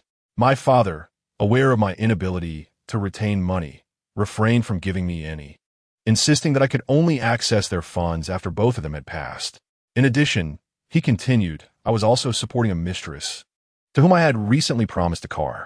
With her pressing urgency, I was momentarily overwhelmed and turned my attention towards Zhang Juanluan. After leaving the interrogation room, Yi Heng strolled down the corridor, gazing at the bright moon overhead while silently smoking a cigarette. In that moment, he felt an overwhelming sense of frustration. Jin Hai, a person regarded as virtuous by many, had lost his life due to Wang Cheng's fleeting greed, enduring the stigma of being labeled a kidnapper for 3 long years. Had this case not been resolved, Jin Hai would have remained burdened by this unjust accusation for an indeterminate duration. Some individuals, despite having much and being envied by many as the elite, still yearn for more. Conversely, others struggle to survive, yet persistently fight and strive. The stark contrast between these two realities evokes profound reflection. At that moment, a voice echoed behind him. Yi Heng, the case has been solved. Why have you sneaked away here to smoke alone? Yi Heng turned to glance at Wang Jigang, responding nonchalantly, It's nothing. I just feel that Jin Hai's death was profoundly unfair. Wang Jigang nodded in agreement, and after a moment of silence, posed a question. By the way, Yi Heng, I am curious how you knew that traces of Jin Hai's blood would certainly remain in the vehicle. Honestly, it was somewhat of a guess, with a significant element of luck involved, Yi Heng replied, directing his gaze towards the bureau's courtyard and exhaling a cloud of smoke. However, I had some confidence in my reasoning. Consider this. Apart from a car, Wang Qing's family only had this van remaining. If he intended to transport Jin Hai's body, what other means of transportation could he possibly have? Wang Jigang's brow furrowed in thought. But what if he was exceedingly cautious during the process of handling Jin Hai's body, leaving no blood traces in the vehicle? Yi Heng turned to face him, a slight smile gracing his lips. I tend to take calculated risks at crucial moments, and fortune has favored me thus far. He certainly could not disclose to Wang Jigang that if no evidence could be found in the car, he would have to resort to hypnotic interrogation techniques, compelling Wang Cheng to divulge the details of the crime himself. It was precisely because of this fallback strategy that he dared to take such a bold gamble. Wang Jigang couldn't help but exclaim. It is often said that luck is a form of strength, and I have finally come to believe this statement. Wang Jigang, of course, was unaware of the thoughts swirling in Yi Heng's mind at that moment. He genuinely assumed that this individual was merely relying on luck. Nevertheless, he felt immensely relieved, for throughout this case, he had unwaveringly supported Yi Heng, and now it seemed that his faith was being rewarded. Establishing a connection with someone like Yi Heng would undoubtedly pave the way for a more successful career ahead. 3 days later, a red-headed document issued by the Municipal Bureau sent shockwaves throughout the entire public security system of Kongming City. It was a notification recognizing Comrade Yi Heng for his third-class merit. In this document, the Municipal Bureau not only meticulously detailed Yi Heng's outstanding performance in the case, but also conferred upon him a formal commendation for his third-class merit. What was even more astonishing was the final paragraph of this document. Considering Comrade Yi Heng's continuous resolution of major cases since his employment, repeatedly achieving remarkable feats, and making significant contributions to the improvement of public safety in Kongming City, the leadership of the Municipal Bureau and the Donyuan Sub-Bureau decided to promote him to the rank of first-class police inspector. Upon the release of this document, a wave of fervent discussion erupted. Not only was the WeChat group of the Donyuan Sub-Bureau's police station abuzz with chatter regarding this matter, but even among the 6 criminal investigation team leaders in Kongming City, the discussions had reached a boiling point. My goodness, it's this Yi Heng again. Is there no end to his accomplishments? This is outrageous. What on earth has this fellow done to earn another third-class merit? Good grief. I have become completely numb to seeing this name. Indeed, this young man was previously just an auxiliary police officer, having only been officially employed for less than 2 months. Recently, he just transitioned to a formal position, and now he has been promoted to first-class police inspector. Who could argue otherwise? In terms of rank, he is now equivalent to a deputy director of a police station. I foresee that it won't be long before he stands on equal footing with us. Does anyone know what exactly little Yi accomplished in this case? Old Liu, you should ask Old Gao from Donyuan about this. Calling Old Gao, come out and show your face. Yes, Old Gao, hurry and make an appearance. Ahem. Hello everyone, I am Gao Shiguang, the captain of the criminal investigation team at Donyuan Sub-Bureau. What brings you to seek me? Bah, look at you flaunting your success. You've merely gained another formidable subordinate. By the way, Old Gao, can the case files finally be copied this time? Indeed, I must thoroughly examine how little Yi solved the case to earn a third-class merit. Agreed. Old Gao, once your case files are copied, please notify the group. I will send someone to collect a copy. Agreed. Agreed. Chapter 51, Assassination. The city at night was ablaze with lights, and outside the most popular chain establishment, Milifang, in Kongming City, a throng of people emerged, their cheerful laughter resonating through the air. Zhao Zhizhong embraced Yi Heng's shoulders, and although his steps were somewhat unsteady, his tone brimmed with pride. Xiao Yi, you have performed admirably during your time at the Sub-Bureau, successfully solving numerous significant cases. You have not brought shame upon us. Beside them, Feng Xing chuckled heartily, giving Yi Heng's shoulder a hearty pat. Indeed, Xiao Yi is our elite. This fellow has grown remarkably fast. In less than 2 months, he has already attained my rank. Yi Heng steadied Zhao Zhizhong's arm to prevent him from stumbling, while turning to Feng Xing with a grin. Director Feng, please refrain from praising me further. Even though I have solved a few cases, it is ultimately thanks to your and Director Zhao's guidance.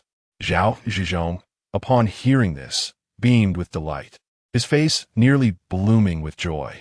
Xiao Yi, you cannot fathom how proud old Feng and I feel every time we see you achieving success. Remember, our bureau is your family. Do come by often. After a warm exchange, Yi Heng escorted Zhao Zhizhong and Feng Xing to a taxi, bidding farewell to Zhou Lu and others in turn, before finally hailing a taxi to return to his rented apartment. Upon learning of his promotion to a first-level inspector, Yi Heng was reminded of the farewell party that Zhao Zhizhong and others had thrown for him when he first departed from the Yongji police station. Seizing the opportunity during his day off, he invited the leaders and colleagues from Yongji to join him for a lavish meal, followed by a karaoke session. Now, this rare gathering had finally come to a close. In the deep night of October in Kongming City, although the temperature had dropped significantly, Yi Heng felt a lingering warmth from the ample alcohol he had consumed. Reflecting on the moments at the gathering when everyone had raised a toast to him, a smile gradually appeared on his lips. Though his time at Yongji police station was brief, he had forged deep connections with his colleagues. After alighting from the taxi, he staggered into his rented apartment, quickly taking the elevator to the 10th floor corridor. His rented room was 1012, located at the end of the corridor, while somewhat isolated. It offered a quiet retreat at night.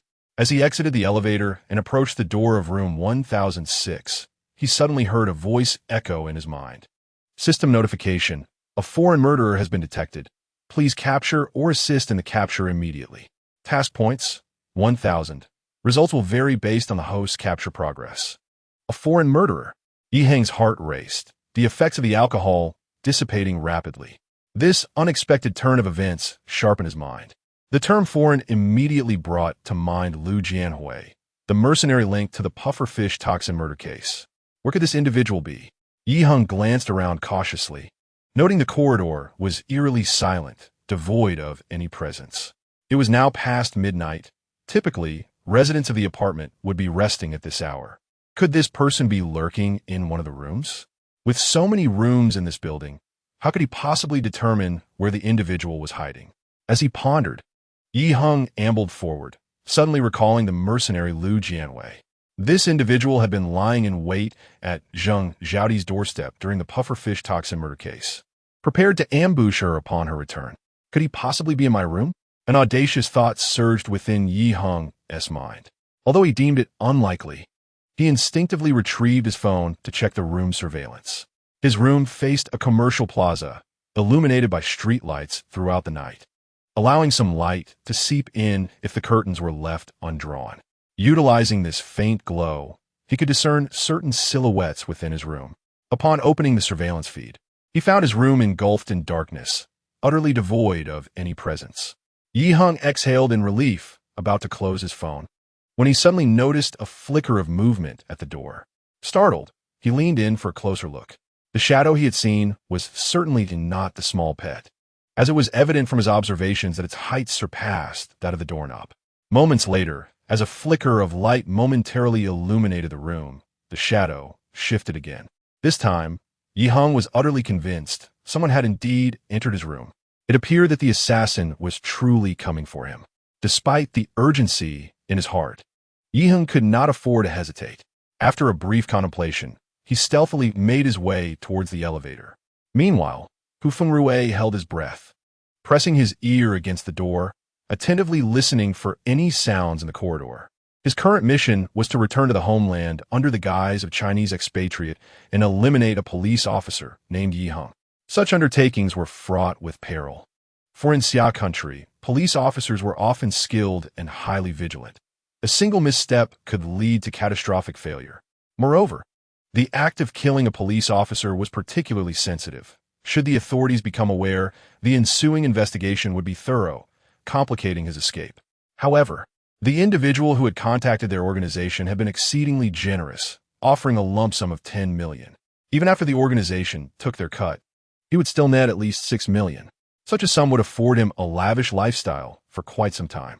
The age-old adage rings true. Men die for wealth. Birds perish for food. Surveying the room, Hu Fengrui nodded in satisfaction. It seemed as though the layout had been meticulously crafted for his convenience. The spacious entrance provided ample room, with walls flanking either side, except for a shoe rack. He merely needed to conceal himself to the left of the door, awaiting the moment his target entered and switched on the light, then strike swiftly at the neck, extinguishing the target's life in one decisive blow. Such acts were not unfamiliar to him. A sinister smile began to creep across his face in the darkness, akin to a serpent lurking in the shadows, poised to reveal its venomous fangs at the slightest approach of prey. Just then, a noise echoed from the corridor, stirring Hu Fengrui's instincts. He promptly adjusted his position, pressing his ear against the door once more. Yet, after a prolonged wait, the sound seemed to dissipate. Could it be that I misheard? In the darkness, he began to mutter to himself, instinctively adjusting his stance. Unbeknownst to him, he had waited for over half an hour, gradually succumbing to a profound boredom. At that moment, he suddenly recalled the cat that had lunged at him upon his entrance to the room, its claws bared. Fearing to create a disturbance, he had instinctively kicked out, sending the feline flying. Afterward, he approached to inspect, discovering the cat lying motionless on the floor, utterly still. In his boredom, he found himself wishing that the cat were still alive. For him, taking a human life was not particularly significant, yet he would never wish to harm a cat.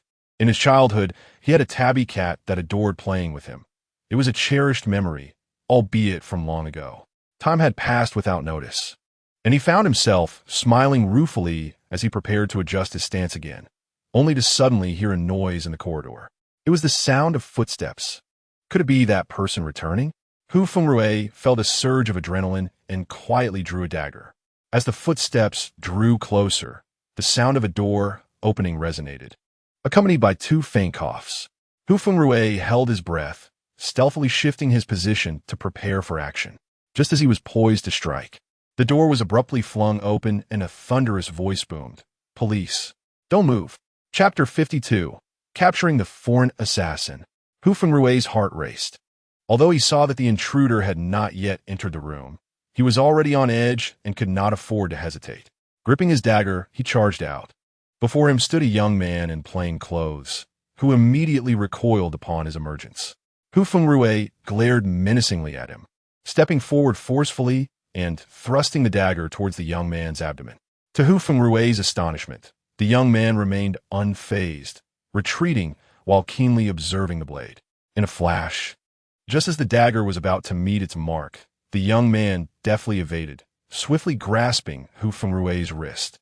Hu Fengrui's expression shifted as he instinctively pulled back his right arm while swinging his left fist towards the young man's temple. However, as soon as his left arm was raised, it was firmly seized by powerful hands.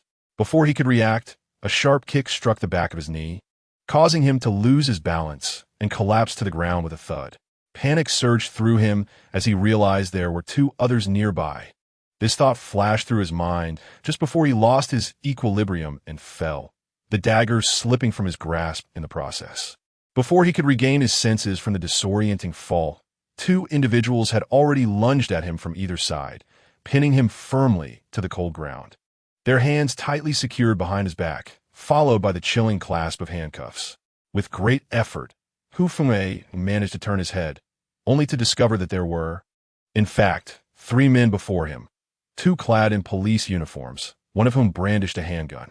After a moment of contemplation, the situation dawned on him. The young man positioned at the door had drawn his attention, while the officers concealed on either side had ambushed him the moment he made a move. Moreover, the seemingly innocuous coughs from the young man just before opening the door were not mere signs of discomfort, but rather a covert warning to his accomplices that the door was about to be opened and they should prepare themselves. Damn it, after years of navigating the underworld, I've been outmaneuvered by these fools. Observing Hu Fengrui in his disheveled state, Yi Heng internally acknowledged the stroke of luck he had experienced. Overseas murderer, Hu Fengrui, mercenary from northern Myanmar, has executed numerous assassination missions in Xia country, with 5 lives claimed. Had it not been for the system's timely alert, even with his high combat skills, he would have found it exceedingly difficult to evade such a sudden attack at the moment the door opened. Thanks to the system's presence, he had narrowly escaped disaster. After securing Hu Fengrui in handcuffs, Li Yi shifted his knee from the man's lower back and turned to Yi Heng with a smile. Yi Heng, I never imagined you had a murderer hiding in your home. When you first told me, I thought you were joking. Indeed, I was equally taken aback. Events like tonight are something I've only ever witnessed in movies or on television. It's utterly exhilarating. Wang Jigang, who had also risen, reinserted his handgun into his waistband. Excitement evident in his gaze as he looked at Yi Heng and Li Yi. In that moment, I was almost compelled to fire, but thankfully, you two acted swiftly and subdued him first. Your reaction was quite impressive as well. If it weren't for that perfectly timed kick of yours, it would have taken us a bit longer to restrain him, Li Yi praised with a smile, before turning his attention back to Yi Heng. However, if we're discussing who was most remarkable, it has to be you, Yi Heng. That strike you delivered would have been difficult for even seasoned detectives to evade. Old Xie used to tell me how formidable your combat skills were. I was skeptical then, but now I'm convinced. Yi Heng offered a slight smile. Are we engaging in mutual flattery here? What's wrong with that? I'm merely speaking the truth. Li Yi chuckled, but then suddenly recalled something, his expression shifting to one of seriousness. Yi Heng, the way that man burst forth just now was far from typical. He appeared to be specially trained. How does such a dangerous individual end up lying in wait in your home? Yi Heng gazed at the prostrate Hu Fengrui, his demeanor growing increasingly grave. I once solved a case that bears a striking resemblance to our current predicament.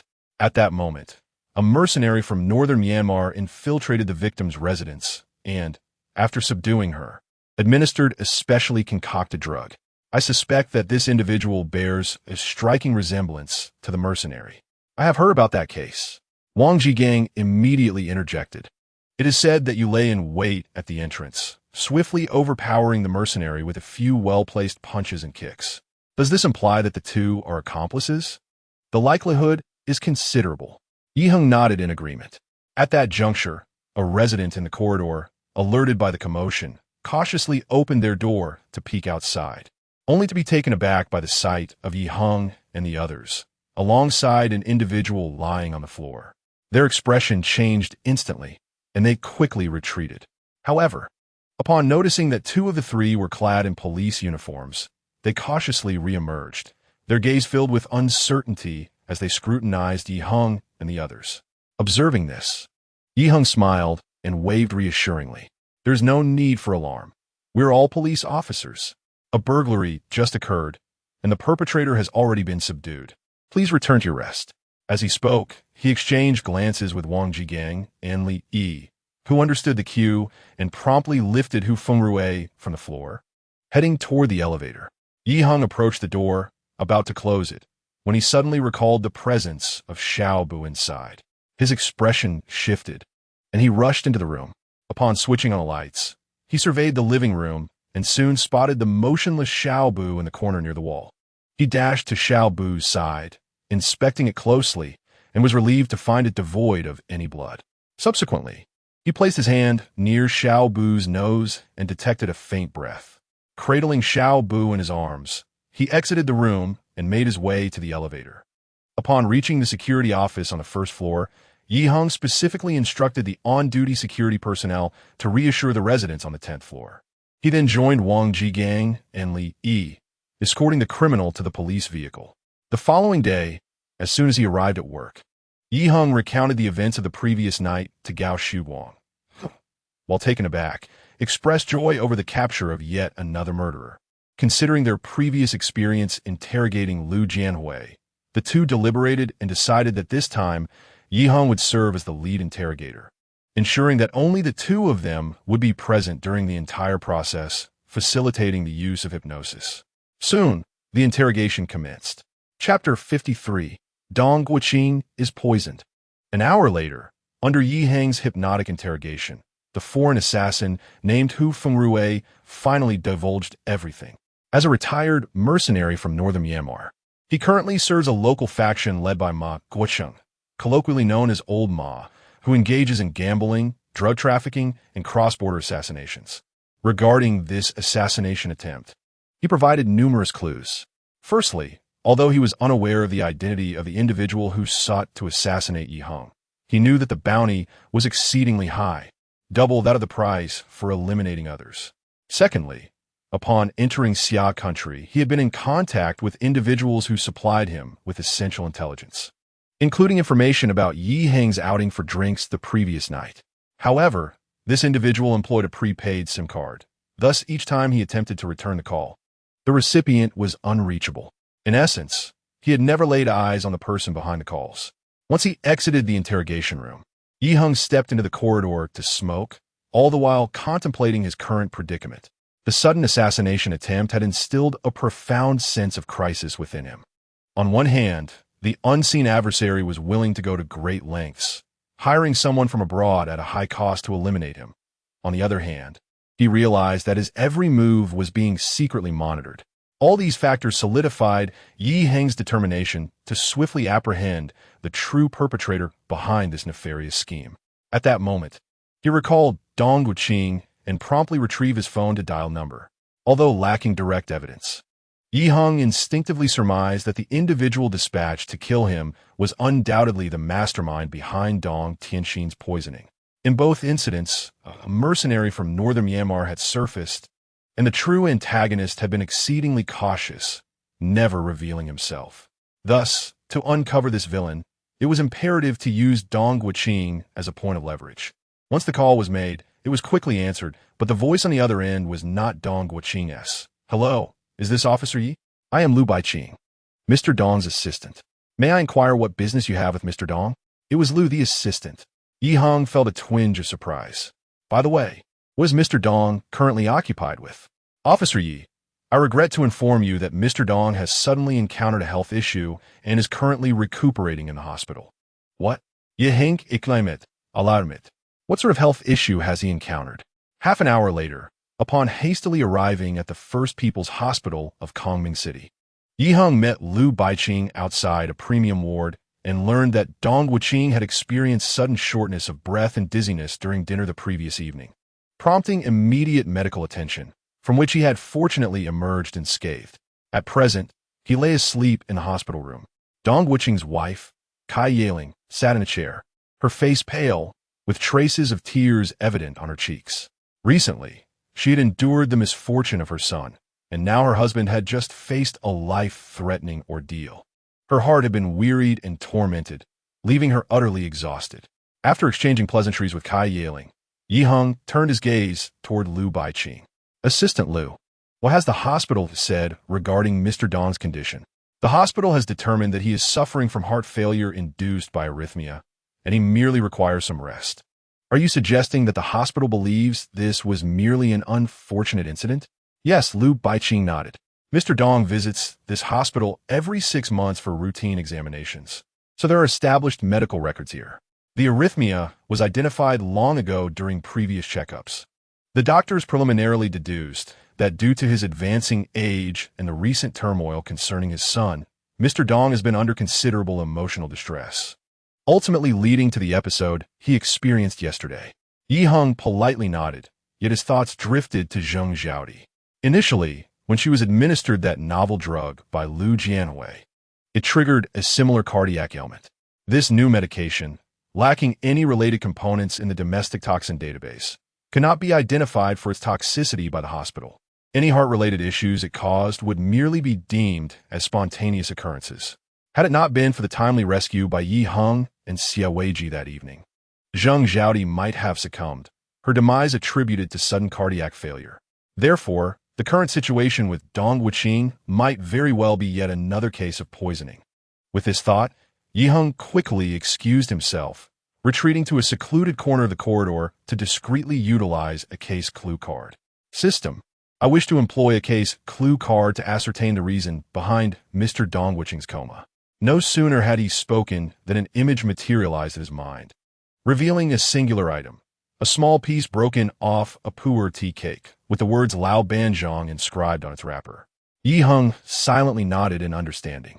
This clue indicated that it was indeed a poisoning incident, likely achieved by introducing a toxin into the pu'er tea cake in some manner. Having confirmed the poisoning, Heng promptly returned to the waiting area outside Dong Guoqing's hospital room and took a seat beside Kai Yaling. "Ms. Kai, I have a question for you." Upon recognizing Heng, Kai Yaling managed a strained smile. "Officer Yi, what would you like to inquire about?" "Ms. Kai, does Mr. Dong have a particular fondness for pu'er tea?" "Indeed, it has been his habit for over 30 years," Kai Yaling affirmed without hesitation. "Typically, he enjoys some tea after meals, both at lunch and dinner." Heng nodded in satisfaction and continued. "Did Mr. Dong also have tea yesterday afternoon?" Kai Yaling nodded again. "Yesterday was a day off. He played golf with friends in the morning and, upon returning home in the afternoon, enjoyed some tea in his study." "Where's the tea usually kept?" Kai Yaling pondered briefly. "At the office, it is certainly stored in his office. At home, it is generally in Mr. Dong's study, allowing him to enjoy tea while reading or attending to work." After sharing this information, she asked, somewhat puzzled, "Officer Yi, why do you ask about this? Is there something wrong with the pu'er tea?" "I'm not entirely certain at this moment. I was merely inquiring casually." "Please do not take it to heart, Ms. Kai." Heng offered a vague response before posing another question. "By the way, who typically handles the procurement of tea for Mr. Dong?" "That would generally be Steward Zhang, though occasionally Mr. Dong may ask Xiao Lu to assist," Kai Yaling replied. Heng nodded and engaged in further conversation with Kai Yaling before departing the hospital alone. His anxiety was palpable. Once it was confirmed that Dong Guoqing had been poisoned, the urgency of the situation would escalate. It was imperative to swiftly uncover the identity of the perpetrator and the method employed in the poisoning. Otherwise, the true mastermind behind the scenes will swiftly obliterate all evidence. If he delays his actions, it will be too late for everything. Chapter 54, A Case Within a Case, and yet another suicide incident. Wu Peifong finished tidying up the study and then opened the wooden box containing the tea leaves. She carefully extracted a small piece of the tea cake, scrutinizing it closely before taking a whiff. The aroma of the tea cake seemed perfectly normal. Where could it be moldy? Wealthy individuals are often quite particular. After shaking her head, she placed a new tea cake into the box, closed it, and returned it to the shelf beneath the tea table. Once she had completed these tasks, she surveyed the entire room, ensuring that every corner had been cleaned before placing the extracted tea cake into a garbage bag and leaving the study.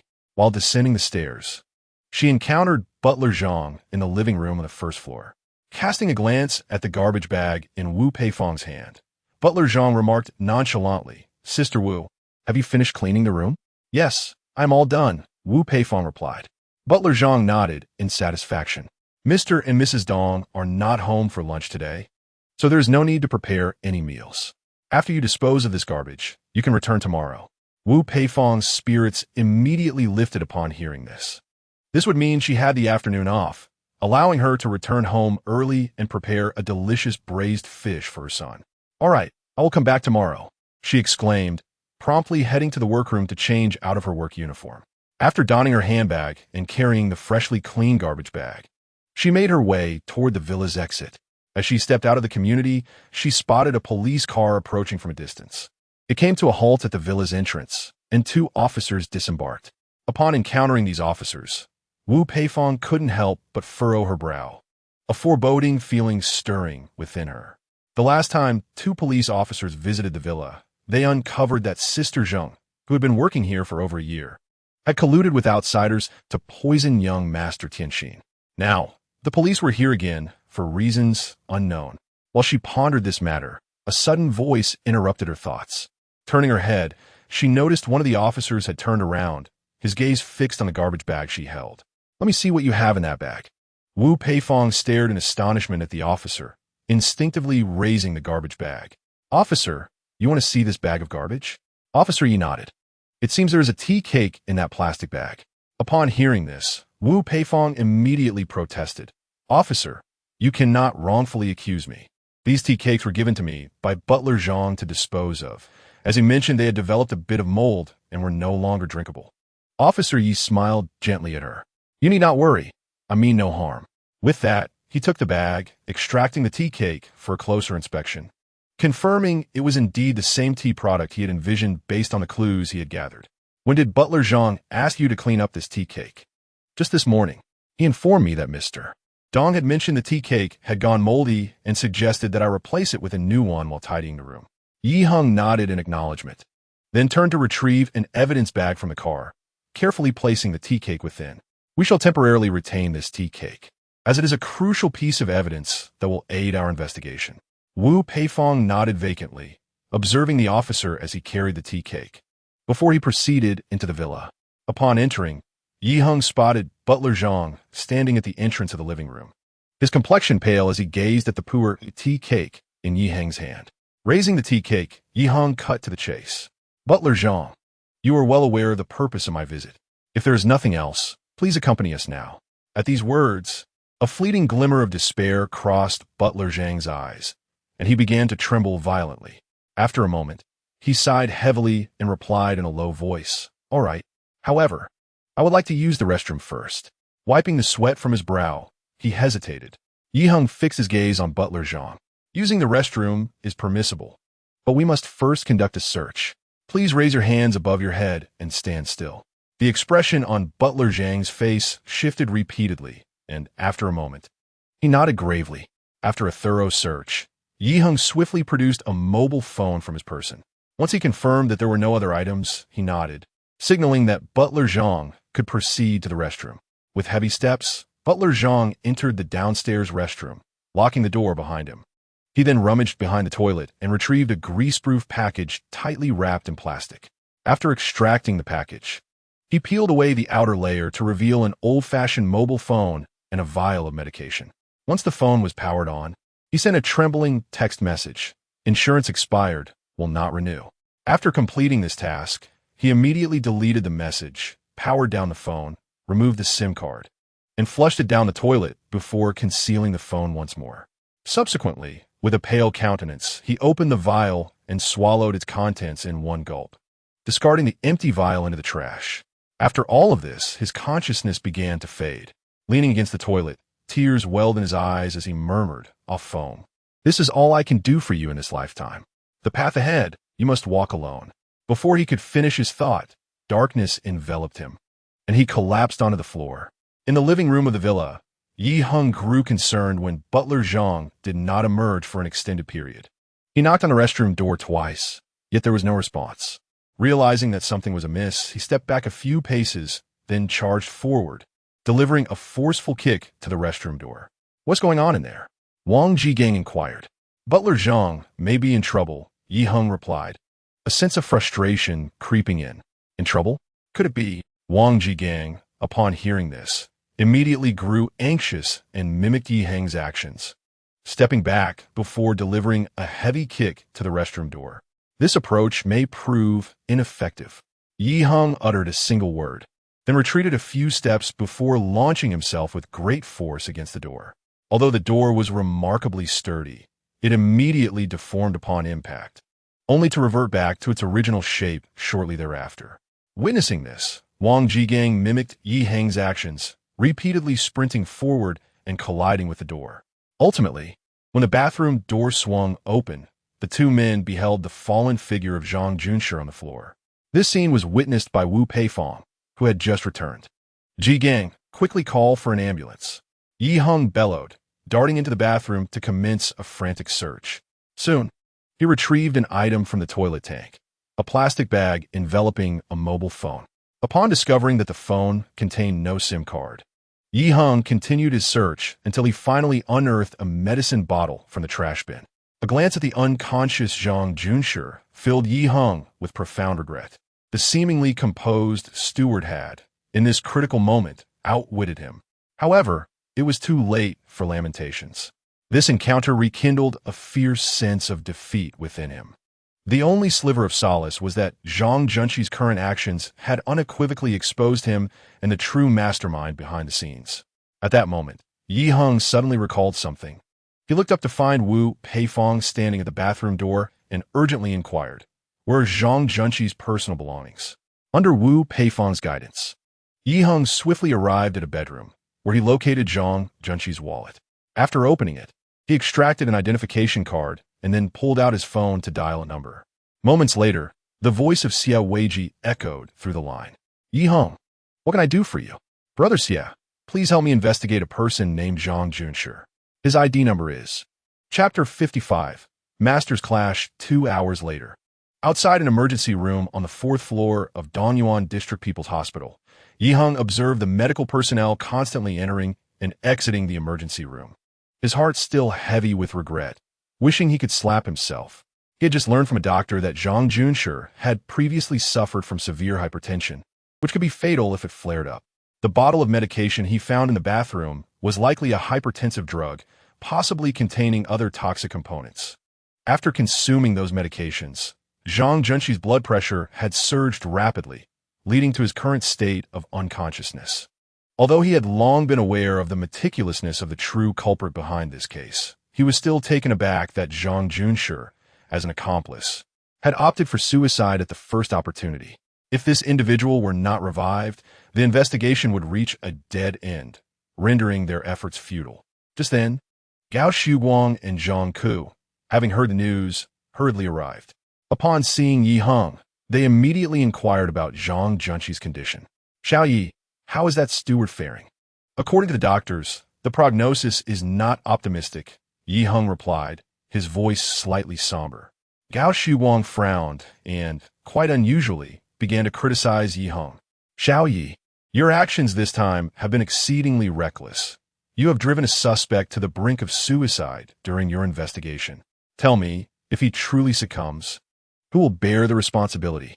Yi Heng lowered his head in silence, offering no defense, for he too recognized the gravity of his misjudgment. Since his arrival at the Dongyuan branch, he had experienced an unbroken string of successes, allowing himself to become somewhat complacent. Now, faced with such an adversary, he had finally stumbled hard. Gao Shuguang, observing his demeanor, let out a slight sigh and refrained from further comments. He had always held a deep admiration for this promising subordinate, but necessary criticism must be measured and judicious. At that moment, several medical personnel emerged from the emergency room, their expressions grave. Noticing this, Gao Shuguang swiftly approached and intercepted a doctor. Doctor, how is a patient? The doctor met his gaze, sighed softly, and turned away. He has passed away. Upon hearing this, Yi Heng felt his heart plummet into despair. Just as he grappled with his disorientation, he caught a glimpse of Zhang, surreptitiously watching him, a glimmer of schadenfreude evident in his eyes. Although Zhang masked his expression well, he quickly averted his gaze upon Yi Heng's glance, yet the scene was indelibly etched in Yi Heng's mind. At that moment, Yi Heng's phone rang. Upon checking, he saw it was a call from Xia Weiji. He excused himself to Gao Shuguang and stepped into a secluded corner of the corridor. Xia, what have you found regarding the matter I asked you to investigate? Yi Heng, my inquiries revealed that Zhang Junshi had a son who tragically passed away at the age of 15. Subsequently, he remarried at 48, taking a woman in her 30s as his wife, and at the age of 50, he fathered another son who has just turned 10. This child is named Zhang Zhifeng. Upon receiving this information, Yi Heng finally deduced that Zhang Junshi's suicide was most likely motivated by his son. One can imagine the anguish of a man who has endured the loss of a child, and now, having been blessed with another in his later years, would cherish this second son dearly. Given the methods of the true mastermind, should Zhang Junshi divulge any information, it would undoubtedly jeopardize the child's future. Thus, in a moment of desperation, he felt compelled to take his own life. Zhang Junshi, as a pawn of the true mastermind, had evidently been lurking near Dongwuqing for quite some time, biding his time without taking any action, waiting for a pivotal opportunity. Therefore, during my investigation into Zheng Zhaodi's poisoning case, the system did not flag any prior offenses of his. Otherwise, I would have been alerted and would not find myself in such a passive position now. Having processed all this, Yi Heng felt a profound chill at the cunning of the true mastermind. With a soft sigh, he lifted his gaze, only to see a shadow in the glass of the window, a figure with furrowed brows, seemingly lost in thought as they locked eyes with him. In stark contrast to his former self, who was spirited and oblivious to the concept of hardship, the man before us now appears profoundly unfamiliar and helpless. At this moment, he experiences a sudden, deeper understanding of his father's past tribulations.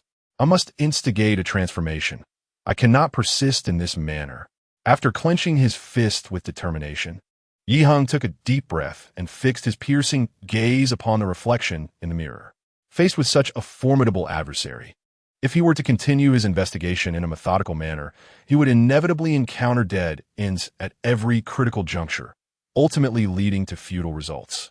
This passivity was intolerable.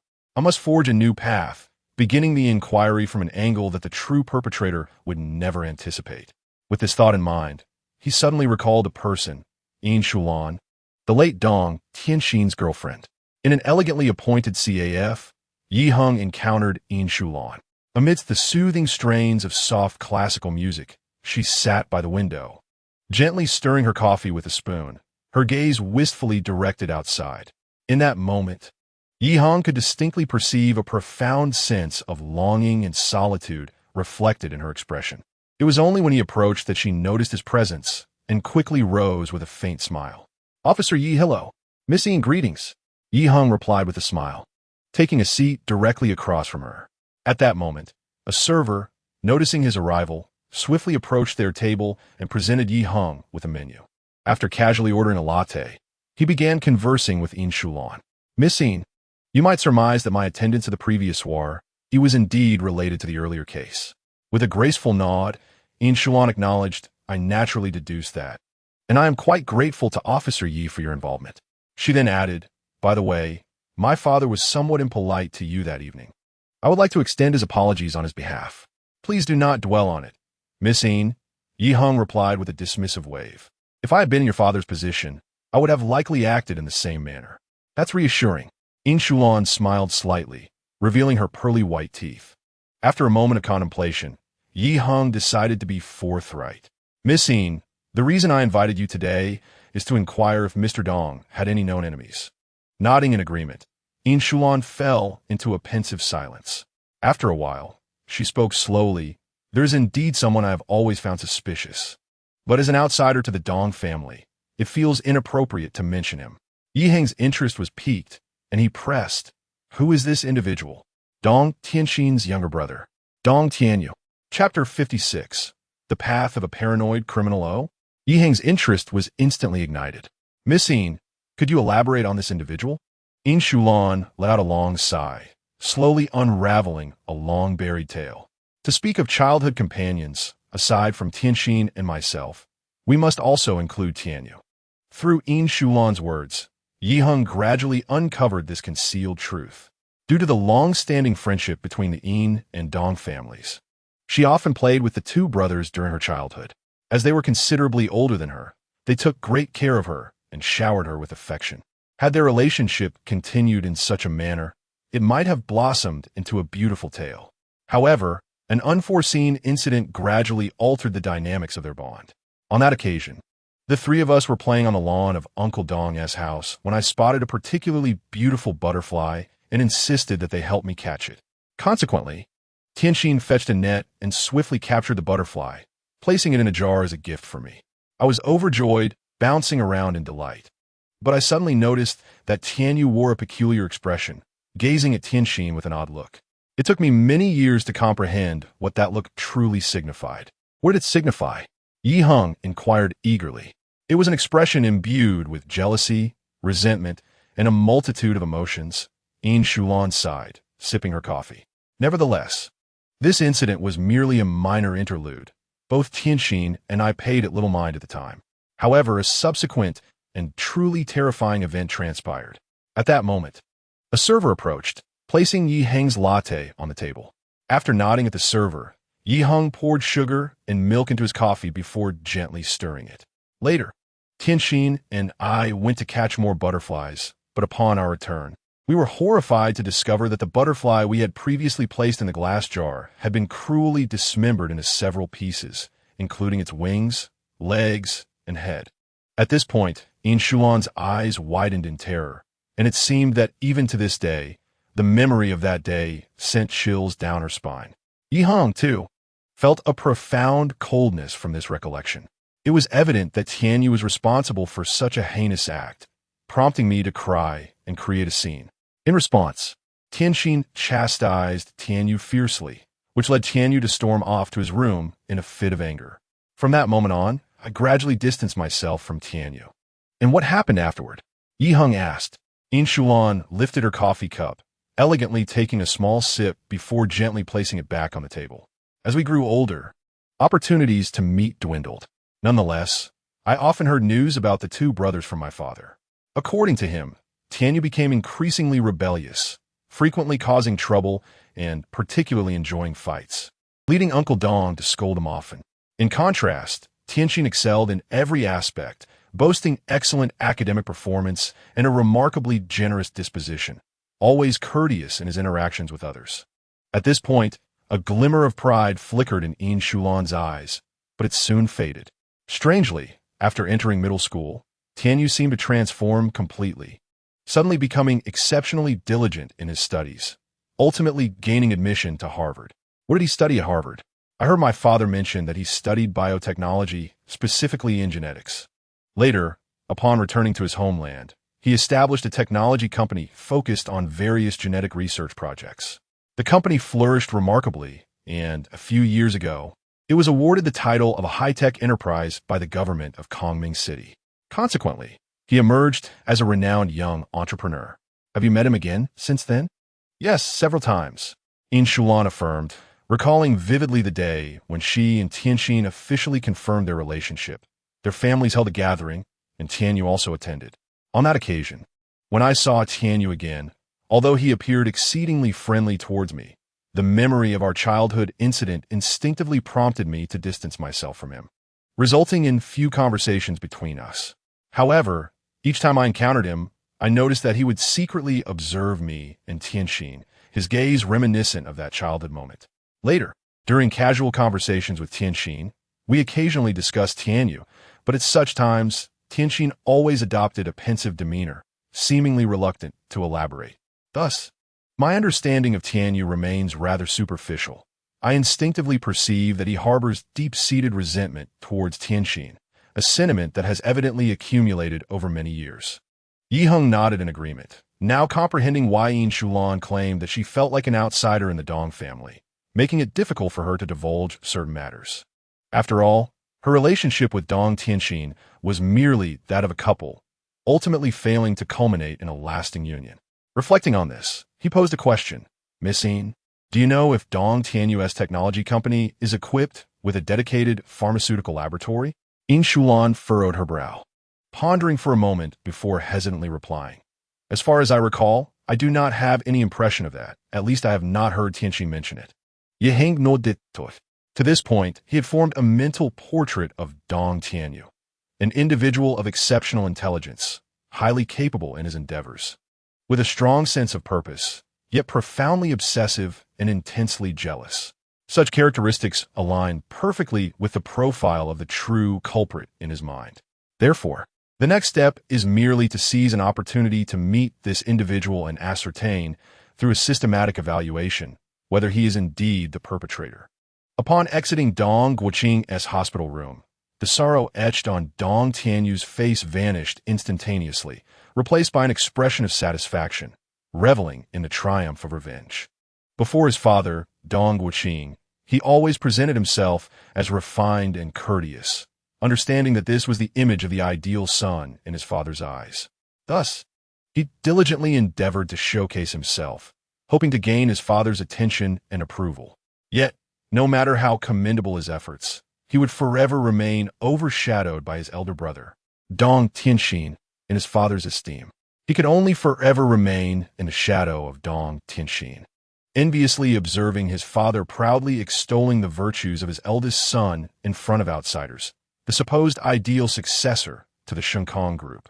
Now, with Dong Tianxin finally deceased, he would not only receive all of his father's attention, but would also seamlessly inherit the Shenkong group.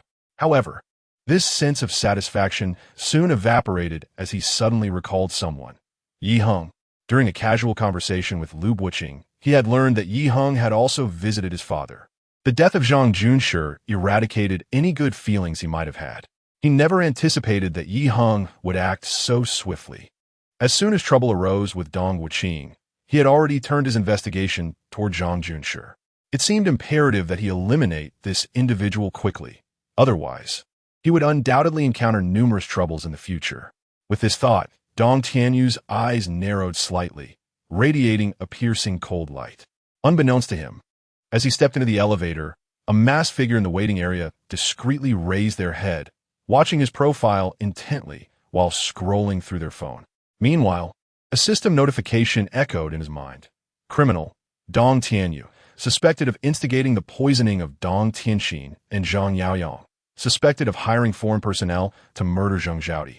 An attempt thwarted by Yi Heng, suspected of drug use and possession, as well as illegal development and purchase of controlled substances. Chapter 57. Extreme hypnosis. As the elevator doors closed completely, Yi Heng immediately stood and retreated to a secluded corner, retrieving a number from his phone and dialing it. Moments later, Wang Minggong's voice resonated through the line.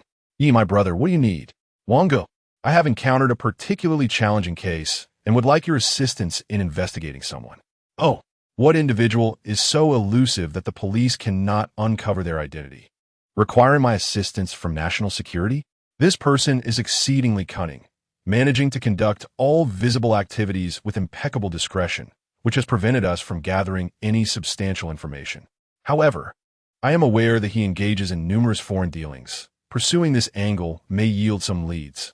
Very well, provide me with his information, and I shall investigate. Without hesitation, Wang Minggong readily agreed. Yi Heng felt a surge of joy and promptly responded, Wang Ge, the name of this individual is Dong Tianyu. To Yi Heng's surprise, just hours after he had contacted Wang Minggong, he received a return call. Yi, my brother, I have managed to gather some information on that individual. See if it is of any use. Really? Yi Heng's spirits lifted. Wang Ge, do tell. As for his basic details, I need not elaborate since you are already familiar. However, we have just discovered that he has a peculiar habit of frequently gambling at overseas casinos. In the past, his preferred location was the Ayaku Casino, but for reasons unknown, he has recently begun frequenting the northern regions of Myanmar. As for the individual named Zhang Yaoyang, we have uncovered that he is the owner of a genetic technology company, which previously had a direct competitive relationship with Dong Tianyu's firm. Subsequently, this individual mysteriously passed away from sudden cardiac failure during a business trip on a plane. Since then, his company has been in decline, beginning with a plummet in stock prices, followed by shareholders withdrawing their investments. Yi Heng silently nodded to himself. It seems that the murder of Dong Tianxin was not Dong Tianyu's first instance of hiring an assassin.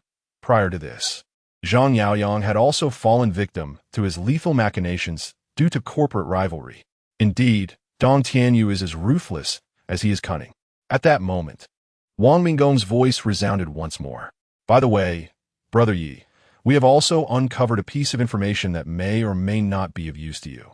Yi Heng immediately refocused his thoughts and inquired, what information? This information pertains to Dong Tianyu's academic credentials at Harvard. In fact, during his studies there, he also took an elective course in pharmaceutical formulation. Before he could finish his thought, Yi Heng stood frozen in place. Dong Tianyu had actually pursued a course in pharmaceutical formulation while at Harvard? If so, why were his parents completely unaware of this? Had he been contemplating the use of poison against Dong Tianxin from that time? Unbeknownst to him, a chilling wave surged up Yi Heng's spine, swiftly enveloping his entire being. When Dong Tianyu awoke languidly from his slumber, he felt a slight heaviness in his head, yet his spirits were remarkably buoyant. Observing the familiar surroundings of the room, a gradual softness emerged on his typically austere countenance. This dimly lit room, reminiscent of his childhood bedroom, with its well-kept furnishings, evoked a myriad of warm memories. Over the years, burdened by incessant thoughts, he had often suffered from insomnia, relying on narcotics to sustain himself, leading to a less-than-optimal mental state. However, during this recent period, he had finally enjoyed a restful sleep. Reflecting on the scenes from the evening banquet, a smile began to grace his lips.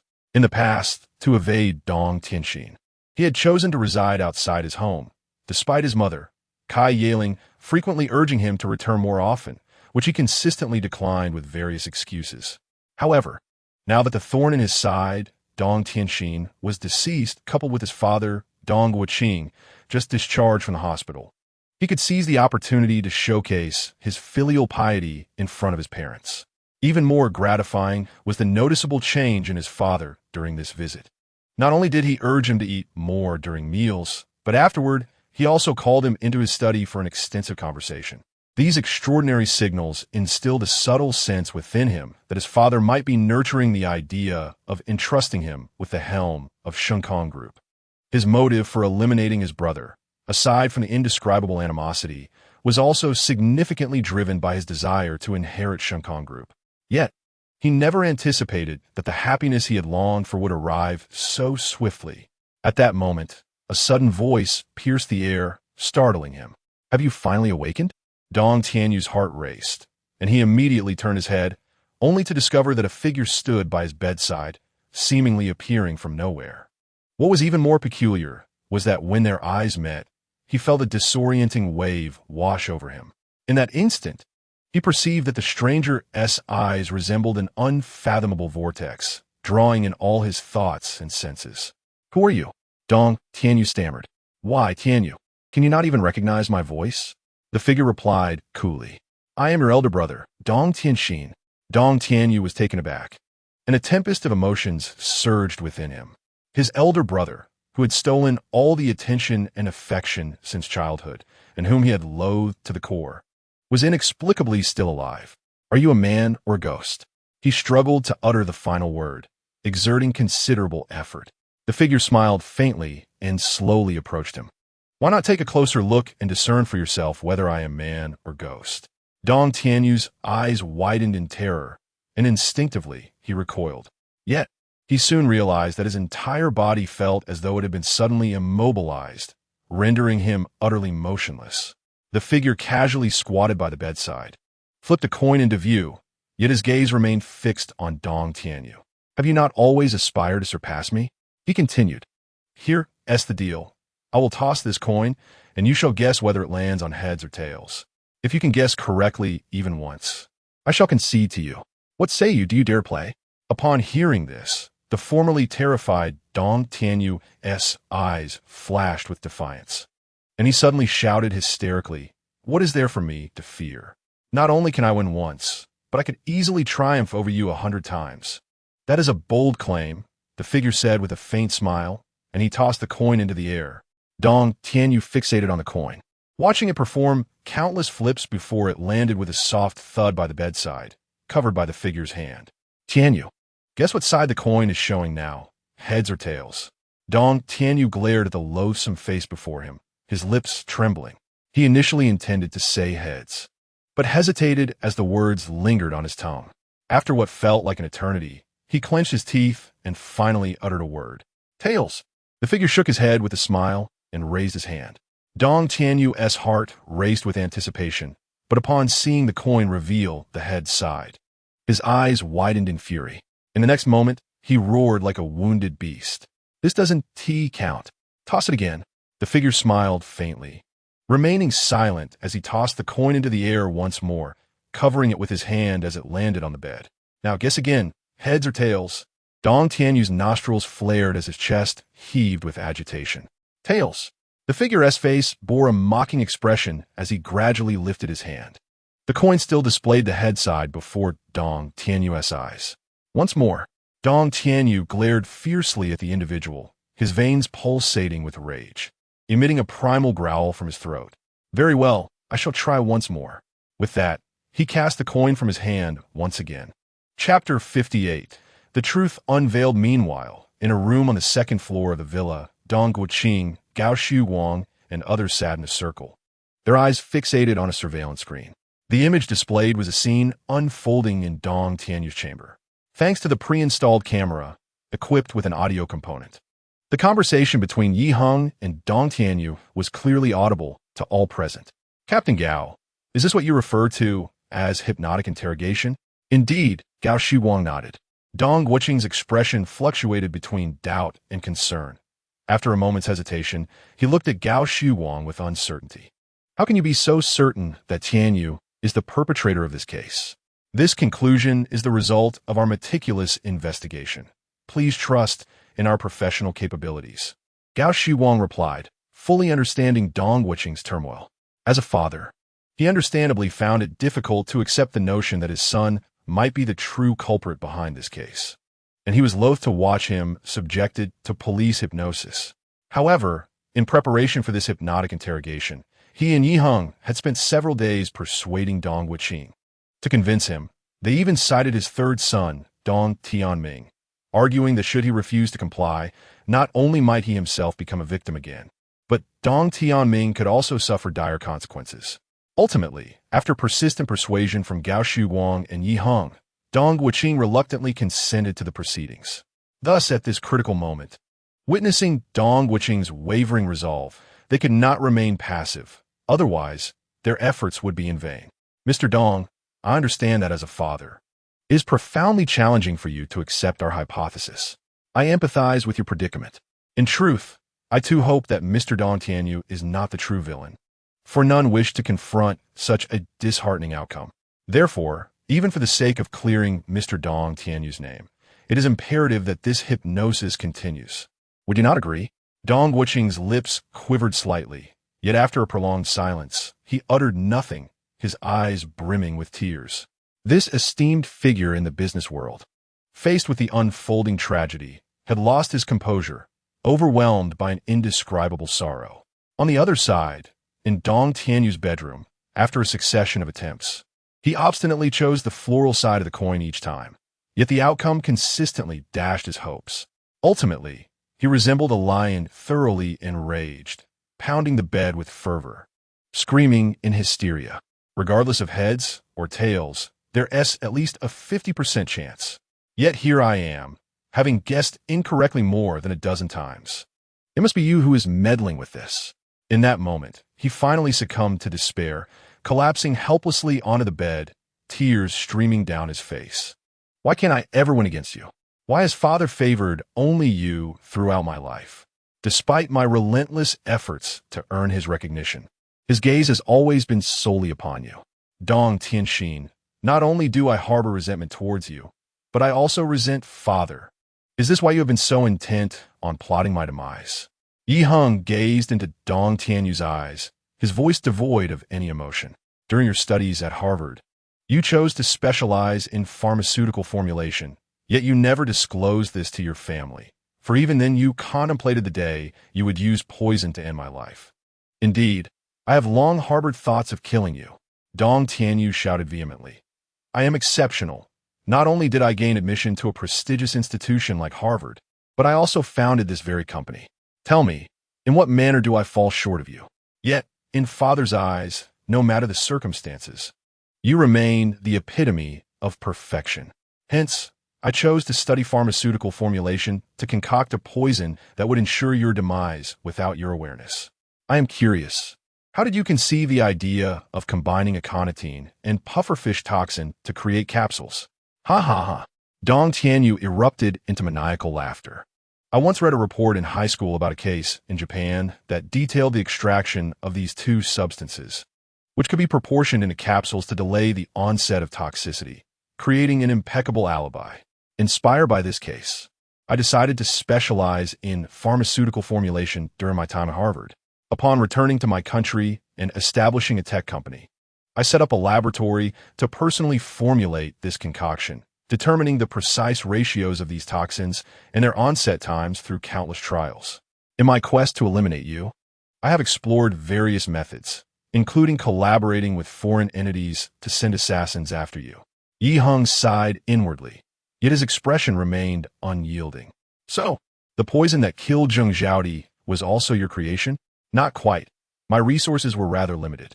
That particular agent was recently developed by a leading pharmaceutical company in America, and since its components are not registered in the domestic toxin database, any examination conducted by local hospitals would conclude a natural death.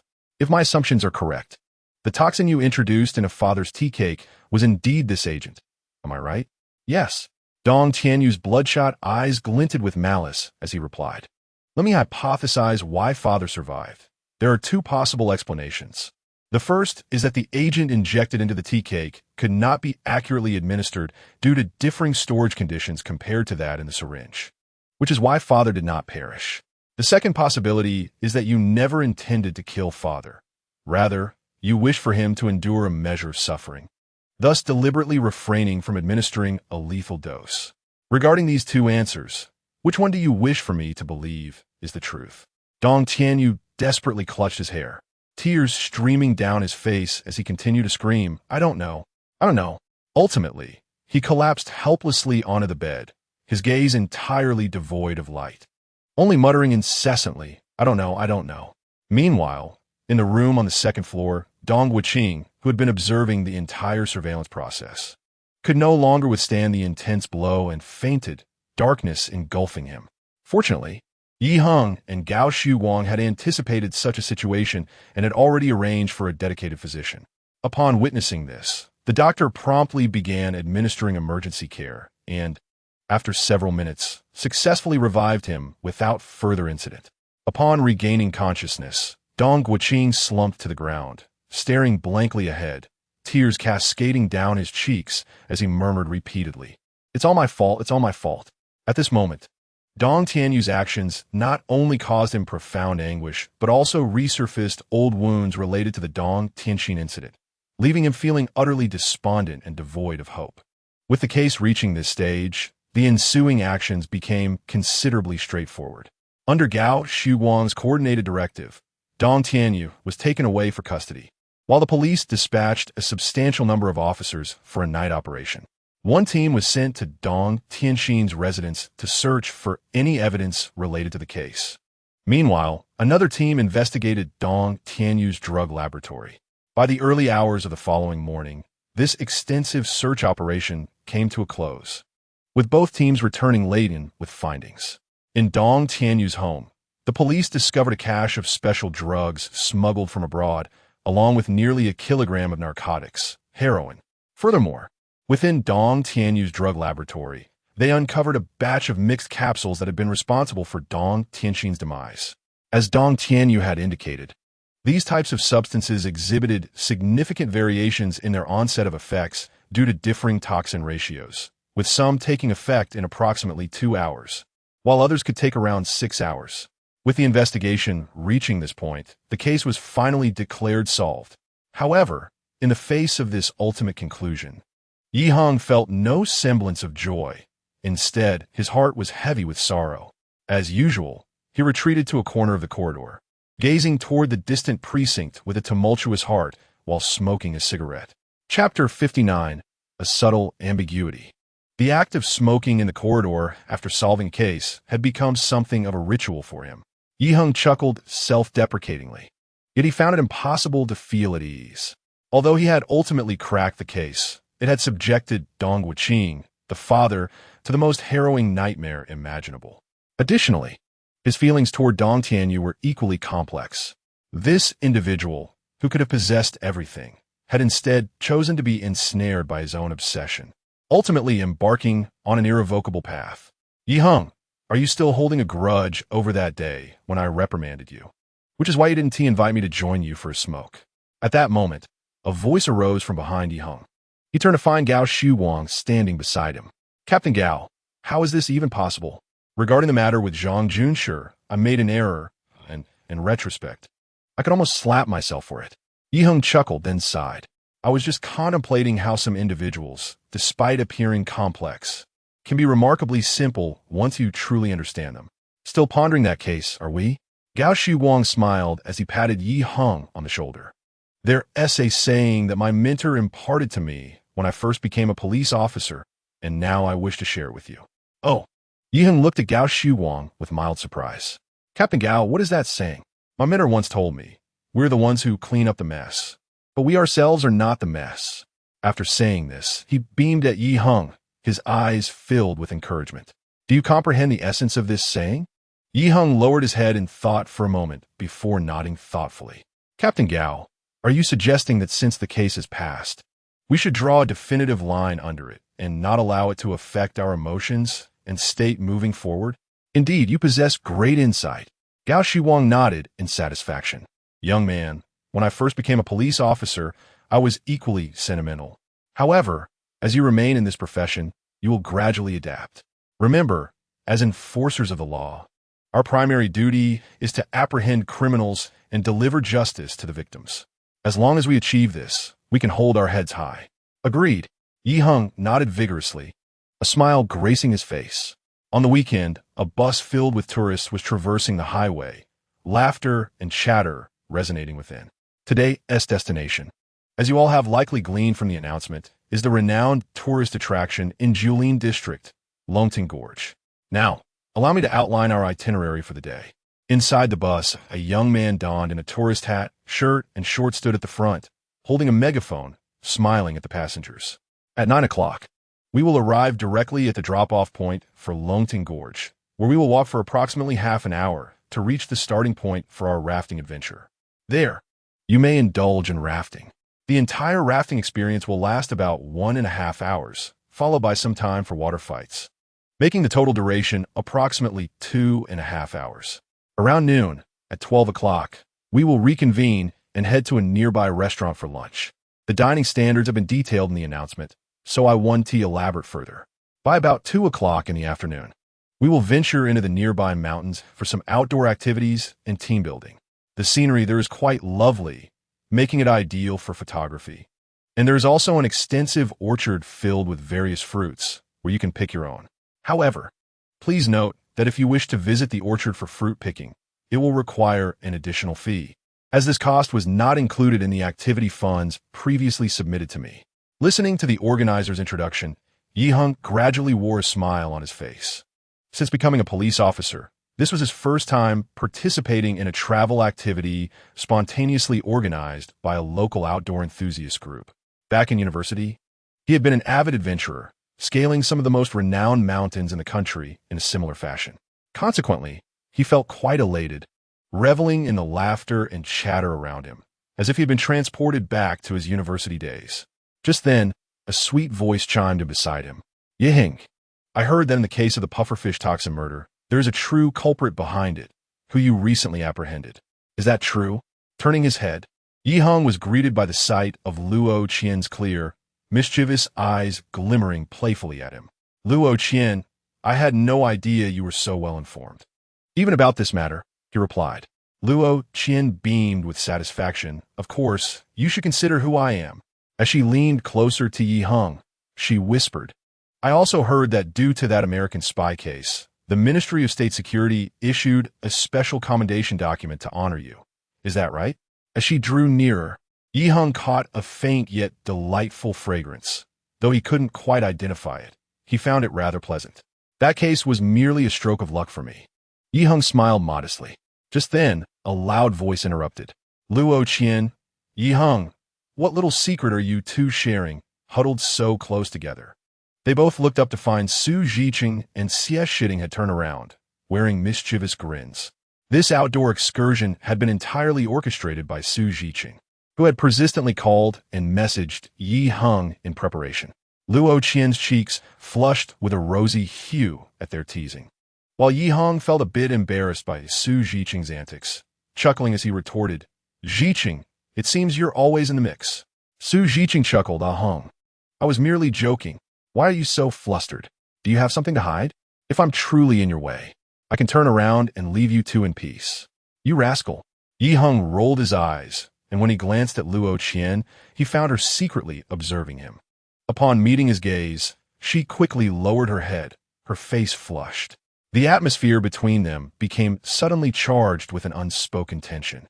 Observing this, Su Zhiqing winked at Yi Heng with a triumphant grin before turning back to engage in a cozy conversation with Xie Shitting. With a resigned smile, Yi Heng sought to change the subject and initiated another conversation with Luo Qian. Thus, the group continued to chatter and laugh, and after approximately an hour, they finally arrived at the drop-off point for the rafting activity. After a 1.5-hour journey, everyone hurried towards the restroom as soon as they disembarked. Seizing the moment while Luo Qian and Xie Shitting were away, Su Zhiqing approached Yi Heng to discuss a case. "Heng, I've recently encountered a homicide case that I had nearly unraveled, but the suspect is exceedingly cunning, and the investigation has reached an impasse. Could you assist me in figuring out how to extract a confession from this individual?"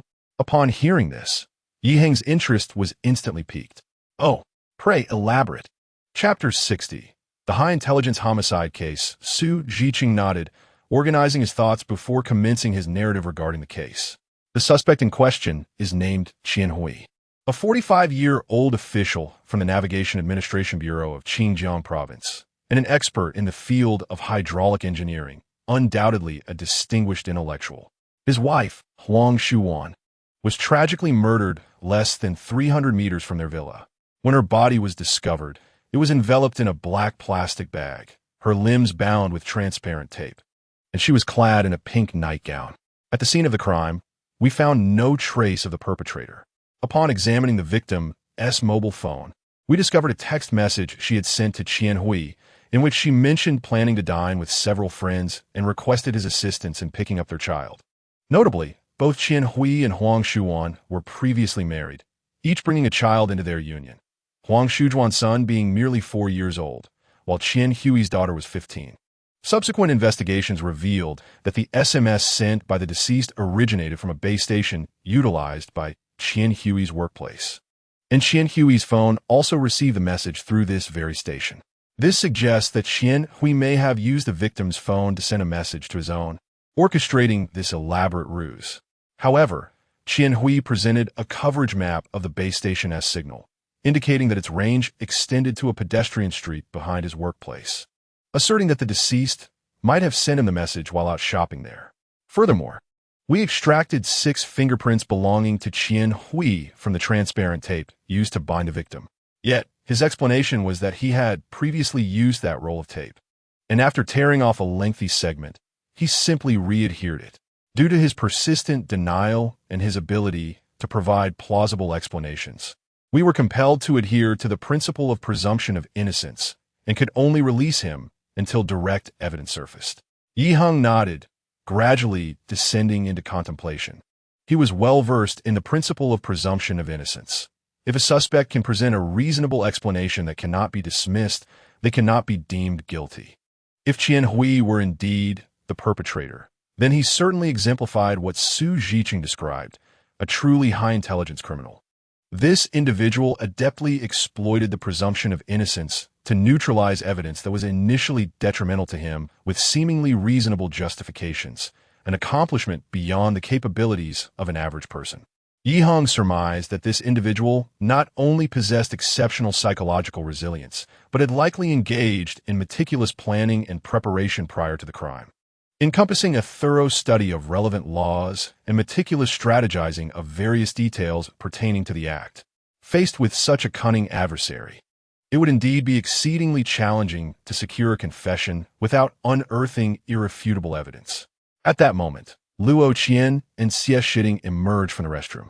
Upon noticing this, Yi Heng and Su Zhiqing immediately halted their discussion regarding the case. After exchanging a few casual remarks, the 4 of them joined the larger group as they made their way towards the mountain summit. Approximately 20 minutes later, they arrived at the entrance to the rafting starting point, where they entered one by one, guided by their tickets. Once the staff provided them with life jackets and helmets, along with essential safety instructions, they paired up and boarded individual rafts to commence their adventure. Su Zhiqing and Xie Shiding found themselves positioned just ahead of Yi Heng and Luo Qian. When it was their turn to board the raft, Su Zhiqing gallantly assisted Xie Shiding, ensuring her safe entry before stepping onto the raft himself. He then called out to Yi Heng, "Brother, Luo Qian, we'll be waiting for you up ahead." No sooner had he spoken than their raft began to drift forward. Yi Heng waved at Su Zhiqing and, mirroring his actions, helped Luo Qian onto the raft before boarding himself, thus embarking on their thrilling journey. Initially, the waters were relatively calm, allowing everyone to leisurely paddle while admiring the scenic views along the banks. However, after drifting for about 100 meters, they encountered the foreboding entrance of a dark tunnel. As the current grew more vigorous, the speed of the rafts increased, and each vessel that entered the tunnel was met with a chorus of startled screams. Gripping the handrails on either side, Yi Heng glanced up at Luo Qian, only to find her unperturbed, wearing an eager expression. "Luo Qian, aren't you the least bit afraid?" Yi Heng inquired with a smile. What is there to fear? I'm not scared at all," Luo Qian retorted nonchalantly. Raising her hand dismissively, she then expertly bent down, clutching the handrails tightly. Before long, they reached the tunnel's entrance, and as they did, the world before them darkened. The raft seemed to lose all weight, plunging suddenly into the narrow passageway. This tunnel spiraled downward in a semi-helix, and within it, the raft raced like a wild stallion.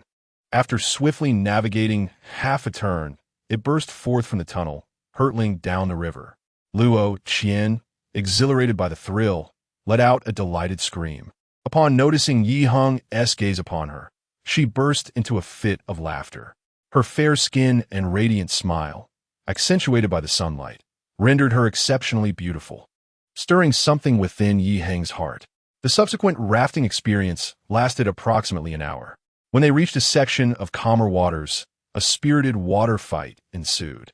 At this juncture, whether acquaintances or strangers, everyone along the route gleefully joined the fray, filling the air with laughter. After more than an hour, the rafting adventure finally concluded. Once ashore, the group boarded a bus bound for a nearby restaurant to dine. By around 2 in the afternoon, under the guidance of the event organizers, they ventured to a nearby hill for a leisurely outing and games.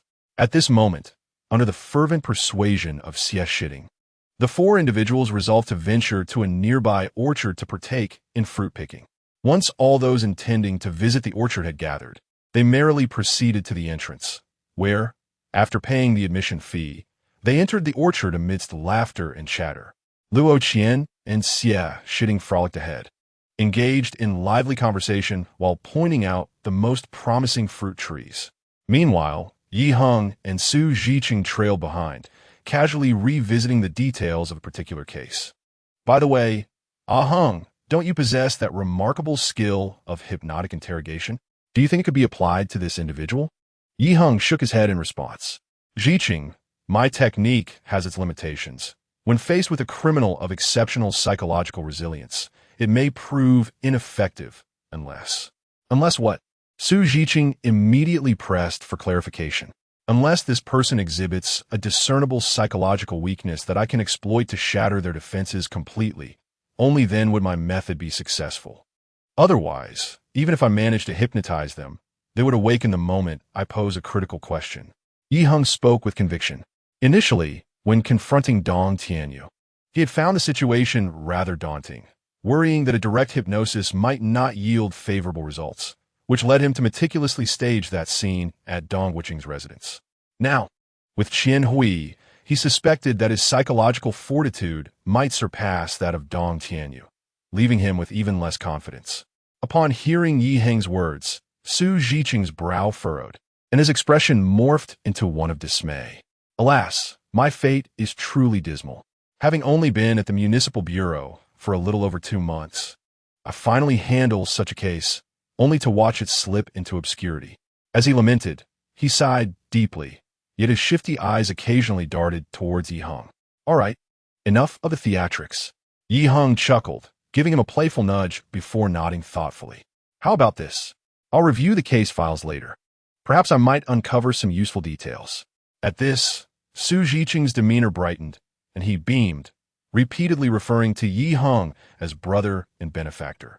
The rapidity of his expression changes could rival that of a 3-year-old. Heng, I knew you were the most reliable person. Don't worry. I will request permission from the leadership to have you come to the Municipal Bureau as part of a work exchange to assist me with this investigation. Yi Heng, T-sit, delivering a light punch to his arm. Just then, Luo Qian, who had been walking ahead, called out, Yi Heng, Su Zhiqing, come quickly and help. The lychee on this tree is thriving. Upon hearing this, Yi Heng and Su Zhiqing nodded eagerly and quickened their pace. Thus, they continued to share laughter and camaraderie while foraging for fruits in the grove. After filling a large bag with lychees, they wandered further until they arrived at a grove of longan trees. Gazing at the plump fruits hanging from the branches, the 4 of them prepared to harvest eagerly. However, at that moment, a shrill and chilling scream pierced the air from a distance. Immediately, the piercing screams of several young girls echoed through the air. Help! There's a dead person here. Someone, please come. The expressions of Yi Heng and Su Zhiqing shifted dramatically as they exchanged a glance, and without delay, they rushed toward the source of the commotion. Chapter 61. The corpse in the orchard. Upon their arrival at the scene, they found a cluster of girls trembling in fear, huddled together as they cast anxious glances toward a nearby longan tree. One girl, upon noticing the two men, pointed towards the tree and stammered, "Beneath that longan tree, there lies a woman's corpse." Yi Heng and Su Zhiqing nodded in understanding and immediately approached the tree. As they drew closer, they were confronted with the sight of a female corpse lying on its side beneath the longan tree, her hair disheveled, and her arms and legs bound with wire. Not far from the body, there was a grass mat, presumably used to cover the corpse, which had been inadvertently tossed aside by the frightened girls moments earlier. With a grave expression, Yi Heng turned to Su Zhiqing and said, "Zhiqing, let us divide our responsibilities. You stay here to secure the scene and contact the authorities, while I inquire about the circumstances under which the girls discovered the body." "All right, go ahead," Su Zhiqing replied with a nod. Following protocol, Yi Heng took a photograph of the corpse before turning to the girls, his voice steady yet somber. "Who was the first to discover the body?" At this, the girls instinctively pointed to a pale-faced girl wearing glasses. As Yi Heng's gaze fell upon her, she placed a hand on her chest, still shaken, and recounted. "I was just admiring the longan tree's fruit, thinking of picking some when I noticed a grass mat at the base of the tree. I lifted it, and to my horror I saw—" Yi Heng nodded, offering gentle reassurance. "I am a police officer. There is no need to fear. I merely wish to ask if you did anything else besides lifting the mat, such as collecting any items from the scene?" "Absolutely not." The girl shook her head vigorously. "We were all together. I was at the front. Upon discovering the corpse, I was so terrified that I couldn't think of anything else, let alone pick up anything. If you doubt me, you can ask them." The other girls nodded in agreement. Yi Heng smiled softly at her. "Please don't take offense. My inquiries are merely standard procedure in police investigations." He surveyed the group and continued, "As witnesses to this case, you four will need to remain until the local authorities arrive for questioning. Let us return to the orchard entrance together and wait there." The girls readily nodded in compliance. As they began to move, a sudden sharp sound rang out from behind them. "Yi Heng, wait for me." Turning around, Yi Heng saw Luo Qian and Xie Shitting running towards them, waving their hands. He halted to allow them to catch up. After a brief moment, the two young women, panting heavily, rushed to Yi Heng's side, prompting him to seize the opportunity for a jest. "Luo Qian, have you had a chance to see that corpse?" Due to their hurried pace, Luo Qian was about to respond, but suddenly broke into a fit of coughs, nodding only after a moment. "Of course I have seen it. What sort of tumult hasn't Miss been encountered? This little scene is nothing to me." Yi Heng observed her face, which was a mixture of shock and fear, yet she insisted on putting on a brave front. He chose not to expose her fade and simply smiled gently. "I never anticipated you to be even more formidable than I had imagined."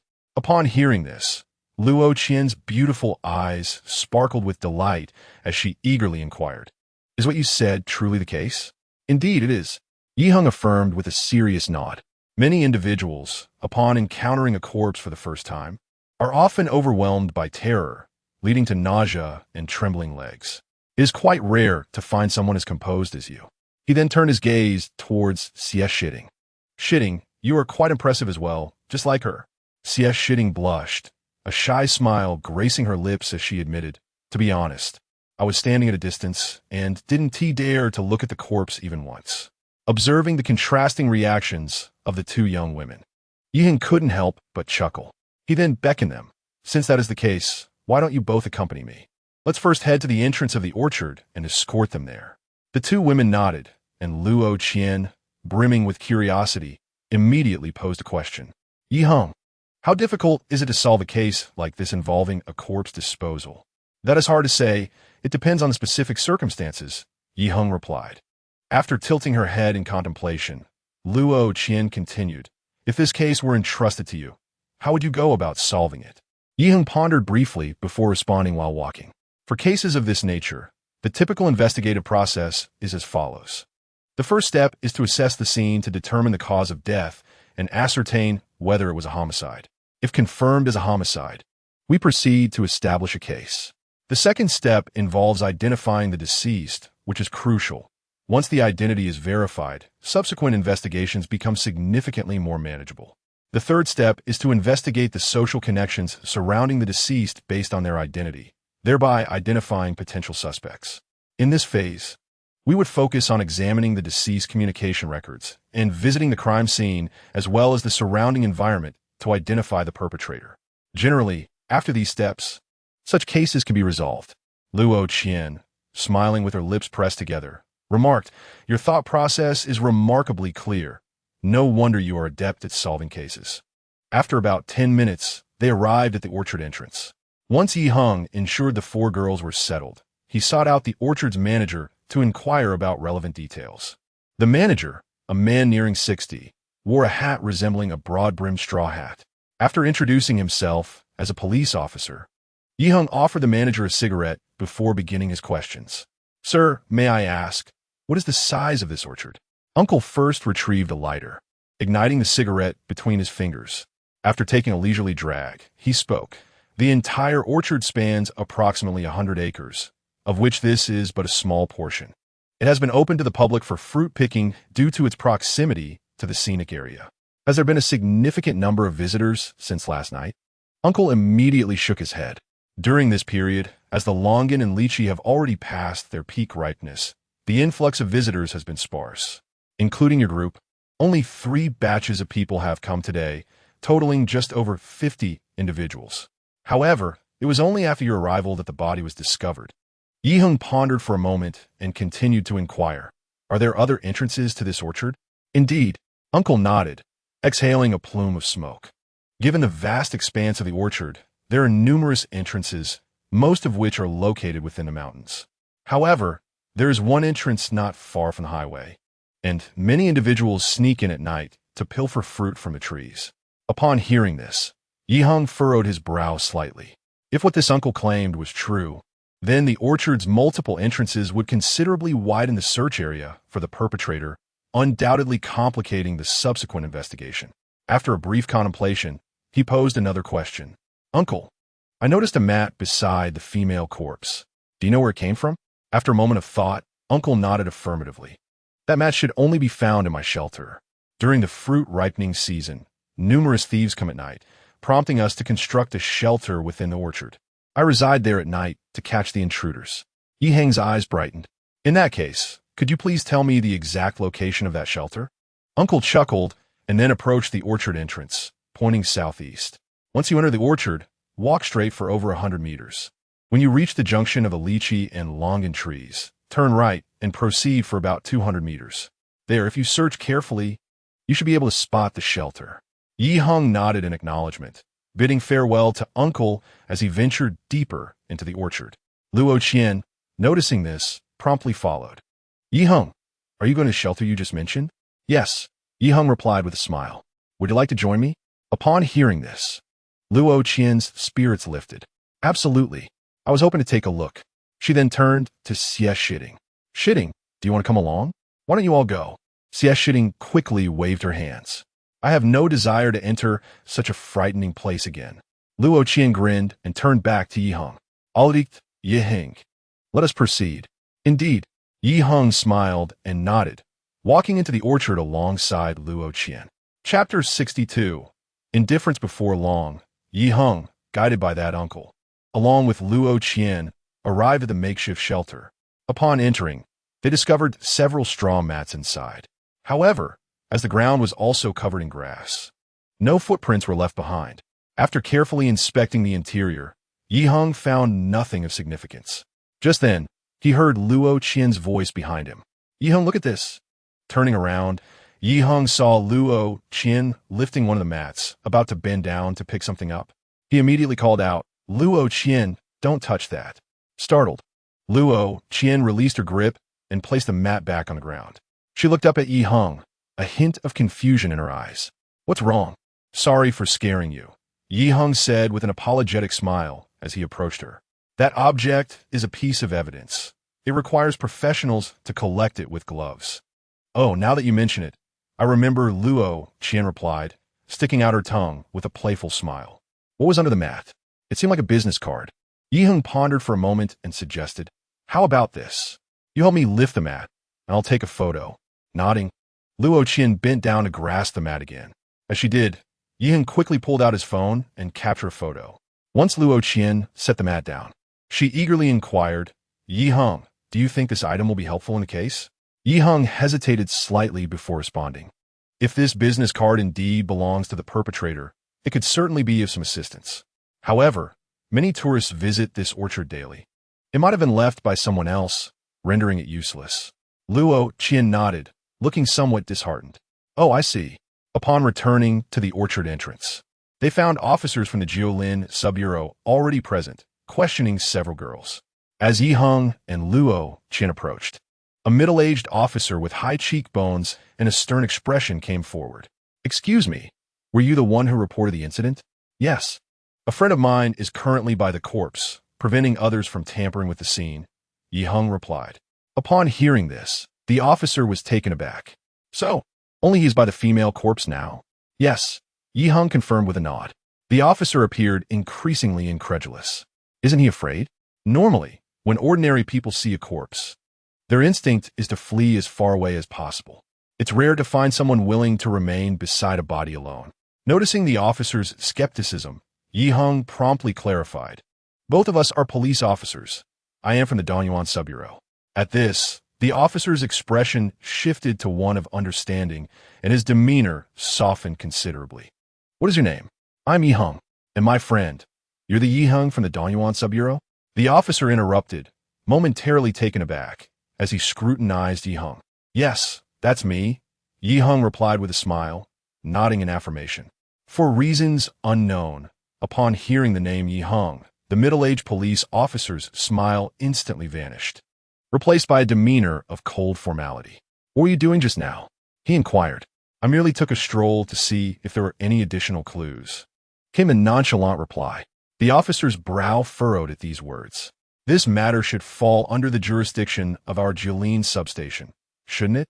Upon noticing his demeanor, Luo Qian expressed her dissatisfaction, saying, Officer, what do you mean by that? After discovering the female corpse, Yi Heng and the others took immediate action to secure the scene, thus rendering considerable assistance. Instead of expressing gratitude, you respond with sarcasm? The officer, taken aback by Luo Qian's sharp retort, narrowed his eyes at her. And you are? I am Luo Qian, a reporter for the Kongming Evening News. I was also aiding in securing the scene when the body was discovered. Shouldn't police officers extend thanks to responsible citizens like myself? Upon hearing the word reporter, the officer's expression shifted awkwardly. Nevertheless, Luo Qian was unyielding. Officer, if you cannot even muster a simple thank you, then I believe we have no reason to remain here. We came to enjoy a vacation, not to be subjected to this nonsense. The officer's expression fluctuated before he finally cleared his throat and said to Luo Qian, Well then, thank you. Throughout this exchange, Yi Heng remained silent, merely observing the unfolding drama. Typically, he would intervene to mediate such situations, considering the individual was part of the police system. However, the officer's earlier demeanor had irked him, prompting a disinterest in intervening. To mask his embarrassment, the officer turned to Yi Heng, asking, by the way, Did you find anything earlier? No, Yi Heng replied coolly. The officer nodded in acknowledgement. In that case, please wait here while I inquire about the situation from those girls. I will need you to guide us to the scene shortly. With that, he turned and approached the group of girls. Luo Qian pouted and leaned closer to whisper in Yi Heng's ear, Yi Heng, you two are colleagues. Why did his expression change so drastically upon hearing your name? Yi Heng shrugged, adopting an indifferent demeanor. I cannot say. After a moment, Luo Qian suddenly recalled something and asked, Just now, did you truly find nothing? Is it because you don't want to inform him about the business cards? Not quite. After all, we are part of the same system. Yi Heng replied with a faint smile.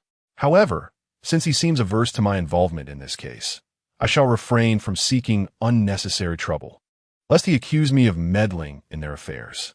You certainly have a good temper. If it were me, I would undoubtedly ignore them entirely. Luo Qian huffed in discontent. People like him are akin to dogs biting El Dongbin, unable to recognize good intentions.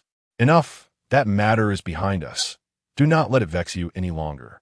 Yi Heng said with a gentle smile, attempting to soothe her agitated demeanor. After approximately 5 to 6 minutes, the officer finally concluded the interrogation and left the contact details of the girls before returning to Heng and his companion. "Now, I kindly ask you to escort us to the scene," he requested. Heng nodded and turned to look at Luo Qian. "Qian, shall we proceed?" Before long, they arrived at the site of the body disposal. From a distance, they could hear Su Zhiqing's booming voice. "Heng, have you all forgotten about me? In this vast forest, there isn't a soul around, just me and this female corpse. Just think about how I've spent the last half hour." Upon hearing Su Zhiqing's words and witnessing his mournful expression, Luo Qian couldn't help but burst into laughter. Heng, feeling slightly embarrassed, scratched his head and approached him with an apologetic demeanor. "Heng, I'm truly sorry.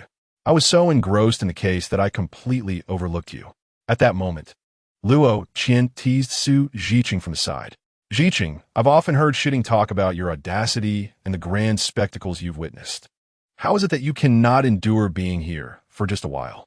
Su Zhiqing's face flushed, and he was about to retort when he noticed several police officers approaching, causing him to swallow his words. A middle-aged officer came before Su Zhiqing and directly inquired, "You remained here the entire time?" "Yes, suficiently," extending his hand with a smile. "By the way, I'm also a police officer from Kongming City. What is your name?" The officer regarded him sternly, disregarding the offer handshake. "Let us first discuss the case," he stated, gesturing toward the corpse lying beneath the tree. "During this period, did you touch any of her belongings?" Chapter 63. Conflict. Su Zhiqing was taken aback, his hand suspended in midair, slowly descending. He had intended to engage in pleasantries, but upon seeing the officer's dismissive demeanor, he felt a surge of indignation. "And what if I did?" The officer was momentarily stunned. "What did you touch on her?" he pressed. "As a police officer, do you not possess even this basic understanding?" Su Zhiqing coldly retorted, "I touched the air around her. Is that not permissible? Since you know I am a police officer, how can you pose such a question? How did you graduate from the police academy?" Before the officer could respond, three younger officers behind him could no longer contain themselves and pointed a finger at Su Zhiqing, exclaiming, "What did you just say? Kid, say that again if you dare." The officer, feeling stung by the retort, turned crimson. He had assumed that Heng, who had only been on the job for a little over 2 months, would be similar to Su Zhiqing, merely an ordinary officer. Thus, he thought he could assert his authority. Little did he expect that Su Zhiqing's sharp words would leave him a loss. Displaying arrogance in front of younger officers was not a new endeavor for him. But this was the first time he encountered someone who stood their ground. Heng observed the escalating tension between the two parties and recognized that should this matter continue to escalate, it could lead to significant repercussions. He promptly approached Su Zhiqing, placing a reassuring hand on his shoulder, signaling him to temper his anger. Su Zhiqing glanced at Heng, shaking his head in disapproval. "Heng, stay out of this," he retorted. Turning his attention to the police officer, he fixed him with an intense glare and exclaimed, "After we discovered this corpse, we toiled tirelessly to secure the crime scene for you. Yet, when you arrived, you offered no words of gratitude. Instead, you chose to confront me with an air of superiority. Given your apparent age, you must be a squad leader, yet your handling of this situation is utterly inadequate." With that, he smacked Heng on the arm and strode forward, fuming.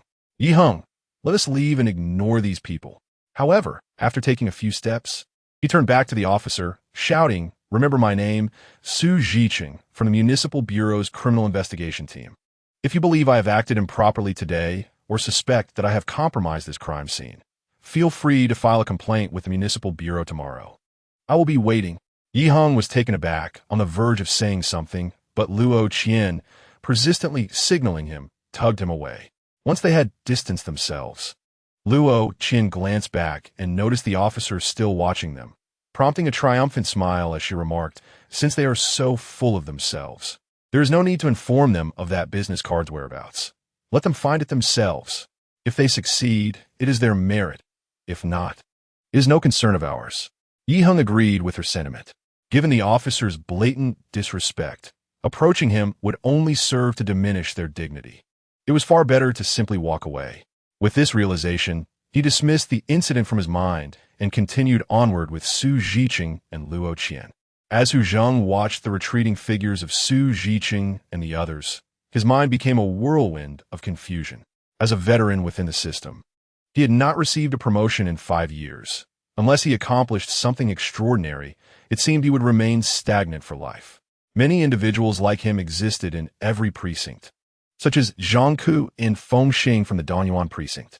However, responses to such circumstances varied greatly among them. Some were content with their lot, diligently fulfilling their duties, exemplified by Feng Xing, while others harbored resentment, particularly towards younger, ambitious officers with promising futures. Clearly, Hu Zheng was among the latter. He had heard that Yi Heng was originally just an auxiliary officer, having only joined the force a little over 2 months ago. Yet due to his consistent success in major cases, he had risen to the rank of first-class inspector, just 1 rank below his own.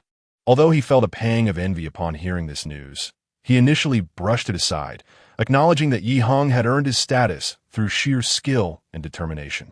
However, during a recent conversation with Zhang Ku, who had joined the police force at the same time, he learned that Yi Heng's rapid advancement was largely attributed to his father, a former deputy chief of the Municipal Bureau's criminal investigation team, who had extensive connections within the system. This revelation stirred a sense of injustice within him, prompting him to adopt an authoritative demeanor upon encountering Yi Heng. According to past experiences, even if he adopts an imposing demeanor, a young man like Yi Heng would not dare to confront him openly. At most, he might harbor some private grievances. However, today was markedly different. First, he encountered a journalist who exhibited an unyielding attitude and subsequently crossed paths with Su Zhiqing. Initially, he presumed that this individual must also belong to the Danyuan branch, likely a detective from a local precinct or an ordinary officer from the criminal investigation team. To his astonishment, he discovered that this person was, in fact, an officer from the Municipal Criminal Investigation Unit. Now, he had offended someone from the Municipal Bureau. Even if the individual was merely an ordinary officer, he was still in daily proximity to higher authorities, and any slight misstep could tarnish his reputation. Consequently, this would render his aspirations for promotion even more arduous. In this moment, he was filled with profound regret, yet he could only watch helplessly as Yi Heng and his companions departed. Were he to call back now, the 3 officers accompanying him would likely regard him with disdain in their hearts. After steadying himself, Hu Zheng glanced around and noticed that the 3 officers were observing him, prompting him to glare. "What are you all staring at? Get back to work." The trio, upon seeing his reaction, promptly feigned nonchalance and began to gather information from the scene. Upon returning to the outdoor excursion with the larger group, Yi Heng and the others engaged in some interactive games before commencing a barbecue, reveling in their activities until around 8 in the evening, at which point they boarded the bus together for their journey home. The following day, shortly after 11 in the morning, Yi Heng received a call from Gao Shuguang, requesting his presence in the office. Upon arriving at Gao Shuguang's office and seeing him engrossed in paperwork, Yi Heng took a seat directly opposite. "Captain Gao, did you need to see me about something?" Gao Shuguang shifted his gaze from the computer to Yi Heng, a smile gradually forming on his lips. "Xiao Yi, I just received a call from Team Leader Feng at the Municipal Bureau, who mentioned needing your assistance for a couple of days to investigate a case. Were you aware of this beforehand?" "I knew a bit, but I didn't expect it to happen so quickly," Yi Heng replied with a smile. "Captain, I have a close friend, the one you met last time, Su Zhiqing. He works in the Municipal Criminal Investigation Unit. While we were out rafting yesterday, he mentioned a case that has stalled due to a lack of direct evidence, and he would like my help." "Oh, I see." Gao Shuguang exhaled slowly. "Could you provide me with an overview of this case?" Yi Heng nodded and briefly outlined the case. After contemplating for a moment, Gao Shuguang looked up at Yi Heng. "What do you think? Do you believe there is a chance of success with this case?" Yi Heng pondered for a moment before hesitantly responding. "It's still too early to say. After all, I haven't reviewed the case files or visited the crime scene. So many details remain unclear. However, this is an opportunity for Zhiqing, so I believe I should assist him as much as possible." Gao Shuguang nodded in agreement. "In that case, you should head over this afternoon, but remember to leave early and return promptly. I wish to remind you that our bureau currently has an opening for a squad leader. Initially, the only suitable candidate was Zhang Ke. Now that you have also risen in rank, you are merely a step away from this position. At this point, he gazed meaningfully at Zhu Yiheng and remarked with a smile, "Surely you understand the implications of my words." Yiheng felt a warmth in his heart and nodded in agreement. "Captain Gao, I comprehend your intent. Rest assured, once I conclude this matter, I will return immediately." "Indeed," Gao Shiwang replied with a smile, waving his hand. "You may return to make your preparations." Yiheng smiled and promptly exited the office. Watching Yiheng's departing figure, Gao Shiwang began to mutter to himself, "I hope this time, little Ye's assistance at the city bureau won't be akin to a meat bun tossed to a dog, going without a trace. I must speak with Director Chun. We cannot allow the city bureau to simply take him away." With that, he rose from his seat and hurriedly left the office. Chapter 64.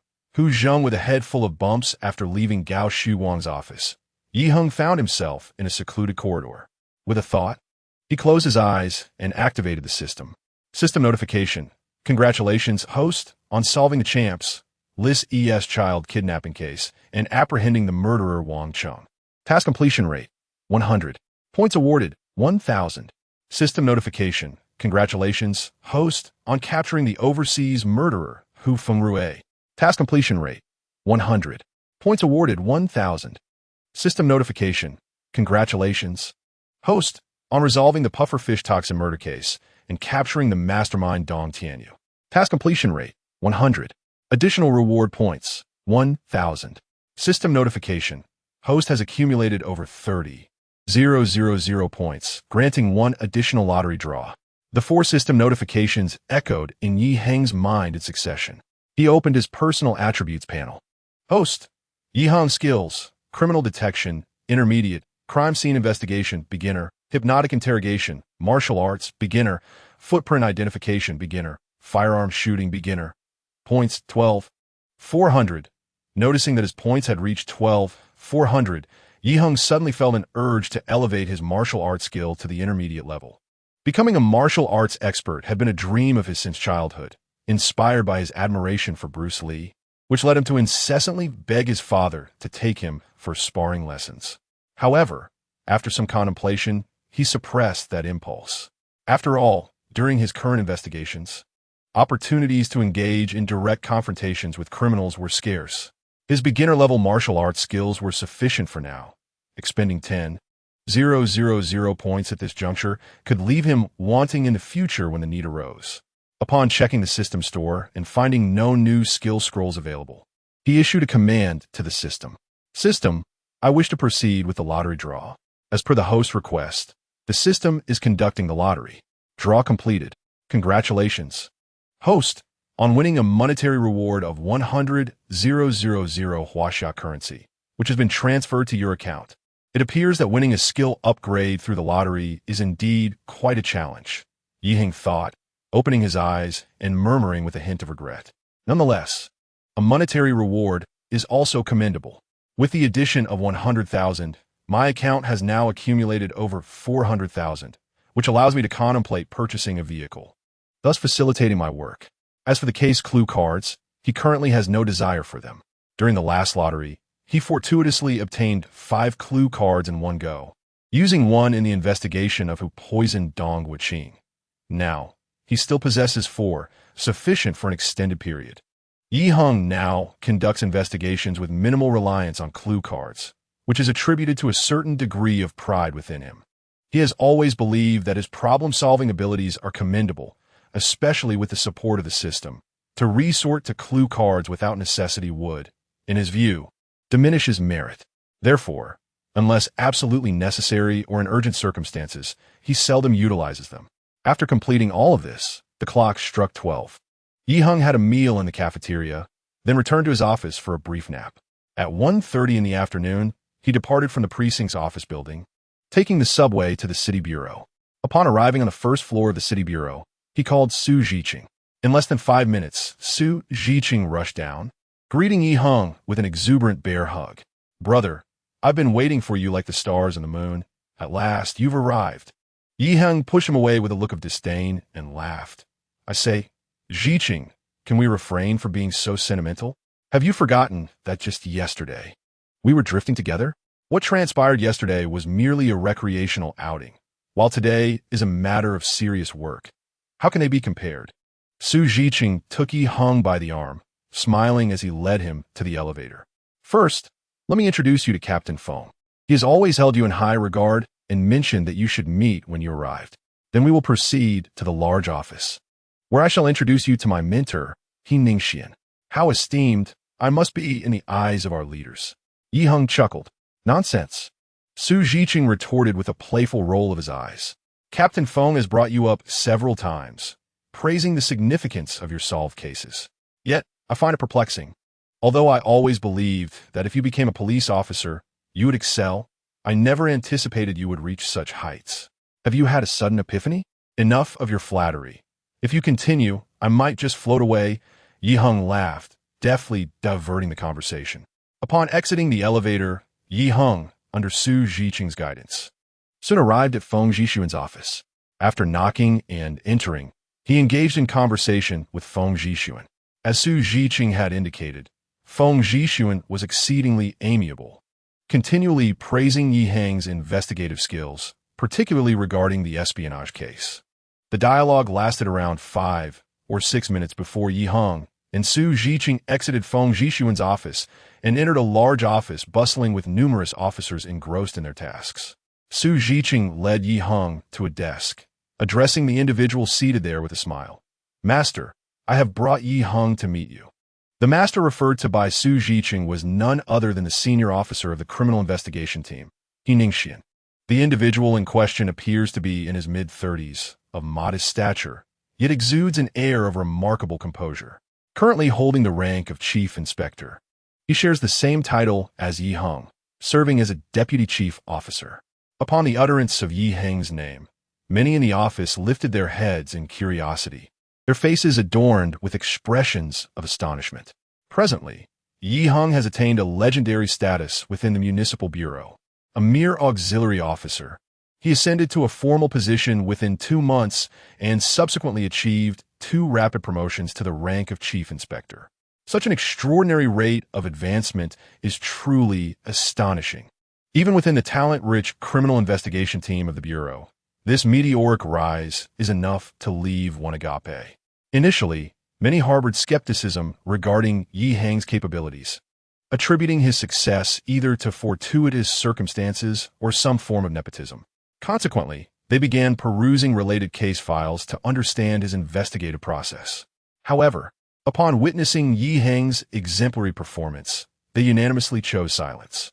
Now, in the presence of Yi Heng himself, they were eager to discern what distinguished this newcomer in his 20s. Heng Xian, upon hearing Su Jiqing's remarks, promptly stood and extended a hand towards Yi Heng with a smile. Hello, Yi Heng. I've heard so much about you from that rascal Jiqing that my ears are nearly calloused. It's a pleasure to finally meet you. Yi Heng reciprocated the gesture with a smile. Hello, Iga.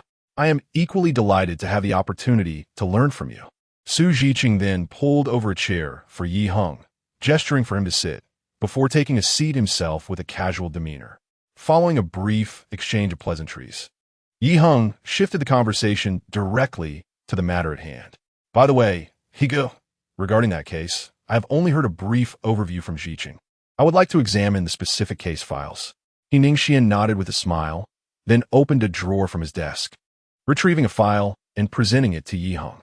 Yi Heng, shortly we will be interrogating Qian Hui. Take some time to review the files and familiarize yourself with the details of the case. You can observe as an audience member later. Very well, Yi Heng replied as he stood. I've heard that this individual possesses remarkable psychological resilience, and I'm eager to witness it for myself. Observing this, Su Jiqing waved his hand towards Heng Xian and then turned to Yi Heng. Heng, there is a small conference room adjacent to our office. Let us go there to review the files. If you have any questions, feel free to ask me directly. Yi Heng nodded in agreement, exchanged farewells with Heng Xian, and departed with Su Jiqing to the nearby conference room. Meanwhile, within the office of the captain of the criminal investigation team at Jilin Sub-Bureau, a voice filled with discontent erupted. That Yi Heng is viewed as an absolute gem among the 6 team leaders of Kongming City as criminal investigation divisions. Everyone wishes to recruit him to their side. Cultivating a good relationship with him would mean that when our team encounters difficulties, a simple word could summon his assistance. However, you possess such a splendid opportunity, yet not only did you fail to cultivate any relationship with him, but you also managed to offend him. Captain Su Pengyi stood by the window, his brow furrowed in contemplation as he gazed outside. Meanwhile, Hu Zheng's face flushed crimson, his head bowed, his voice barely audible, resembling the faint buzz of a mosquito. Captain Su, I was merely concerned that this individual might meddle in our case, reflecting poorly on our team. Do I need to commend you for your thoughtfulness? Su Pengyi abruptly turned to Hu Zheng, his expression one of exasperation. As the captain of the criminal investigation team of Jilin Branch, I do not concern myself with such trivial matters. Why should you, a squad leader, be so preoccupied? Remember this. The case resolution rate is our primary metric for evaluation. Everything else is mere nonsense. Hu Zheng, resigned, nodded, and after a moment of hesitation, finally spoke. Captain, let me assure you of my determination. I will draft a military order, guaranteeing the resolution of this case within 3 days. Su Pengyi remained silent, exhaling heavily after a long pause, his expression softening slightly. You have made this promise. In that case, I shall grant you 3 days to demonstrate your capabilities. With that, he waved his hand dismissively. You may leave now. I have other matters to attend to. Hu Zheng nodded, exiting the office with a look of deep frustration. However, as soon as he closed the office door, his thoughts strayed not to the case at hand, but rather to another matter. Those 3 rascals. I wonder who has been secretly reporting on me. I must uncover the truth behind this. I will not let that treacherous individual escape my grasp. Chapter 65, Case Description. Upon entering the small conference room, Yi Heng casually selected a seat, subsequently opening the file folder to peruse the case documents. This case was titled the 109 Siju Mountain Villa Murder Case, involving a victim named Huang Xuan, who was murdered and buried a mere 300 meters from her villa. The primary suspect in this case was her fiancé, Qian Hui. They had cohabited for 3 years without formalizing their union, living together as a typical couple. Both individuals had previously been married and each brought a child from their former families. Huang Xujuan's son was named Guo Wenjie, a mere 4 years of age, while Qian Hui's daughter was called Qian Yaqi, now 15 years old. The first section of the document detailed the process of receiving the emergency call. On October 9th, shortly after 3 in the afternoon, Qian Hui received a text from Huang Xuan stating she had encountered a friend and would be dining with them that evening, requesting Qian Hui to pick up their child, Guo Wenjie. By 10 o'clock that night, Qian Hui reported that Huang Xuan had not returned home. Her phone was unreachable, and she had not replied to any messages. On the morning of October 10th, Qian Hui informed Huang Xujuan's family of her disappearance. Upon learning the situation, her relatives immediately attempted to contact the victim while traveling from Yuhui province to Kongming City, arriving by 4 in the afternoon, but their search that night yielded no results. On October 11th, Qian Hui and Huang Xujuan's family searched throughout the day without success, ultimately reporting her disappearance to the authorities at 8 o'clock that evening. Upon receiving the report, the police promptly initiated an investigation and discovered that Huang Xuan was originally from Yuhui province. She had come to Kongming City to work as a hotel attendant, where she met Qian Hui and is currently unemployed. After extensive inquiries, the police have yet to identify any suspicious behavior among her acquaintances. On October 13th, after a thorough search by Huang Xujuan's family, they found what appeared to be a recently piled mound of earth approximately 300 meters from Qian Hui's villa, Chuizhu Mountain Villa. Upon excavation, they uncovered Huang Xujuan's body and immediately alerted the authorities. This villa, Chuizhu Mountain, is situated on the outskirts of Ruishi District. Nestled in a lush area with sparse human presence, the burial site was located in a small ravine. Upon arrival at the scene, the police discovered Huang Xujuan's body folded and encased in a black plastic bag, with her hands and feet bound by tape. Her head was also wrapped in a black plastic bag, and she was dressed in pink pajamas without shoes. The following content pertains to the initial phase of the police investigation. Forensic examination revealed multiple fractures to the victim's head and chest. suggesting that she had been fatally struck by a blunt object, confirming the case as a homicide. Investigating qui su Mountain Villa. The police learned that the community was developed in the early 21st century and was once considered an upscale neighborhood in Comrade City. However, it has since aged and, due to its somewhat remote location, the occupancy rate is relatively low. Qian Hui's villa is positioned in the northwest corner of the estate, rather secluded, and he and Huang Shuan typically did not reside there, only occasionally spending a night during holidays. The police conducted a meticulous examination of Qian Hui's villa, his vehicle, and his current apartment, but found no substantial evidence. The subsequent contents of the case file detail further investigative findings, listing 4 points of suspicion, all concerning the victim's husband, Qian Hui. The first point of suspicion arises from forensic analysis, which indicates that the victim likely died approximately 5 days prior, on October 9, 2024. Given that Huang Shuan was found wearing pajamas and without shoes, it implies she was attacked in her home. However, in previous inquiries, Qian Hui claimed that on the night of October 8th, Huang Shuan had been sleeping at home and had not gone out. He even received a text from her around 3 p.m. on October 9th. This statement starkly contradicts the forensic findings, marking it as the first point of suspicion. The second point of suspicion involves Qian Hui's peculiar activities on October 9th, which appear to coincide with the handling of the victim's body. According to the security guard at Qian Hui's residential community, he returned home around noon on October 9th and removed some items from his residence. Later that night, he traveled to the urban area of Ruishi district, with the exit from the highway being merely a short distance from Chuizhu Mountain Villa. However, after an hour and a half, he returned to the urban area. The police speculate that he may have been burying the victim during this time. To investigate this possibility, the detectives conducted an experiment, measuring the time taken from the highway exit to Chuizhu Mountain Villa to the burial site, and finally back to the urban area of Ruishi district, which totaled 1 hour and 24 minutes. Qian Hui's various actions strongly suggest that he likely buried the deceased's body on October 9th, and experimental evidence corroborates that the time frame was indeed sufficient. The third point of suspicion arises at 15:21 on October 9th, when Qian Hui received a text message from Huang Shuan, stating that she would be dining with friends that evening while he was at work.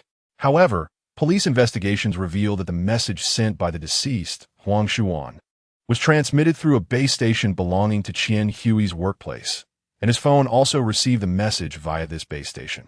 Thus, the police speculate that Qian Hui was using the deceased's phone to send a message, orchestrating this scenario himself. The fourth point of suspicion involves the transparent tape used to bind the deceased, from which police extracted an astonishing 6 fingerprints belonging to Qian Hui. This finding further substantiates the notion that Qian Hui handled the body after committing the murder. After reviewing the entire case file, Yi Heng raised his gaze to Su Zhiqing. Zhiqing, how did Qian Hui respond to these 4 points of suspicion? This individual is certainly not ordinary. His thought process is exceedingly meticulous. Su Zhiqing sighed deeply. The 4 points of suspicion we presented would have led anyone else to confess on the spot, yet he deftly unraveled each one with remarkably logical reasoning. He pointed to the first point in the case file, stating, when we indicated that the autopsy report contradicted his statement, he not only refused to confess, but immediately questioned the results of the autopsy. Generally, the longer the interval between the time of death and the autopsy, the less accurate the results become, with a critical threshold around 3 days. In this case, the deceased's body was discovered nearly 5 days later, prompting him to challenge the rigor of the examination, suggesting that the true time of death could be 4 or even 5 days prior. If we assume the time of death was 4 days ago, then his account holds no contradictions. Thus, the first point of suspicion was effortlessly dismissed by him. Continuing, Su Zhiqing pointed to the second point of suspicion in the case file. When we inquired about Qian Hui's specific movements on October 9th, he remained remarkably composed. He claimed that he returned at noon to move some belongings, intending to dispose of old items. We subsequently investigated based on the clues he provided and confirmed that his movements and those old items were entirely unrelated to this case. As for his explanation for leaving the city that evening, he stated he intended to find Huang Shuan at Suzhi Manor but did not locate her, asserting that he had no intentions of disposing of a body. Although this explanation raises numerous questions, it is logically coherent, thus allowing him to dispel this point of suspicion as well. Regarding the third point of suspicion, concerning the message sent by the deceased from a signal originating from his workplace's base station, he produced a coverage map of the base station, which conveniently included a pedestrian street behind that building. His assertion was that the deceased might have coincidentally been on that street at that time. This claim also holds objective plausibility. Regarding the final point of contention, his explanation concerning the fingerprints found on the tape at the crime scene was that this roll of tape had been previously utilized by him. He had torn off a lengthy segment that went in used and subsequently reattached it. Throughout the interrogation, he maintained an air of remarkable composure, exhibiting neither excessive panic nor any contradictory statements. Even more astoundingly, after addressing all our inquiries, he countered with a compelling argument. He stated that since the deceased bore injuries, it indicated that a struggle had taken place. However, the victim and his child resided next door and had not heard any commotion. Therefore, if he had indeed murdered the victim in his home, it would have been inconceivable for him to leave no trace. Thus, his conclusion was that he was not the perpetrator of this case. Upon hearing these words, Heng fell into deep contemplation. Chapter 66. The terrifying opponent with an excessively strong psychological resilience. At this moment, Ningxian abruptly pushed open the conference room door and entered, gesturing to Heng and his companion. Heng, Ji Cheng, Qian Hui have already come downstairs. Let us proceed. Upon hearing this, Heng and Su Ji Cheng immediately rose and made their way out of the conference room, soon arriving at the interrogation room. Inside, Heng encountered three individuals, the foremost of whom was Yin Shushu, the captain of the criminal investigation team from the Ruishi branch. Following Ningxian's introduction, the two exchanged pleasantries, during which Shushu was notably warm and welcoming. This individual was of considerable stature, with a resonant voice and a ruddy complexion, exuding a sense of boisterous camaraderie. Xiao Yi, I never expected to encounter you here. Ever since you joined our ranks, old Gao from your branch has been speaking with noticeably elevated enthusiasm whenever we meet. Yeheng similet faintly. Captain Yen, such praise is more than I deserve. My purpose here is primarily to learn from you, Brother He, and all of you. Yin Shushu surveyed the group, pointing at Heng with a hearty laugh. Did you see that? This young Yi, not only is he adept at solving cases, but he's also quite articulate, a true talent. At this remark, Ningxian, Su Ji Cheng, and Yin Shushu's two subordinates all erupted in laughter.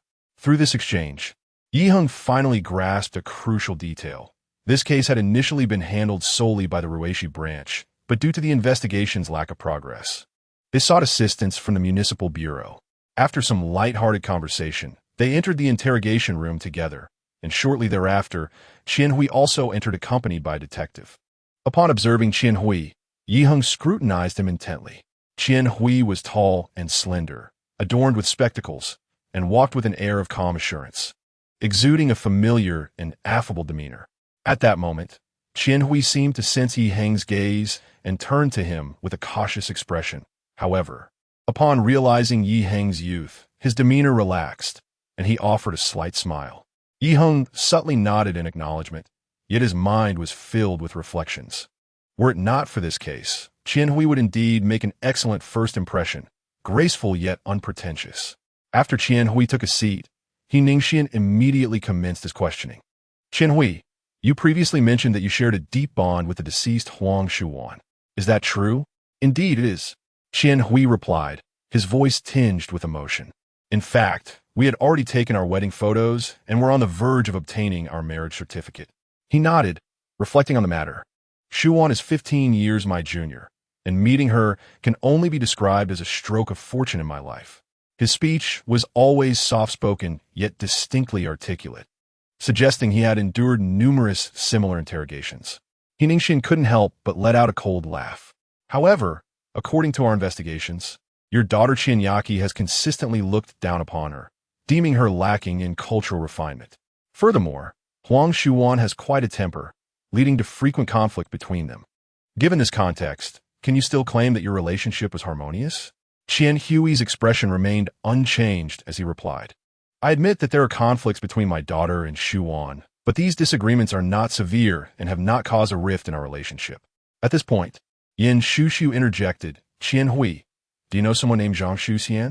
Qian Hui pondered for a moment before slowly nodding. I believe I have some recollection of her. She should be a friend of Xu Wan. Yin Shushu fixed his gaze intently on Qian Hui. This individual has informed us that Huang Shuan mentioned you two were in a tumultuous relationship, leading to discussions of a breakup.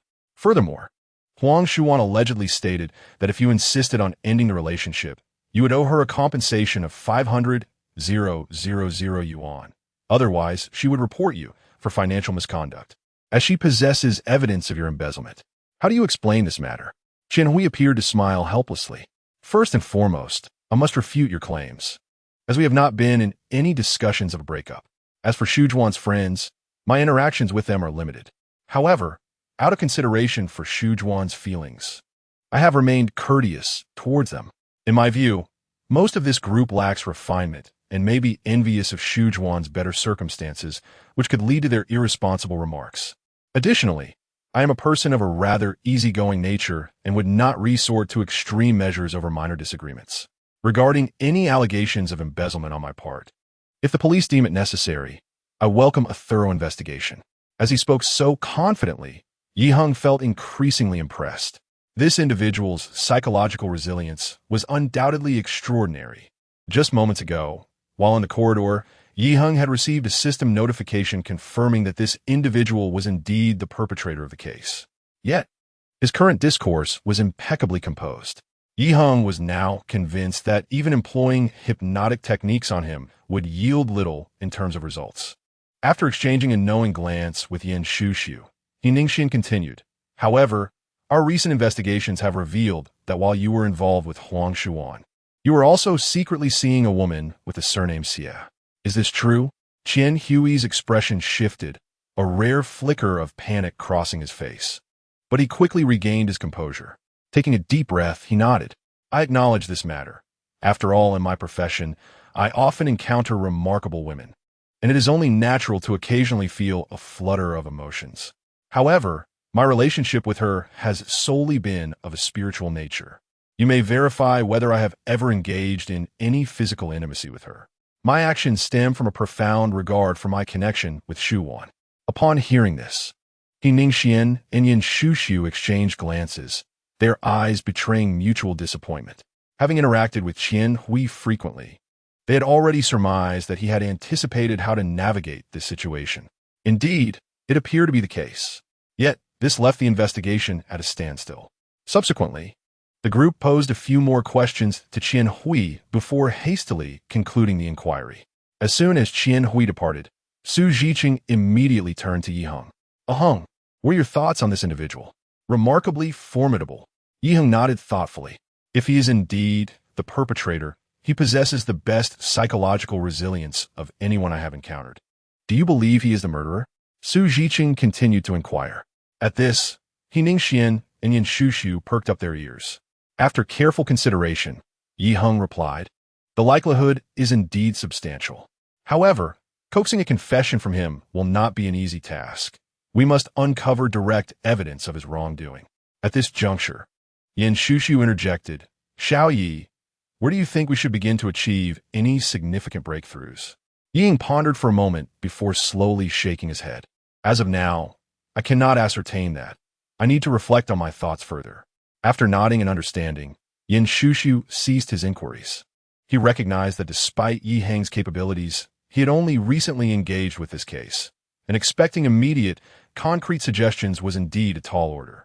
At that moment, Ningxian turned to Yi Heng and asked, Yi Heng, what are your plans moving forward? Yi Heng glanced at his watch, noting it was around 3 in the afternoon, and there was still some time left. I have heard that the victim's family is currently in Kongming City. I wish to meet with them. Ningxian nodded and then turned to Su Zhiqing. In that case, Zhiqing, you shall drive Yi Heng to meet them. Su Zhiqing promptly agreed, understood. Chapter 67. The key points of the case in a budget hotel room. Yi Heng met with the 2 relatives of the deceased, Liao Yinzhu, the mother of Huang Shuan, and her brother Huang Jianlai. As a woman in her 60s, Liao Yunju sat at the head of the bed, repeatedly wiping her tears. Meanwhile, Huang Jianlai, with reddened eyes, sat silently in a chair, his head bowed. Sensing the somber atmosphere, Yi Heng took the initiative to break the silence. "Aunt, I wish to pose a few questions to you. I understand that both of you hail from Yuhui province and are unfamiliar with Kongming. How did you manage to locate the site of Ms. Huang Shujuan's victimization?" Upon hearing these words, Huang Jianlai, seated in the chair, immediately lifted his head and gazed at Yi Heng, declaring, "The idea to search for my sister at that villa was indeed mine." Yi Heng swiftly turned to him and inquired, "Could you elaborate on what prompted this idea?" Huang Jianlai responded, "It stemmed from my distrust of Qian Hui. Thus, I chose to set him aside and sought to find my sister with my mother alone." Yi Heng nodded, encouraging him to continue. With renewed determination, Huang Jianlai straightened his posture and said, "We arrived in Kongming City on the evening of October 10th, eager to locate my sister, for it was a matter of life and death. However, Qian Hui insisted that it was too late, and he placed us in a hotel until the following morning, October 11th, before we could commence our search. Throughout this period, I sensed that he was deliberately stalling. At times he would claim he could not find contact information for certain individuals, and at other times he would forget the locations we needed to visit. In essence, he drove us aimlessly around the city, and by the end of the day, we had only met 3 of my sister's friends and visited 2 locations. In the afternoon, as my sister remained elusive, I suggested we notify the authorities, but he opposed the idea, suggesting that Shu Wan might be sulking and intentionally avoiding him, urging us to wait a little longer. Upon returning to the hotel, the more I pondered the situation, the more it seemed amiss. Thus, after conferring with my mother, we reported the matter to the police that very evening. The next day, we did not accompany him. Instead, we hired a vehicle and returned to the vicinity of Qian Hui's villa, searching diligently for an entire day. Ultimately, by the morning of the 3rd day, we finally discovered the location where my sister had been concealed. At this juncture, he bowed his head in deep sorrow, overcome with emotion. Yi Heng exchanged a glance with Su Zhiqing before continuing, "Aside from this incident, do you have any other reasons to suspect Qian Hui?" Huang Jianlai nodded and turned to Liao Yunju. "Mother, please share the remaining details with the police." Liao Yunju nodded, taking a deep breath before stating, "Shu Wan often mentioned to me during our phone conversations that she found Qian Hui unreliable, as he consistently refused to marry her. Eventually, she could no longer endure the uncertainty and suspected that he might be involved with someone else, frequently urging him to obtain a marriage certificate. This led to numerous quarrels between them." Yi Heng, displaying understanding, nodded in acknowledgement. As he was aware, Huang Shuwan was already 30 years old. During her 3 years with Qian Hui, they had attempted various business ventures, yet none had yielded significant profit, leaving her feeling insecure.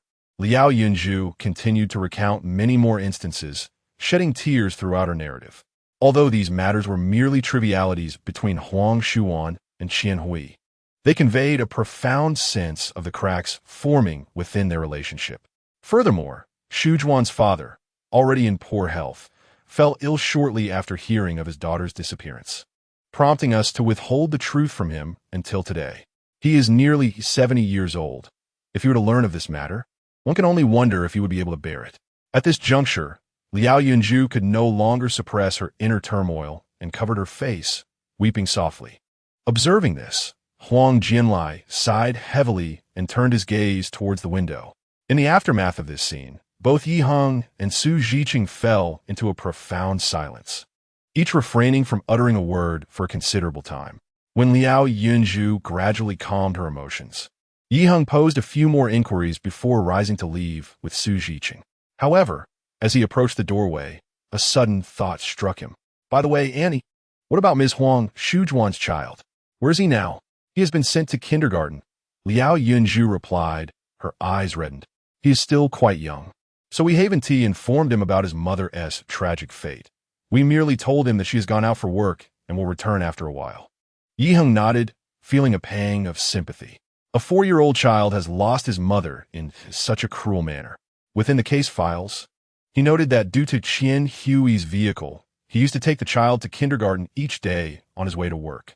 with Huang Shuwan picking him up in the afternoon. Following the incident, personnel from the Ruishi substation had also approached the child with a series of questions.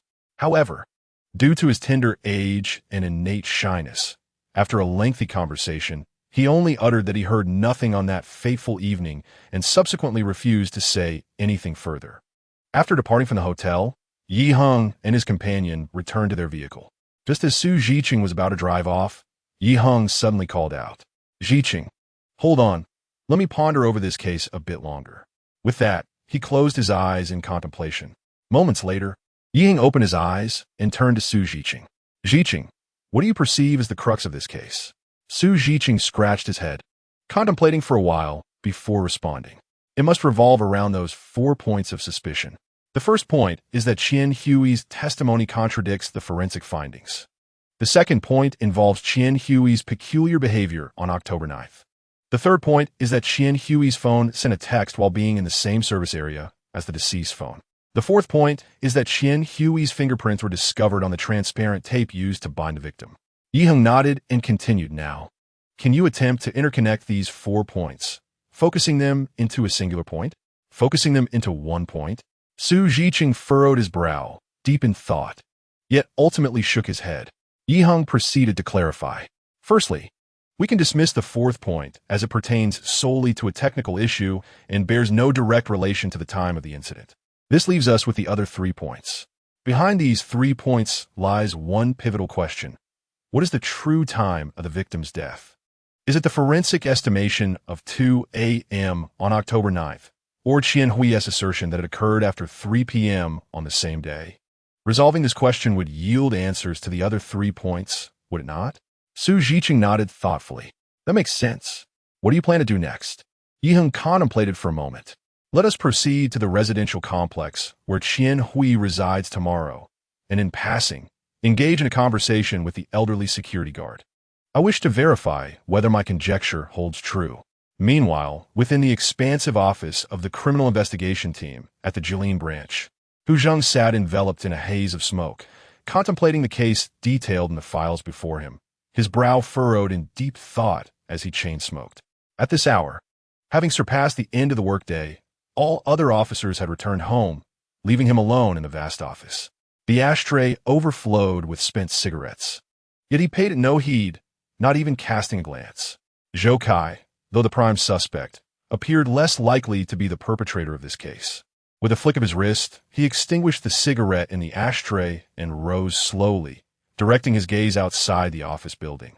Initially, he believed that the case of the body abandoned in the orchard would pose little difficulty, for investigators had recovered a note with a contact number from the deceased's back pocket at the crime scene. With this solitary clue, the police should have been able to trace the identity of the deceased with ease. Typically, in cases of abandoned bodies, once the identity of the victim is established, the case is essentially half-solved, which is why he boldly made a 3-day promise to resolve the case in front of Su Pingyi. As events unfolded, they progressed as he anticipated. The Jilin police swiftly confirmed the identity of the deceased as Su Hanyun, an employee of a massage parlor in Jilin district, and pinpointed a suspect, her current boyfriend Zhou Kai.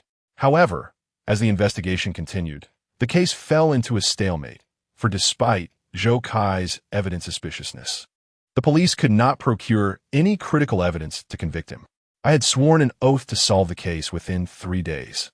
Yet the first day was swiftly slipping away. The thought of an unresolved case after 3 days weighed heavily on Hu Zheng's mind, stirring a sense of unease within him. He hastily retrieved a cigarette from his pocket and lit it, feeling increasingly anxious. Chapter 68. Yi Heng's speculations on the case in the Tsuehai Yiyuan residential complex. Remnants of the recent storm lingered, with small puddles dotting the landscape and leaves and petals strewn about. The tempest had disrupted Mr. Wu's sleep last night, and although he now sat in the security room, waves of fatigue continued to assail him. At over 50 years of age, his body was no longer as resilient as in his youth. A single late night would leave him struggling the following day. In his younger days, he often worked overtime at construction sites until past 10, returning home to collapse in a bed, only to awaken the next day full of vigor. Yet he could not afford to doze off now, Should his superiors catch him in such a state, his position would be in jeopardy. Mr. Wu silently admonished himself, then lifted the thermos on the table and took a hearty gulp of strong tea. Perhaps a patrol around the complex would be beneficial. Remaining in one place too long could lull him into drowsiness. Gradually, he stood, and as he pushed open the door to the security room, he noticed two young police officers approaching him, one of whom waved from a distance. "Mr. Wu, please wait a moment." Mr. Wu halted his steps, though doubt lingered in his mind. He had heard whispers that a woman had tragically passed away in the neighborhood a fortnight ago, with her husband, Qian Hui, being a prime suspect.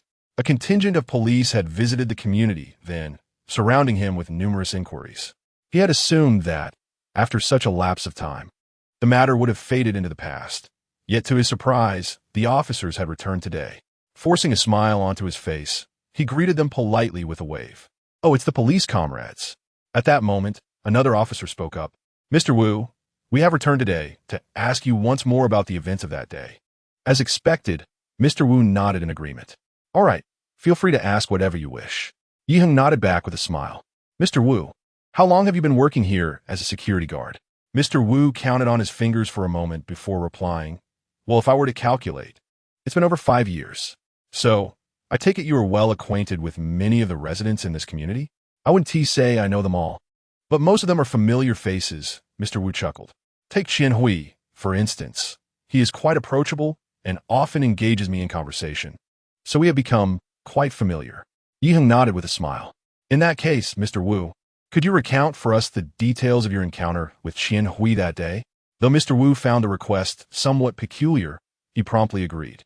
"That afternoon, while I was patrolling the premises, I passed by building number 6 when I suddenly heard someone greeting me. Turning around, I saw Qian Hui emerging from the building, carrying a stack of documents." Heng's eyes brightened, interrupting Mr. Wu. "So, you mean to say that Qian Hui initiated the greeting?" "Indeed." Mr. Wu nodded without hesitation. "I had already walked quite a distance past building number 6. Had he not called out to me, I wouldn't have noticed him at all." Heng pondered this for a moment before continuing with his inquiry. "What did you both discuss?" I asked him what he was doing back at noon, and he replied that he had forgotten some documents at home and needed to retrieve them. We exchanged a few more words before parting ways. So I have no knowledge of what he did afterward. Heng nodded again and posed another question. "Could you tell me where the surveillance cameras are installed in this community?" Mr. Wu immediately began to recount with enthusiasm.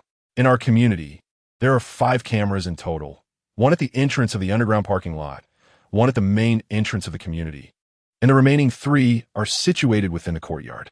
However, the area beneath Qian Hui's building lacks surveillance. So, the camera at the community entrance can indeed capture the vehicles coming in and out?" "Absolutely," Mr. Wu affirmed with confidence. A fortnight ago, the police had already reviewed the footage, not only from October 9th, but also from the night of October 8th. Upon hearing these words, Heng immediately turned to Su Zhiqing, his eyes reflecting a query. This information was not present in the dossier he had perused. Su Zhiqing nodded subtly, giving him a discreet signal to discuss the matter later. Observing this, Heng nonchalantly shifted his gaze to Grandpa Wu, posing a few more questions before bidding farewell and walking into the neighborhood alongside Su Zhiqing. After they had covered a certain distance, Heng promptly inquired, "Zhiqing, please elaborate on the surveillance situation in the neighborhood on that day." "Well, I learned about it from the Ruishi Police Department," Su Zhiqing replied. "On October 12th, they came here to converse with Grandpa Wu for a while before beginning to review the surveillance footage. They confirmed that Qian Hui had departed the neighborhood in his vehicle around 10:30 p.m. on October 9th. However, while examining the footage from the night of October 8th, they scrutinized continuously from 8 p.m. that evening until 2 a.m. the following morning without spotting Qian Hui's vehicle leaving the premises. As a result, they have consistently lacked the evidence to prove that Qian Hui committed the crime on the night of October 8th. Heng pondered for a moment before pulling out his phone and dialing a number. Moments later, the voice of Yan Shushu echoed through the line. "Xiaoye, what can I assist you with?" "Captain Yan, I wish to inquire about Qian Hui's return to the city on the night of October 9th. I recall the dossier stated he entered Ruishi City shortly after midnight. How did you ascertain this time?" This was information provided voluntarily by Qian Hui. Subsequently, we verified this detail by reviewing the surveillance footage of the relevant road segments and confirmed that his account was accurate. Is this detail pertinent to the case? Yi Heng replied, "It may be, but further confirmation is needed," he answered. On the other end of the line, Yin Shushu asked, "Xiao Yi, where are you now?"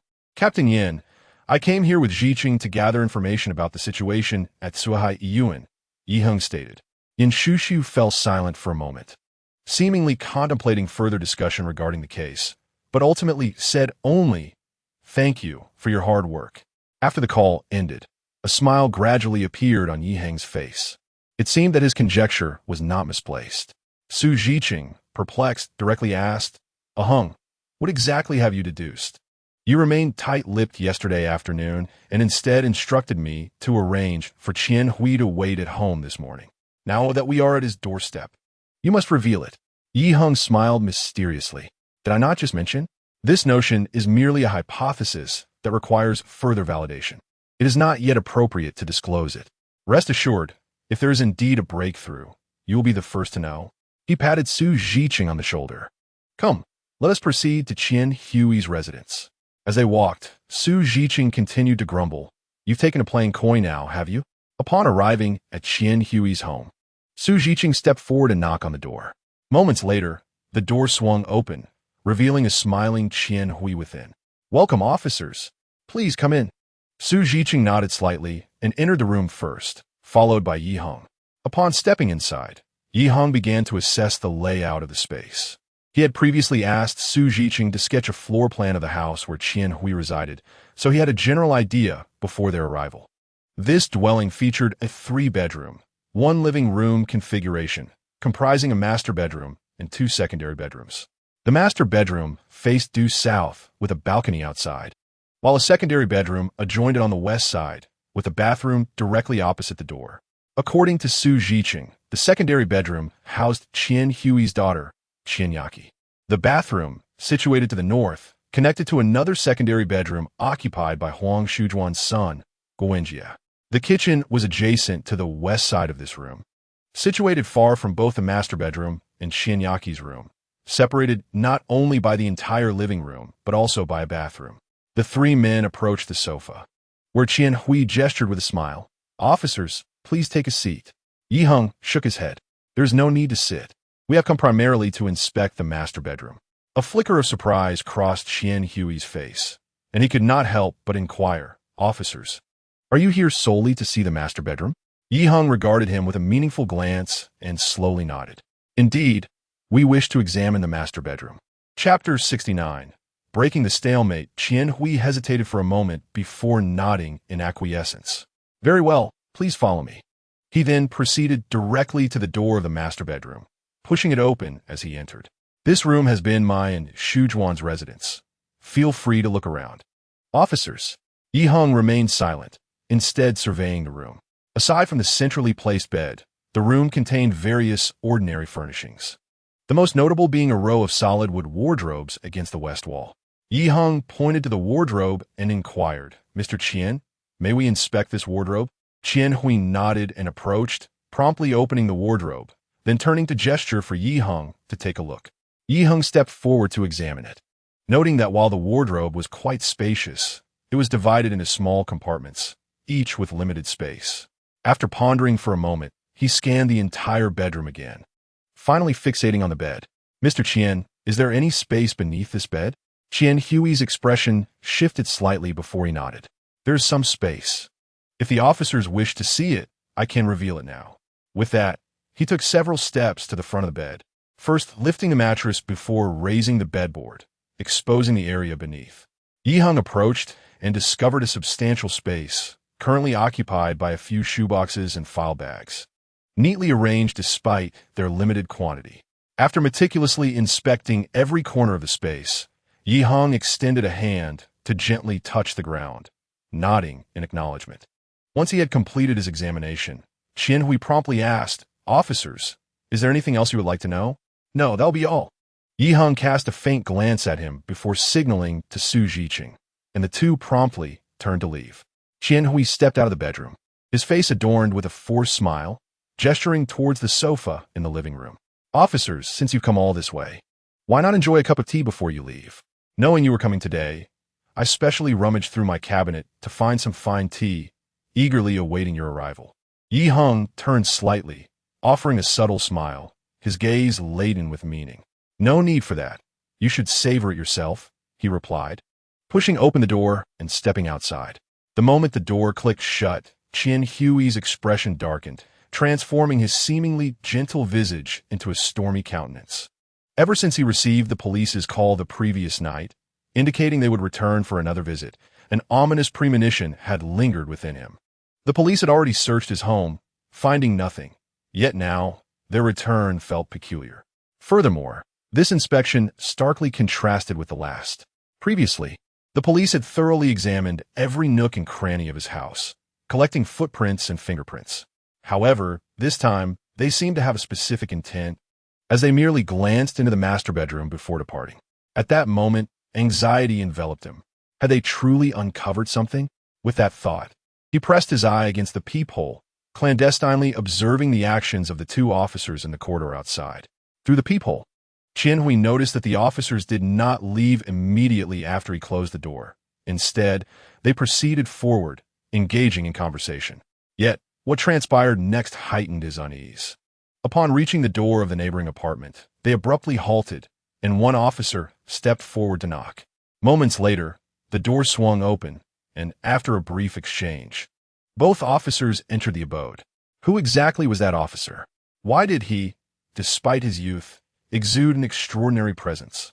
Qian Hui's expression shifted continuously as he furrowed his brow, recalling his entire encounter with Yi Heng.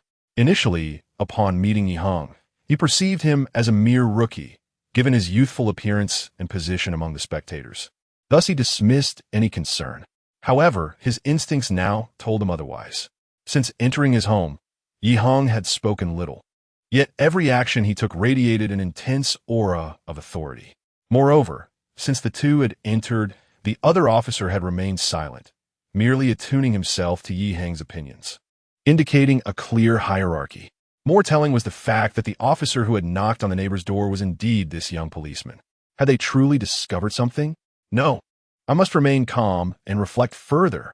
After several deep breaths, Qian Hui slowly approached the sofa, poured himself a glass of water, and downed it in one gulp. With that, his emotions gradually began to stabilize. My plan was impeccably devised. Having fulfilled all necessary tasks, I knew that as long as I did not err, no one could hold any power over me. Moreover, the method of murder I had designed was beyond their imagination. Upon exiting the building belonging to Qian Hui, it was approximately 10:30 in the morning. As Yi Heng and Su Zhiqing settled into the car, Su Zhiqing immediately inquired, "Heng, where are we headed next?" With a relaxed smile gracing his lips, Yi Heng retrieved 2 pieces of chewing gum from his pocket, handed one to Su Zhiqing, and unwrapped the other for himself. Popping it into his mouth, "Let us indulge in some hot pot," he declared. Su Zhiqing was taken aback. "Heng, what suddenly prompted you to crave hot pot? What about this case?" Yi Heng, not allowing him to finish, interjected, "After we relish the hot pot, we shall nap in the car for a while. Later this afternoon, we will visit another location, and barring any unforeseen circumstances, this case shall be effectively concluded." "Really?" Su Zhiqing's eyes brightened. "Have I ever deceived you?" Yi Heng retorted playfully. "Then do tell me what this case is truly about." We circled around and found no pivotal evidence. Yi Heng cast him a mysterious smile. "As for that pivotal evidence, it is cleverly concealed by Qian Hui, and it shall not reveal itself until the final moment. Therefore, I devised a plan to have Qian Hui uncover it for us after a day. Is that true?" Su Zhiqing looked at Yi Heng skeptically. "Of course it is." Su Zhiqing laughed heartily. "In that case, allow me to treat for this meal. Shall we opt for seafood hot pot?" "Agreed." Yi Heng nodded with a smile. Around 2:30 in the afternoon, at Kongming No. 32 Middle School, Qian Yaki, having just completed a class, was unexpectedly summoned by her homeroom teacher, Mr. Zhang. "Yaki, please step outside. I need to speak with you." Startled, Qian Yaki rose from her seat and approached Mr. Zhang in the corridor. "Mr. Zhang, what do you need to discuss?" Mr. Zhang glanced around to ensure no one was eavesdropping before leaning closer to Qianyaqi's ear and whispering, "Do not ask questions. Just accompany me to the Academic Affairs office, and you will understand upon arrival." With that, he led the way forward. A sense of foreboding washed over Qianyaqi, as she felt an ominous chill within her. Mr. Zhang's demeanor evoked unsettling associations in her mind. Could it be that the police were once again seeking her out? Recalling the recent troubles her father had found himself embroiled in, she felt a surge of anxiety. She had always held disdain for Huang Shuan, believing her to be unworthy of her father. That woman, despite her youth and beauty, had never even attended university and amounted to nothing. In contrast, her father was a graduate of a prestigious university and held a respectable position as an administrative officer, a figure of great esteem in her eyes. Yet now, upon receiving the news of Huang Shujuan's untimely demise, a weight of unease settled heavily upon her heart, because within her heart lies a secret known to none. Following Teacher Zhang, they arrived at the entrance of the Academic Affairs office. Teacher Zhang pushed the door open and stepped inside, with Qianyaqi following closely behind. To her astonishment, she found 2 police officers seated within. Upon noticing Qianyaqi's entrance, Director Liu of the Academic Affairs office immediately rose from his chair and addressed her, saying, "Student Qianyaqi, these 2 officers have come to our school to inquire about certain matters. We hope you can cooperate to the best of your ability."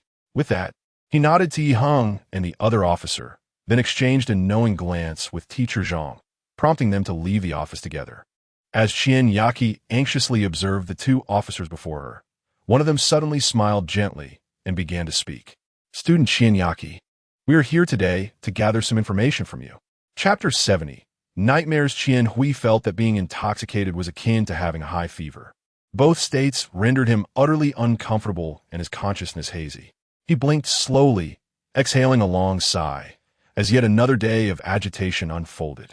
Ever since the 2 police officers visited yesterday, he had been in a state of unease, unable to muster the energy for any task. Compounding his anxiety, a police officer had called him the previous evening, instructing him to visit Suizhu Mountain Villa the following morning for a discussion.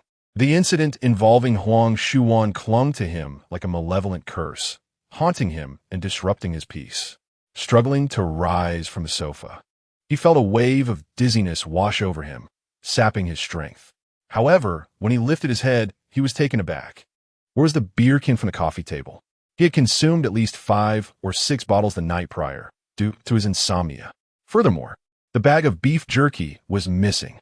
He scanned the room, but found nothing. Could it be that Yaki had tidied them away? At that moment, the sound of boiling from the kitchen caught his attention. He stood up, dragging his weary body toward the kitchen, where he saw his daughter, Qianyaqi, busily engaged in cooking. Upon noticing him, she turned and offered a slight smile. Qianhui couldn't help but scratch his head in confusion. When did Yaki learn to cook? Qianyaqi's teeth were remarkably white, gleaming eerily under the light, and her smile bore an inexplicable strangeness that unsettled him. Just then, he caught a whiff of something savory, causing him to involuntarily swallow. Observing his expression, Qianyaqi promptly lifted the pressure cooker from the stove and placed it on the coffee table, then gestured for him to open the lid. In a moment of compulsion, Qianhui extended his hand and lifted the lid from the pressure cooker. What lay before him was a ghastly sight, a pale head. Huang Shujuan's head. Qianhui turned pale with fright, his body instinctively leaning back until he collapsed onto the sofa. Yet, a more terrifying event unfolded. Suddenly, the solitary head on the coffee table opened its eyes, glaring at him with a look of resentment. And at that instant, his daughter, Qianyaqi, who had been standing before the sofa, transformed into a woman in pink pajamas, her shoulders bereft of a head. Huang Shuan. In the next moment, the headless Huang Shuan lunged forward suddenly, her hands resembling 10 sharp blades, viciously aimed at his neck. "Help!" A piercing scream echoed through the air as Qianhui's eyes widened in terror, gasping for breath. A glance at the wall clock revealed that it was now around 2 in the morning. The living room was utterly empty, enveloped in silence, with only his frightened figure sprawled on the sofa. In the depths of this quiet night, the dim yellow light illuminated the room. where 5 or 6 beer cans lay haphazardly on the coffee table, alongside a bag of freshly opened beef jerky. It turned out that the horrifying scene had merely been a nightmare. Such occurrences were not infrequent. Every time he closed his eyes lately, he found himself besieged by nightmares. Trembling with lingering dread, he surveyed his surroundings, and after what felt like an eternity, his emotions gradually settled, although a profound sense of panic and solitude surged within him.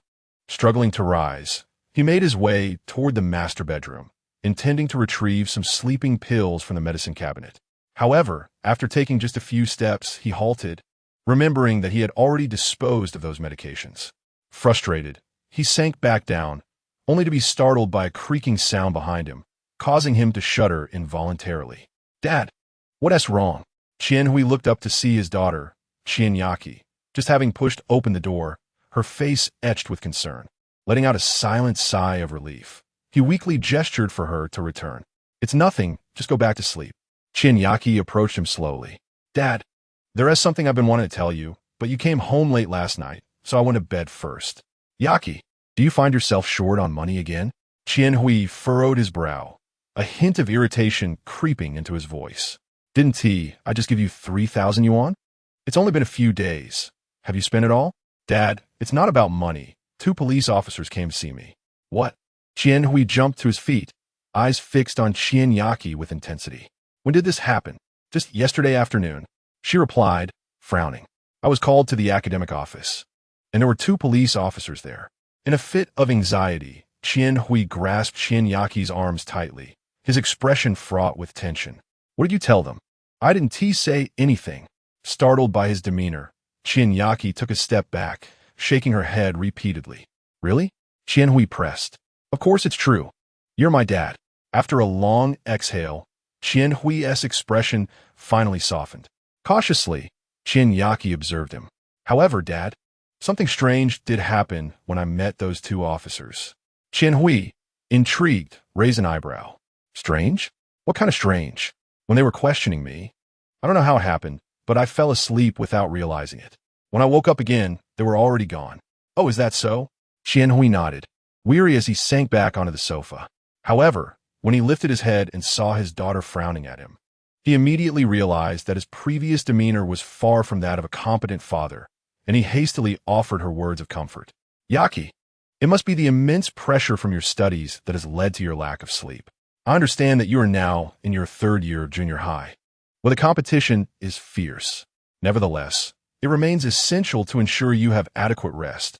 I speak from experience." Listening to her father's gentle voice, Qianyaki nodded thoughtfully. "Dad, I understand. However, considering Aunt Huang's situation, you have also been under considerable strain these days. So please remember to take care of yourself." Qianhui managed to force a smile, waving his hand to signal her to return to her room and rest. Once Yaki was back in her own space, he finally stood up, fatigue etched on his face, and trudged back to the master bedroom, collapsing onto the bed. The recent turmoil had nearly drained the last remnants of his energy. The thought of meeting with the police the following day filled him with an overwhelming sense of anxiety. So he left the light on and lay haphazardly on the bed, drifting into a restless slumber. Ding, ding, ding. Ding, ding, ding. Startled awake by the frantic ringing of the alarm, Qianhui quickly turned it off. He had hoped to steal a few more moments of sleep, as his head still felt fuzzy, but the impending appointment that awaited him that morning compelled him to rise immediately. With the police scrutinizing him so closely, he could afford no slip-ups. After a brief wash in the bathroom, he donned a casual suit and hurried out the door. Due to his severe lack of sleep and recent melancholic mood, his focus remained elusive on the drive to Tsuju Villa, nearly resulting in several close calls with other vehicles. At last, he arrived at Tsuju Villa, and as he parked in front of his own residence, his pupils dilated and his heart raced. In the parking lot before the villa stood 4 police cars, surrounded by 7 or 8 officers. Chapter 71. The Ultimate Confrontation Between Hunter and Wolf. Part 1. As Qianhui parked the car and stepped out, the officers approached him, with the towering Yin Shushu leading the way. Qianhui managed to force a smile, waving at him. "Officer, you arrived quite early. Haven't you noticed? The sun is already up. It's no longer early. Yin Shushu replied with a knowing smile. Qian Hui's expression darkened, and his heart began to race once more. In that moment, an ominous premonition surged within him. To avoid revealing any signs of apprehension to Yin Shushu, he refrained from speaking further, directly opening the villa door and leading the group inside. Upon entering the living room, Yin Shushu pointed to the sofa in the center and calmly instructed, "Mr. Qian, please take a seat here." Qian Hui trembled slightly. The foreboding feeling intensified. Yin Shushu's gesture reminded him of an interrogation. Previously, when the police sought him for discussions, they had always claimed it was merely a standard inquiry, allowing him to sit wherever he pleased. However, this time, the tone of the other party was markedly more severe, indicating that the situation had become exceedingly grave. Yet, to this moment, he remained oblivious to where he had inadvertently revealed his vulnerabilities. Gritting his teeth, Qian Hui stepped into the center of the sofa and sat down heavily. Observing this, others either seated themselves on the opposite side of the sofa, brought over chairs, or simply stood, yet their gazes remained fixed upon Qian Hui. At that moment, Su Zhiqing turned to Yin Shushu and He Ningxian. Upon receiving their nods, he approached the center of the living room. This case had already caused considerable turmoil for everyone involved. Now, I shall publicly unveil all the points of suspicion surrounding this case, bringing it to a satisfactory conclusion. As he spoke, he directed his gaze towards Qian Hui. There are 4 points of suspicion in this case. The first point concerns the estimated time of death by our forensic expert, which is around 2 a.m. on October 9th. However, according to your testimony, Qian Hui, the victim is supposed to have died after 3 p.m. on the same day. The second point is that your actions on October 9th were highly suspect. You returned home around noon and then left again at around 10:30 p.m., heading to Chuizhu Manor. The third point is that at 3 p.m. on October 9th, you received a text message from the victim's phone. Yet the cell tower that sent this message was located directly above your workplace, where you were employed at that time. The fourth point is that your fingerprints, 6 in total, were found on the transparent tape used to bind the victim. Qian Hui, have I misstated any of this? Qian Hui, pale-faced, gazed at Su Zhiqing and, after a moment, slowly nodded. Observing this, Su Zhiqing exchanged a knowing glance with Yi Heng from the crowd and continued, stating, "These 4 points of suspicion, aside from the last one being a mere technical issue, while seemingly complex, are directly related to one fundamental matter, the true time of the victim's death. In other words, once the actual time of death is established, the other 3 points of suspicion will unravel effortlessly." Upon hearing this, the attendees displayed contemplative expressions, and after a brief moment, they nodded in agreement. Therefore, we will focus on the second point of suspicion as our breakthrough. On October 9th, why did you, Qian Hui, as a suspect in this case, engage in such peculiar behavior? To elucidate this matter further, let us first revisit the circumstances of that day. On October 9th, you returned home from your workplace at noon, claiming to retrieve some items. Later that night, around 10:30 p.m., you ventured to Chuizhu Manor, stating you were there to find Huang Shuwan. Most remarkably, your visit to Chuizhu Manor lasted a total of 1 hour and 24 minutes, a duration sufficient not only for a round trip, but also potentially including the time required to conceal the victim's body. Consequently, the police, suspecting that you intended to destroy evidence, found it necessary to allocate resources to investigate your actions during these intervals, thus dispersing their efforts significantly. Such an outcome, however, is precisely what you desire. Yet, during our detailed investigation, we uncovered a rather peculiar detail. At this moment, a hint of sarcasm appeared on Su Zhiqing's face. After exchanging glances with Su Zhiqing for a few moments, Qian Hui could no longer restrain his curiosity and inquired, "What is the peculiar detail?" The others, upon hearing this, turned their attention to Su Zhiqing, eager to hear his response. Su Zhiqing's voice resonated once more. "In the course of our investigation, we discerned that your actions during the aforementioned 2 incidents were rather overly proactive. On the afternoon of October 9th, when you encountered the gatekeeper, Mr. Wu, although he did not notice you, you took the initiative to greet him, evidently hoping he would serve as a witness, thereby leading the police to speculate about your motives for returning and diverting their attention. During your interrogation by the police, you intentionally mentioned your drive to Tsiju Manor on the evening of October 9th, even articulating the exact time of your return to the city, seemingly hoping we would pursue this lead, further distracting the police. Given these circumstances, we have ample reason to suspect that these two actions of yours bear no relation to the case at hand. Rather, they serve solely to divert our attention. Your primary objective appears to be to obscure the core issue of this case, namely, the true time of the victim's death. In reality, the victim was buried by you at that location around 2 p.m. on October 9th. Upon hearing this, although Qian Hui's complexion turned ashen, he continued to defend himself. What evidence do you have to support such claims? I possess 4 pieces of evidence. Su Jiqing replied confidently, raising 4 fingers. The first piece of evidence is the suitcase used to transport the victim. Although you cleaned the area beneath your master bed and erased all traces left by the suitcase, you left behind a glaring inconsistency. There is not a speck of dust beneath the bed. One must consider, under normal circumstances, how could documents stored there for years leave no dust whatsoever? Therefore, the logical conclusion is that there was something akin to a suitcase that had been stored there for a period of time, and in an effort to conceal its traces, you cleaned the area again after removing it. This act was likely undertaken by you on the afternoon of October 9th, as neither Guo Wenjie nor your daughter, Qian Yaqi, were at home during that time.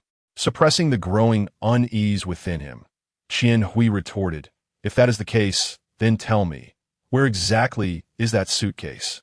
Su Jiqing smiled confidently at him. "There is no need for your impatience. We shall soon ascertain the whereabouts of that suitcase." Upon encountering Su Jiqing's self-assured gaze, Qian Hui immediately averted his eyes, feeling a wave of guilt wash over him. Su Jiqing surveyed the group and continued, "My second piece of evidence comes from the testimony of your neighbors." He fixed a cold stare upon Qian Hui. "After departing from your residence yesterday, we proceeded to investigate at your neighbor's house. During this period, a neighbor, an elderly lady, recounted that just days before the victim's disappearance, around 1 o'clock in the morning, she had heard heavy footsteps in the corridor while she was on her way to the bathroom. Based on her account, we could hypothesize a possibility. On the early morning of October 9th, after placing the deceased into a suitcase, you refrained from dragging it along the ground, fearing that the wheels would produce noise, and instead carried it. Consequently, the weight you bore on your legs increased by an additional 100 pounds, resulting in notably heavy footsteps. As Qian Hui pondered over Su Jiqing's words, a realization struck him. He had identified a flaw in the narrative. "Officer Su, it has been over 20 days since this case unfolded. How could that lady be so certain that the footsteps she heard were indeed at 1 o'clock on the morning of October 9th?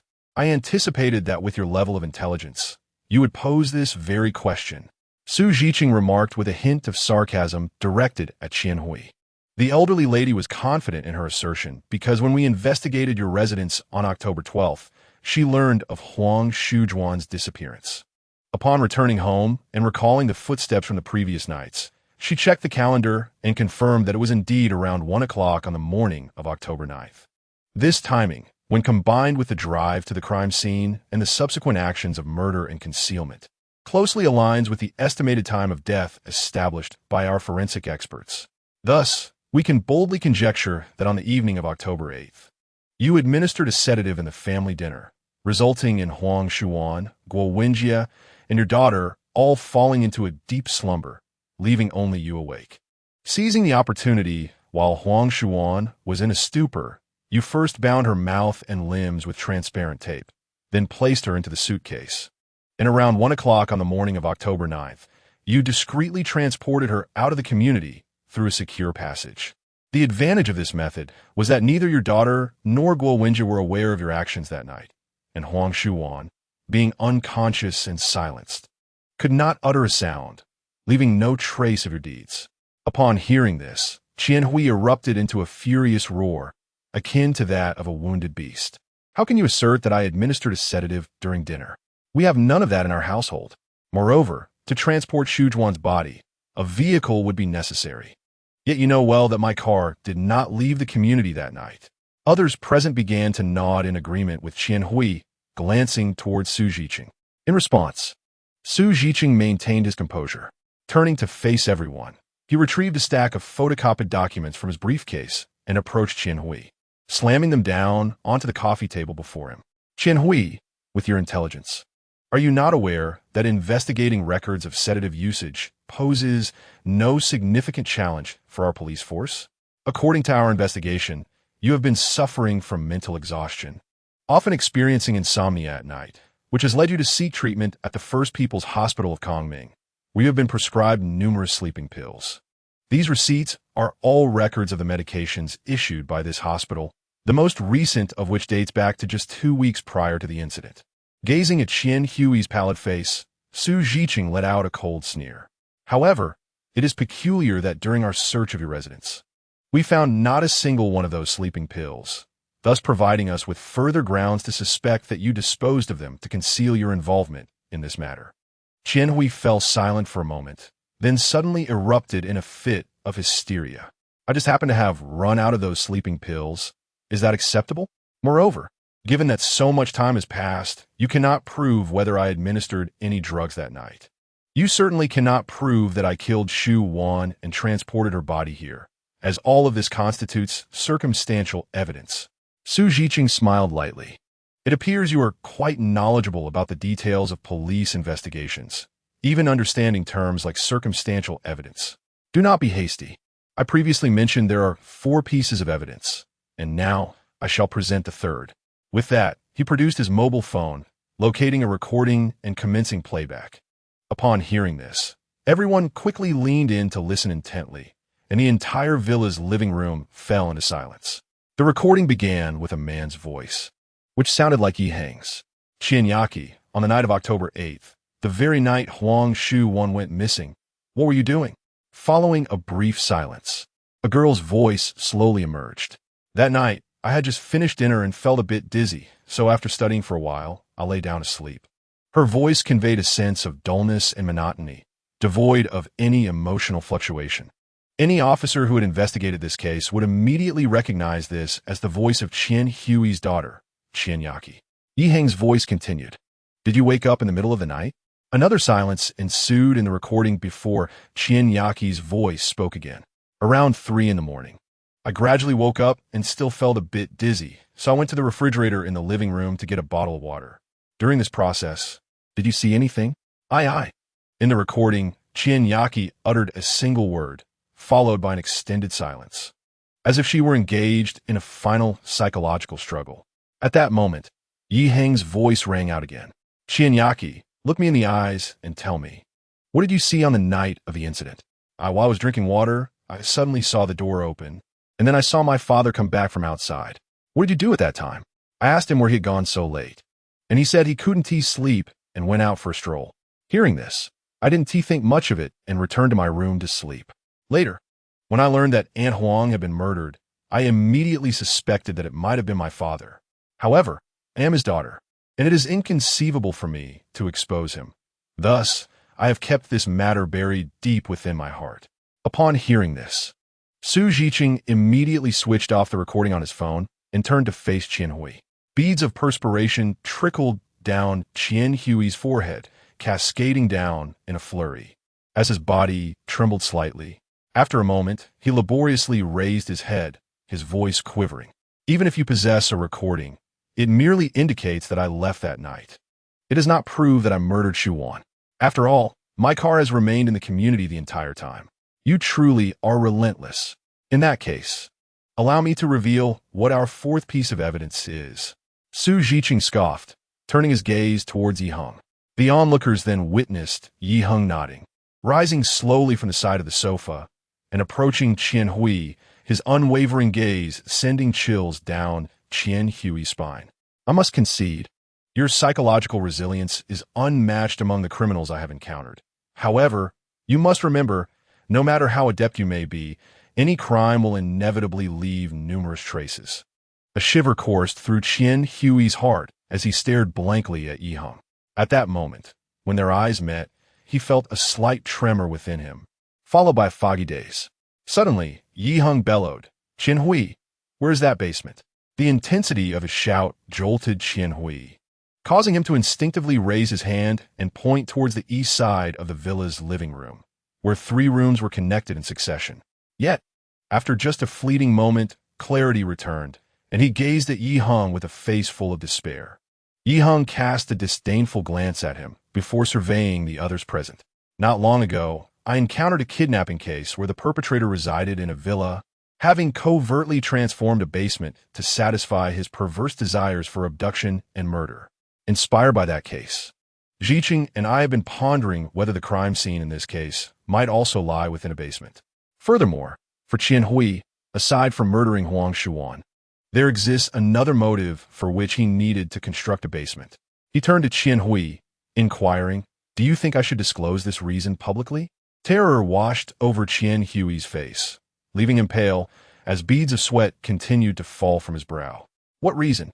"The reason you build a basement is to conceal the funds you have embezzled over the years." Upon this revelation, Qian Hui shuddered violently, his body quaking in response. Chapter 73. The Ultimate Showdown Between Hunter and Wolf. Part 2. Yi Heng's gaze locked onto Qian Hui. According to Huang Shujuan's friend, Zhang Shuxian, you once boasted to Huang Shuan that, during your 5 years as the director of the Comprehensive Planning Department of the Navigation Management Bureau, you handled funds exceeding 1 billion each month. Such an immense flow of capital, if you managed to siphon even a fraction, would accumulate to a considerable amount over 5 years. Therefore, this money must have a destination.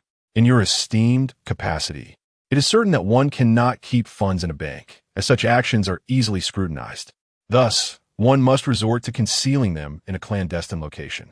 The idea of excavating a basement beneath this villa is indeed quite astute, would you not agree? With that, Yi Heng turned his gaze toward Yin Shushu. "Captain Yin, do you know the purpose of these 3 rooms?" Yin Shushu promptly nodded, pointing to the leftmost room. "According to our preliminary investigation, this room serves as a bathroom on the first floor of the villa, while the middle room functions as a storage area. As for the room on the far right, it is likely the villa's storage room." Yi Heng then shifted his attention to Qian Hui, whose complexion had turned ashen and his eyes vacant, embodying utter despair. "Allow me to speculate on which of these 3 rooms conceals the entrance to the basement. First, the bathroom seems an unlikely candidate, as it is frequented by many, necessitating regular cleaning.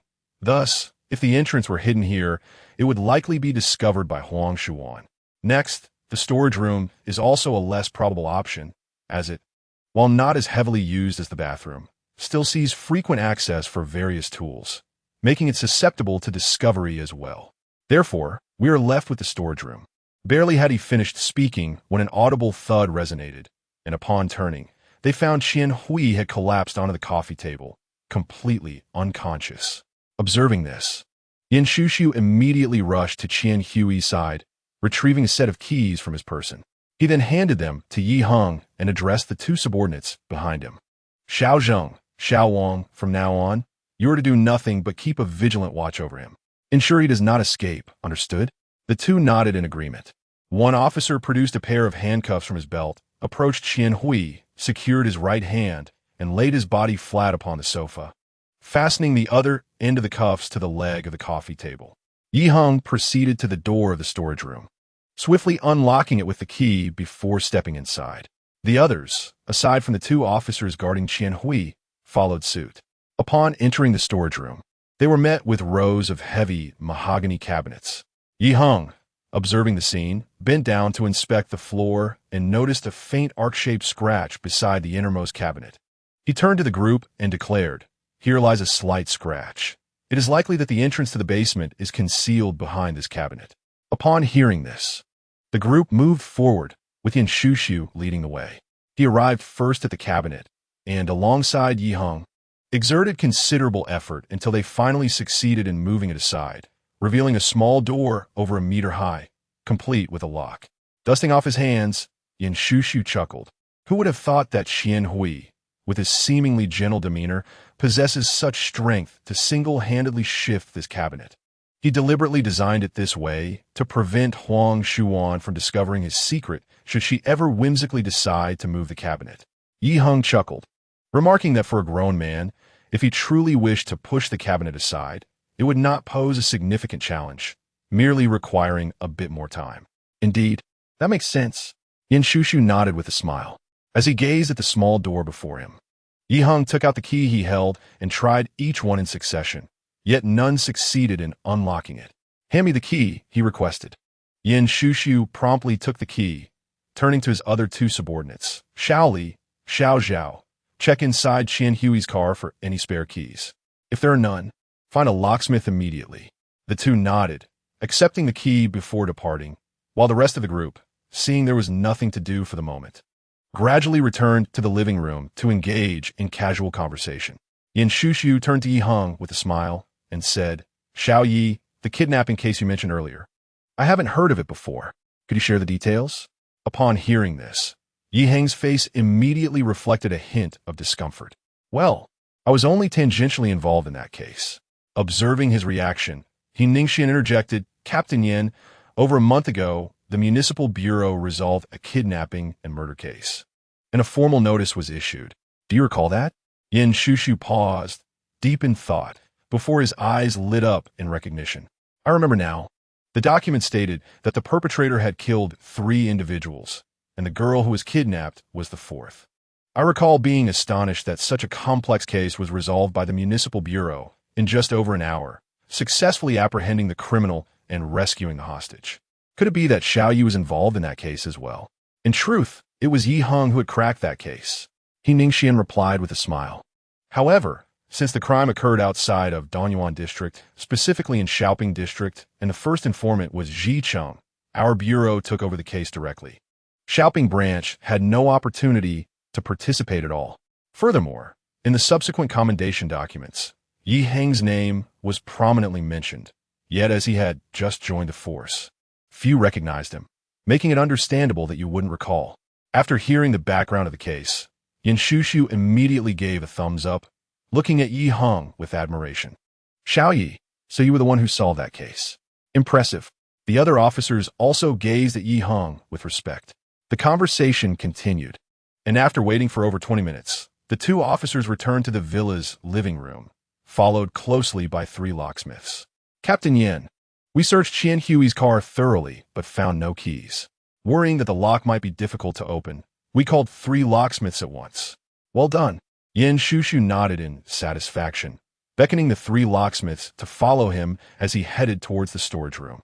"Gentlemen, please come and examine this lock. Then try each of your tools to see who can unlock it. Regardless of the outcome, you have journeyed a great distance, and we shall certainly cover the expenses incurred." Upon hearing this, the 3 locksmiths nodded in agreement and followed him into the storage room. They gathered around the small door and, after inspecting the lock, one of the craftsmen stood up, retrieving a tool from his bag and attempting to unlock it. Within a mere 20 seconds, a distinct click resonated, and the lock was opened. The craftsman then grasped the door handle and forcefully pulled it outward, revealing a dark entrance. Upon witnessing this, everyone's faces lit up with joy. Yin Shushu was the first to rush forward, bending low to enter the underground chamber, followed by the others in succession. Once everyone had entered, they discovered an array of items within.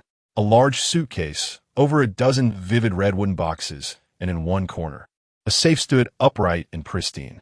Yin Shushu approached and casually opened one of the wooden boxes, causing everyone to lean in for a closer look, their eyes widening in astonishment. Inside the box, apart from a layer of silk wrapping, lay a plethora of tightly packed gold bars. At that moment, another box was opened, revealing an array of oil, paper-wrapped packages resembling bricks. A police officer picked up one of the packages, peeling away the layers of oil paper, and gasped collectively as the crowd beheld the contents. A full 10 stacks of 100 yuan bills, totaling an estimated 100,000 yuan. Furthermore, this wooden box contained over 20 similar oil paper packages, implying that this seemingly unremarkable box held a staggering total of over 2 million yuan in cash. Yin Shushu's eyes sparkled as he rubbed his palms together, bursting into laughter. "At last, we have caught a big fish." He Ningxian bore a slight smile, turning his gaze towards Yi Heng.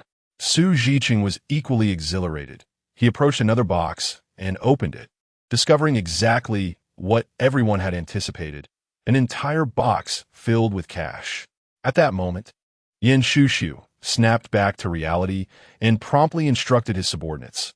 Quickly retrieve the equipment from the vehicle and conduct a thorough examination of this underground chamber to ascertain if this is indeed the primary crime scene. Understood. The two subordinates nodded in unison and dashed outside. Chapter 74. Su Pengyi's calculations before long. When the two officers returned to the underground chamber, they began to sprinkle luminol reagent across the floor. As the lights in the chamber were extinguished, everyone was thrilled to observe the dark surface of the floor sparkling with bluish-green fluorescence. This indicated that someone's blood had once marked this ground. In the darkness, an excited voice shouted out, "The luminol reagent has reacted." The others, feeling invigorated, joined in the celebration. After over 20 days of relentless effort, their dedication had finally borne fruit. When the lights were switched back on, Yin Shushu issued a command without hesitation.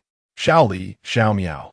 You are to commence the extraction of blood traces immediately and forward them to the precinct for analysis, subsequently matching them with the information of the deceased, Huang Shuan. Remember, I require the conclusive results by no later than 4 o'clock this afternoon." "Yes."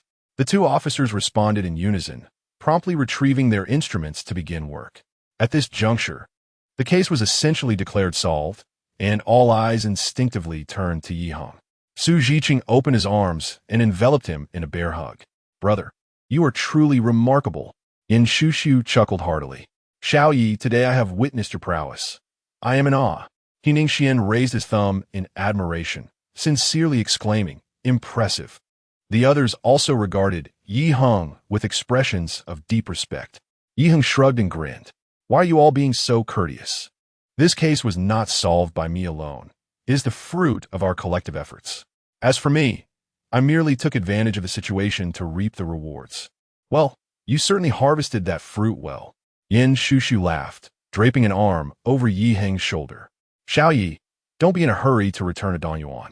Once we have the results this afternoon, we shall host a celebratory feast courtesy of the Ruishi Criminal Investigation Team. You, our esteemed contributor, must be present." "All right, I shall await the good news." Yi Heng nodded with a smile. By 3 o'clock in the afternoon, when the technicians publicly announced that the test results were a perfect match with Huang Shujuan's information, a resounding cheer erupted from both inside and outside the identification center. Thus, the case was officially declared solved. However, there was a minor twist to the tale.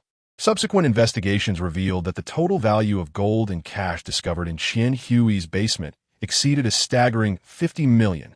In other words, with the resolution of this case, the Ruishi police not only apprehended a murderer, but also uncovered a significant corruption scandal. As Yi Heng was surrounded by admirers and made his way to a restaurant in the city for the celebratory banquet. In the office of the criminal investigation team leader at Jilin Police Station, Hu Zheng sat with his head bowed, too anxious to utter a word. "Hu Zheng, the 3 days have elapsed. Have you resolved your case?" In response to Su Pengyi's inquiry, Hu Zheng's voice was so faint it was barely audible. "Captain Su, we have actually identified the suspect, but we have yet to find the crucial evidence." Su Pengyi scoffed. "Yet you assured me that the case would be solved within 3 days. Tell me, at this point, can you consider this case resolved?" Hu Zheng's face flushed crimson, but he was at a loss for words. Su Pengyi, irritated, lit a cigarette and took a deep drag before turning to Hu Zheng.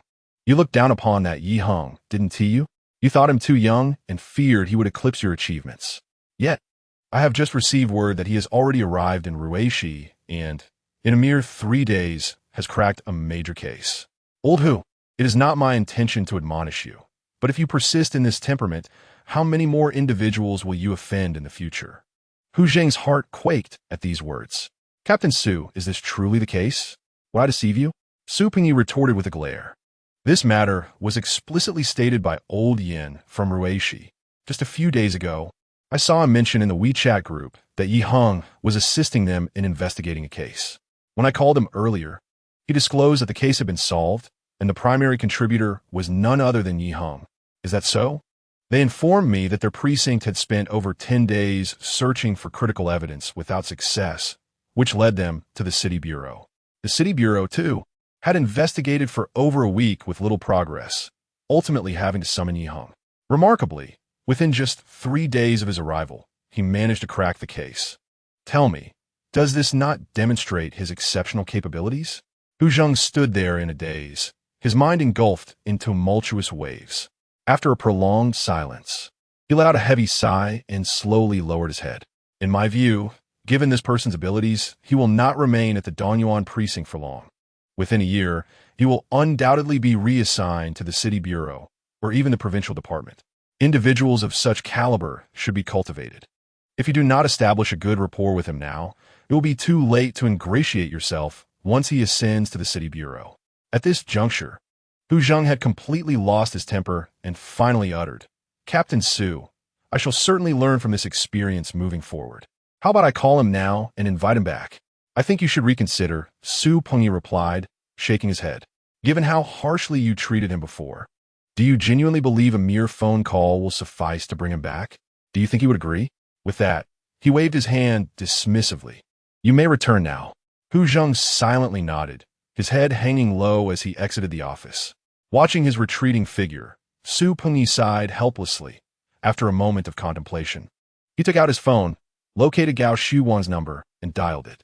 The following day, upon returning to the Donyuan precinct, Yi Heng had scarcely entered the main office when he received a call from Gao Shuwang, requesting he come to his office immediately.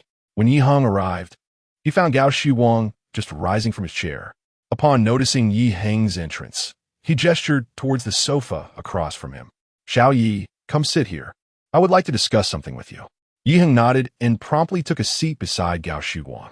Gao Shuwang first pulled out a pack of cigarettes, offering one to Yi Heng before lighting one for himself.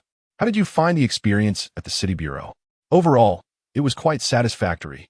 Not only did the case progress smoothly, but I also made a few acquaintances," Yi Heng replied. Gao Shuwang nodded, a warm smile gracing his face. "Yesterday afternoon, He Ningxian and Old Yin both called me. They recounted the details of that case and heaped praise upon you during the conversation." Yi Heng smiled faintly. "They have indeed been kind to me, but the outside world is still just that, the outside. I feel more at ease at home." "Indeed, well said." Gao Shuwang nodded in satisfaction, then shifted the conversation to another matter. "Xiao Yi, I heard that last weekend, during your rafting trip at Longting Gorge, you encountered a case of a body being discarded?" Yi Heng's heart stirred, and he immediately surmised what Gao Shuwang was about to say next. After pondering for a moment, he nodded. "Yes, Captain Gao, that incident indeed occurred." Gao Shuwang contemplated for a moment, slowly exhaling a puff of smoke. "Just yesterday afternoon, old Su from Jilin called me, saying that since you were the one who reported the case, they hope you can assist them." "So it was indeed that matter." Yi Heng mused inwardly, then slightly furrowed his brow. "Assisting them is not a significant issue, but what is it?" Gao Shuwang inquired, noticing Yi Heng's unusual expression. After weighing his thoughts, Yi Heng recounted how he had encountered Hu Zheng and how the latter had disrespected him, elaborating on the events that transpired, finally adding, "In other words, I was essentially driven away at that time, and now they want me to return, which is somewhat awkward. So that is how it is." Gao Shuwang nodded thoughtfully. "No wonder old Su spoke so highly of you, calling you a magnanimous person, which left me quite perplexed. Well then, you should decide on this matter. If you truly do not wish to go, I can call old Su later and explain that you have a case to attend to and cannot leave." Yi Heng shook his head and smiled lightly. "Captain Gao, I was merely venting my frustrations. As for this case, I genuinely wish to take a look. After all, such a high-ranking official like Captain Su made a special call because of me, so I certainly must show some respect." Gao Shuwang smiled and nodded, looking at Yi Heng with great appreciation. He understood that although Yi Heng claimed it was for Su Pengyi's sake, in reality, it was more about honoring him as a leader. "Since that is the case, you should head over in the morning. The sooner we can solve the case, the better. Old Su is a great person, having joined the force the same year as me, and we have had over a decade of camaraderie. Helping him is equivalent to helping me. Rest assured, Captain, I will head to Jilin shortly and should arrive by the afternoon shift," Yi Heng said with a smile. After saving Su Pengyi's number in his phone, Yi Heng returned to his office for a brief tidying up.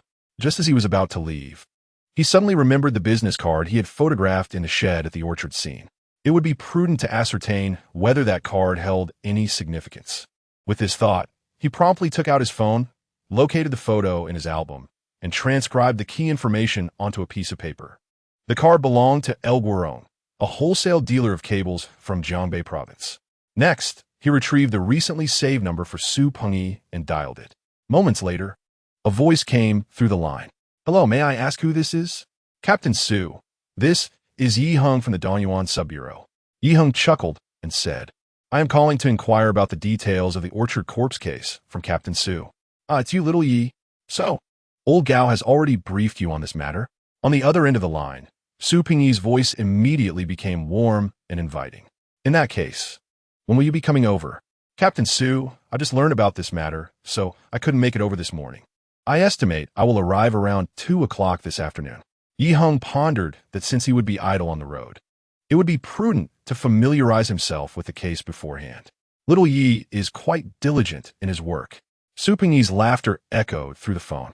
"Let me have Hu Zheng compile some information and send it over to you." "I appreciate it, Captain Su." After exchanging a few more pleasantries, Yi Heng hung up the phone and sat down at his computer, refreshing his inbox periodically to check for incoming emails. A few minutes later, when he refreshed his inbox again, he was surprised to see a brand new email from Hu Zheng. The content was as follows. "Officer Yi, this is Hu Zheng from the Jilin branch. The information you requested regarding the case is attached to this email. If you have any questions, feel free to call me." Yi Heng smiled slightly.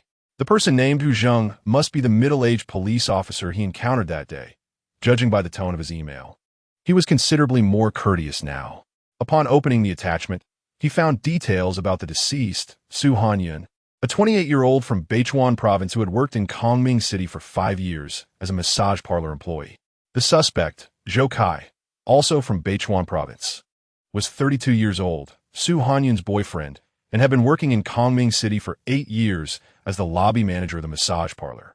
The latter part of the attachment detailed the investigation process, revealing that the Jilin police, during their inquiries, discovered that Zhou Kai and Su Hanyun had previously experienced conflicts due to relationship issues, leading them to suspect Zhou Kai as the perpetrator, prompting a thorough investigation into him.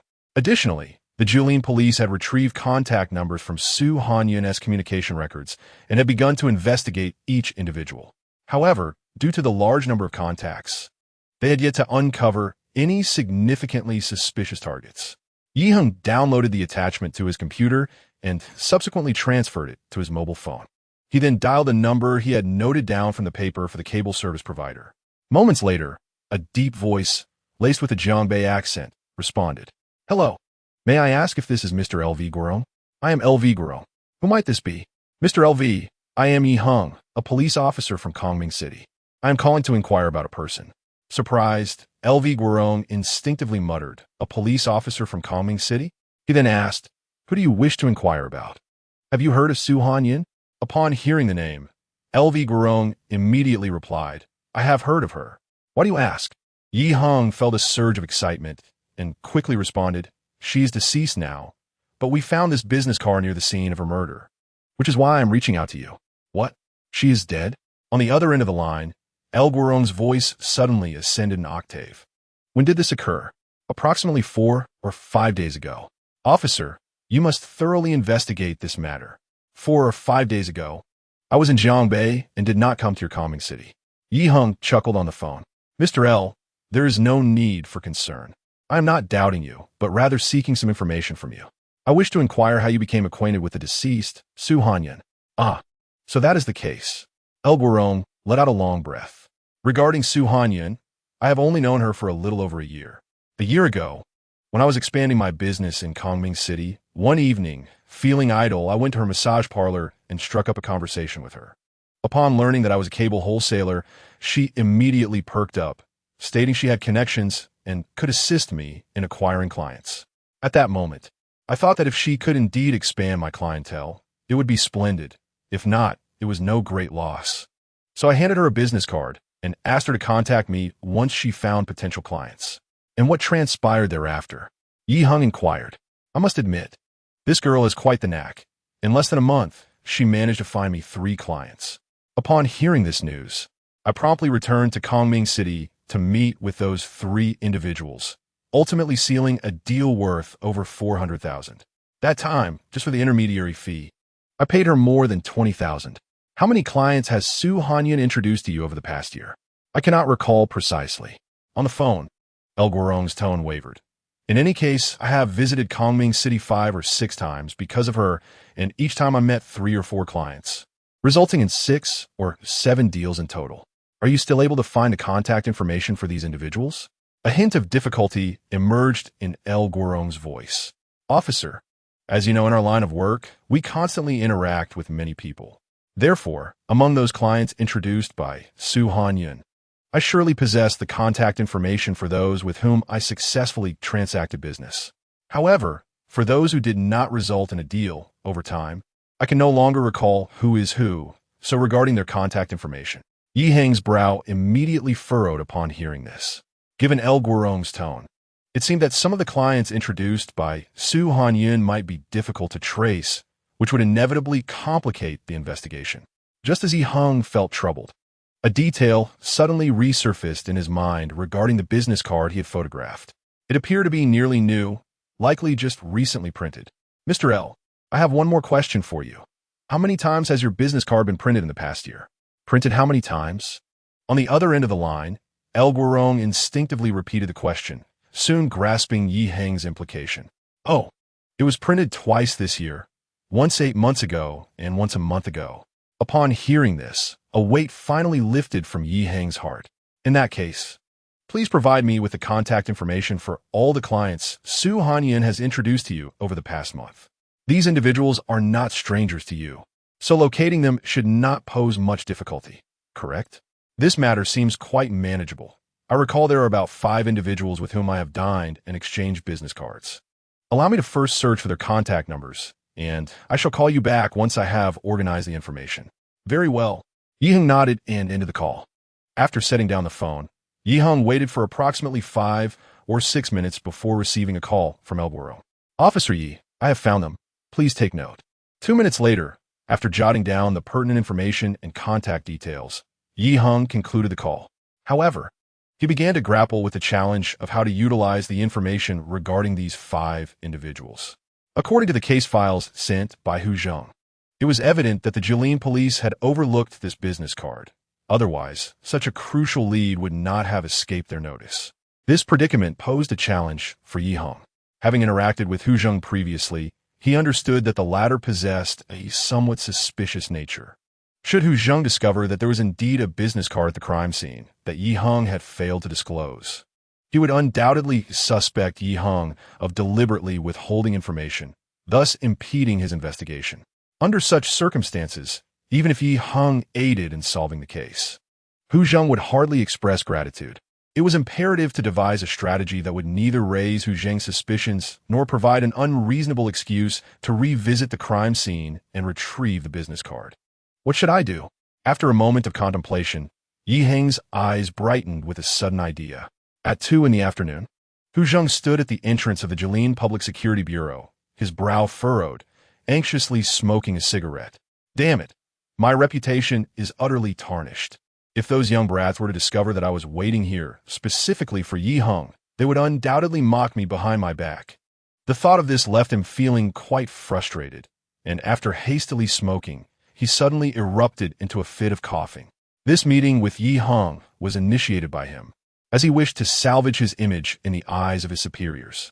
However, as the moment approached, he felt a pang of conflict. After all, as the captain of the criminal investigation team, it was rather unbecoming to personally greet a junior officer. Just then, he happened to glance up and saw Yi Heng entering the bureau's courtyard, his face instantly betraying an expression of embarrassment. Taking a deep breath, Hu Zheng donned a smile and approached Yi Heng briskly. Officer Yi, welcome to the Jilin Public Security Bureau, he exclaimed, extending his hand with genuine warmth. Yi Heng smiled slightly and reciprocated the handshake. Captain Hu, your courtesy is somewhat overwhelming. Noticing that Yi Heng did not mention the events of that day, Hu Zheng finally felt a weight lift from his heart. Oh, it's nothing. You've traveled all the way from Donyuan as the host. It is only right that I come out to greet you. With such a cordial opening, Hu Zheng relaxed, and as they walked and conversed, they soon entered the building's elevator, creating a delightful atmosphere. Not long after, the The two arrived at the fourth-floor criminal investigation team, where they met Su Pengyi in his office. Su Pengyi, upon seeing Yi Heng, exhibited a warm demeanor, lavishing praises upon him and even arranging for a pot of tea to be brewed. After a brief exchange of pleasantries, as Yi Heng exited Su Pengyi's office, he immediately called over Hu Zheng to share an idea. "Captain Hu, I would like to revisit the crime scene. Could you assign someone to accompany me?" Hu Zheng was taken aback, sensing a flicker of displeasure. The gathering of information at the scene is the most fundamental aspect of criminal investigation, and Yi Heng's request seemed to imply a lack of faith in the capabilities of the Jilin police. It should be noted that on the day of the incident, the Jilin branch, including Hu Zheng himself, dispatched 4 individuals, 2 of whom were technical personnel. Hadn't their combined efforts sufficed to match Yi Heng alone? Despite such thoughts, to avoid further offending Yi Heng, Hu Zheng steeled himself and replied, "Well, since you wish to revisit the crime scene, I shall accompany you." Upon hearing this, Yi Heng promptly shook his head. "Captain Hu, that won't be necessary. For such a minor task, anyone will do. I wouldn't want to trouble you." Hu Zheng nodded, feeling a sense of relief. "Since you've said so, I will have Officer Li accompany you. He is a technical expert and can assist you if needed." "That would be perfect," Yi Heng responded with a smile. After finalizing the arrangements, Hu Zheng led Yi Heng to the main office and called out a young officer, assigning him to join Yi Heng at the orchard scene. Thus, under this officer's guidance, Yi Heng proceeded to the parking lot, where they departed in a police vehicle. The officer, named Li Yi, was one of the 3 policemen who had accompanied Hu Zheng that day. Though there had been some previous discord with Yi Heng, he was now exceedingly cordial. After a brief conversation, the two quickly found common ground. Approximately 20 minutes later, the police vehicle arrived at the orchard where the incident had occurred. Upon disembarking, Yi Heng conversed with Old Man Wu, who was guarding the orchard, before entering alongside Li Yi, soon reaching the spot where the female corpse had been discovered. To avoid arousing Li Yi's suspicion, Yi Heng deliberately took a moment to observe the area, then stood up to meticulously search the vicinity twice. Once he felt the groundwork had been adequately laid, he suddenly turned to Li Yi and posed a question. "Li Yi, I recall there was a mat beside the corpse. Did you find anything on it?" "Yes, but it only had some of the victim's blood on it," Li Yi replied. "Not a single trace of the perpetrator?" "No," Li Yi shook his head. "It seems the assailant was aware that they might leave evidence on the mat, so they avoided direct contact with it, using something like clothing to handle it instead." Yi Heng nodded thoughtfully and continued to inquire, "Where did this mat originate? Did you continue the investigation?" "We investigated and found that it was taken from a nearby shed by the perpetrator. Later, we discovered the makeshift shelter, yet found nothing of significance there. If that is the case, please take me there for closer inspection." Li Yi nodded, briefly orienting himself before leading Yi Heng toward the shelter, soon arriving at its entrance. "This is indeed the shelter," Li Yi remarked, pointing toward it. He then peered inside, only to furrow his brow in concern. To his astonishment, the torrential rain from 2 days prior had inundated this place as well. Yi Heng felt a jolt of alarm and immediately leaned in to investigate the entrance, his heart sinking as he realized the predicament. The ground inside the shelter had become exceedingly damp and muddy, with water seeping through in numerous areas. Consequently, the business car that had been concealed beneath the grass mat was likely soaked by the rain for some time, rendering any fingerprints left by the perpetrator virtually unidentifiable. Despite the regret swelling within him, Yi Heng suppressed his emotions and stepped into the shelter, feigning a casual inspection as he lifted a grass mat. After lifting several mats in succession, he found nothing beneath them.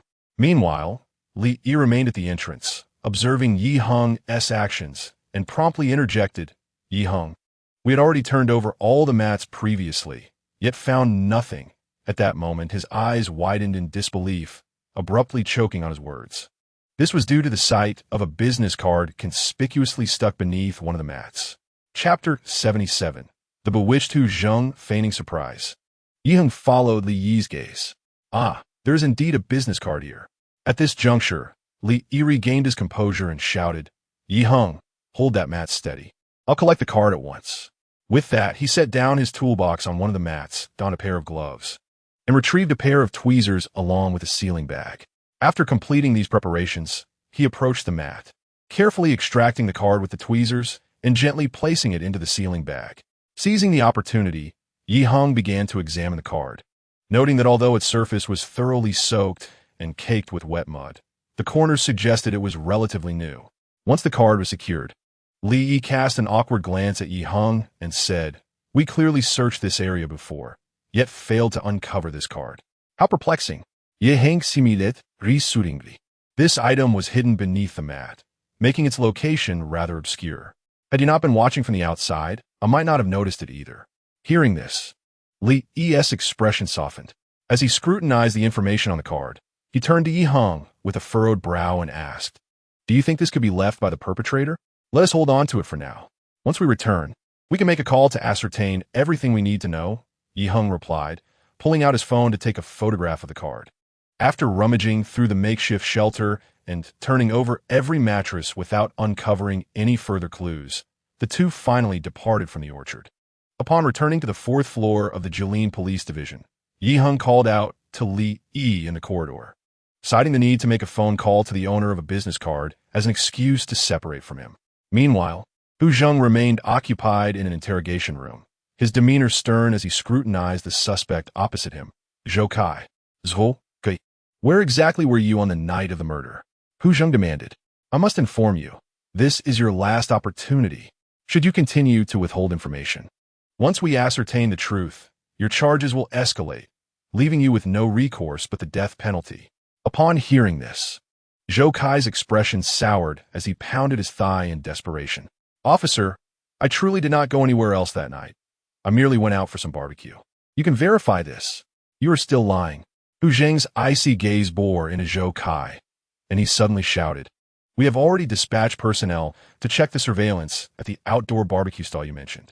Between 10 and 12 that night, there was no sign of you on any of the cameras. Furthermore, we showed your photo to the owners, and they stated they had no recollection of you." Zhou Kai, with a woeful countenance, looked at Hu Zheng. "Officer, I took a taxi that night, so it is understandable that I wouldn't appear on the road cameras.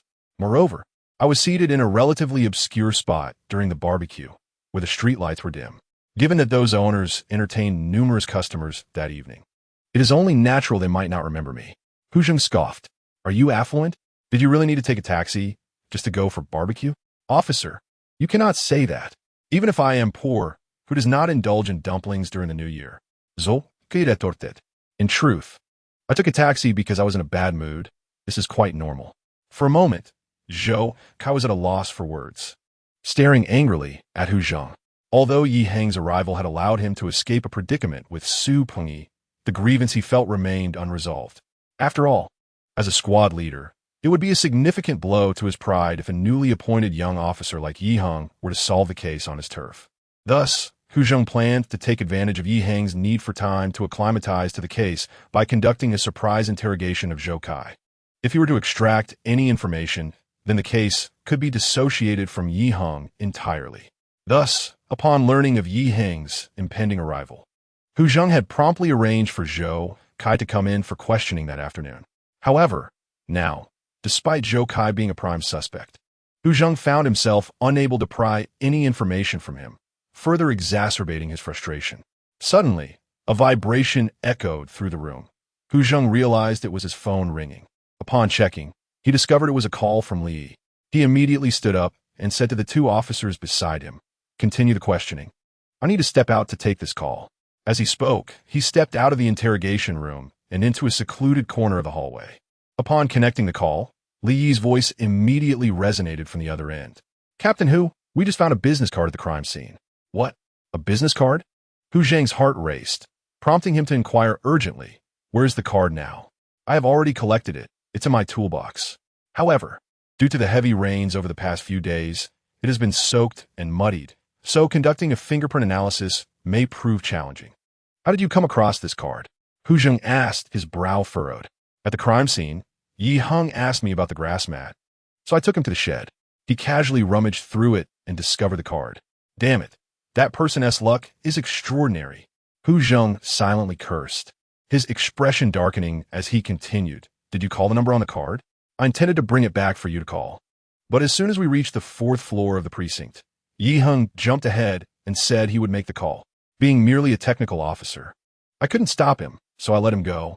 Hu Zheng was momentarily stunned. Did you not just say the card was in your toolbox?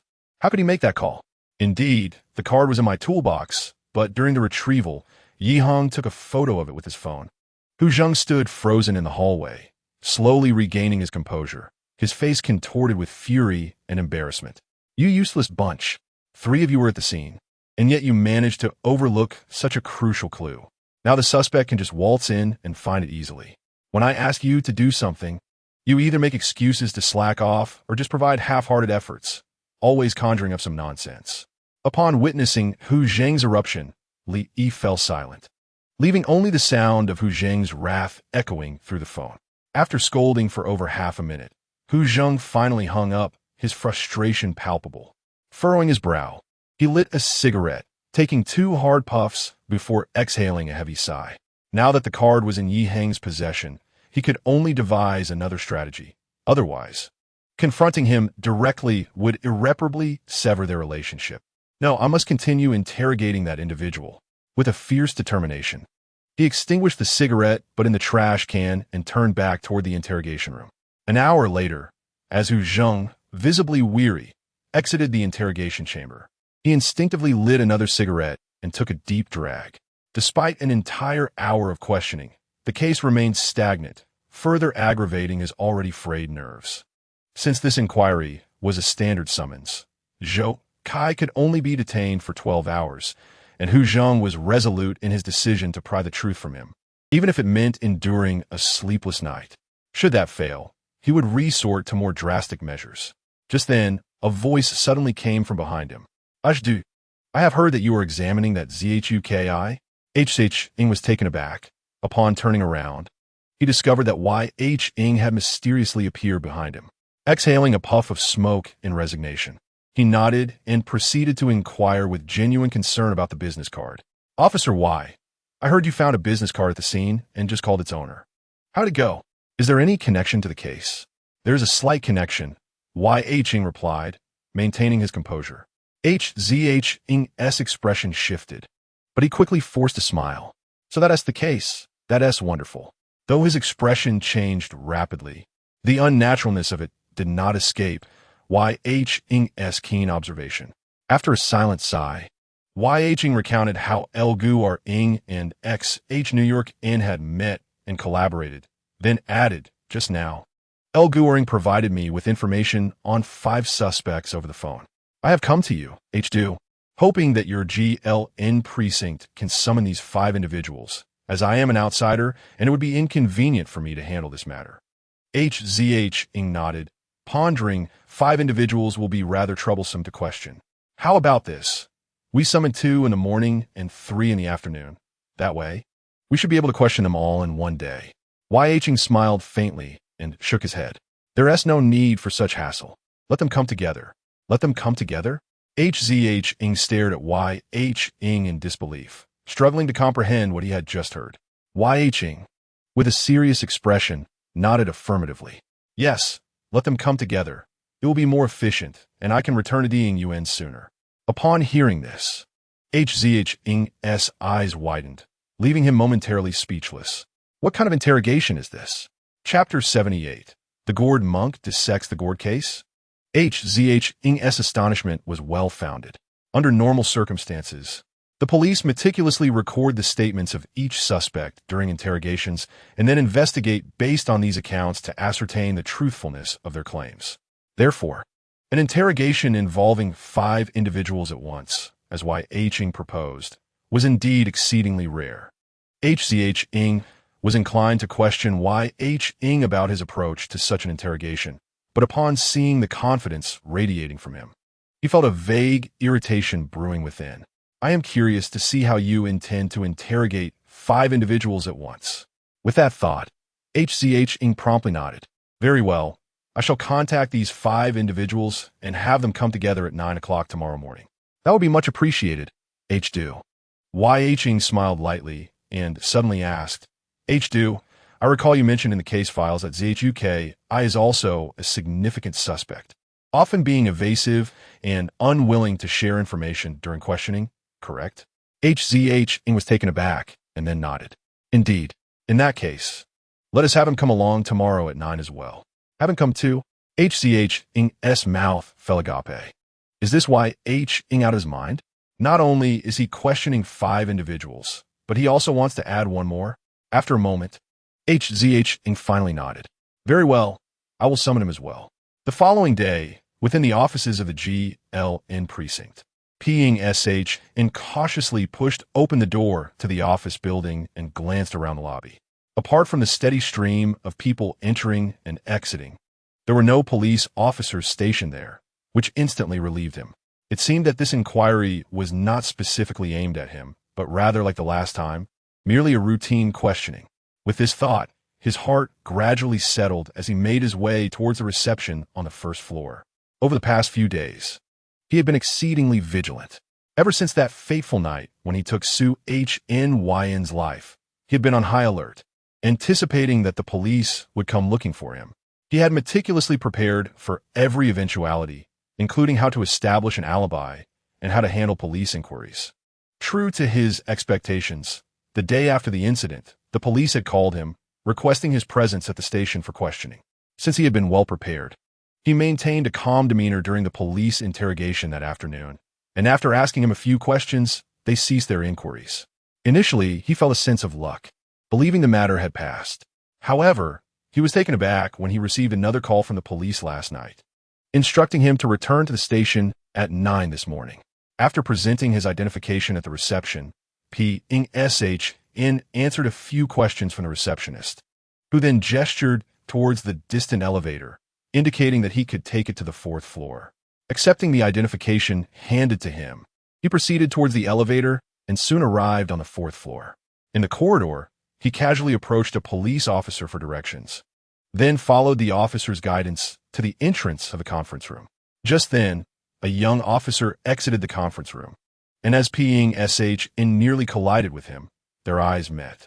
In that instant, he felt an undeniable intensity in the officer's gaze, as if it were a sharp blade piercing through him, causing his heart to race and compelling him to lower his head in embarrassment.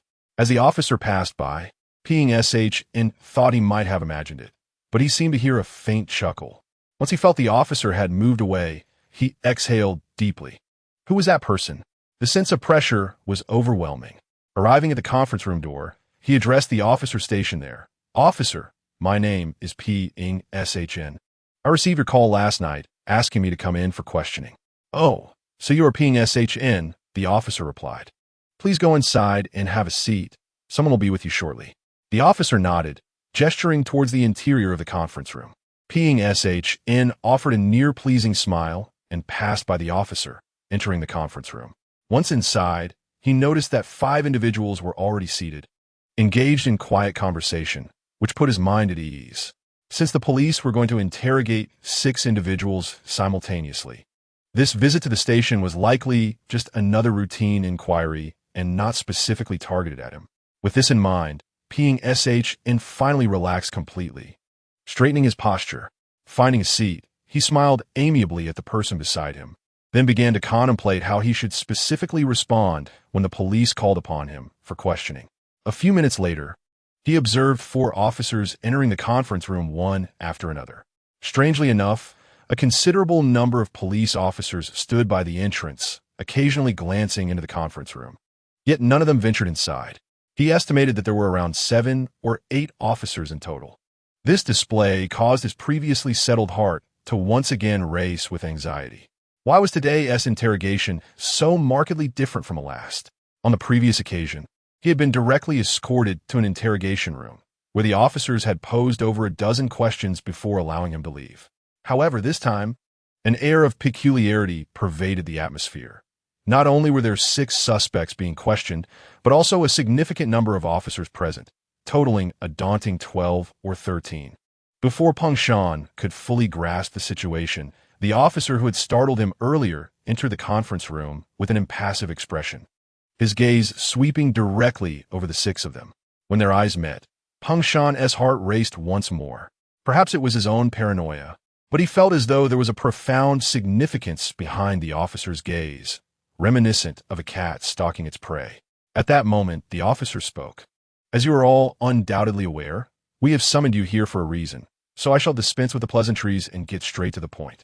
Following our investigation, we discovered a business card at the crime scene of the victim, Su Hanyun, which we believe was left behind by the perpetrator. This card, which I trust you all possess a copy of, belongs to one Lu Guorong, a wholesale cable dealer. Therefore, I now request that each of you present your copy of the card for our inspection. Should anyone be unable to produce it, that individual will be deemed the prime suspect in this case. Upon hearing this, not only did the 6 individuals exchange bewildered glances, but even the police officers present appeared taken aback. When Heng had instructed them to notify the 6, he had not mentioned anything about a business card. At that moment, a young officer leaned close to Hu Zheng and whispered, "Captain Hu, officer, you did not mention anything about the business card to us." Hu Zheng, observing Heng from a distance, couldn't he help but smirk internally. Heng's current demeanor bore no resemblance to the formidable figure described by Su Pingyi. Rather, it resembled a classic scene from the Scholars, akin to the case of the Gore Judge. A mere business card, hardly a valuable item. How could one be expected to carry it at all times? If such trivialities could lead to suspicion, then Heng would have inadvertently created countless injustices over the years. At that moment, he secretly hoped that Heng might stumble upon a misstep, as that would surely be entertaining. Once Heng concluded his statement, the 6 individuals, after a brief moment of astonishment, promptly retrieved their wallets or card holders, beginning to search for the elusive business card. In no time, 3 of them managed to produce it, including Peng Shan. Instantly, the gaze of everyone in the room converged on the remaining 3 individuals, for according to Heng's earlier assertion, anyone without the card in hand might very well be the perpetrator of the crime. Chapter 79. Please, all eyes were fixed upon them, and the elusive business card remained unfound. The 3 individuals became increasingly agitated. One of them, his face flushed with indignation, exclaimed, before arriving at the police station, "You did not inform us that we were required to bring that card. Therefore, it is entirely understandable that we cannot locate it at this moment. How can you law enforcement officials unjustly accuse us of being the culprits based on this?" Another began to defend himself as well. "Indeed, you must not wrongfully accuse innocent individuals. My card must have been left at home. If you doubt me, we can go retrieve it together." The third, who also could not produce the card, was none other than the deceased boyfriend, Zhou Kai. Like the others, he too was fervently justifying his position.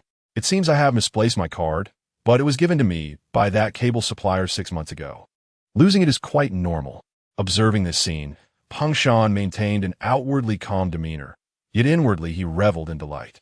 At that moment, vivid memories of the night of the crime surged through his mind. After killing Su Hanyun that night, he had hurried home only to discover that the business card he had kept in his pocket was nowhere to be found. This realization sent him into a frenzy. He could not ascertain whether he had left the card at the crime scene, but the thought gnawed at him, a thorn piercing his heart, rendering him restless.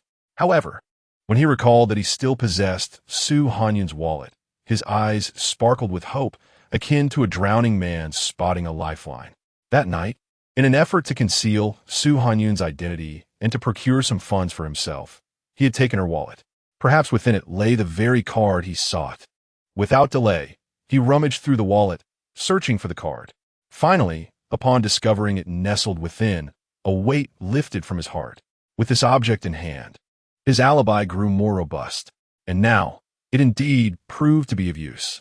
At that moment, Heng, who had been silently observing the expressions of the 6 individuals, finally took action.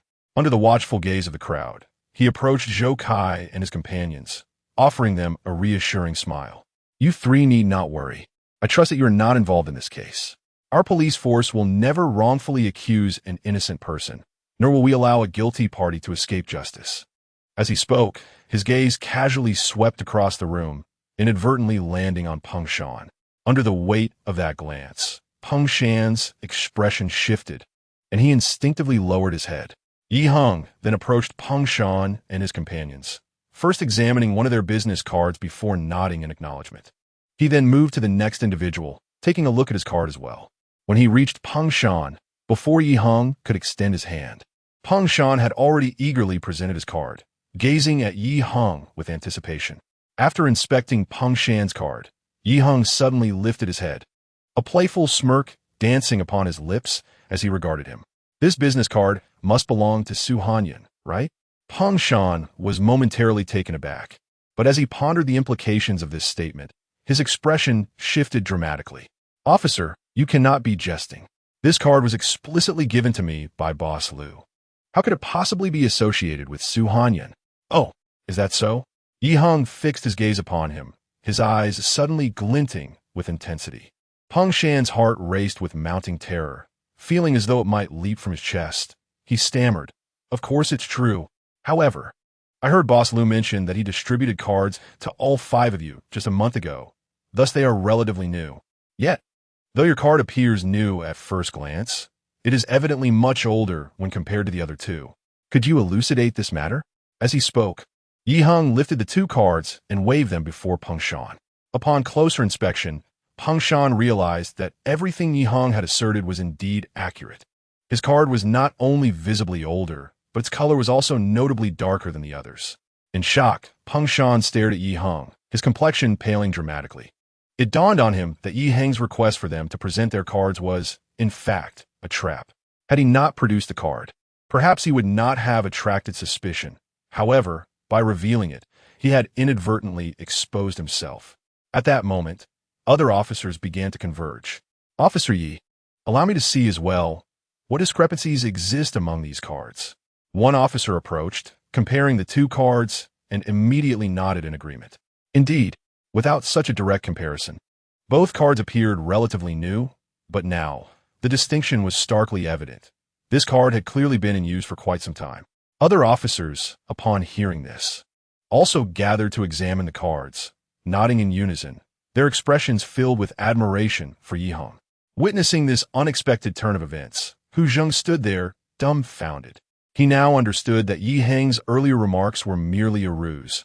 The true brilliance lay in this revelation. Nonetheless, he felt a twinge of reluctance. So he too approached to scrutinize the cards. After making his comparisons, he sighed inwardly, casting a complex glance at Yi Heng before silently returning the card. "Peng Shan, do you plead guilty?" Yi Heng's gaze was icy as it bore into Peng Shan. "I must remind you, even if you do not confess, it matters not. As long as you cannot provide a reasonable explanation for this matter, we can use it to prosecute you. Should the court convict you, a death sentence is inevitable. However, if you confess, the court may consider leniency." Peng Shan stared at Yi Heng, his face ashen, his lips trembling slightly before he suddenly bowed his head heavily, trembling as he uttered 3 words. "I plead guilty." Upon hearing this, the officers present exchanged glances, their faces lighting up with joy. This case had finally been resolved. At this moment, all eyes converged upon Yi Heng, their faces adorned with admiration. It was no wonder that Yi Heng had proposed to interrogate these 6 individuals together yesterday. His true intentions lay therein. This strategic maneuver was indeed masterful, compelling respect from all present. Yi Heng, undeterred, pressed on. "Peng Shan, why did you kill Su Hanyan?" With his head bowed, Peng Shan replied in a raspy voice, "I promised to help Su Hanyan find clients for her cables. But after more than half a month, I failed to secure a single deal and ended up incurring substantial entertaining expenses for her. Because of this money, she incessantly harassed me, demanding either that I introduce her to a client or that I pay her 10,000 yuan. Driven to desperation, I had no choice but to arrange a meeting under the pretense of a client interested in purchasing her cables." His voice dwindled to a whisper. Suddenly, a hearty laughter erupted in the room. Marvelous, absolutely marvelous. Turning to see who had spoken, the crowd was surprised to find Su Pengyi had entered the conference room, gazing at Yi Heng with admiration. The police force from Julin had heard of Yi Heng's intent to interrogate 6 individuals simultaneously, prompting the entire team to gather outside the conference room this morning to witness the proceedings. Among them was the captain of the criminal investigation team, who now stood before Yi Heng, smiling as he patted Yi Heng on the shoulder. "Xiao Yi, I truly envy Lao Gao for having such a capable aide like you." "Captain Su, this case has involved more than just myself. Others have contributed significantly as well," Yi Heng replied with a chuckle. Su Pengyi nodded, increasingly fond of Yi Heng. No wonder when I spoke with Laoyan a few days ago, he couldn't stop praising you, extolling your virtues. Now, I finally see it for myself. You live up to the reputation. With that, he turned to the other police officers present. Look at Xiao Yi. You should all take a leaf out of his book. The other officers, seeing this, nodded in agreement, their gazes toward Yi Heng filled with envy. Glancing at the other 5 individuals, Su Pingyi remarked, since this case is resolved, let them all go. Upon hearing this, the other 5, except for Peng Shan, exhaled in relief and prepared to rise. However, at that moment, Yi Heng spoke once more. Captain Su, one of these 5 cannot leave just yet, as he may have some questions to answer. With that, he abruptly turned his gaze toward Zhou Kai, slowly approaching the individual. Chapter 80. An Underground Casino. At this statement, all present were left momentarily stunned before directing their attention toward Zhou Kai. His expression shifted, and beads of cold sweat trickled down his forehead. What could I possibly have to do with this? For reasons unknown, upon making eye contact with Yi Heng, he felt his consciousness start to waver. The depths of Yi Heng's eyes resembled an unfathomable vortex, instantly drawing in all of Zhou Kai's attention. Zhou Kai, what were you doing on the night of October 24th? Zhou Kai's face contorted with a struggle as the muscles in his cheeks twitched incessantly. Upon witnessing the situation, Yi Heng bellowed with fervor, Zhou Kai, what on earth did you do that night? After a moment of profound shock, Zhou Kai's expression suddenly transformed into one of tranquility. His voice dull and wooden. I went to an underground casino to gamble. The mere mention of the phrase underground casino caused everyone present to gasp in disbelief. At that moment, every officer, including Su Pengyi, was struck by the incredulous notion. It is widely recognized that operating a casino is an immensely lucrative enterprise. However, in Xia country, due to a strict national prohibition, any establishment of an underground casino is typically linked to nefarious organizations, often involving substantial sums of money. These individuals operate covertly, frequently employing a familiar referral system, making it exceedingly difficult for law enforcement to investigate. Thus, when a particular underground casino is uncovered, it is often a rare and monumental case. Yet, Yi Heng managed to elicit Zhou Kai's confession with just a few words. Such an occurrence would likely be met with skepticism if spoken of. Yi Heng gazed intently at Zhou Kai. Where is this underground casino located? Zhou Kai appeared deflated, his eyes vacantly fixed on Yi Heng. In Shigang Town, there is a club called Shengfu Runjian. It appears to be an ordinary establishment, but its true revenue comes from operating an underground casino. And how is this casino run?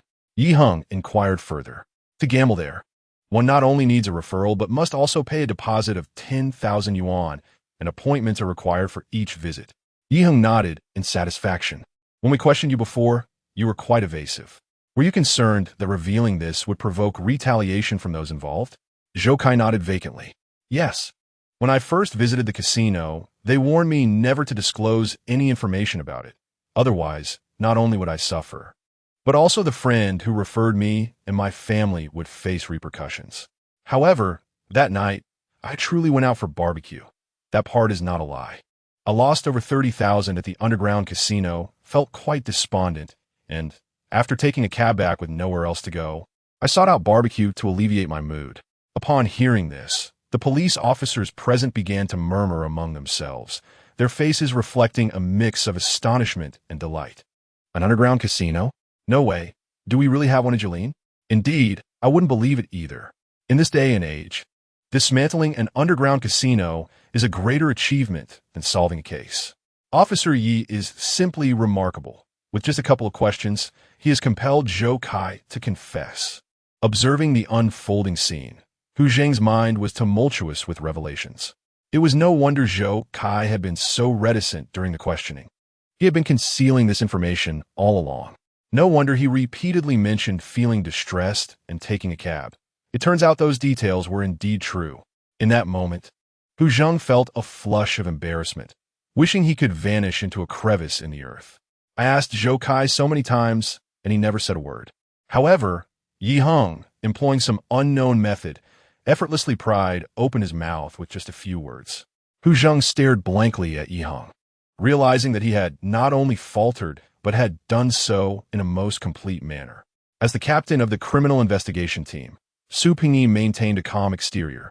Yet internally, he was profoundly shaken. Although he was aware of Yi Heng's prowess, he had never anticipated that this individual would possess such extraordinary investigative capabilities. In comparison, Hu Zheng, despite his title as squad leader, paled in significance.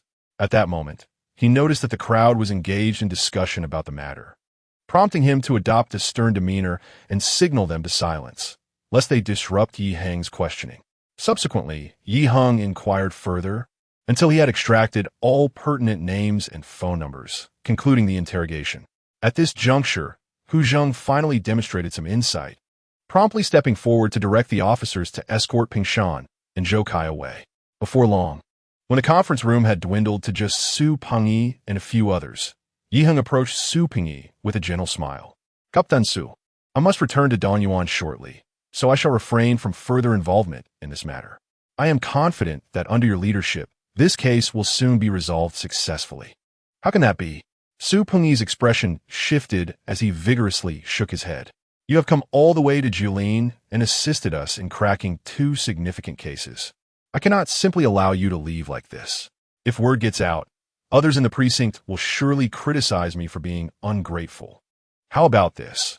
You stay here tonight, and once we resolve the underground casino case tomorrow, we shall host a celebratory banquet in Jilin, honoring you, our esteemed benefactor." "Really? There's no need," Yi Heng replied with a smile, shaking his head. "Last night, I received a call from Captain Gao, informing me of a major homicide case in our jurisdiction, and I must return to conclude matters here before investigating that case." "A homicide case? How many casualties?" Su Pingyi inquired urgently. "A family of 4. Aside from the father who has been working away, the mother and 2 children have perished. Captain Gao mentioned that the elder child is 12 years old, while the younger one is merely 8. Su Pingyi's demeanor grew grave as he slowly nodded after a moment's reflection. "Given the severity of this case, I shall not detain you any longer." The pressure on Captain Gao's side must be considerable. He gazed at Yi Heng with a mixture of reluctance and admiration. "However, my dear Yi, I truly regret that we could not share a proper celebratory meal together. Captain Su, as the saying goes, the days ahead are long. I believe we shall have another opportunity to meet in the future, at which time we can certainly make up for this meal." "Well said." Su Pingyi chuckled heartily, extending his hand. Yi Heng reciprocated, and the two exchanged smiles. Half an hour later, Yi Heng sat in the back seat of a taxi, resting with his eyes closed. Upon leaving the Jilin police station, Su Pingyi insisted on sending someone to drive him. Having been unable to refuse, Yi Heng complied with Su Pingyi's wishes and boarded a police vehicle to depart. However, the moment the vehicle had driven a short distance, he casually concocted a reason to have the police officer escorting him take a detour to the high-speed railway station. He then alighted alone and hailed a taxi. His intention was simply to seize a moment of respite. After all, he had been tirelessly traversing various locations for an extended period. Although he had successfully handled 3 cases, a lingering sense of fatigue accompanied his accomplishments.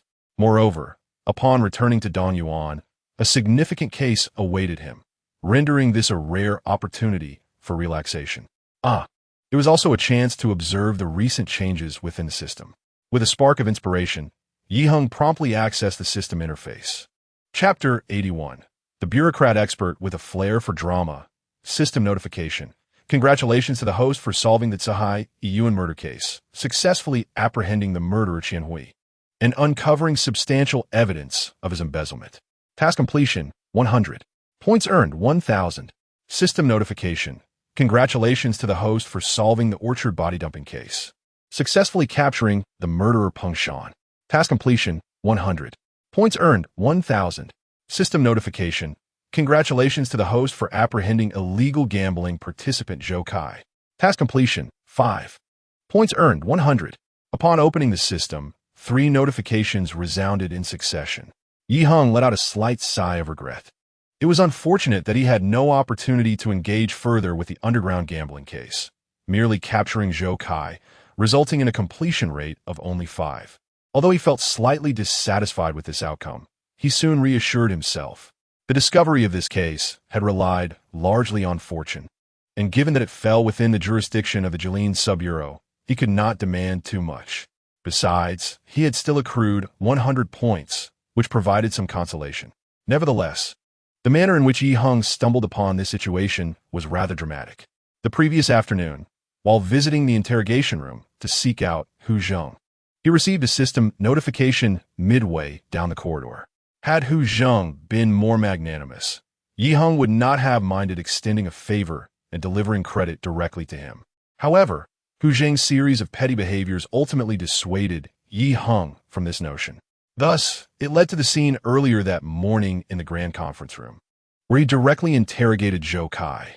He had positioned the latter beneath Hu Zheng's eaves, yet the latter remained aloof, unwilling to descend from his perch.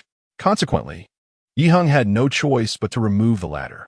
There's a saying that interactions between individuals cannot be forced. Turning his attention back to his personal attributes panel, Host, Yi Heng, Skills, Criminal Detection, Intermediate, Crime Scene Investigation, Beginner, Hypnotic Interrogation, Combat Skills, Beginner, Footprint Identification, Beginner. Marksmanship, Beginner. Points, 14,400. The points had reached a total of 14,400, which was indeed encouraging. A faint smile crept across Yi Heng's lips. Once the points exceeded 20,000, he could contemplate upgrading his combat skills. He then opened the system store and felt a rush of excitement upon discovering a brand new skill scroll.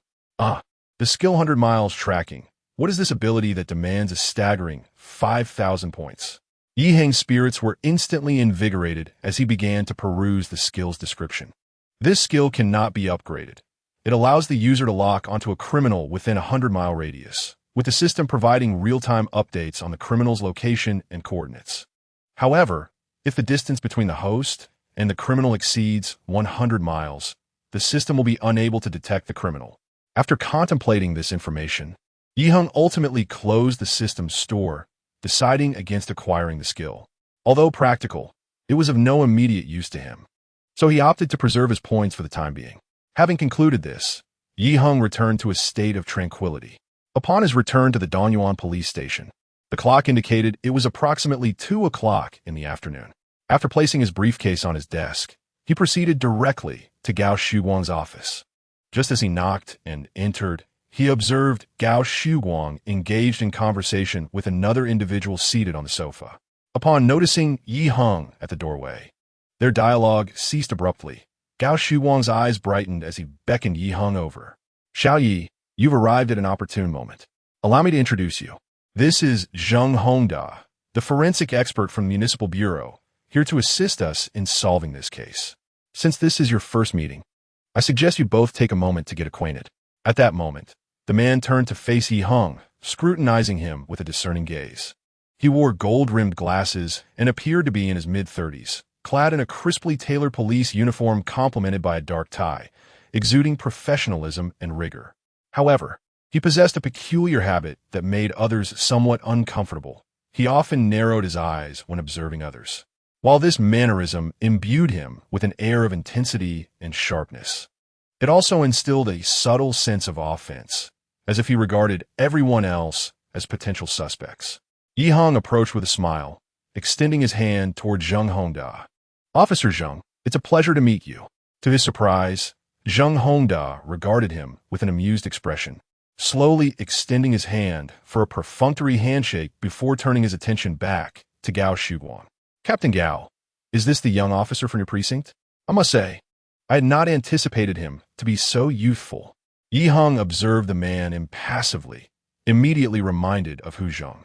When he had encountered Hu Zheng at the orchard scene, the latter had similarly adopted an air of superiority, seemingly indifferent to the feelings of others, only to be met with a humbling moment that made him question his own convictions.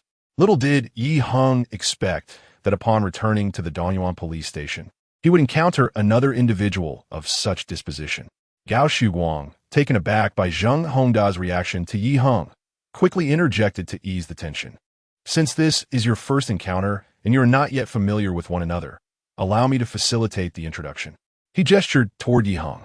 Although Xiao Yi has only been with us for a little over 2 months, he has already solved more than 10 cases, several of which were significant.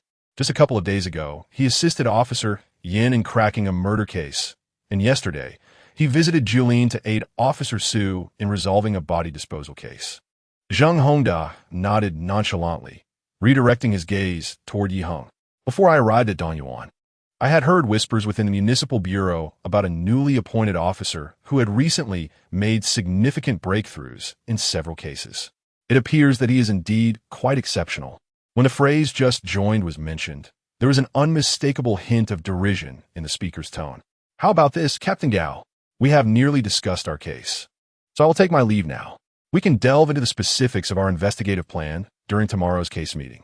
After casting a reluctant glance at Yi Heng, Gao Shiwang nodded. All right, you may go about your tasks. Zheng Hongda nodded, briefly glanced at Yi Heng with indifference, and then exited the office. Once he departed, Gao Shiwang sensed a palpable awkwardness in the atmosphere and promptly sought to comfort Yi Heng. Xiao Yi, that's just his nature. Do not take it to heart. Yi Heng shook his head and smiled gently. Captain, it's nothing. You need not concern yourself. Gao Shiwang had intentionally mentioned Yi Heng's recent cases in front of Zheng Hongda, clearly attempting to defend him, a fact that Yi Heng certainly recognized. Nonetheless, Yi Heng felt a flicker of irritation toward Zheng Hongda. Previously, during his time at Jilin Branch, he had felt somewhat stifled in his interactions with Hu Zheng, and now, returning to his own territory, he encountered a similar situation. Such individuals, if not taught a lesson, would likely become increasingly audacious. Contemplating this, Yi Heng inquired, by the way, Captain Gao, what is the background of this person? Gao Shiwang let out a soft sigh. He does have quite an impressive background. He is a renowned forensic expert at the Municipal Bureau, a graduate of the prestigious Kyoto Police University, holding a master's degree. Due to his success in solving numerous high-profile cases, he has earned the nickname 1I, indicating that no matter what evidence is present at a crime scene, he can swiftly identify crucial clues with just a glance. Of course, this carries an additional layer of meaning, as it mocks his tendency to squint when observing others. 2 years ago, our bureau encountered a case involving a body disposal incident in the upstream location of Tanzhou. The corpse was initially bound to a large stone and submerged underwater for many days before surfacing and drifting to our vicinity. It was he who, through analyzing information from aquatic microorganisms, accurately determined the precise disposal site, which ultimately led to the successful resolution of the case. Therefore, I owe him a favor, and considering this case also requires his assistance, it would be unwise to sever ties with him. Yi Heng nodded in full understanding. Captain, I comprehend all of this. Please do not dwell on it. By the way, could I take a look at the relevant materials regarding the case you mentioned last night? Upon hearing this, Gao Shiwang immediately nodded in agreement. We received the report yesterday at 11 in the morning while you were en route to Jilin. Here are the relevant documents. Please review them. As he spoke, he retrieved a stack of materials from his desk and handed them to Yi Heng. Chapter 82. The Mass Murder Case of Shizhai Village 1029. Upon receiving the documents, Yi Heng noticed the title emblazoned at the top, The Mass Murder Case of Shizhai Village 1029. The first section of the materials contained pertinent information regarding key individuals involved in the case. The deceased, named Lu Fengji, was 39 years old. Her son, Yuan Jiapeng, aged 12, and daughter, Yuan Jiayan, aged 8, tragically lost their lives in this horrific incident. The victim's husband, Yuan Xianglong, was working away from home at the time. The scene of the crime was situated in Shizhai Village, Shuanglin Town, within the jurisdiction of Baikuan Police Station. On October 29th, Yuan Xianglong was unable to contact his wife throughout the day. Due to his work commitments, he asked a neighbor, Zhu Guangyi, to check on their new home. Upon arriving at the Yuan family's new residence, Zhu knocked several times on the door without receiving a response. Calling out Lu Fengji's name yielded no answer, prompting him to discover that the door was unlocked. He entered and was met with a harrowing sight. Lu Fengji and her 2 children lay lifeless in various parts of the home. After exiting the premises, Zhu Guangyi reported the incident to the police at around 11 o'clock, and officers arrived at the scene approximately 30 minutes later. Upon their arrival, the police discovered that the 8-year-old Yuan Jian had a broken knife tip lodged in her body, and there were multiple bloodstains throughout the scene. Forensic examination revealed that Lu Fengji had suffered 17 stab wounds. Her son Yuan Jiaping endured 32, and her daughter Yuan Jiayan had been stabbed 15 times, resulting in a gruesome scene. Evidence suggested that the assailant had entered through a pried-open security window in the bathroom. Analysis of the window's dimensions indicated that the suspect was likely of a slender build. However, the window had been meticulously cleaned, leaving no valuable clues behind. Numerous footprints were found at the scene, confirming that the perpetrator wore a size 41 shoe. Due to the lack of significant evidence, investigators concluded that the suspect had meticulously cleaned the site following the murders. Additionally, they discovered signs of disturbance throughout the premises. Yet the assailant had left no fingerprints or even a single hair. After reviewing the materials, Heng glanced up at Gao Shiguang. "Captain Gao, it appears that the scene left behind many traces." Gao Shiguang nodded in agreement. Indeed, there are numerous traces, predominantly the assailant's footprints. But critical evidence, such as fingerprints, is lacking, and local villagers have not reported any suspicious individuals. It was for this reason that I invited Zheng Hongda to assist. Heng nodded thoughtfully and continued. "Is the crime scene still preserved?" "Yes, it remains intact. The house is new, and with the male occupant away working, the other 3 have been murdered, leaving the residence unoccupied and sealed since the incident." "Are you interested in visiting the site?" "Certainly, since there is first-hand information available. I must see it for myself. If possible, I would like Xia Weiji to accompany me." "Absolutely." Gao Shiguang readily agreed. He is familiar with you and was involved in the initial information gathering at the scene, so he could provide you with valuable insights. "All right, I will go find him now." Heng stood up, holding the materials. It was only a little past 2 in the afternoon. If he hurried, he should be able to thoroughly examine the scene. Gao Shiguang nodded with a sense of relief. "Well, I appreciate your efforts." Upon leaving Gao Shiguang's office, Heng promptly summoned Xia Weiji. The 2 first contacted the Beiquan police station to request assistance at the crime scene, then boarded a police vehicle and headed towards Shuanglin town. During the drive, Xia Weiji glanced at Heng and inquired, "Didn't you go to Julin's substation yesterday? How come you returned so swiftly?" "Once the case was resolved, I naturally returned," Heng replied with a faint smile. "Could it be that you cracked the Orchard murder case in just 1 day?" Xia Weiji asked, astonished. "I heard that Julin's substation struggled for 3 days without any progress. It must have been quite challenging. I was fortunate enough to uncover crucial evidence directly, leading to a swift resolution," Heng stated nonchalantly. Xia Weiji turned away, somewhat exasperated. "Heng, it's not that I wish to criticize you. While humility is a virtue, excessive modesty can be perceived as insincerity. I merely speak the truth." Heng chuckled. "By the way, how did you come to know about this? Who doesn't he know about it now?"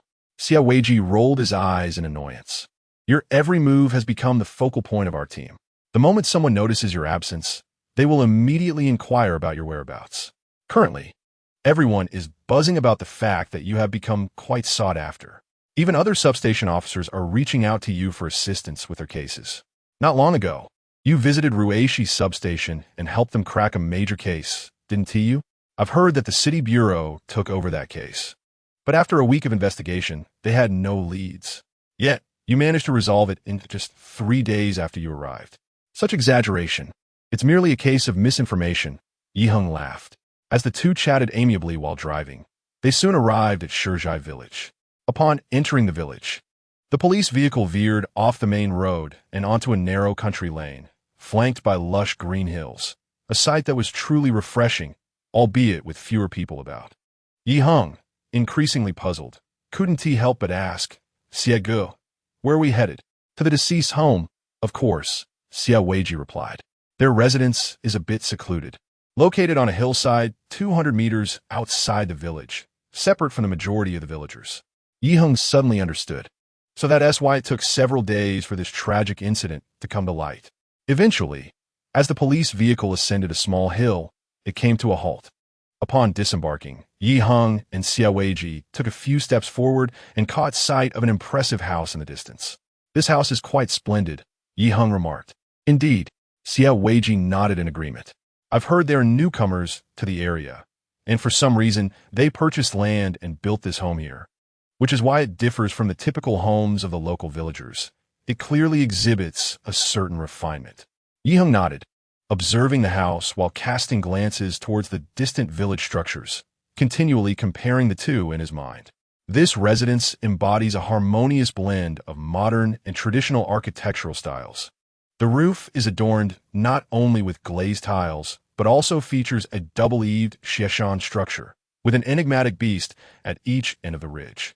Its mouth agape and its form elegantly arched upwards.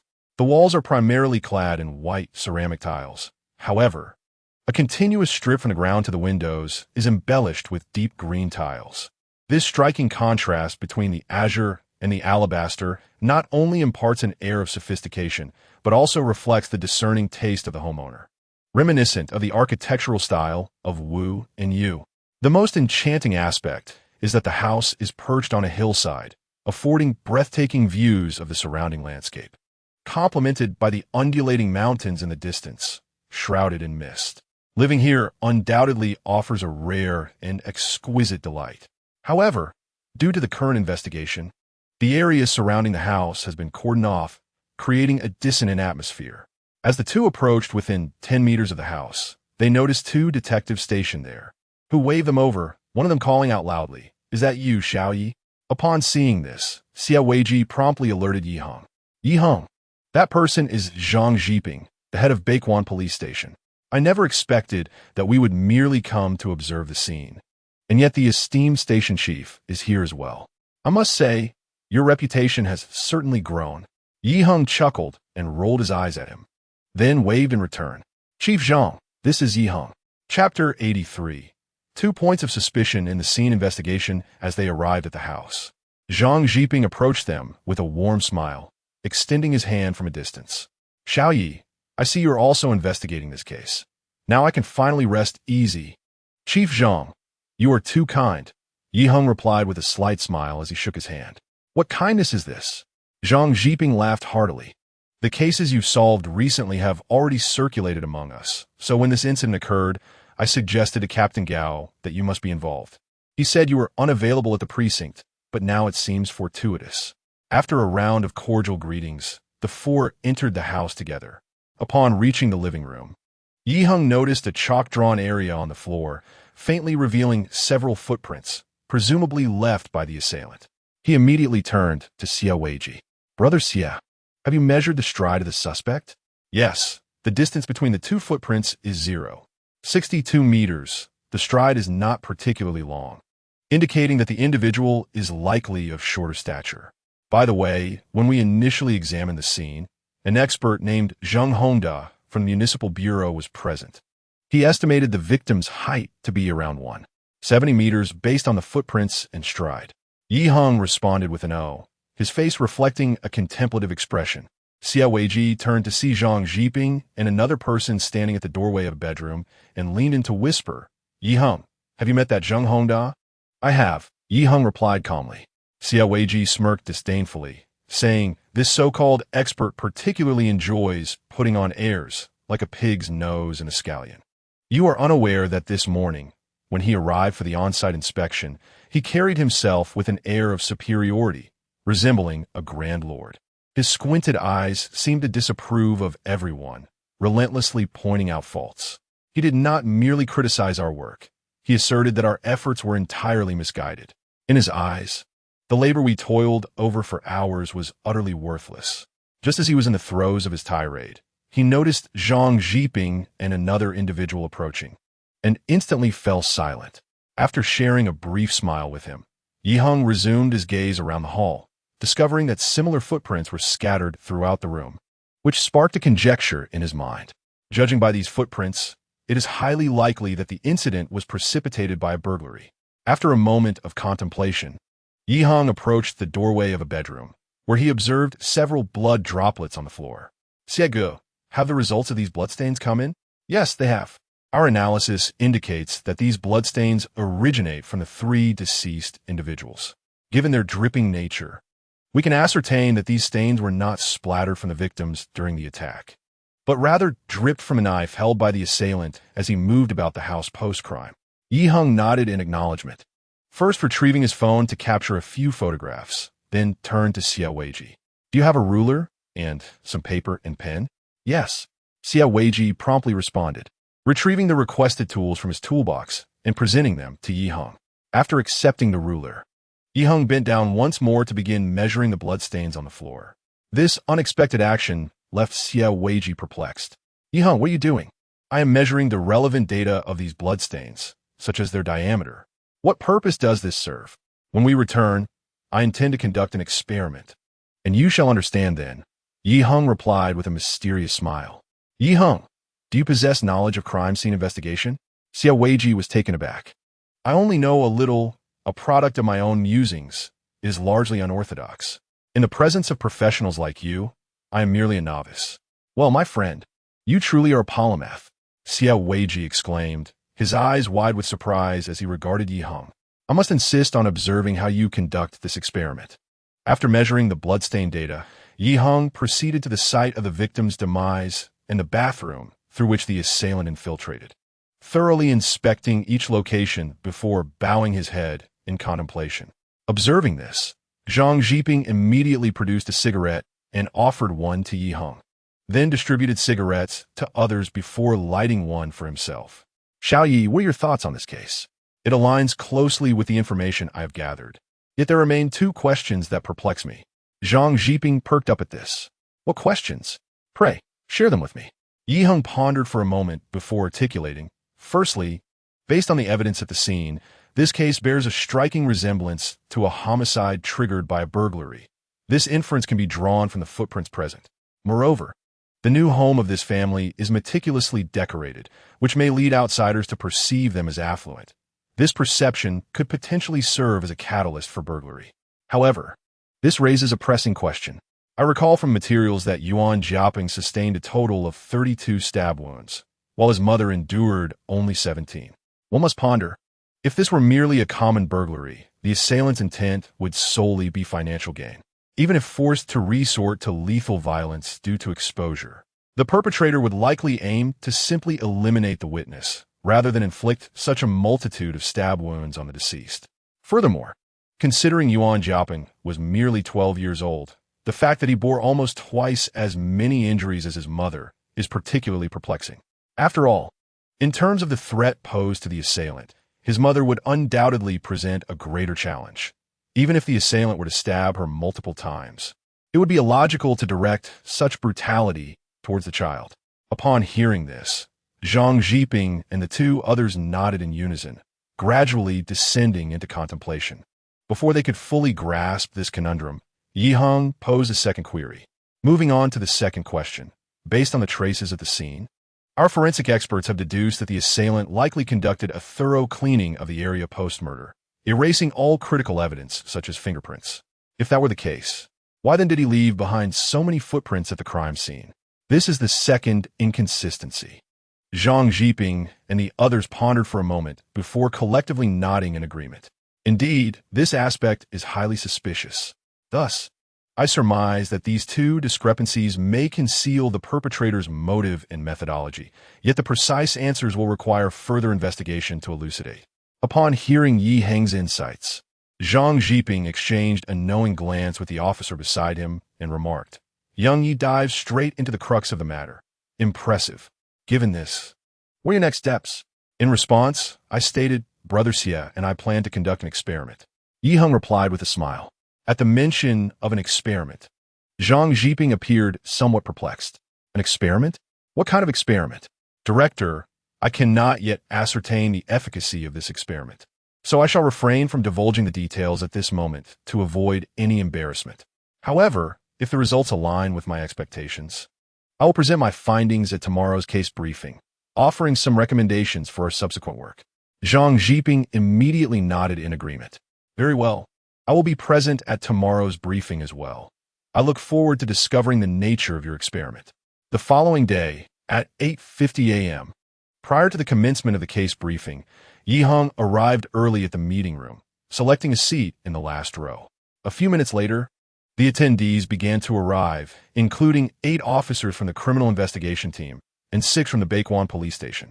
Shortly after everyone was seated, Gao Xuguang and Zheng Hongda entered the room. Upon entering, Zheng Hongda scanned the room and upon noticing Yi Heng seated in the last row, displayed a faint, somewhat derisive smile before taking a seat in the front row and greeting Su Jiahai and Zhang Jiping beside him. As everyone was present, Gao Shuguang cleared his throat and spoke in a solemn tone. Since we are all gathered here, let us commence this meeting. Following yesterday's on-site investigation, we have divided all officers into 3 groups. The first group, led by Lao Su, will delve into the victim's background. The second group, under Lao Zhang's leadership, will examine the school circumstances of the victim's son. And the final group, headed by Heng, will be responsible for a comprehensive analysis of the evidence at the scene. Lao Su, please share the progress of your group's investigation. Chapter 84, A Clash of Wits. Very well, Su Jiahai nodded and began to report the findings of their group. After interviewing the victim's neighbors and communicating with her husband, Yuan Xianglong, we learned that the victim's family had only recently moved to Shizhai village a little over a month ago and had maintained harmonious relations with their neighbors, without any reported conflicts. This suggests that the case is unlikely to be one of vendetta. Gao Shuguang nodded and turned his gaze towards Zhang Jiping. Lao Zhang, what insights have you gathered from visiting the school of the victim's son? Our group has uncovered several new developments, Zhang Jiping replied, opening his notebook. Firstly, the victim's son, Yuan Jiapeng, has only been enrolled in the local high school for 2 weeks, and most of his classmates cannot even recall his name, indicating that the likelihood of a personal vendetta is low. Secondly, due to the considerable distance from the school, Yuan Jiapeng resides on campus and only returns home on weekends, with the incident occurring on Saturday. Finally, when we contacted Yuan Jiapeng's homeroom teacher, we learned that at 3 o'clock in the early morning following the victim's death, the teacher received a text message requesting a leave of absence. However, he was unaware of who was requesting the leave, as the number was unfamiliar.